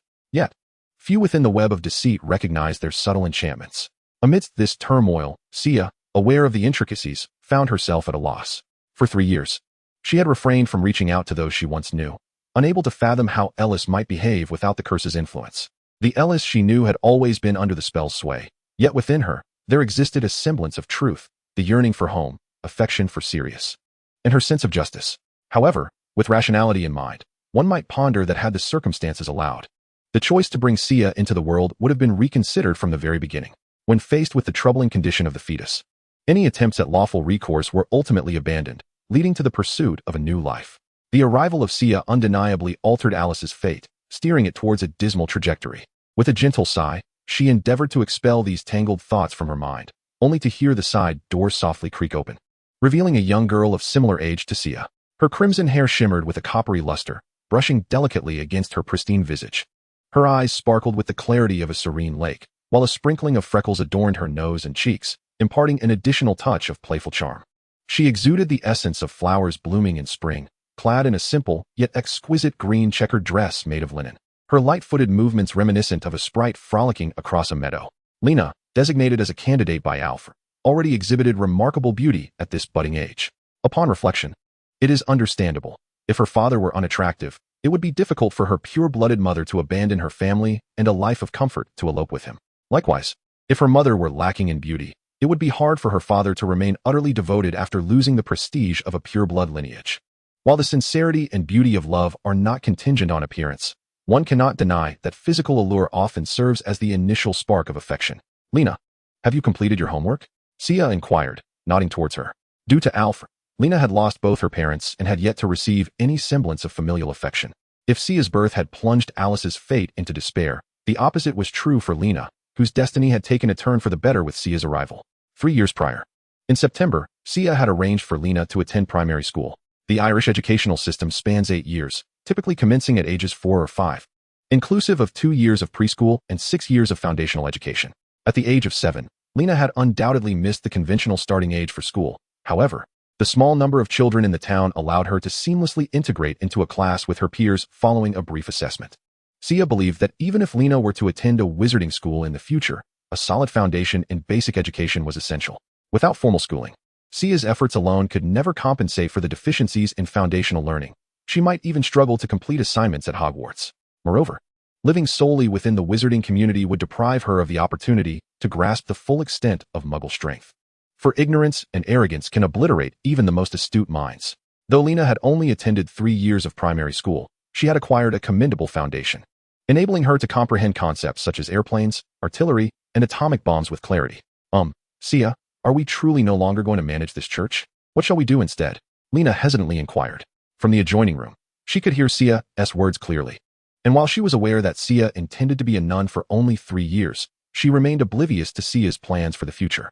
Unlike 3 years ago, Lena now possesses a wealth of thoughts and a deeper understanding of life. She can keenly sense that Sia harbors intentions to leave this place. Rest assured, it's all right, trust me. Can things really get worse than they were 3 years ago? Sia, gazing at Lena, shook her head and affectionately ruffled her hair, saying, I plan to take you away from here. Please go upstairs and gather your belongings. Later, I will take you to the town. Think about which friends you wish to bid farewell to. I will share my future plans with you afterward. Upon hearing the predictable words, Lena felt a wave of melancholy wash over her at the thought of parting with her friends. However, the assurance that Sia would still take her along dispelled her minor discontent. Sia did not belong here. She would eventually leave. Lena had once believed that day would come 3 years prior, and it seemed abnormal that 3 years had passed instead. The notion of separating from Sia was utterly unacceptable. In comparison, parting from her Muggle friends paled in significance. As Lena walked away, Sia gently furrowed her brow, her gaze fixating on a particular spot within the church. She subtly raised her hand, still clutching her charred wand, a small gesture that imbued her with a profound sense of security. In a hushed tone, she addressed the space. Come forth, Professor Dumbledore. As her words echoed, silence enveloped the air for a moment. Your observational prowess remains as exceptional as ever. Sia, it is a pleasure to see you again. A tall, silver-haired wizard seated in the church clapped his hands and smiled, as if he had been there all along, never having concealed his presence. Chapter 48, Dumbledore. Seeing the visitor was indeed Dumbledore, Sia slightly relaxed her grip on the wand and remarked, Such mastery of magic is surely unique to you. 3 days ago, an Irish wolf that attended my lecture informed me of the presence of an unfamiliar human in the seats. Yet, during these 3 days, I could only detect traces of magic fleetingly, leading me to believe I was mistaken. In truth, Sia had sensed the scrutiny for more than just 3 days, but could only confirm it for that duration. She pondered what could possibly compel such a busy individual like Dumbledore to devote more than 3 days observing her. The dark arts of soul consumption, the alchemy of the Philosopher's Stone, the act of murder, the use of magic before Muggles. Sia harbored far too many secrets that could not be openly displayed. Nonetheless, she remained composed, believing there was nothing to conceal from the discerning Dumbledore, and more importantly, she had never acted against her principles. Her arrival here had been a mere coincidence. Dumbledore approached Sia, maintaining a reassuring social distance, and said, Unfortunately, Professor Fawcett, who teaches defense against the dark arts, must recuperate at St. Mungo's Hospital for Magical Maladies and Injuries due to a magical accident. I am in need of finding another professor to fill his position. Sia met Dumbledore's bright blue eyes through the crescent-shaped glasses, remaining silent. Coleman from Carlow County recommended Everdorthy to me, asserting her expertise in combating curses. Regrettably, you are 3 years too late, Sia remarked calmly, her skepticism evident. She fixed her gaze upon Dumbledore, who merely raised an eyebrow before continuing. She murdered Lena's parents, took the life of Father Sean, and cursed Alice. I ended her life 3 years ago. It is indeed a tragic calamity. Her malevolence is her own. Yet you should be aware of my inquiries. Sia interrupted Dumbledore, her tranquil gaze unwavering in its intensity. I apologized, Sia. Dumbledore hesitated for a moment. Gathering his thoughts, a few days after our last encounter, I received news concerning Alice.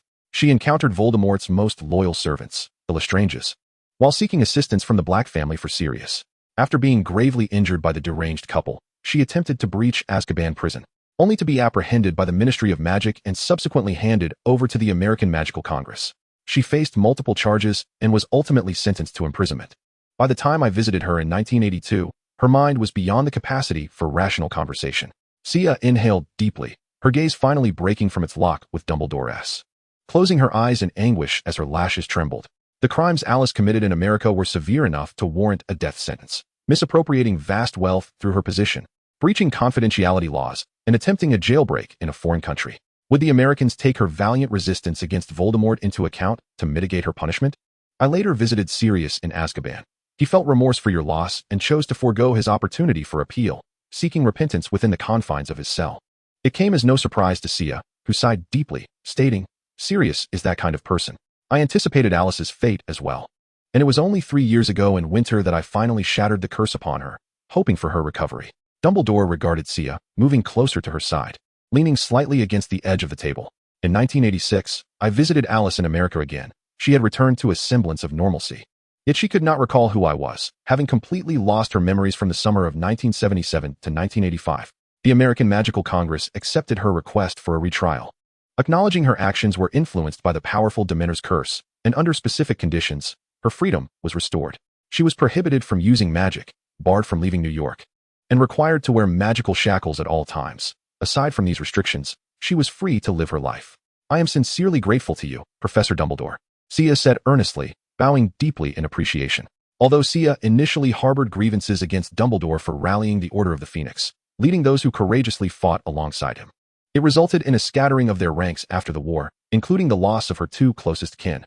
However, upon reflection, it is not Dumbledore who requires the Order of the Phoenix, but rather the Order that necessitates Dumbledore. The Order is not Dumbledore's private army, and he has no intention of leveraging his personal prestige to bestow favors upon others, even though such actions would be effortlessly within his reach. This would contradict the very purpose for which he established this organization. His efforts on behalf of Alice seem to surpass the confines of the cage he has built for himself. Alice's reprieve from a death sentence is undeniably influenced by him. Moreover, after 4 or 5 years of imprisonment, her case is subject to re-examination. For Alice, an orphan with no connections, it is clear who has exerted influence. Dumbledore waved his hand and continued.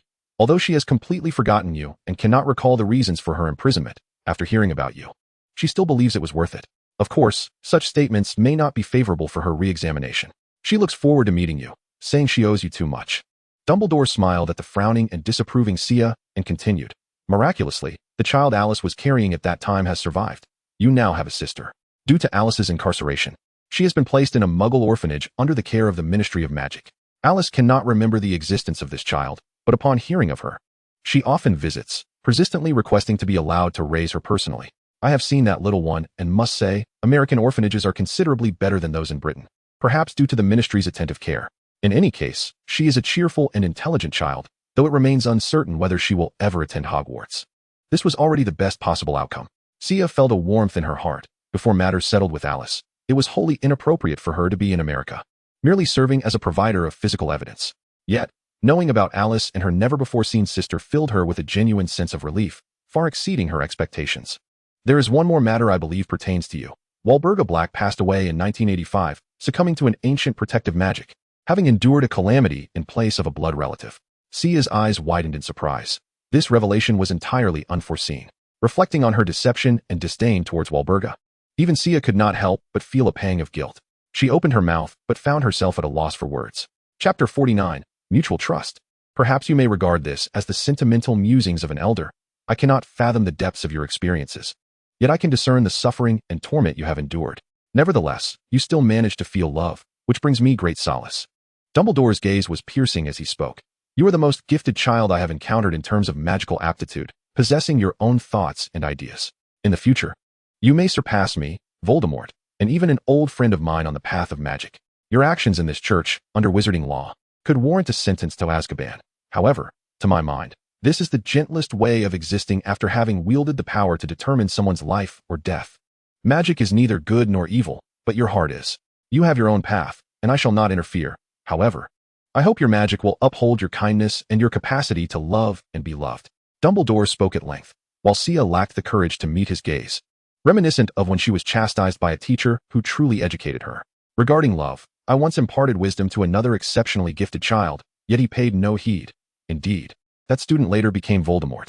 I was unable to prevent his transformation, even as his malevolent deeds began during his school years.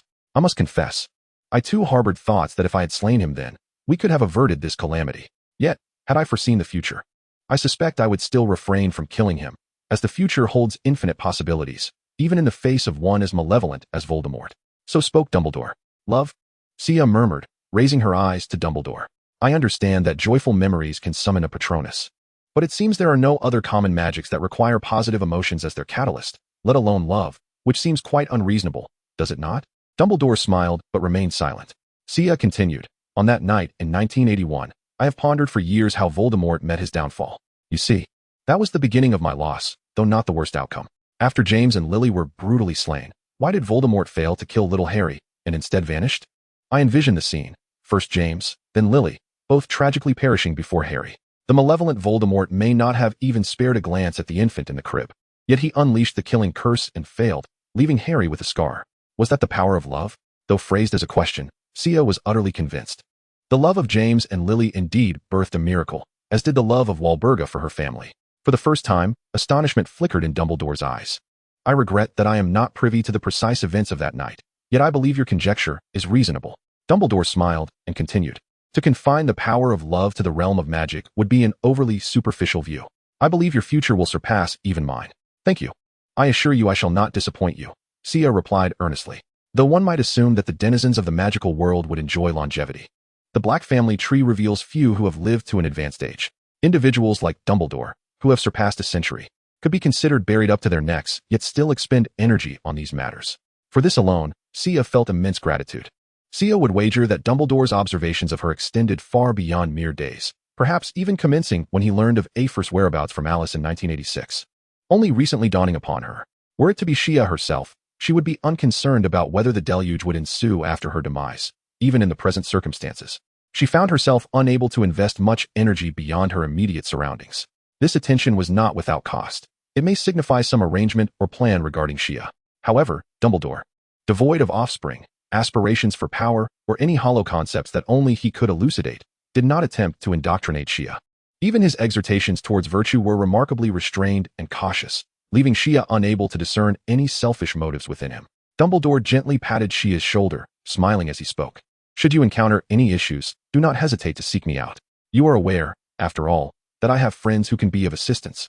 If such a need arises, I shall certainly trouble you. However, for now, I wish to attempt this on my own, replied Shia. She understood precisely what he meant. After years of study, she recognized that Nicolamere, the sole individual to have successfully created the Philosopher's Stone, was a friend of Dumbledore, who himself possessed remarkable expertise in alchemy. Dumbledore's promise had clearly illustrated his recognition and regard for Shia.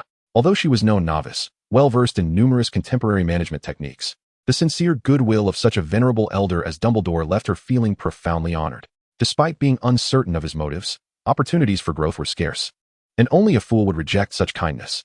Nevertheless, Shia still wished to tread the path laid out by Ectus, for her understanding of the magical realm remained rather superficial, and with several years ahead, there was still potential to explore. However, Professor Dumbledore, I believe this matter would be more suitably entrusted to you. Upon finishing her statement, Shia turned to open the cabinet beneath the altar, dismantling a partition to reveal a mechanical cipher box embedded in the ground, its opening facing upward. She rose again, rearranging the items on the altar in a fixed sequence before bending down to unlock the cipher box. The amalgamation of ritualistic magic and Muggle artifacts represented the pinnacle of Shia's current capabilities.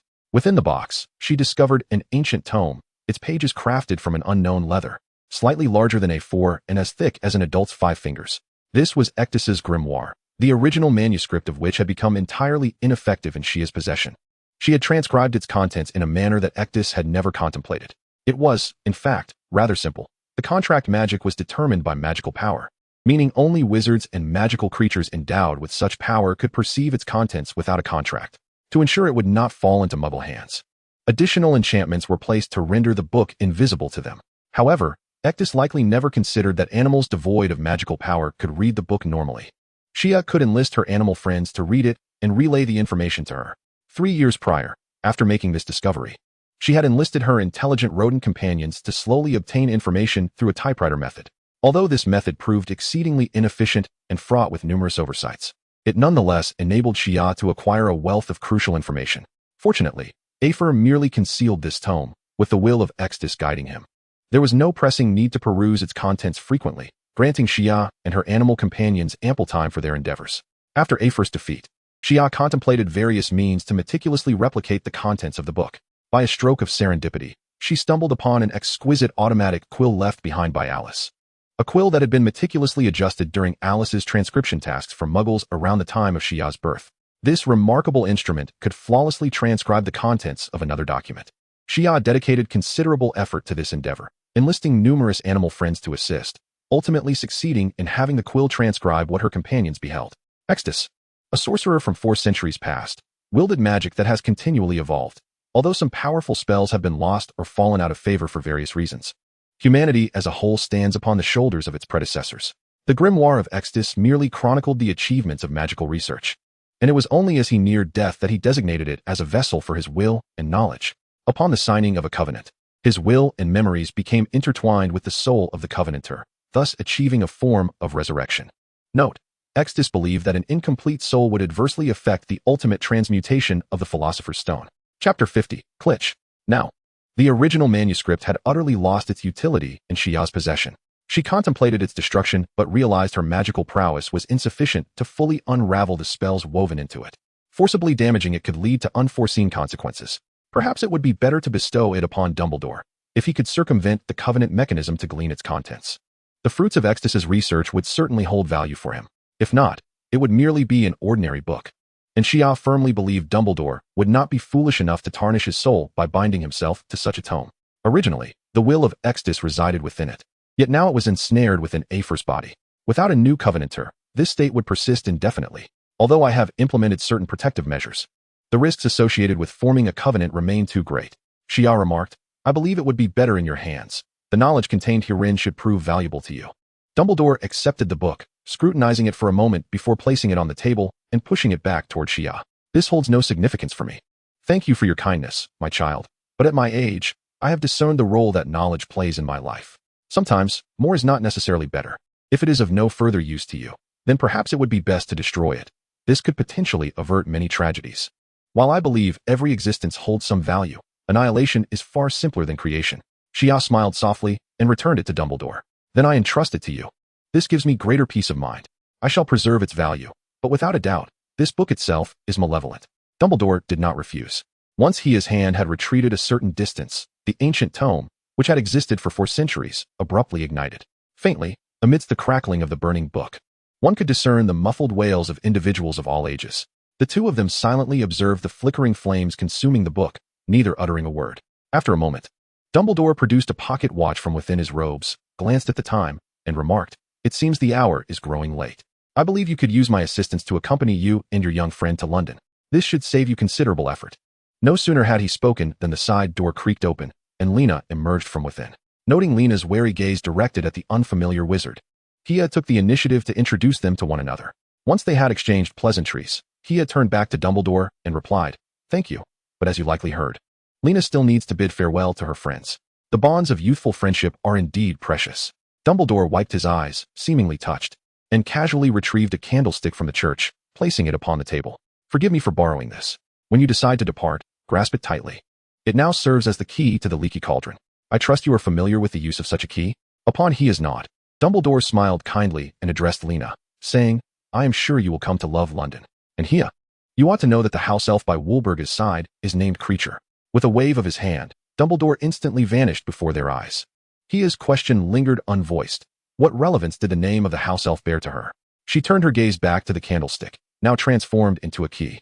This seemingly mundane object was strikingly ordinary, one of the few items within the indoor clutter that had not been part of any ritualistic magic. Clearly, even within the esoteric domain of ritual magic, Dumbledore possessed an expertise that Hia could scarcely aspire to attain.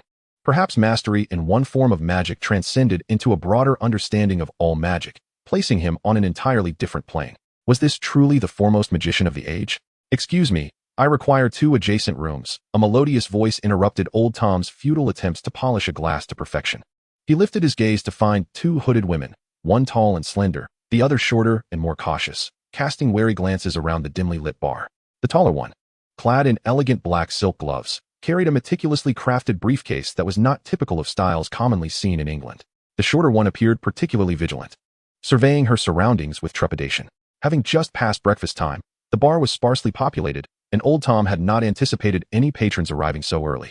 The newcomers were none other than Hia and Lena, with Hia having employed a polyjuice potion to alter her height, hoping to mitigate any unnecessary complications.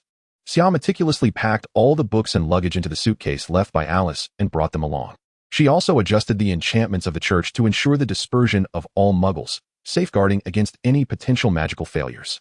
The doors were securely locked, and notices were affixed, accompanied by minor punitive measures for any malicious intruders. Reconstructing and arranging the church consumed much of Xia's thought, as it was the site of countless stories, and she wished to preserve this secret sanctuary. She had already dealt with Lena's school, friends, and numerous trivial matters. "Apologies, we currently lack 2 adjacent rooms. But perhaps you might be interested in our suite? It features 2 cozy and warm bedrooms, alongside a spacious and bright living room, with a clean and tidy washroom that should meet your needs, all for merely 5 galleons a night. What say you?" Old Tom said, setting down his cup and rubbing his hands together. Having encountered many peculiar individuals, he was unfazed by the air of secrecy surrounding the 2 before him. The pair, one tall and one small, were well-dressed and spoke with poise, qualities he felt were worth promoting. "Very well, I shall stay for 3 nights. But I must insist that I not be disturbed," Xia responded, retrieving a substantial stack of galleons from her bag to hand to Old Tom. Though the price was not insignificant, indeed, it could be deemed quite steep, given that a low-level employee at the Ministry of Magic earned merely a few sickles a week. And earning a single galleon in a month was considered commendable.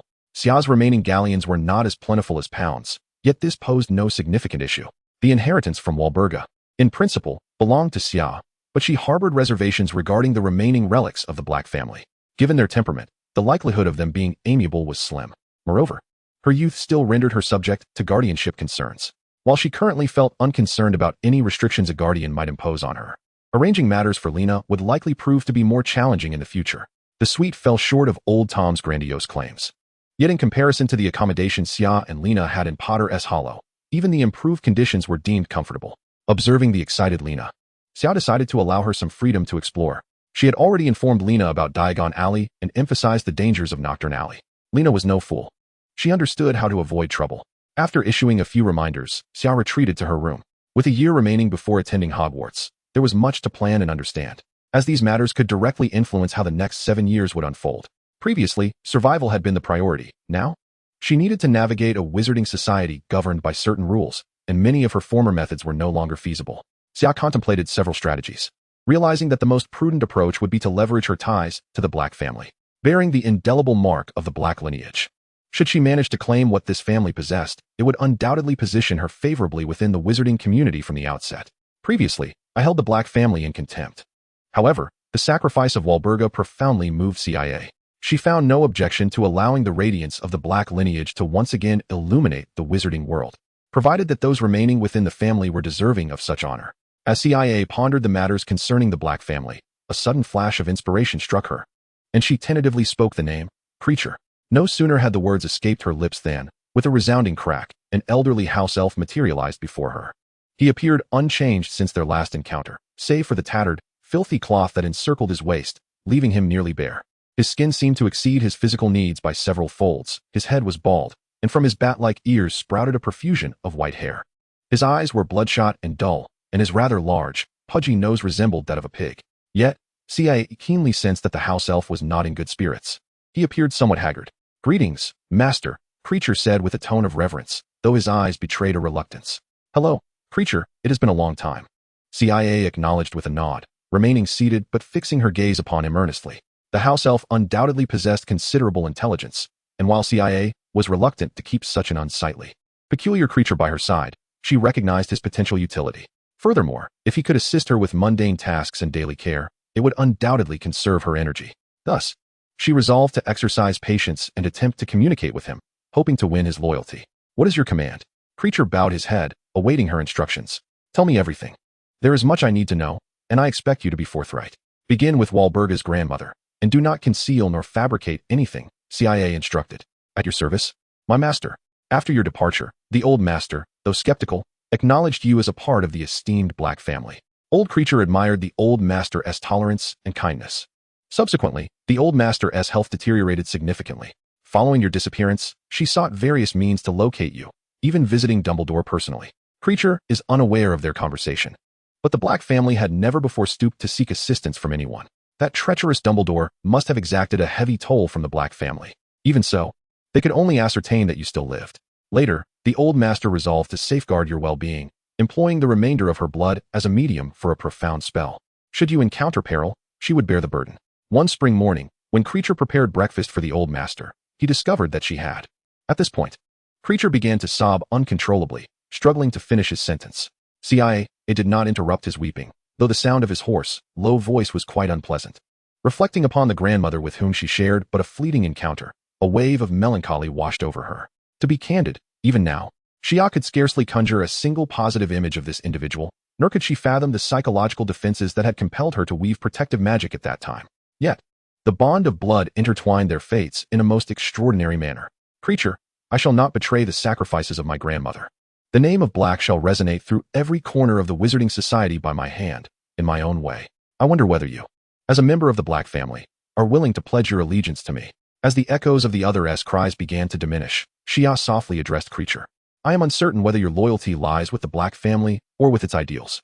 Among those devoid of emotion, the only steadfast connection is one of mutual benefit.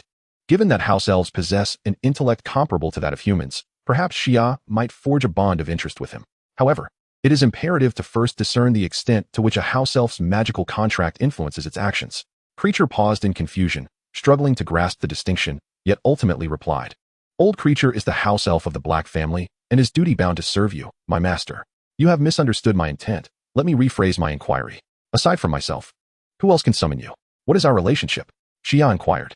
The old creature was quick to respond. Aside from you, the only other members of the family bearing the Black surname who may summon me are your great-grandfather Arcturus, your great-great-grandfather Pollux, and your uncle Cygnus. The response flowed readily, as if the family tree were etched in Creature's memory. Xia nodded to herself, recognizing that, with serious information, these were the last remaining individuals bearing the Black name. It appeared that the competition for inheriting the family legacy was not particularly fierce. Now, let us hypothesize.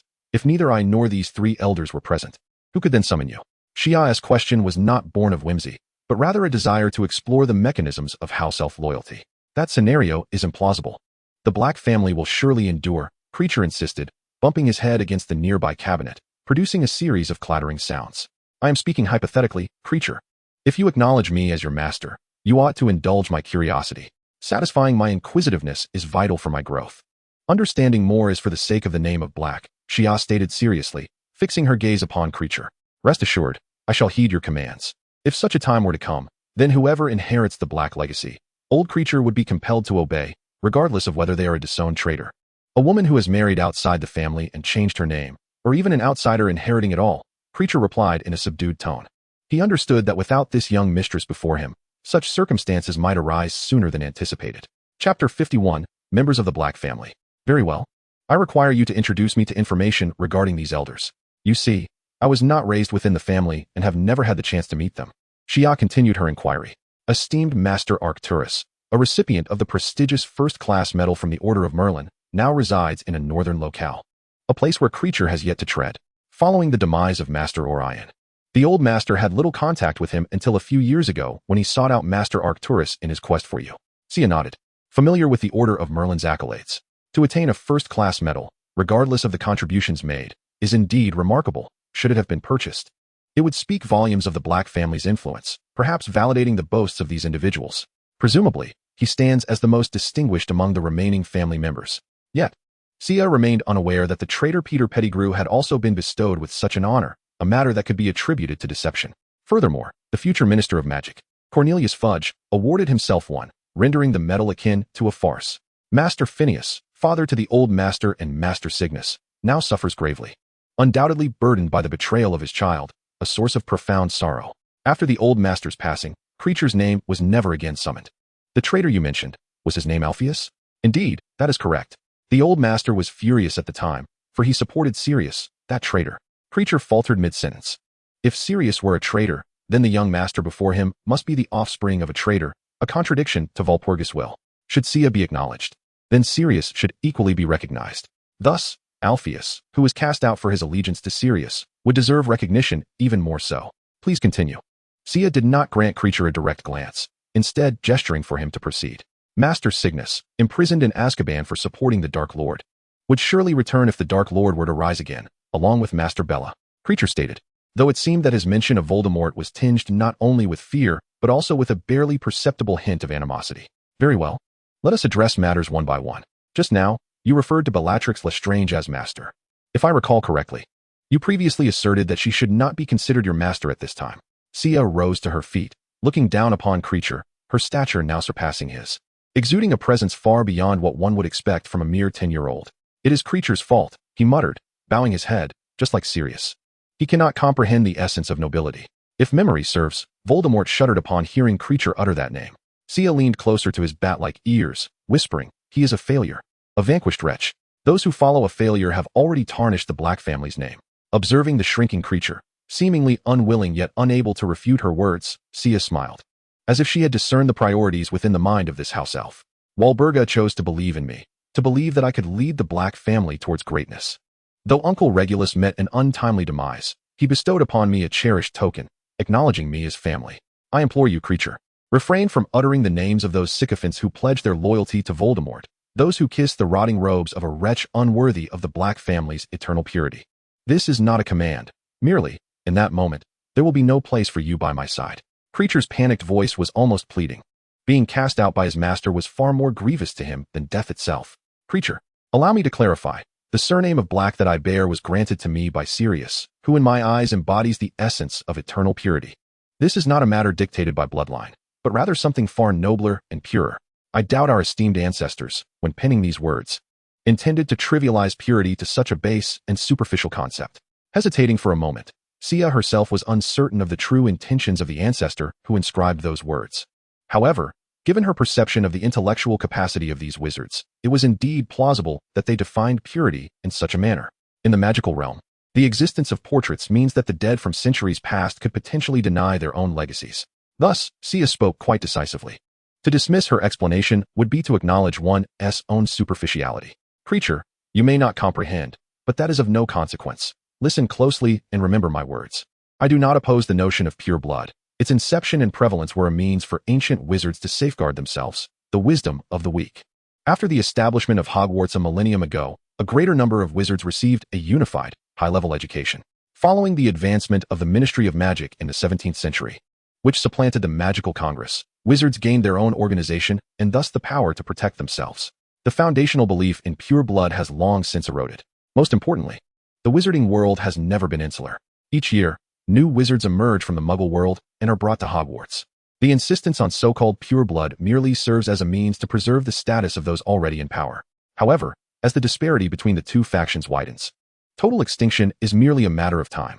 Voldemort is the grave digger of pure blood. When he returns, he shall bring about the complete annihilation of pure blood and those families who cling to it.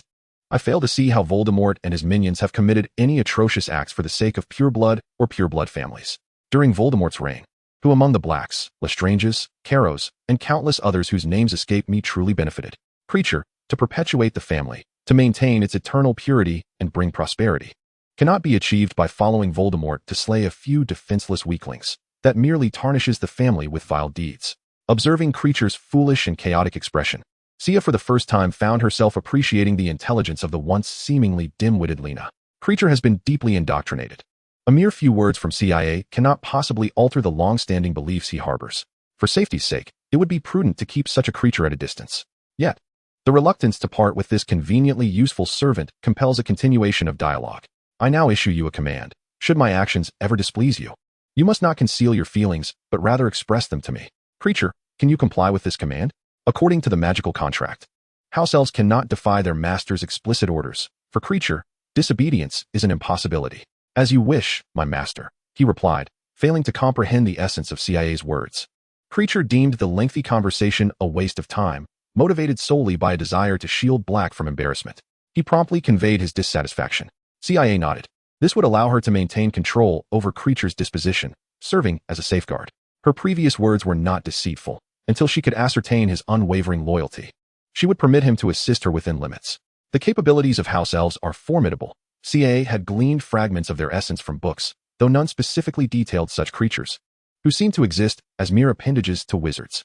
The literature offered no insights into when or how house elves became what they are, nor the processes of their domestication or creation. With Creature as a reference, she could begin to explore these mysteries.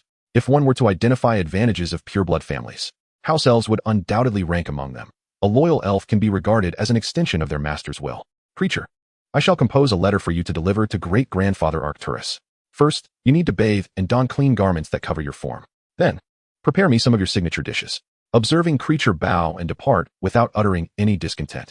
It appeared that this would not contravene the rule that relinquishing clothing would dissolve the contract.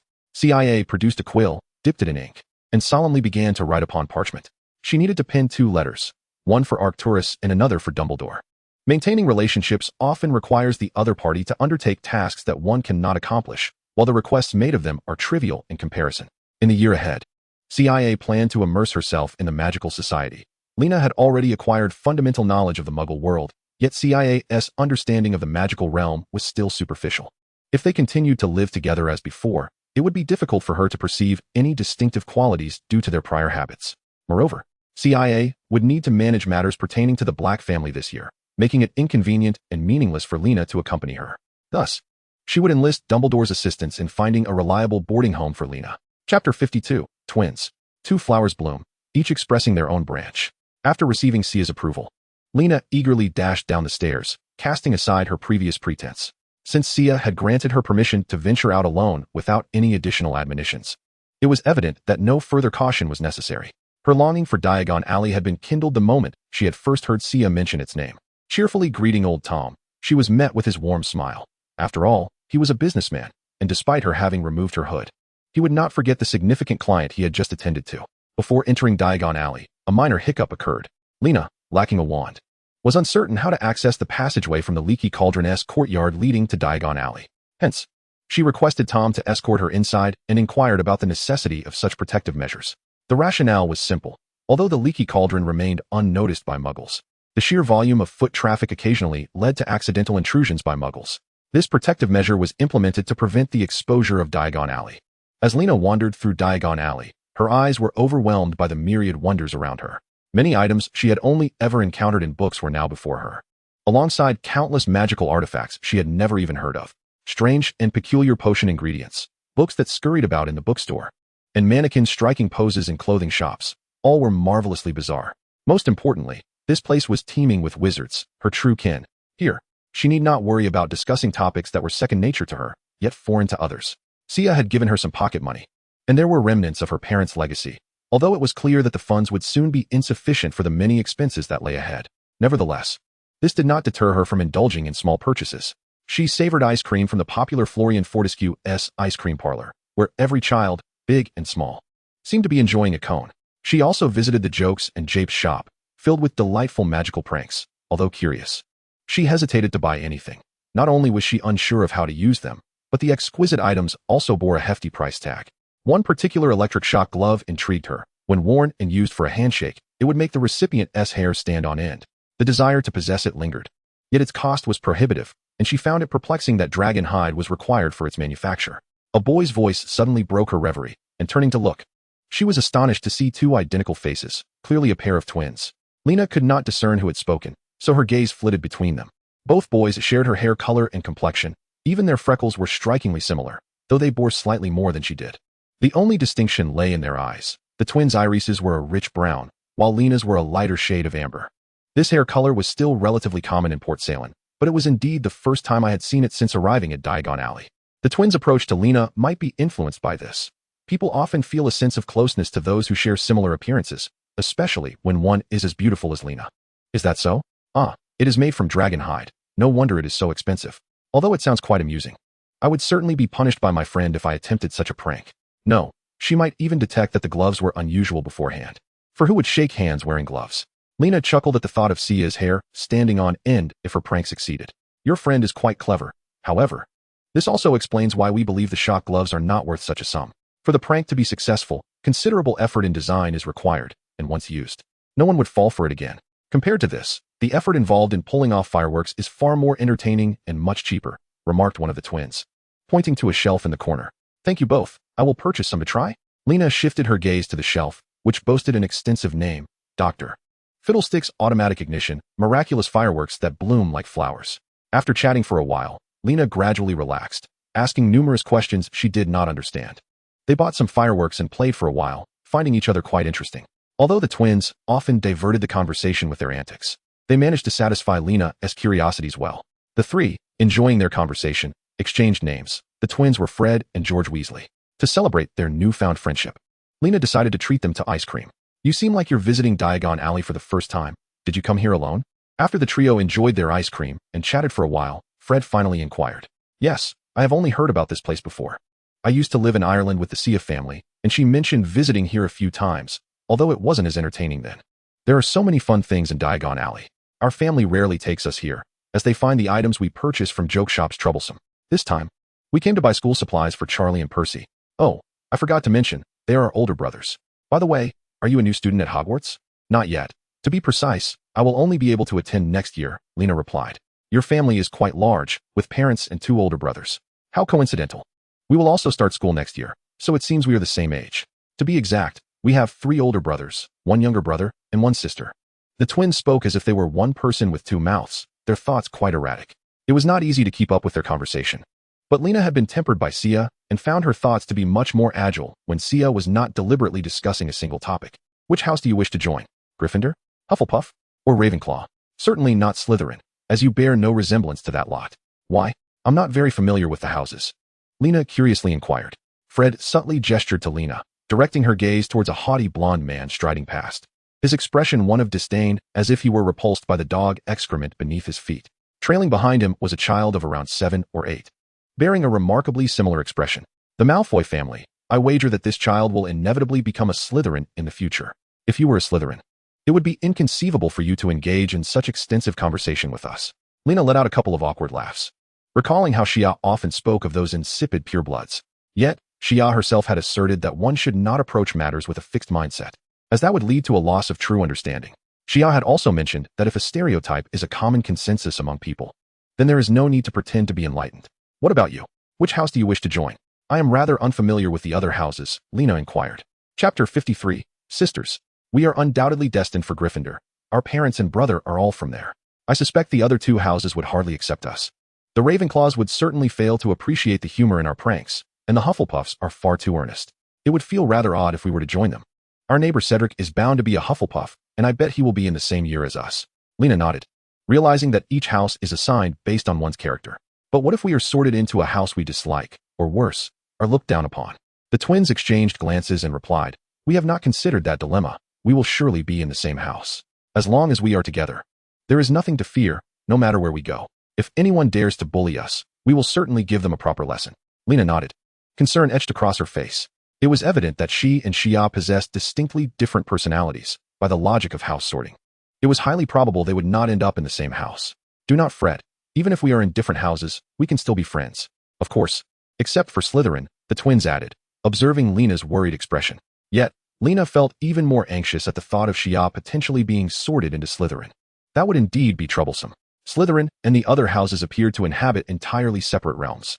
Although the twins' remarks were laden with subjective sentiment, they did reflect the views of many. Moreover, individuals resembling the father and son duo she had just seen were not uncommon, even in a small school like Potter's Hall, which Lena found hard to embrace wholeheartedly. Despite Xia often stating that only the shallow and ignorant disregard others, Lena lamented, my friend might end up in Slytherin. While she is not quite like that, she can be rather proud at times. Not necessarily. The sorting process adheres to its own criteria, which we cannot fully articulate. However, both Charlie and Percy have mentioned that not all Slytherins fit that mold. Yet, the majority of Slytherins are purebloods, and half-bloods are scarce. It seems that only those who subscribe to the pureblood ideology are sorted there. The emotional intelligence of the twins is commendable. With just a few words, they manage to alleviate Lena's concerns momentarily. The disdain and rejection that Sia harbors towards the doctrine of blood purity are vividly reflected on her face.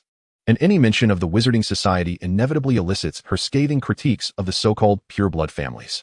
Once this topic was deftly sidestepped, the trio delved into a myriad of personal anecdotes, with the twins leaving nothing concealed. They elaborated extensively on the details of their lives that piqued Lena's curiosity, while also expressing keen interest in her experiences at a Muggle school. Lena shared a wealth of knowledge that could only be gleaned from attending a Muggle institution, leaving the twins in awe. Children from the wizarding community typically lack formal education prior to their arrival at Hogwarts. Wealthy families often hire private tutors to ensure their children acquire fundamental knowledge, while those hailing from entirely Muggle backgrounds usually complete their primary education. Notably, in this country, children enter primary school at the age of 5, following a 6-5-2 educational structure that culminates in graduation at the age of 17.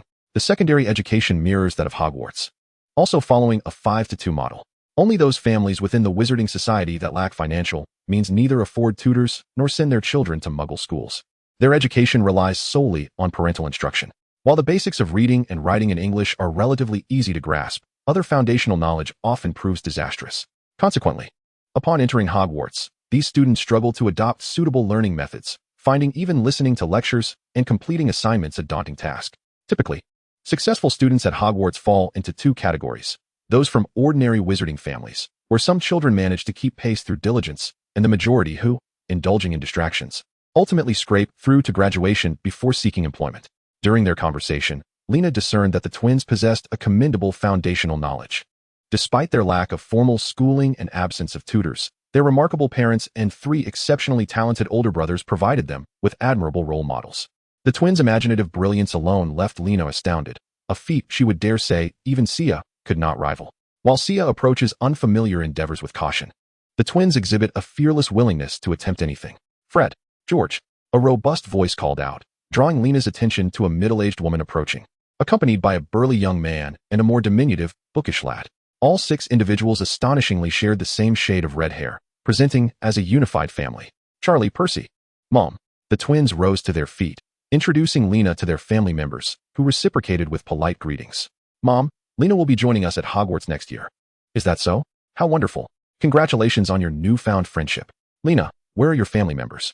Molly Weasley, possessing far more experience, recognized that Lena's presence in Diagon Alley indicated she was from a wizarding family.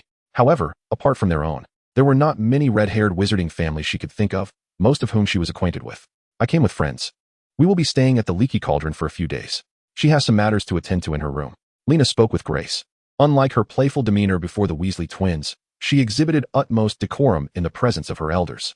"Is that so? You didn't mention it earlier, Mother. Can we invite Lena over to play in the coming days?" "Indeed, Mother." After some contemplation, Molly did not decline, given the relatively safe social environment. Allowing the twins to visit independently posed no significant concern.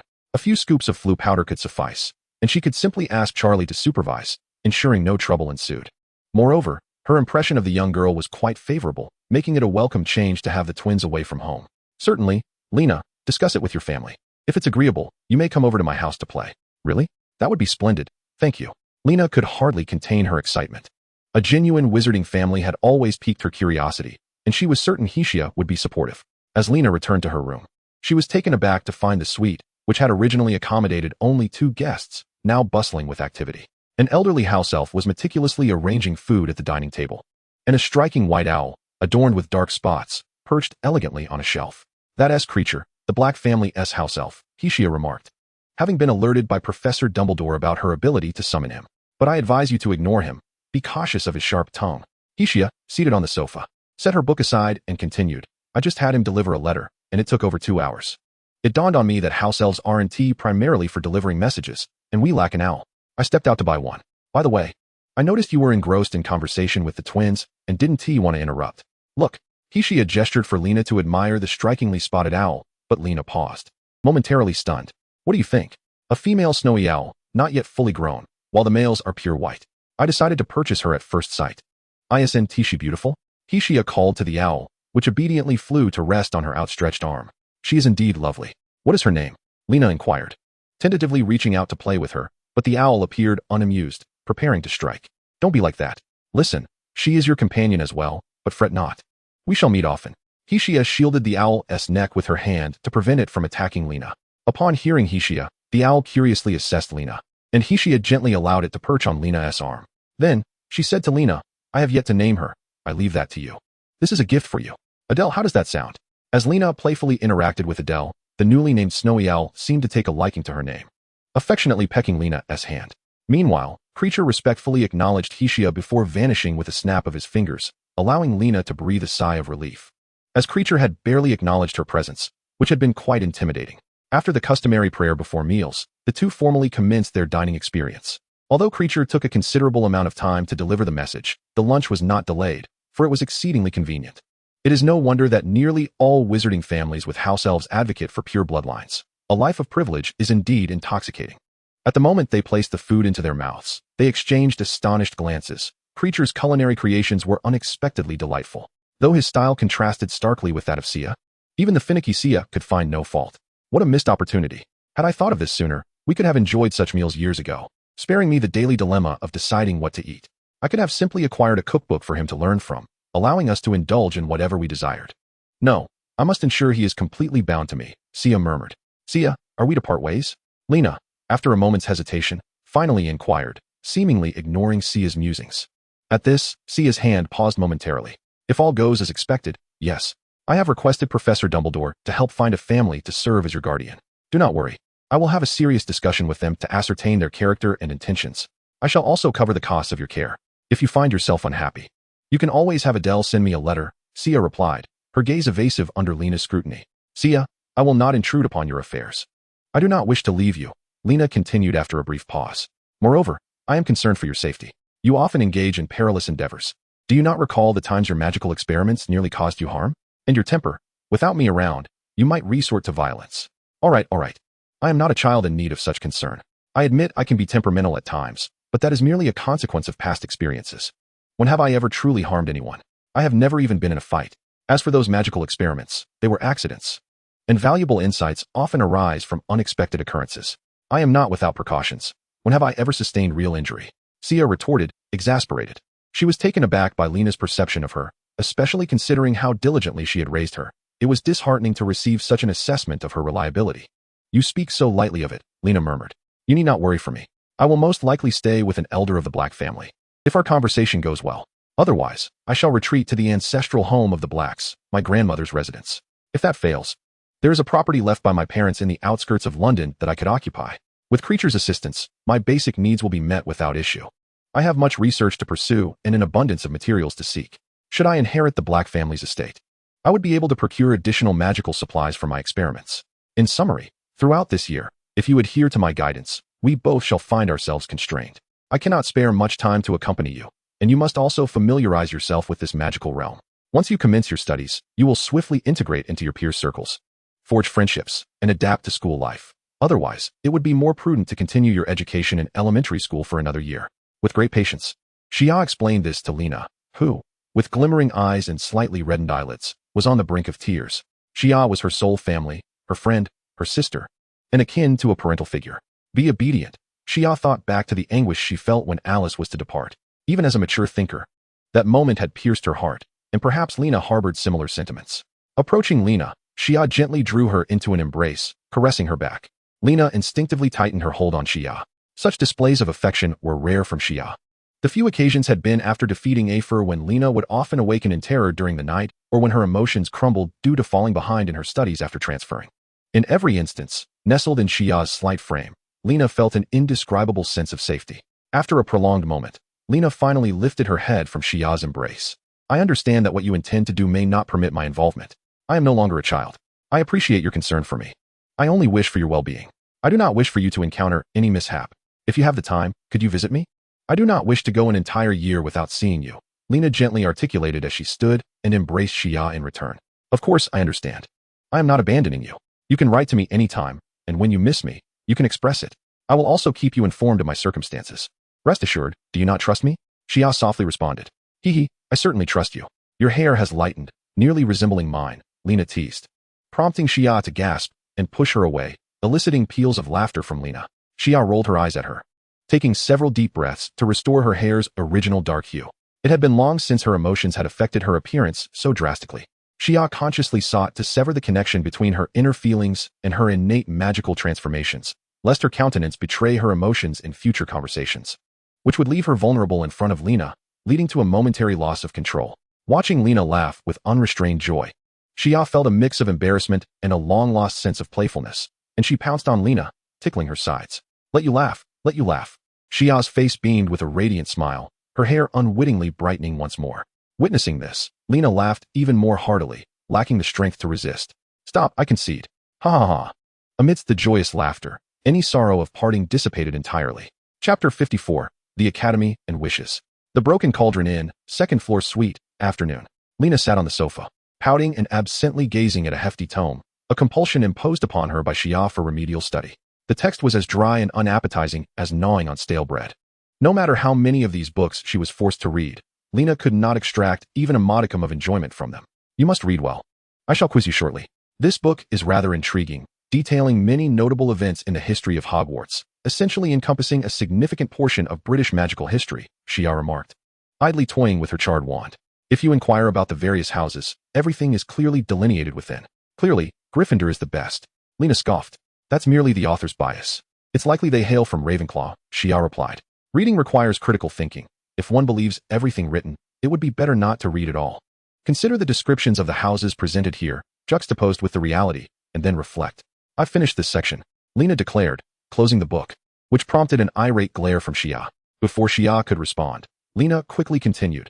Gryffindor values courage and integrity. Ravenclaw seeks wisdom and knowledge. Slytherin demands cunning and ambition, while Hufflepuff stands for fairness and loyalty. Yet, Gryffindor still seems the most admirable. Not everyone possesses sharp intellect. Cunning and ambition sound rather daunting, while fairness and loyalty seem vague. Gryffindor embodies the knightly hero, brave and fearless, charging forth. As she spoke, Lena struck a pose as if brandishing a sword in battle. That interpretation is not without merit. Courage is indeed a commendable quality at all times. In practical terms, Dumbledore represents Gryffindor. His mere existence serves as a model for emulation, regardless of any bias. Now consider the notable figures from Slytherin, Xia grimaced, then continued. It is quite fascinating. Those with courage gravitate towards Gryffindor, while the wise choose Ravenclaw, which raises no disputes. But have you pondered where those devoid of these qualities might go?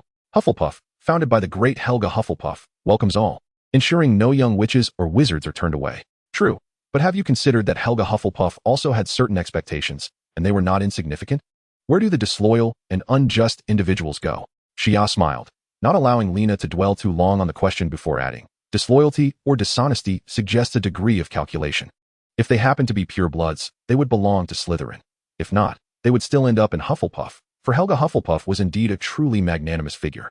Embracing these children, herein lies the conundrum. Why do individuals of lesser quality enter Hufflepuff? Yet we have never heard of a notorious dark wizard emerging from there.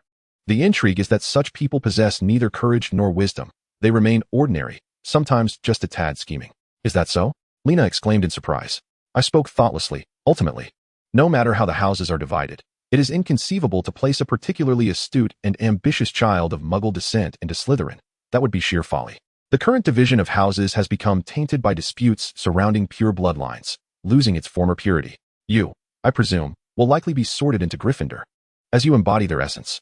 Hesia reminisced about the Gryffindors she knew, Lily and the Marauders, and the only one still outside, Lupin, though she wondered if he would still acknowledge the daughter of a traitor. And you? Hesia, where do you think you will be sorted? Lena inquired next. Me? I have no idea. Gryffindor, perhaps? I am rather timid. Bravery is not my forte. As for the wisdom of Ravenclaw, I fear I lack that as well. Although I believe I possess a decent intellect, I am far from deserving of the title of wisdom. I might be accepted by the illustrious Helga Hufflepuff. Oh, and I do have a trace of Slytherin blood, which leads me to ponder which house Hesia might have wished to join, although at the time, she felt there was little difference aside from Slytherin. Ah, does this mean you would go to Slytherin? Lena exclaimed. In that case, I would absolutely drop out and attend Beaux Batons in France, or perhaps simply return to Ilvermorny in America. A chill ran down Hesia's spine, not out of prejudice towards Slytherin, but just the thought of the ilk that resides within its walls sent shivers through her. A cadre of scoundrels, entangled in petty schemes. Logically speaking, Slytherin undoubtedly offers a valuable network. Those with ambition who attend here are bound to achieve success. Most of the prominent wizarding families hail from this house. Deeply rooted in the magical society, lacking in neither wealth nor political influence. If one possesses certain resources and abilities and adeptly cultivates such connections, entering the magical world post-graduation is destined to be smooth sailing, with useful connections at every turn. The qualities of Slytherin also render them adept at engaging in exchanges of interests, a wealth difficult to rival. Just as in times past, networking begins within the school. The British Wizarding Society revolves around this institution, thus starting from the houses. If this world lacked magic, Hogwarts would merely be a technical school monopolizing a high-end industry. And Hija would unhesitatingly choose Slytherin. Not only would she possess the qualifications now, but even without them, she would strive to squeeze her way in. It is the express route to success. One might even assert more decisively that it is the singular pathway for ordinary individuals to define and attain success. What do the other houses cultivate? Rebels, technicians, and laborers. What of blood purity? What of the foolish notion of pure blood superiority? I, Althamigia, am the noble heir of the Black family, a descendant of the great Slytherin, raised under the banner of pure blood from birth. What of those scoundrels entangled in petty schemes? That is the elite socializing of like-minded individuals. Yet now, the sole reason I desire to attend a magical school is to learn magic. It is not merely the incantations taught in books that captivate me. Those spells I could master proficiently within a year. What I yearn to grasp are the professor's insights and explanations regarding magic, for this foundation is both essential and significant. This is the primary reason I have not devoted excessive energy to studying the magic contained in textbooks. I fear that preconceived notions may become difficult to rectify. Furthermore, I require access to the Hogwarts library, a veritable wellspring of magical knowledge that may elude me throughout my life. The obscure forms of magic practiced by Ivy are unknown to most ordinary students, who may never encounter them by graduation. However, she has managed to delve into such depths through the resources of the library.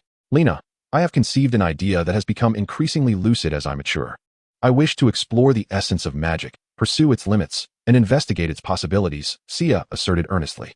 After graduating from Hogwarts, I aspire to attend a Muggle university to study advanced and cutting-edge sciences, thereby broadening my horizons and understanding. Of course, discussing such distant aspirations may seem premature, and I have yet to determine my precise path forward. Nonetheless, this has always been my dream. Magic is indeed wondrous. Sia gazed into Lena's amber eyes, perceiving a sentiment akin to greed emanating from her dark orbs, reminiscent of Ivy. Magic is truly remarkable, Sia reiterated with a sense of awe before continuing. It possesses the extraordinary power to alter societal norms for a formidable wizard. This is its most astonishing aspect. When comparing magic to Muggle science, both can be seen as humanity's quest for power and understanding of the world. However, no matter the heights they reach, Muggle scientists remain pawns bound by regulations, funding, facilities, project approvals, qualifications, and so forth. Most critically, a lifetime devoted to scientific research seldom garners recognition. Money and power are the true arbiters of influence. In truth, Muggles do not require grandiose scientists. Sia's discourse abruptly ceased as she rubbed her temples. Was this a reflection of regret for her past choices, or merely an excuse for the roads she lacked the courage to traverse? She could not clarify, yet she knew that if given another chance, even with her current intellect and understanding, she would not pursue research. Even a glance would suffice to dismiss it as a fool's errand. Achieving the title of scientist by the age of 50 would demand the perfect confluence of circumstances, far more challenging than amassing a clean fortune of millions from scratch. What researcher is not a prodigy, selected from a multitude? No, she was merely a selfish individual, seeking to lead a more dignified and comfortable life, believing that only from such a foundation could she rightfully pursue her personal values. After a moment's pause, Sia softly resumed, I apologize, I became somewhat emotional. My previous remarks were overly extreme. You needn't take them to heart. The Wizarding Society, at its core, is composed of humans, and aside from a select few, it is not drastically different from Muggle society. This is the essence of humanity. It is merely that I now possess the opportunity and potential to pursue an alternative path. It was not the likes of Eifer that made me realize this, but rather Voldemort and Dumbledore, who illuminated the truth for me. Those endowed with formidable magic, even when solitary, possess the power to upend tables and establish their own rules. I may not wield strength akin to theirs, nor can I transform into a paragon like Dumbledore, and I harbor no desire to delve into the art of killing or its more efficient methodologies. Yet, I dare say, should I succeed, I would not fall short. I am capable of formulating my own rules. You shall experience this Wizarding Society for yourself later. Its antiquated systems, lacks governance, sparse and scattered population, the majority being quite ordinary, yet within lies an abundance of opportunities. Sia, you might indeed find yourself in Slytherin House. Lena gazed at Sia in astonishment. She had never heard her speak thus before. Perhaps, though I am neither shrewd nor skilled in cunning, I have always harbored ambition. Wealth and power are what I seek. To liberate myself from the burdens of survival and the constraints imposed by society. Beyond that, I yearn to seize the unknown, to acquire more and more. With a sigh, Sia continued, Slytherin is not suited for me, for the same reasons. While I need wealth and power, I no longer require it. The Black family has amassed enough wealth and social standing to satisfy my needs, perhaps even more than a lifetime of my own labor could achieve. I merely need to consolidate these resources and manage them effectively. Furthermore, I seek companions of like mind. One individual has limits. Diverse perspectives are necessary. Subsequently, I must establish a platform, one that can support my dreams. Thus, I am likely to be sorted into Hufflepuff. I am fond of the ethos of this house. For perhaps it is the only place that can embrace my flights of fancy. Should I be placed in Slytherin, I would truly change schools. For I have no desire to endure such tedium. Sia chuckled self-deprecatingly. Lena regarded Sia with curiosity, pondering whether she had genuinely perused Hogwarts, a history. Perhaps she possesses some ambition, yet if wishes could be deemed ambitions, then all would qualify. The traits she exhibits seem to align perfectly with a certain house. She claims a lack of wisdom. Lena could not fathom what true wisdom entails. Is Ravenclaw truly such a daunting house? I will support you, Lena declared resolutely. Though Sia might be uncertain of how her aspirations would manifest, it did not deter Lena from offering her unconditional support. Foolish child, you have your own life. Sia replied with a smile, gently ruffling Lena's hair. What I mentioned earlier was merely my desire. I may abandon it for various reasons, but that is of little consequence. You needn't speak of helping me. Once you attend school, you will encounter a myriad of experiences and meet many people. At that time, you too will surely discover your passions. Stop it, don't ruffle my hair again. Lena protested, playfully swatting Sia's hand away. I've wanted to tell you for ages, Sia. I dislike your tone. However, this exchange was met with a mischievous grin from Sia, who playfully tousled Lena's hair even further. Oh, Lena, in a fit of frenzy, tackled Sia onto the sofa, employing the same tactic Sia often used against her, tickling her sides. All right, I concede, you little rascal. Ha ha ha. Just then, the ringing of the doorbell interrupted their frolic. They exchanged glances, both vaguely surmising the purpose of the visitor, yet never anticipating it would be so soon. Chapter 55, Weasley. With a swift flick of magic, Sia tidied up their disheveled hair and clothing from their playful scuffle, cautiously transforming into an adult guise before slowly opening the door with her wand. Good evening, Sia. Good evening, Professor Dumbledore. I did not expect you so soon. Sia breathed a sigh of relief. If he could recognize her current appearance, there was no doubt regarding Dumbledore's identity. Once she reverted to her original form, Sia turned her gaze to the middle-aged couple standing behind Dumbledore, whose striking red hair bore a resemblance to Lena's. Their faces echoed the likeness of the Weasley twins she had encountered that morning, and their amiable demeanor eased Sia's initial apprehension. I apologize for the disguise. It was just the two of us, and I had to exercise caution, Sia explained to the couple, naturally extending her hand in introduction. Greetings, I am Althemisia Black, but you may call me Sia. This is Leopoldina Stewart. Hello, you may call me Lena. Good day, Professor Dumbledore. It is a pleasure to see you again, Mrs. Weasley. And you must be Mr. Weasley. It is a delight to make your acquaintance. Lena greeted them politely, recognizing the visitors as none other than Molly Weasley, the mother of the twins she had met earlier in Diagon Alley. Hello, it is truly unbelievable. Words cannot express the emotions I felt upon hearing such news. The man said, introducing himself. Arthur Weasley, and this is my wife, Molly. After the initial surprise of their meeting, Arthur's astonishment grew as he observed his wife's familiarity with Sia. He gently shook Sia's outstretched hand, saying, as Professor Dumbledore mentioned, it is difficult to regard you as a mere child, Sia. We have heard of your notable reputation since childhood. You flatter me excessively. Following a cordial exchange, Sia invited everyone to take a seat, while Lena, ever perceptive, went to fetch refreshments for the group. Now, to return to the matter at hand, Sia and Lena, I presume you are aware of the purpose of our visit, Dumbledore began. Upon their nods, his deep voice resonated from beneath his pure white beard. Then I shall refrain from elaborating further and leave the floor to you. Arthur, Molly, as I mentioned, Miss Lena requires a family to serve as her guardians. It is our honor. Arthur Weasley and his wife exchanged glances before speaking. Not only because it is a request from Professor Dumbledore himself, but even without that. Had we known that two such young children were enduring such hardships, we would have made the same choice. Indeed, Chia, Professor Dumbledore mentioned that you would be going to the Black household, and naturally, we shall refrain from any objections. Should you have any reservations, our home is more than willing to accommodate you with an additional room. Molly remarked, my two brothers, Fabian and Gideon Pruitt, were members of the Order of the Phoenix. I have met your mother, Alice, who inquired about you when you were just a child. And, oh, I apologize. I believe you understand that you may consider our home as your own. We have 7 children. Today, Lena met 4 of them, along with our eldest son who has just graduated and a younger brother and sister. Thank you for your kindness, Mrs. Weasley. I shall frequently visit your home. Chia politely declined Mrs. Weasley's offer to take her along, sensing the sincerity behind it. Chia, I do not wish for your decision to stem from any apprehension. The Weasley family is not one to shy away from challenges. While we may not be affluent, we can certainly provide for 2 children. I believe you understand that the situation at the Black household may be more complicated. If things do not go well, please reach out to us immediately, Arthur said. Noticing Chia's continued polite refusal and choosing to change the subject, confident that she could see their goodwill. If she found the Black household unbearable, she would return to them. He then turned to Lena. I apologize, Lena, for neglecting you. It was not intentional, and I hope you understand. To return to the matter at hand, Molly and I have discussed this seriously and consulted other family members, all of whom expressed a desire for an additional sister, especially my youngest daughter, Ginny, who has wished for companionship among the girls. We believe we can provide you with a nurturing family environment. While we are not wealthy, we will ensure that you are never treated unfairly. Thank you, Mr. Weasley, Mrs. Weasley. Chia and I have spoken today. Although I do not wish to be separated from her, I am honored to be welcomed by you. I spent the morning chatting with George and Fred, and it feels like a remarkable twist of fate. Lena cast a glance at Chia, and as she uttered these polite words, her heart felt heavy. She knew this signified her acceptance of the Weasley couple's adoption request, yet an impulse surged within her, urging her to run away in tears. She was frightened of entering an unfamiliar family, frightened of being separated from Chia. Please take care of Lena, Chia said solemnly, bowing her head in respect. Her voice momentarily choked with emotion.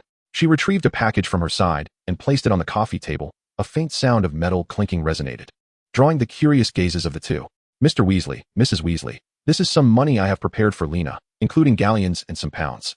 I hope you will accept it. Your kindness should not impose a burden on your family. This is a gesture of goodwill from me as her sister. I have also prepared a sum for Lena's future expenses, and I hope you will keep it safe for her. Chia, I must respectfully decline. We have no reason to accept money from a child, especially since this is a decision we have made as adults. Arthur resolutely declined, his fair visage slightly flushed. Had it not been for his conviction in CIA's good intentions, he might have considered it an affront. Indeed, CIA, what are you doing? You have enough expenses of your own, and while we understand you may inherit the wealth of the Black family, the future remains uncertain. It is prudent for you to reserve funds for yourself. We cannot accept your money. We vow to care for Lena as if she were our own child. So you need not worry about that. Molly echoed his sentiments. Furthermore, I intended to share this sooner. The Weasley family has a connection to Lena. My late aunt married into a long-established pure-blood family in France, and their daughter is Lena's mother. I assure you this is the truth, but it is best that not too many are aware, as that family is very secretive about Lena's mother. Her name has been erased from their lineage. I wish to convey that adopting Lena is my obligation, for we share a close blood relation. Arthur added, intending to speak of this once they returned home, allowing Lena to feel secure and truly at home, yet he now had to present it as a reason to decline CIA's offer. I do not wish to insult you. I ask for your understanding. In light of this, please accept this gift for Lena, for she will require funds in the future. Arthur found himself unable to reject the money on Lena's behalf, yet he could not accept it. Adopting Lena meant she became a member of their family, and the responsibility of raising a minor is inherent to parenthood. Accepting payment contradicted that principle. As the couple hesitated on how to refuse, Dumbledore, who had seemed lost in thought, interjected, Arthur, Molly, please accept this money. If you do not, CIA may lose sleep worrying about it. You can hold on to it for Lena until she comes of age. The couple then relented, accepting the funds with the promise to return it to Lena upon her maturity. Dumbledore mischievously winked at a relieved CIA, eliciting a grateful smile from her. This was indeed her insistence, as she would otherwise find it difficult to rest easy. The Weasley family's character speaks for itself. Not only is Dumbledore's endorsement a testament to their integrity, but their conversation revealed them to be a genuinely upright family. Lena shares blood ties with them and enjoys a close friendship with the twins of her age, alleviating any cause for concern. Moreover, the Weasleys belong to the esteemed ancient 28 pure-blood families, yet they do not exhibit any notions of superiority or pretentiousness regarding their status. Rather, they demonstrate a genuine humility and industriousness, embodying the noble quality of creating value through hard work. As for poverty, how many days of prosperity has Lena known since her birth? During her father's lifetime, they barely scraped by. After his passing, the two struggled for a long time without income. Although the pounds left by Alice were not insignificant, they were hardly sufficient to ensure a comfortable existence for several years in their small Irish town. Most of the time, Chia relied on her animal friends to procure food. However, in the past year, she experienced a significant financial windfall, allowing her to purchase an array of proper food items. Yet, in a small place like Port Salem, there were only a few varieties of commonly consumed local fare, and Xia's culinary skills were not refined enough to transform these ingredients into exquisite dishes. The Weasley family's circumstances, although modest, could not compare to those of her earlier days. Chapter 56, State of Mind. Xia leapt gracefully, her back to the air, and her petite form was gently enveloped by the soft embrace of the bed. The bed seemed to possess a life of its own, cradling her tenderly as a loving mother would her child, whisking away all worries and fatigue. Despite the sweltering summer heat, the room appeared to be enchanted, maintaining a delightful coolness and freshness. Xia let out a long sigh, having sent Lena to the Weasley household. She had been warmly welcomed into their humble yet lively home, enjoying a hearty dinner with the 7 children. She declined the invitation to stay overnight, returning to the hotel with Creature under Lena's reluctant gaze. The parting was as poignant for Xia as it was for Lena. Nearly 11 years of their lives had been spent together, and since the onset of her memories, they had been inseparable. For Xia, Lena was no different from a daughter she had raised herself. Regarding her upcoming endeavors, she turned to Creature. Let me confirm once more. Did your master, Arcturus, say that I should visit once I am adequately prepared? Xia furrowed her brow, utterly perplexed by the implication. This could not merely be a pleasantry. There was something tangible she needed to prepare. Yes, my lady, Creature replied respectfully, yet continued to murmur disapprovingly about the Weasley family, whom he deemed a disgrace among purebloods, and about her friends, whom he considered a taint upon their lineage. Creature, Xia interjected, fixing him with a stern gaze. You must understand that the Weasley family will soon no longer be regarded as traitors among purebloods. Those children will grow up, and the Weasley name is destined for prosperity. As for Lena, I do not demand how you treat her, but you would do well to refrain from speaking ill of her in my presence. Her future accomplishments will far exceed the limitations of pureblood status. If you wish to see the Black family thrive, you must reconsider your views.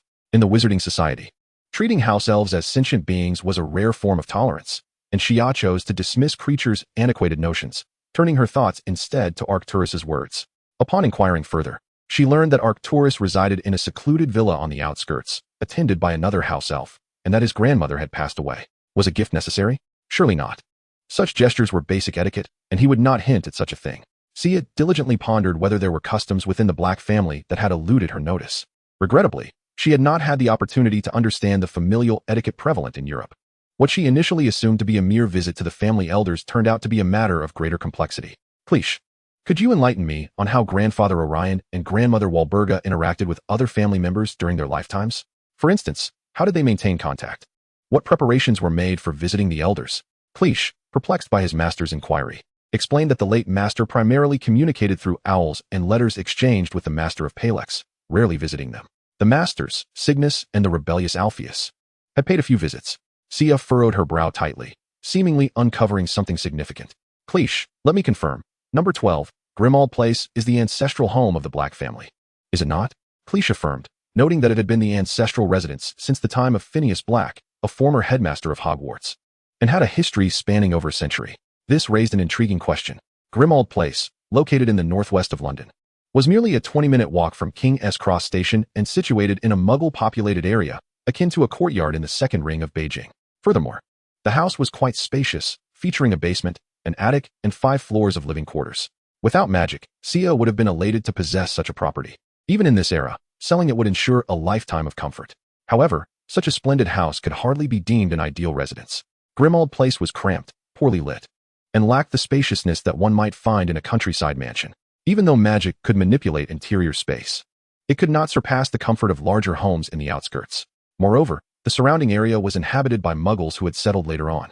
While wizards generally preferred to blend into society rather than live in seclusion, it was likely unacceptable for a family like the Blacks, who prided themselves on their superiority. The Black family was not impoverished. Relocating to a luxurious villa or even a castle was certainly within their means. The only plausible explanation was that Grimmauld Place held a special significance for the Black family, being a treasured ancestral home that the tradition respecting Blacks would not allow to stand vacant. This raised a further question. If it was so special, why were the younger Orion and Walburga residing there while their elders were still alive? Xia could not believe that the traditional pure-blooded Blacks would outwardly endorse something they secretly detested. Even if they were to put on a fade, they would still reside in the ancestral home to signify legitimacy and respect. The only explanation Xia could conceive was that Orion and Walburga were exceptional. Their uniqueness lay in their ability to unify the 2 branches of the Black family, thus establishing them as the most legitimate heirs, allowing them to inhabit the ancestral home without inciting conflict between the heads of the Arcturus and Palex branches. Consequently, Orion and Walburga represented the de facto patriarchs of the Black family, possessing an undeniable uniqueness, even if no overt privileges were apparent. Now, both individuals have departed from this world, and I find myself acknowledged as a descendant of the Walburga clan, effectively becoming the sole living heir recorded in the family lineage. While the branches of Heiress and Palex continue to thrive. Is this preparation, then, a choice between Heiress and Palex? Xia remains uncertain whether this line of thought is correct. Heiress and Palex likely harbor differing ideologies. One is a recipient of the prestigious first-class medal from the Order of Merlin, and even if acquired through monetary means, it far surpasses the Palex family, who sacrificed lives and wealth to Voldemort. Setting aside these nebulous concerns, Xia indulged in a long-awaited moment of enjoyment. Although the bathing facilities in her room paled in comparison to the luxurious Muggle hotels she remembered and were worlds apart from the opulent palace bathing centers, they were nonetheless worthy of the best private room at the Broken Cauldron, a level of comfort Xia had never experienced in her life. Submerged in a bath infused with magical potions, Xia inhaled the fragrant steam wafting from the water, prompting memories of her past life. Where the most frequent hot baths were likely those taken amidst the noxious brews concocted by Afer, should she ultimately fail to complete the ritual and perish before reaching adulthood. Xia felt no anxiety. Perhaps her immersion in the role of a nun had profoundly altered her mindset. In the past, she would have been restless facing such a countdown. Yet now she could almost treat it as inconsequential. There is no use in haste. She would strive with all her might to survive and grow stronger. If the solution is found, so be it. If not, then that is equally acceptable. Worry serves no purpose. Instead, she chooses to cherish the time that remains with a balanced mindset. Regardless of the outcome, Xia's arrival and efforts have granted a child, who was likely destined for tragedy, a new beginning, making this journey worthwhile. Every alchemist who seeks to forge the Philosopher's Stone possesses a unique interpretation, with Nicoleum being one perspective and Ectus another, neither of which aligns with Xia's understanding. Xia's beliefs resonate more closely with Ectus' ideologies. She perceives alchemy as ultimately a manifestation of the spirit. Ectus interprets it as the transcendence of a powerful soul, where will and spirit embody the soul, combined with a robust and intricate array of techniques to create a pure vessel, thus forming the final product. Xia's comprehension derives from Ectus's theoretical explorations, diverging in that she views both soul and body as outward expressions of will and spirit. It is undeniable that the arcane magic involved in the crafting process, often shrouded in complexity and difficult to replicate, is essential, serving as the threshold to success. Yet, what may render Xia's journey perilously brief lies within this very step. The decisive factor of success does not stem from profound and intricate magic, but rather from the will and spirit capable of mastering it all. Ultimately, the choice concerning the Philosopher's Stone validated Xia's correctness. However, the answers she could glean from magic regarding the path ahead remained scant. This will and spirit are not akin to the teachings of the world, embodying all commendable qualities like a saint. Nor do they advocate for the preservation of natural law and the suppression of desires, nor do they condone the indulgence of one's innate instincts. A superficial explanation reveals that the inner conflict within Xia arises from the dichotomy between her desires and her ideals of self. Ultimately, her actions may lean towards either her desires or her ideals. When desires and ideals converge, and actions align with both, a spiritual elevation and inner harmony are achieved, marking the consummation of alchemy. However, it is likely that Xia may never attain this unity in her lifetime. Her thoughts are excessively chaotic, and her actions are dictated by rational calculations, while her true self yearns for more. To pursue this goal, one must first discern what constitutes ideals and what constitutes desires. Without this clarity, the notion of their opposition and unity cannot even be entertained. It is easier said than done, for who truly comprehends what their ideal self looks like? Is it one who decisively confronts challenges, transforming discontent into mountains of corpses? Or is it one who exhibits extraordinary charisma, charming everyone? Perhaps it is a transcendent wisdom that effortlessly resolves all dilemmas? Each seems appealing. At least the ideal self is not beset by troubles. Desires are relatively easier to identify. Some are tests bestowed by the Philosopher's Stone, such as the tormenting psyche. Yet, the ideal self cannot escape desires. While Xia may hesitate to claim her worldviews are entirely righteous, her envisioned self is certainly not a figure of senseless violence or greed. Nor is it an ascetic completely opposed to desires, shackled by lofty moral principles. That is not her ideal. It is an ideal imposed by others. Thus, I do not consider myself wise, as I struggle to differentiate between these concepts. Indulging in the companionship of Lena is my desire. While ensuring her future prosperity embodies my ideal, there is no fault in this. The wealth and status of the Black family represent my desire. Yet the self I aspire to is one that rightfully possesses these. However, Is raising Lena to be healthy and thriving a reflection of my ideal or my desire? Sia submerged the lower half of her face into the water, childishly blowing bubbles. Perhaps if she thought less, such troubles would not plague her. If Axtis were in her position, he might not even encounter such issues. Chapter 57, Ollivander. The following day, Sia, adhering to her usual routine, rose early. Despite the current circumstances making outdoor exercise inconvenient, she nonetheless activated her body within the confines of her home. After preparing her appearance, she noticed that Cleacha had already laid out a sumptuous and nutritious breakfast, adjusted according to her tastes observed the day before. It prompted her to reflect on the undeniable comforts afforded by the malevolent pureblood elite. As she traversed Diagon Alley, Sia, much like Lena the day before, surveyed her surroundings.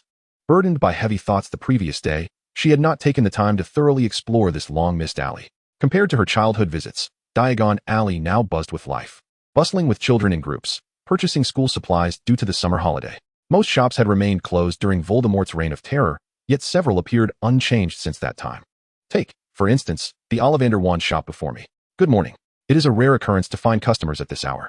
A gentle voice interrupted Sia's reverie, and she was startled to realize that she had unconsciously stepped inside the shop, which was imbued with a rich aura of magic, distinct from the sensation of spellcasting. It exuded a softer, more alluring essence. Sia surveyed her surroundings. The expansive shop was encircled by towering wooden shelves, with a veritable forest of racks behind them, filled with boxes that housed wands.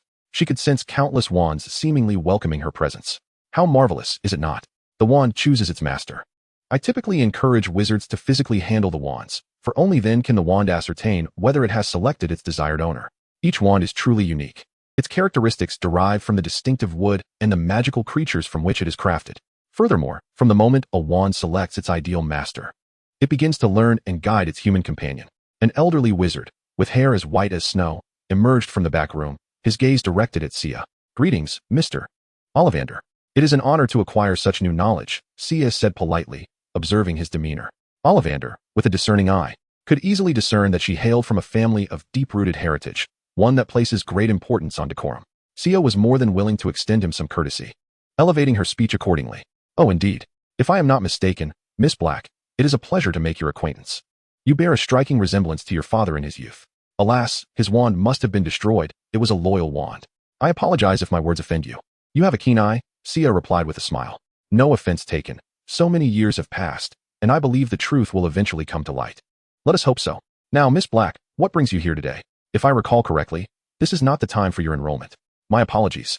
But if you seek to acquire a wand prematurely, that would not be permissible, Ollivander said, his tone tinged with regret. Sia was not surprised by Ollivander's awareness. She knew he belonged to the same ancient pureblood family as the Blacks and Weasleys, but unlike those who sought to elevate themselves above others, he possessed genuine hereditary expertise, rendering such pretensions unnecessary. I do not require a wand at this moment. However, I do have a matter for which I seek your assistance. As she spoke, Sia produced a charred wand and placed it before Ollivander. Upon seeing the wand's condition, Ollivander gasped in astonishment. Oh, by Merlin's beard, this damage is exceedingly severe. It is nothing short of a miracle that it remains functional. Orchids in bloom. Ollivander incanted, yet the wand merely flickered with a faint glow. It is quite remarkable. Ollivander gently placed the wand back onto the table. The wand, crafted from the wood of the yew tree, was originally intended to possess a certain degree of flexibility. However, it now appeared prone to fracture. The core, made from the heartstring of a dragon, had been largely destroyed, and as for its length, I regret to inform you that the original measurement has become exceedingly difficult to ascertain due to the extensive damage. What remains is a mere 9 3/4 inches. What do you find so remarkable? Hia inquired. I recollect every wand I have sold, yet this one eludes my memory. Its inception and sale predate my stewardship of this establishment. It is likely a wand crafted by my father, which is intriguing, as its combination mirrors that of my own wand, also created by his hand, Ollivander reflected. The yew wand is chosen by one who embodies a unique, pure, and fervent passion. It is believed that the holders of such wands are often gifted wizards, obsessively devoted to their craft, a trait almost universally found among yew wand bearers. However, after enduring such a calamity, it has recognized you as its master and even refused my use. The wand's original composition ought not to manifest in this manner. The fire's devastation has imparted characteristics it was never meant to possess, perhaps rendering it a new material altogether. I had never contemplated such a wondrous transformation through the crafting of a wand, and I must thank you for inspiring this novel perspective. Yet, I suspect this outcome may be merely fortuitous. It has not rejected my friend's use. They have successfully cast simple spells. suggesting it is not as loyal to me as you propose, Kia responded. Indeed, this warrants contemplation. Perhaps your friend possesses the potential that the wand currently favors, Ollivander continued. You may be correct. Such an unexpected outcome is likely difficult to replicate, and to retain power in such circumstances is truly extraordinary. Could you assist me in repairing or reinforcing it? I wish to avoid the possibility of it shattering due to excessive force while casting spells, Kia requested. Miss Blake, while this wand may hold significant meaning for you, I would advise that you consider acquiring a brand new wand before the start of next year's term. Its current power may not compare favorably with that of a new wand. The rarity of its continued functionality is, in itself, miraculous. Furthermore, repairing it may prove challenging, as wands tend to resist excessive external modifications, which can adversely affect magical efficacy and even hinder spellcasting. Some highly skilled wizards believe that even common decorative elements on the handle can detract from the wand's inherent magical potency. While this may seem self-aggrandizing, I must assert that wands purchased from my shop often suit their owners better than those acquired elsewhere. Ollivander winked and added, should you be willing to donate this wand for my research next year, I would be delighted to provide you with a brand new one at no cost, provided you choose to visit my humble shop. Haha, you are truly amusing. I appreciate your kindness, yet as you previously mentioned, this wand holds significant sentimental value for me, and parting with it would be difficult. However, I suspect that during my forthcoming days at Hogwarts, I may not require this wand, and I would be willing to lend it to you for your research, of course, free of charge. Your generosity is commendable. You flatter me.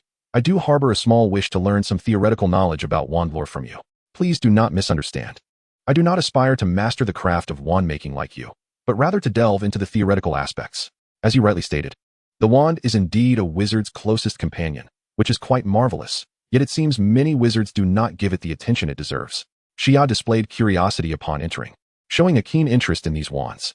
Most wizards overlook their significance, while wands are almost essential for modern spellcasting. The study of wands may provide profound insights into the very essence of magic. It is rare for young witches and wizards to be intrigued by such matters at this age. You are indeed as renowned as your reputation suggests. If any of my descendants were even slightly interested in this, I might have already retired to dedicate myself to wand research. Ollivander mused, acknowledging that although he is not particularly old, he still works diligently in the shop. The summer months, when young witches and wizards purchase wands, are quite bustling. I have been curious. It seems you have known of me for quite some time. I mean no offense, but it has been quite a while since I last appeared in Wizarding Society. Yes, you were quite young then. But that does not hinder your reputation from reaching our ears. As you know, our familial circles are rather small, often intertwined by close kinship. For a period, it was all about you, the sole heir of the Black family, possessing the same parcel tongue as that individual, exceptionally intelligent. I have heard so much about it that my ears have grown weary. I am certain that many families have contemplated alliances with you, believing you to be the next mysterious figure. Subsequently, the Black family fervently sought you, plastering missing person notices and rewards throughout Diagon Alley, with countless individuals eager to find you for a handsome sum. However, these efforts gradually subsided after the passing of Walburga Black. To be honest, I never anticipated she would care for you so deeply. When she expelled her own son and brother from the family, we could hardly fathom such a transformation. Indeed, I must confess, I did not foresee it either. Xia lowered her gaze, refraining from saying more. As a member of one of the 28 pureblood families, the Ollivander family does not ardently champion pureblood supremacy, nor do we share the disdain of the Weasley family. Rather, we maintain a neutral stance. After all, even Voldemort's Death Eaters require wands, and should he regain power, they would likely relish the fruits of victory. Even so, Xia held no aversion to this choice, as it had never been a matter of black and white. The malevolence of Voldemort's faction lay in their sinister acts of terror. If it were merely a matter of upholding the banner of pureblood interests, positioning oneself as the leader of the pureblood class, then it would simply be a political issue, a matter of class conflict. What merits attention is another point. Xia's current notoriety, something she had not previously comprehended. The wizarding community was small, and news and entertainment were scarce. The fervor surrounding her was likely far from dissipated. She now bore the title of the Traitor's daughter, an apprentice of dark wizards, and the heir of the Black family, viewed by outsiders as a clan of Death Eaters. As the door swung open once more, Ollivander's wand shop welcomed genuine patrons. Xia took her leave from Ollivander, burdened with thoughts, and exited the establishment, not forgetting to don the hood she had neglected to wear upon entering. She was beginning to grasp the implications of what Arcturus had previously conveyed. On the third day after her arrival in London, Xia, dressed in formal attire and carrying a suitcase, was escorted by Creature to the city of Cambridge, located in northern London, home to Arcturus. She wore a dignified black gown, exquisitely handcrafted from luxurious fabric, unmistakably not a cheap garment. On her feet were black, rounded-toe leather shoes, complemented by a wide-brimmed lady's hat. The attire was enchanted to ensure comfort even in the summer heat. While her outfit embraced a classical British style, it eschewed excessive petticoats. And combined with Sia's youth and stature, it exuded a hint of youthful charm.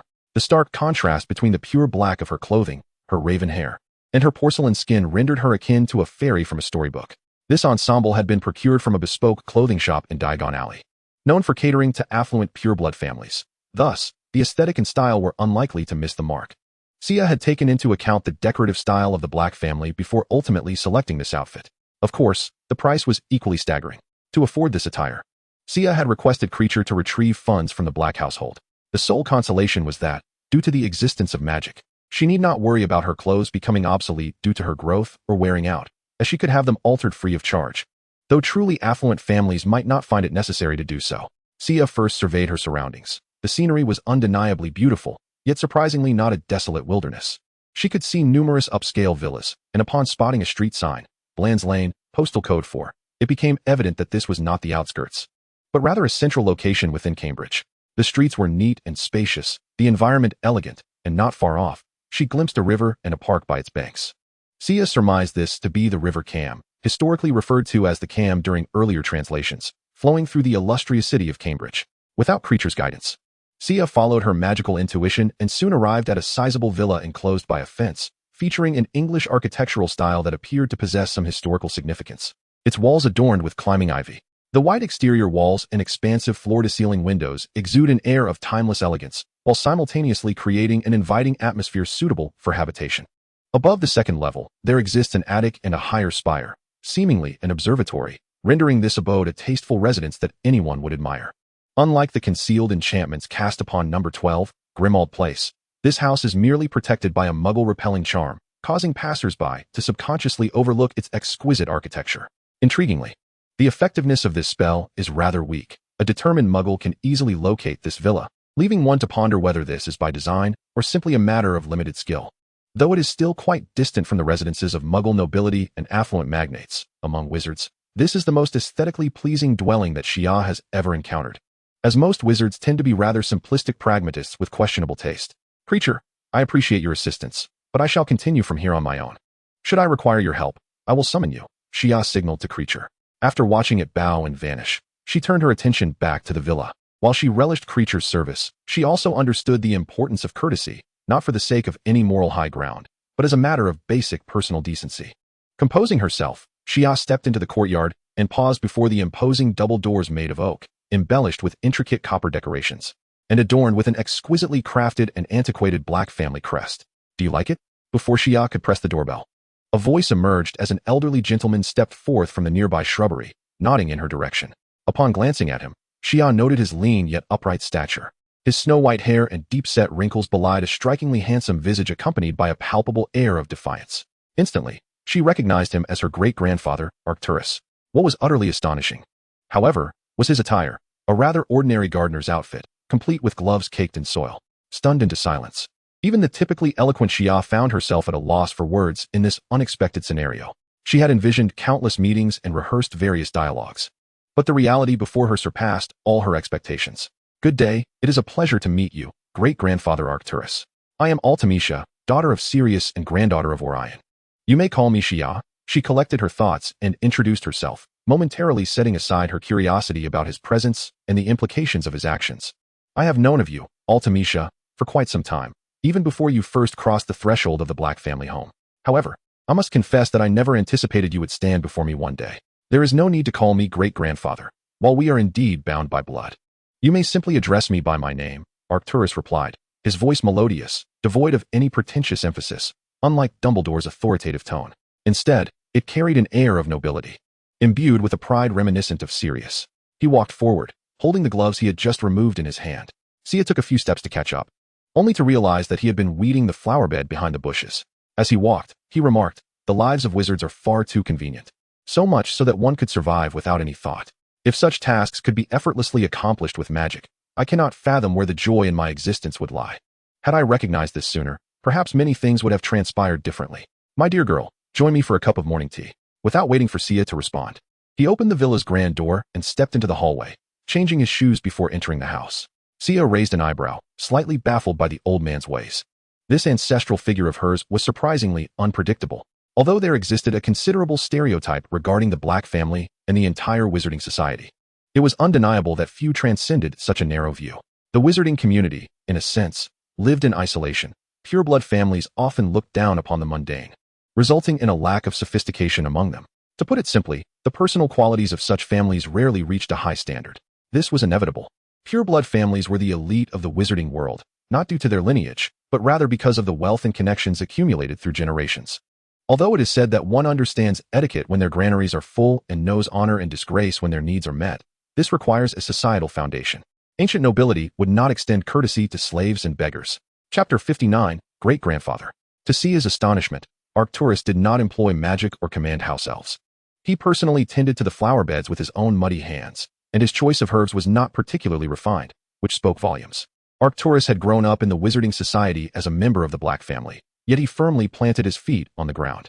Furthermore, this ancestor possessed the true elegance characteristic of genuine nobility, a quality cultivated under stringent conditions.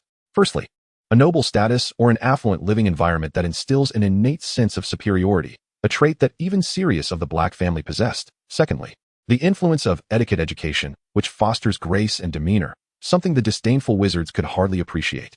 Believing themselves to be inherently noble and thus unnecessary to treat others with courtesy. Thirdly, aesthetics and art, which are indeed the most pivotal aspects and exceedingly challenging for isolated pureblood wizards to achieve due to their sparse population and lack of cultural concentration, leaving little fertile ground for the birth of art. Take, for instance, the luxurious garment worn by Sia. Its design principles predominantly stem from the Muggle society. Yet the pureblood families who reject Muggles would not actively engage in learning these concepts, although the old man dictated the rhythm from the very beginning, which left Sia feeling somewhat stifled. She was not a petulant child, nor was it a matter of principle for her, so she decided to observe the unfolding events. Cyril, prepare 2 servings of tea and pastries, and take your young mistress for a stroll around the room while I change into something more suitable. Arcturus softly commanded, and in an instant, a house elf appeared, dutifully taking the gloves and coat he had shed. Upon hearing this, Sia raised an eyebrow and glanced at the house elf, discernibly female. A stark contrast to Cleche. She was immaculate and well-groomed. Her attire could indeed be deemed clothing, her skin taut and her features delicate, with 2 large, bright eyes that sparkled with vitality, far surpassing Cleche in terms of appearance. It is a pleasure to meet you, young master. Allow me to show you around. The house elf, named Sylin, courteously bowed. Sia gestured for the little creature to attend to her duties, expressing her desire to explore on her own. Sylin, assuring her she could be summoned at any time, promptly vanished from sight. Sia stepped inside, surveying the entrance hall, which, like traditional Western homes, did not require one to change shoes upon entry. After taking in her surroundings, she noted that, much like the exterior of the house, the interior boasted a rather vintage decor style. The first floor comprised a grand living room, dining area, and kitchen, all exuding a stately air. Continuing the aesthetic of the Black family's residence at 12, Grimmauld Place, albeit with a slightly more modern touch that harmonized beautifully. The chandelier in the living room was not an ostentatious crystal piece, but rather an exquisite brass and glass ceiling fixture that complemented the overall decor. A switch for this fixture could be seen along the wall, and notably, there was a relatively advanced color television for its time, encased in elegant wood, suggesting that such electrification must have occurred later, likely at Arcturus's behest. Connecting the living room was a sunroom with a circular window design, where the large floor-to-ceiling windows formed an approximate 135-degree internal angle, resembling 5 sides of a perfect octagon, creating a remarkably grand and airy atmosphere. The sunroom was furnished with a small table and several chairs, alongside a well-worn wooden rocking chair and a slightly faded leather footstool. Do you like it? Arcturus inquired as he entered the room, noticing the appreciation evident on Sia's face, reiterating his previous question. It's magnificent, Sia praised wholeheartedly, her admiration genuine. Indeed, I was not mistaken. Your taste reflects your years spent in the Muggle world, Arcturus chuckled. Yes, you are correct, although I have still been among wizards. Sia began to explain, but was interrupted by Arcturus. I no longer concern myself with such matters. In fact, this is preferable. Wizards who have visited here seldom find anything extraordinary. Their remarks are often rooted in the perception of my wealth. In contrast, Muggles who have toured this home have consistently praised its decor, which I can clearly discern, Arcturus remarked with a significant tone. Do you know, Artemisia? This house was bestowed upon me over 30 years ago by a Muggle nobleman, requiring only that I provide treatment for his remaining descendants. The exorbitant maintenance costs and the antiquated furnishings have rendered the impoverished noble unable to sustain it. I acquired the property without any monetary transaction, I merely healed his granddaughter. In return, he not only bestowed upon me a house, but also granted me the inheritance of his title. He believed that after a lifetime of toil, with all his descendants having perished before him, there was no longer any need to exert effort in maintaining those hollow accolades. Nurturing the sole remaining granddaughter to maturity sufficed. Thus, a venerable lineage, one even older than the Black family, fell into decline. I had once thought such matters were far removed from us, for we possessed magic. I effortlessly renovated the house, an endeavor that would have cost a muggle a fortune, enough to purchase an entirely new residence. Arcturus gestured for Sia to take a seat at the table in the sunroom, and, with a gentle wave of his wand towards the grand floor-to-ceiling windows. The glass seemed to be veiled with a sheer curtain, rendering the sunlight less harsh. The house elf, Sylvan, timely presented an array of pastries and 2 cups of red tea. Arcturus took a delicate sip and savored a macaron that resembled a sugar cube before continuing. I did not anticipate your visit, but upon reflection, it became evident that you are not truly of the Black lineage. Even though Sirius raised you, it is apparent that you lack comprehension of the Black family's traditions. You are indeed correct. I am unfamiliar with them. Furthermore, regarding what you mentioned, Sia raised an eyebrow and apologetically said, I sincerely apologize for neglecting to present you with a gift at the earliest opportunity. From her nearby suitcase, Sia retrieved a meticulously crafted lantern, entirely composed of metal with a matte finish, its surface adorned with intricate golden patterns. When illuminated from within, these engravings cast a mysterious play of light and shadow, and the top of the lantern bore the Black family crest. Quite a charming artifact. Did you craft it yourself? Arcturus inquired, taking the lantern and examining it for a moment. He adjusted the switch, and a flame ignited within, causing the golden patterns to emit a soft, warm glow. I cannot claim full credit. The lantern itself is a muggle creation. The patterns and flame are my attempts at alchemy, Sia humbly replied. Were it not for Arcturus's earlier demeanor, she would not have so readily acknowledged the lantern's muggle origins. Chapter 60, Arcturus Black. Remarkable indeed. To create such a standard of alchemical object at your age speaks volumes against the praise you've garnered from those outside. What is most commendable is that it is truly a beautiful piece of art. Your enhancements have imbued the originally exquisite lantern with a unique magical allure. Arcturus placed the lantern on the table, his gaze lingering upon it. Perhaps you truly are Merlin's envoy, sent to salvage the Black family. No wonder even a fool like Walburga is willing to include you in the family tree. You flatter me. Walburga's grandmother acted out of. I have heard your line of reasoning. It is quite amusing. I dare say few pure-blood families could discern the validity of your statements, as most are oblivious to what America signifies. Fortunately, I am not among the ignorant. You need not be overly cautious. I am, at the very least, distinct from those individuals. Let us return to our previous discourse. The preparation I refer to is certainly not in the context of gifts. I suspect you might have an inkling of what I mean. Do venture to articulate your thoughts. A subtle shift flickered at the corner of Shia's eye, yet she maintained her composure. The wisdom and insight of our ancestors have been thoroughly validated. After years without engaging with such individuals, I have nearly forgotten how to interact in a conventional manner. It has either been exploiting the information gap to profit from muggles and ordinary wizards, or presenting a sincere demeanor when confronted by a sage like Dumbledore, whose moral integrity is beyond reproach. I surmise that your notion of preparation pertains to the decision between you and your ancestor, Palekos. Among the direct descendants of Phineas Nigellus Black, 2 branches have continued the lineage under the Black family name. You and your ancestor, Palekos, later amalgamated into a single lineage through the union of grandfather Orion and grandmother Walburga. I dare to conjecture that you 2 harbor differing views on the legitimate standing of the Black family. The residence at number 12, Grimmauld Place, signifies their claim to legitimacy. And as a direct descendant, my choices embody the choices of the true Black lineage. Shia cautiously articulated her hypothesis while scrutinizing Arcturus's expression, which remained inscrutable, as though the matter did not concern him at all. Indeed, your general idea is not without merit, yet there are numerous facets you remain unaware of. Arcturus replied slowly after she concluded. 40 years ago, I held these matters in high regard, even deeming them more vital than my own life. Subsequently, I forcefully commanded Orion to wed Walburga. This was my transaction with Palekos. Orion possessed little agency in the matter, yet he still felt discontent, unable to defy my will. As I previously mentioned, the tradition of the Black family has always been to name ourselves after the stars, symbolizing our existence as stars in the night sky. Once families are established, the Blacks seldom communicate, yet our hearts remain aligned with the Black legacy. We once boasted a lineage so extensive that all ancient pureblood families shared in our blood, irrespective of their positions or houses. We united to form an omnipresent Black identity. However, all of this has changed. Is it due to Voldemort? Shia inquired, observing that Arcturus displayed no particular reaction upon hearing the name. Yes, but not solely because of him.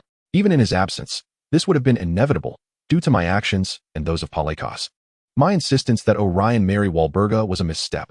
I transgressed the rules of the Black family, and our decline to this state bears a significant portion of my responsibility. I cannot resign myself to the notion of the Blacks merely serving as the backdrop of the magical world. The family is in gradual decay, and upon realizing this, I found it intolerable. I aspire to consolidate the strength of the Black family, to attain greater prestige and influence within the wizarding society. The Black family is affluent, and my share is sufficiently wealthy. At that time, we held considerable influence. Nearly all families with ties to the Blacks were not averse to assisting us, provided it did not compromise their own interests. Regrettably, I overestimated myself and succumbed to arrogance. The prestigious Order of Merlin, first class, far from bestowing upon me the anticipated acclaim, has rendered me a subject of ridicule. I have come to understand that it is not glory that begets strength, but rather strength that earns glory. Do you recall the original proprietor of this residence? Now, the Black family finds itself similarly positioned, and you, their sole descendant, are perceived in a similar light. In retrospect, this was perhaps inevitable. Arcturus paused, his emotions stirred. After adding a generous spoonful of sugar to his now lukewarm tea, he took a hearty sip before continuing. The so-called pureblood families. How ironic it is. Around the year 1940, an individual, perhaps from the noble house of Not, published a tome titled The Directory of Pureblood Families, designating 28 families as the epitome of pure lineage. It was then that my discord with Pollux emerged. He naively insisted that the Black family's creed of purity pertained solely to bloodlines, advocating for the expulsion of those mingling with muggles or half-bloods, and the disavowal of those who forged alliances with pureblood families associated with muggles. Indeed, the Black family has never been amicable towards muggles. We are a lineage born from an era of wizard persecution, evolving from mere caution towards muggles to outright disdain. I perceive this notion of purity as superficial. We need not alter our essence because of it. Yet, I also recognize an opportunity for the Black family to ascend to greater heights. And I do not oppose it vehemently, for I require the strength of that branch. The so-called 28 pureblood families are nothing more than a farce. A decade prior to the book's publication, the Ollivander family welcomed a half-blood male infant bearing their name. The Weasley family proudly acknowledges their numerous Muggle ancestors, which is, of course, foolish, tantamount to openly opposing the other 27 families, thus branding themselves as pureblood traitors. Among those who take pride in such a designation, I am aware that several do not embody the purity they claim. Take the Malfoy family, for instance, who have foolishly abandoned their former way of life to parade their bloodline's supposed purity, a band of opportunists swaying with the winds of fortune. Following my downfall, Pollux supplanted me. I have a son and a daughter. My daughter has no heirs, while he has 2 sons beyond Walburga, the younger of whom, Cygnus, has fathered 3 daughters.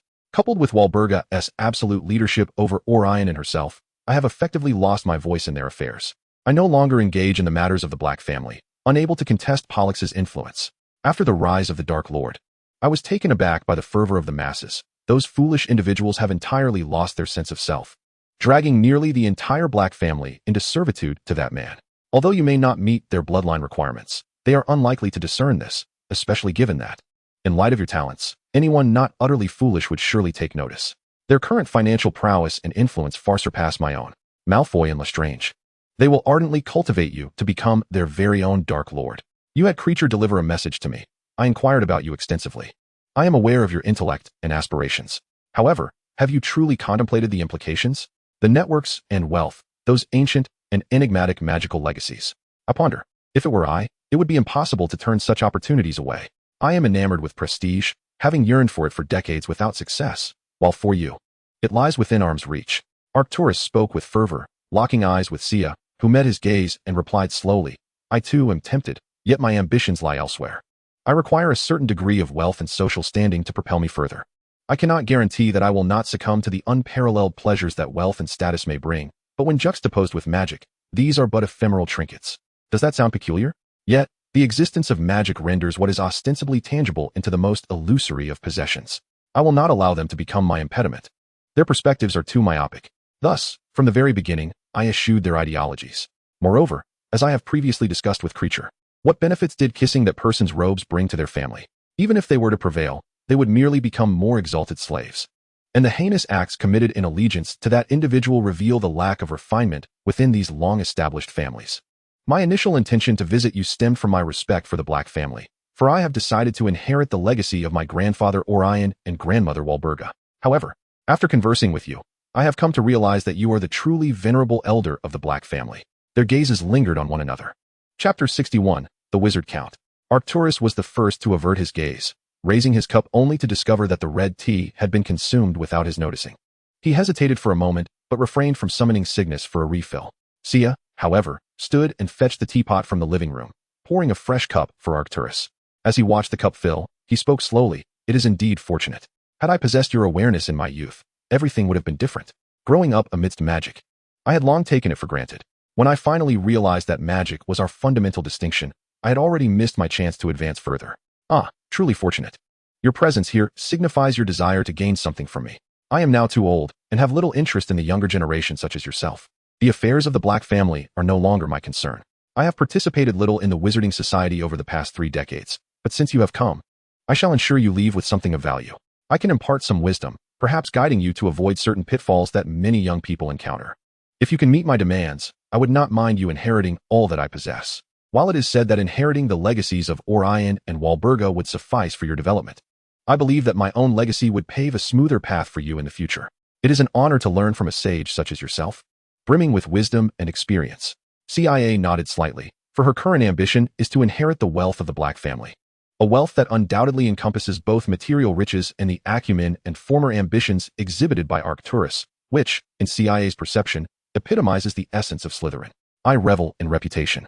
I take pleasure in feeling superior to others. I acknowledge this as my flaw, or perhaps, as a shared trait among all members of the Black family, who are, in some respects, quite obsessive.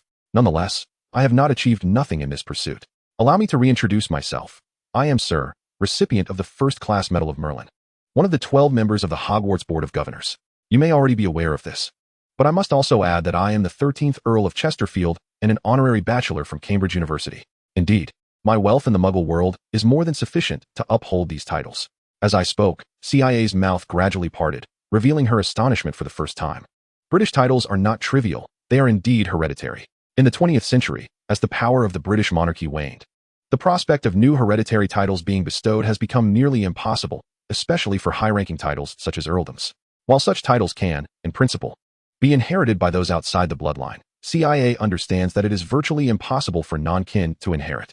Even if the primary line becomes extinct, there are always branches that can provide a blood-related heir, entangling the matter in complexities. How did you manage it? CIA wondered, her mind racing through various possibilities. However, wizards are not free to act at will. They are bound by the Ministry of Magic and the laws of confidentiality. Moreover, even if one could whimsically alter the memories of relevant parties, grasping the intricacies of such regulations is no simple feat, lest one's actions remain shrouded in secrecy. Do not be surprised, it indeed was a risk I took. Do you recall my mentioning the original owners of this house? It was their family. Initially, I had no interest. However, after losing the Black family's voice, I discovered, during my travels, that the Muggle world had become unimaginably perilous. Perhaps you are aware that everyone around my age living in London remembers the bombs that fell from the sky over 40 or 50 years ago, each possessing a destructive power surpassing that of an ordinary dark wizard, falling like rain. During my travels, I witnessed even more terrifying devastation capable of razing entire cities to the ground.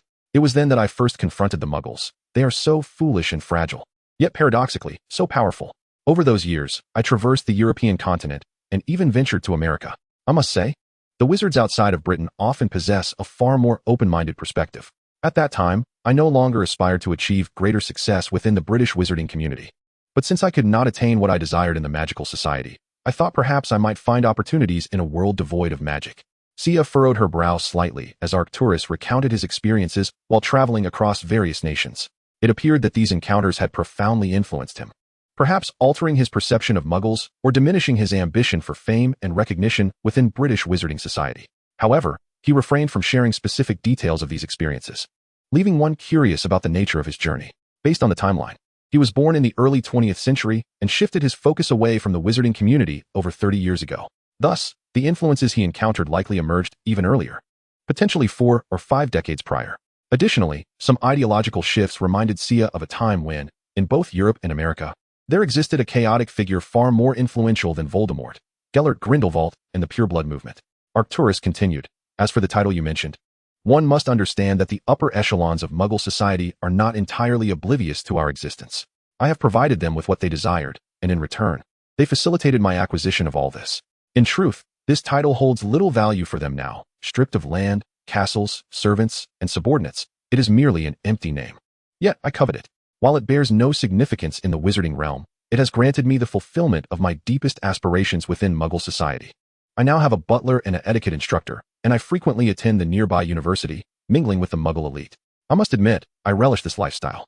In fact, the worlds of wizards and Muggles were once inseparable. In the early stages of human civilization, traces of wizards were prevalent. They were unique figures within tribes. At that time, magic was still in its primitive form, and the disparities between individuals were not as pronounced. Nevertheless, wizards played a crucial role, as ancient magical rituals significantly eased the burdens of warfare. Eventually, scattered tribes evolved into more formidable settlements, increasing the number of wizards from 1 or 2 per tribe to multiple within larger communities. Naturally, they banded together, forming the earliest wizarding factions, which directly contributed to the advancement of magic and the emergence of distinct schools of thought.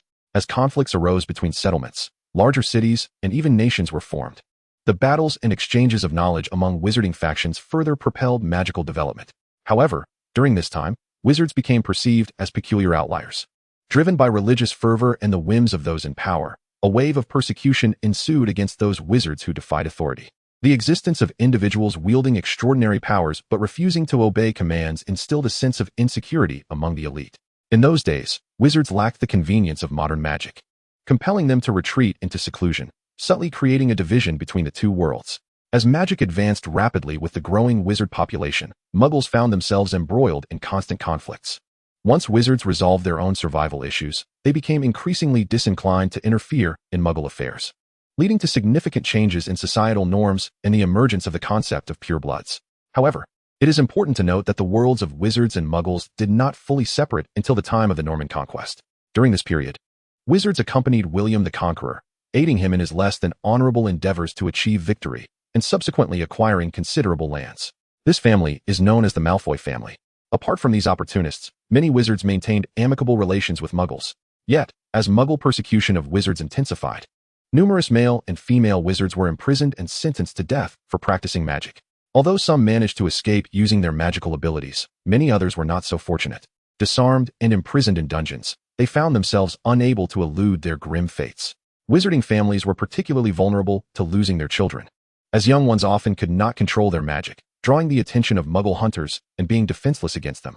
In light of this perilous situation, it was not until the 17th century that the International Confederation of Wizards officially enacted the International Wizarding Secrecy Act, also known as the International Statute of Wizarding Secrecy. Following the passage of this act, the two worlds of Muggles and wizards became nearly entirely segregated, and their mutual understanding began to wane. It is evident that Arcturus has not only grossly violated the Secrecy Act, but has also laid bare the fragile world of wizards before the gaze of the Muggle elite. One finds oneself at a loss for words to describe such behavior. It is no wonder he has grown disdainful of the pure-blood ideology within wizarding society. He has undoubtedly elevated himself above the rest, earning the title of my lord wherever he goes. Nevertheless, there remains a concern regarding the risks associated with his reckless actions. Are you not wary of Muggle avarice? I must candidly state that the Secrecy Act is indeed designed to protect vulnerable wizards. Should our dealings provoke jealousy, what fate awaits us? Of course, I am well aware of what you imply. The Blacks are an ancient family, and they have endured all that you mentioned. However, I am not a complete fool. My transactions with them are not without reservation. Moreover, I am officially registered with the Ministry of Magic, adhering to lawful procedures. As an ambassador fostering amicable exchanges with Muggles, I had the consent of the then Minister of Magic, Wilhelmina Tuft. Naturally, decades have passed, and it is quite possible that the Ministry has forgotten this matter, which was never widely publicized. Most Muggles remain oblivious to my identity as a wizard. It must be said that, just as wizards are unaware of the advancements made by Muggles, Muggles are equally ignorant of our capabilities. My dealings with a select few Muggles do not involve the practice of magic, but rather the exchange of potions. Their impression of us remains rooted in dark basements where we brew various potions with wondrous properties. I do not seek to correct their perceptions, and the Ministry will ensure that they do not divulge any information. I understand your perspective, and I share your belief in your potential for achievement. However, I contend that, at least until you have truly matured, these small stratagems may prove useful in helping you attain your objectives. Even Dumbledore, at times, has had to resort to such tactics or found himself troubled by them. Of course, given his capabilities, such matters are but trifles to him. Or perhaps you aspire to be like that individual, indifferent to others and unbound by rules. Yet, even he was adept before achieving his goals. In essence, while you may choose not to, it is imperative that you possess the capability. Thus, this is the knowledge you must acquire. Arcturus spoke earnestly. appearing to genuinely cherish Shia as a true junior. I will correctly perceive the role of these methods. I harbor no aversion to them. However, I wish to maintain a sense of priority. I trust you understand that I will learn and utilize them. Yet I do not desire to resolve all matters through such means, for that contradicts my inner self, Shia articulated. Indeed, how splendid it would be to possess your clarity. I have nearly forgotten how to address problems beyond these methods. Yet you have suffered. Residing here, you could live as a writer. There is no need to return to 12 Grimmauld Place, as it is no longer a sanctuary. The state of your ancestral home is simply unacceptable. Should you wish to return, I suggest you tidy it up first. Setting aside those matters, our time is limited. Starting tomorrow, I will arrange for a tutor to instruct you in etiquette and the arts, which will set your demeanor apart. This is essential. Furthermore, I shall devote one afternoon each week to imparting techniques for interacting with our kind. Arcturus paused, winking at Shia, and continued, I believe. In accordance with the customs of other wizarding families, you ought to select a tutor. Shia hesitated, instinctively wishing to express that she did not require the early education typical of children from wizarding families. She believed self-study would yield greater efficiency, and she did not know any wizards with the ability or time to tutor her. However, she soon realized, are you referring to Remus Lupin? That pertains to your generation. I shall not interfere. I will merely fund your hiring of a teacher. As for matters of magic, you must handle them yourself. This is your responsibility, Arcturus chuckled. This indicated that Arcturus was suggesting she find a trusted adult as an intermediary, compelling Shia to confront the long-absent Lupin and assess whether he was still worthy of her trust. Historical note, Henry Scudamore Stanhope, the 12th Earl of Chesterfield, passed away on August 2, 1952. Subsequently, the title was inherited by James Richard Stanhope, the 7th Earl, who died in 1967, leading to the extinction of both titles.